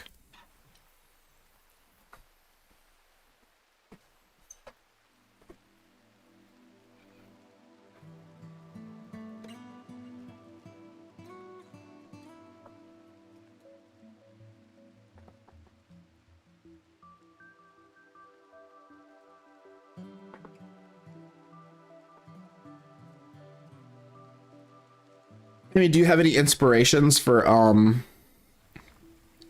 videos and stuff like that? Like in terms of like other creators or anything?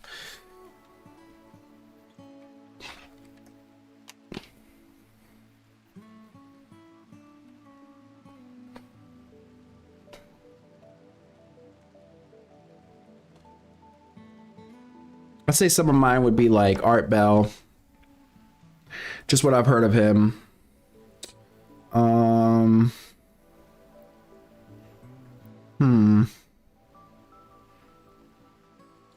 I mean, I guess I don't know. It's a hodgepodge of a lot of different things.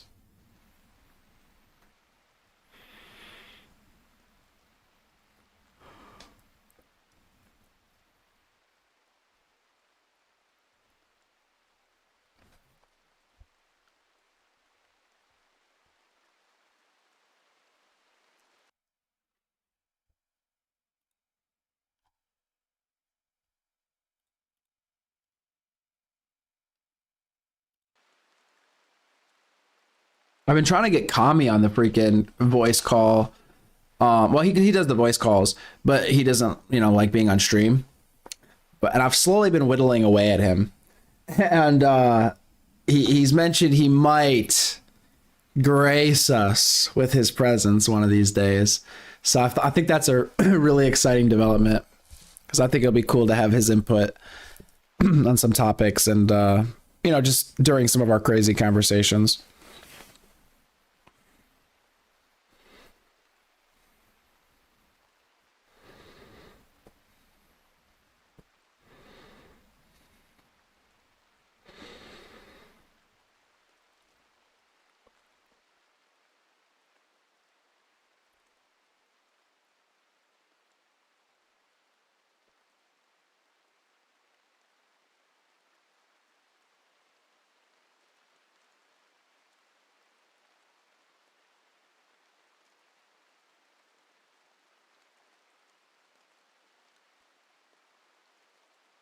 I'll probably be bothering Chris later on when he hits me up and see if he's gonna try to put together some videos or anything, work on his ideas. I'll probably bother Super as well.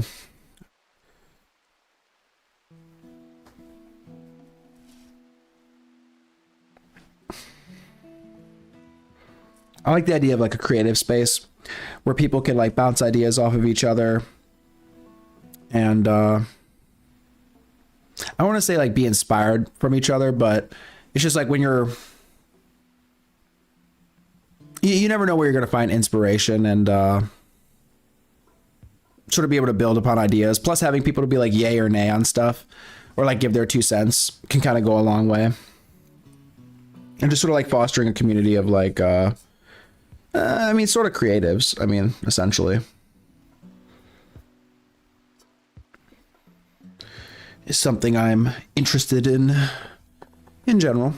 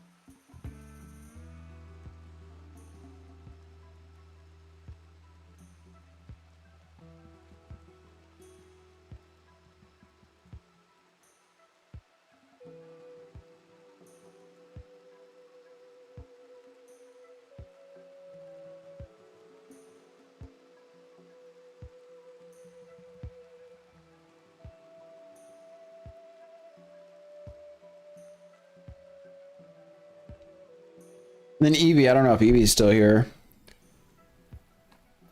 Or if she got swept away. I know she's been talking about doing content as well. So I'm looking forward to seeing that.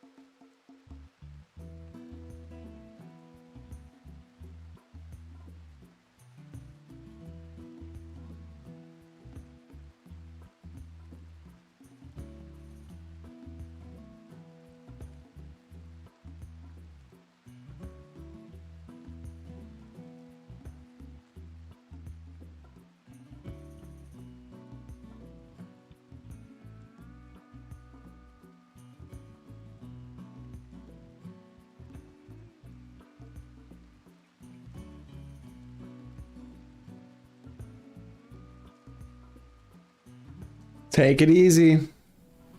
Have a good day at work. Appreciate you for hanging out. Catch up with you later. Should be on tonight, hopefully earlier this time.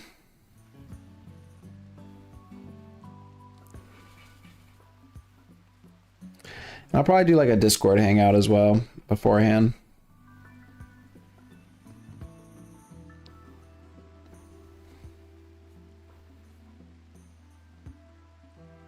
All right, cool deal. Take it easy.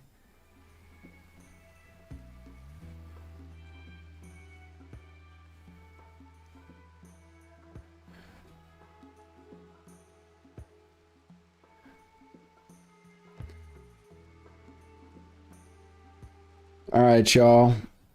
Whoever's awake at this point, probably about time for me to sign off. We run it to the bitter end. Although I think it was pretty sweet.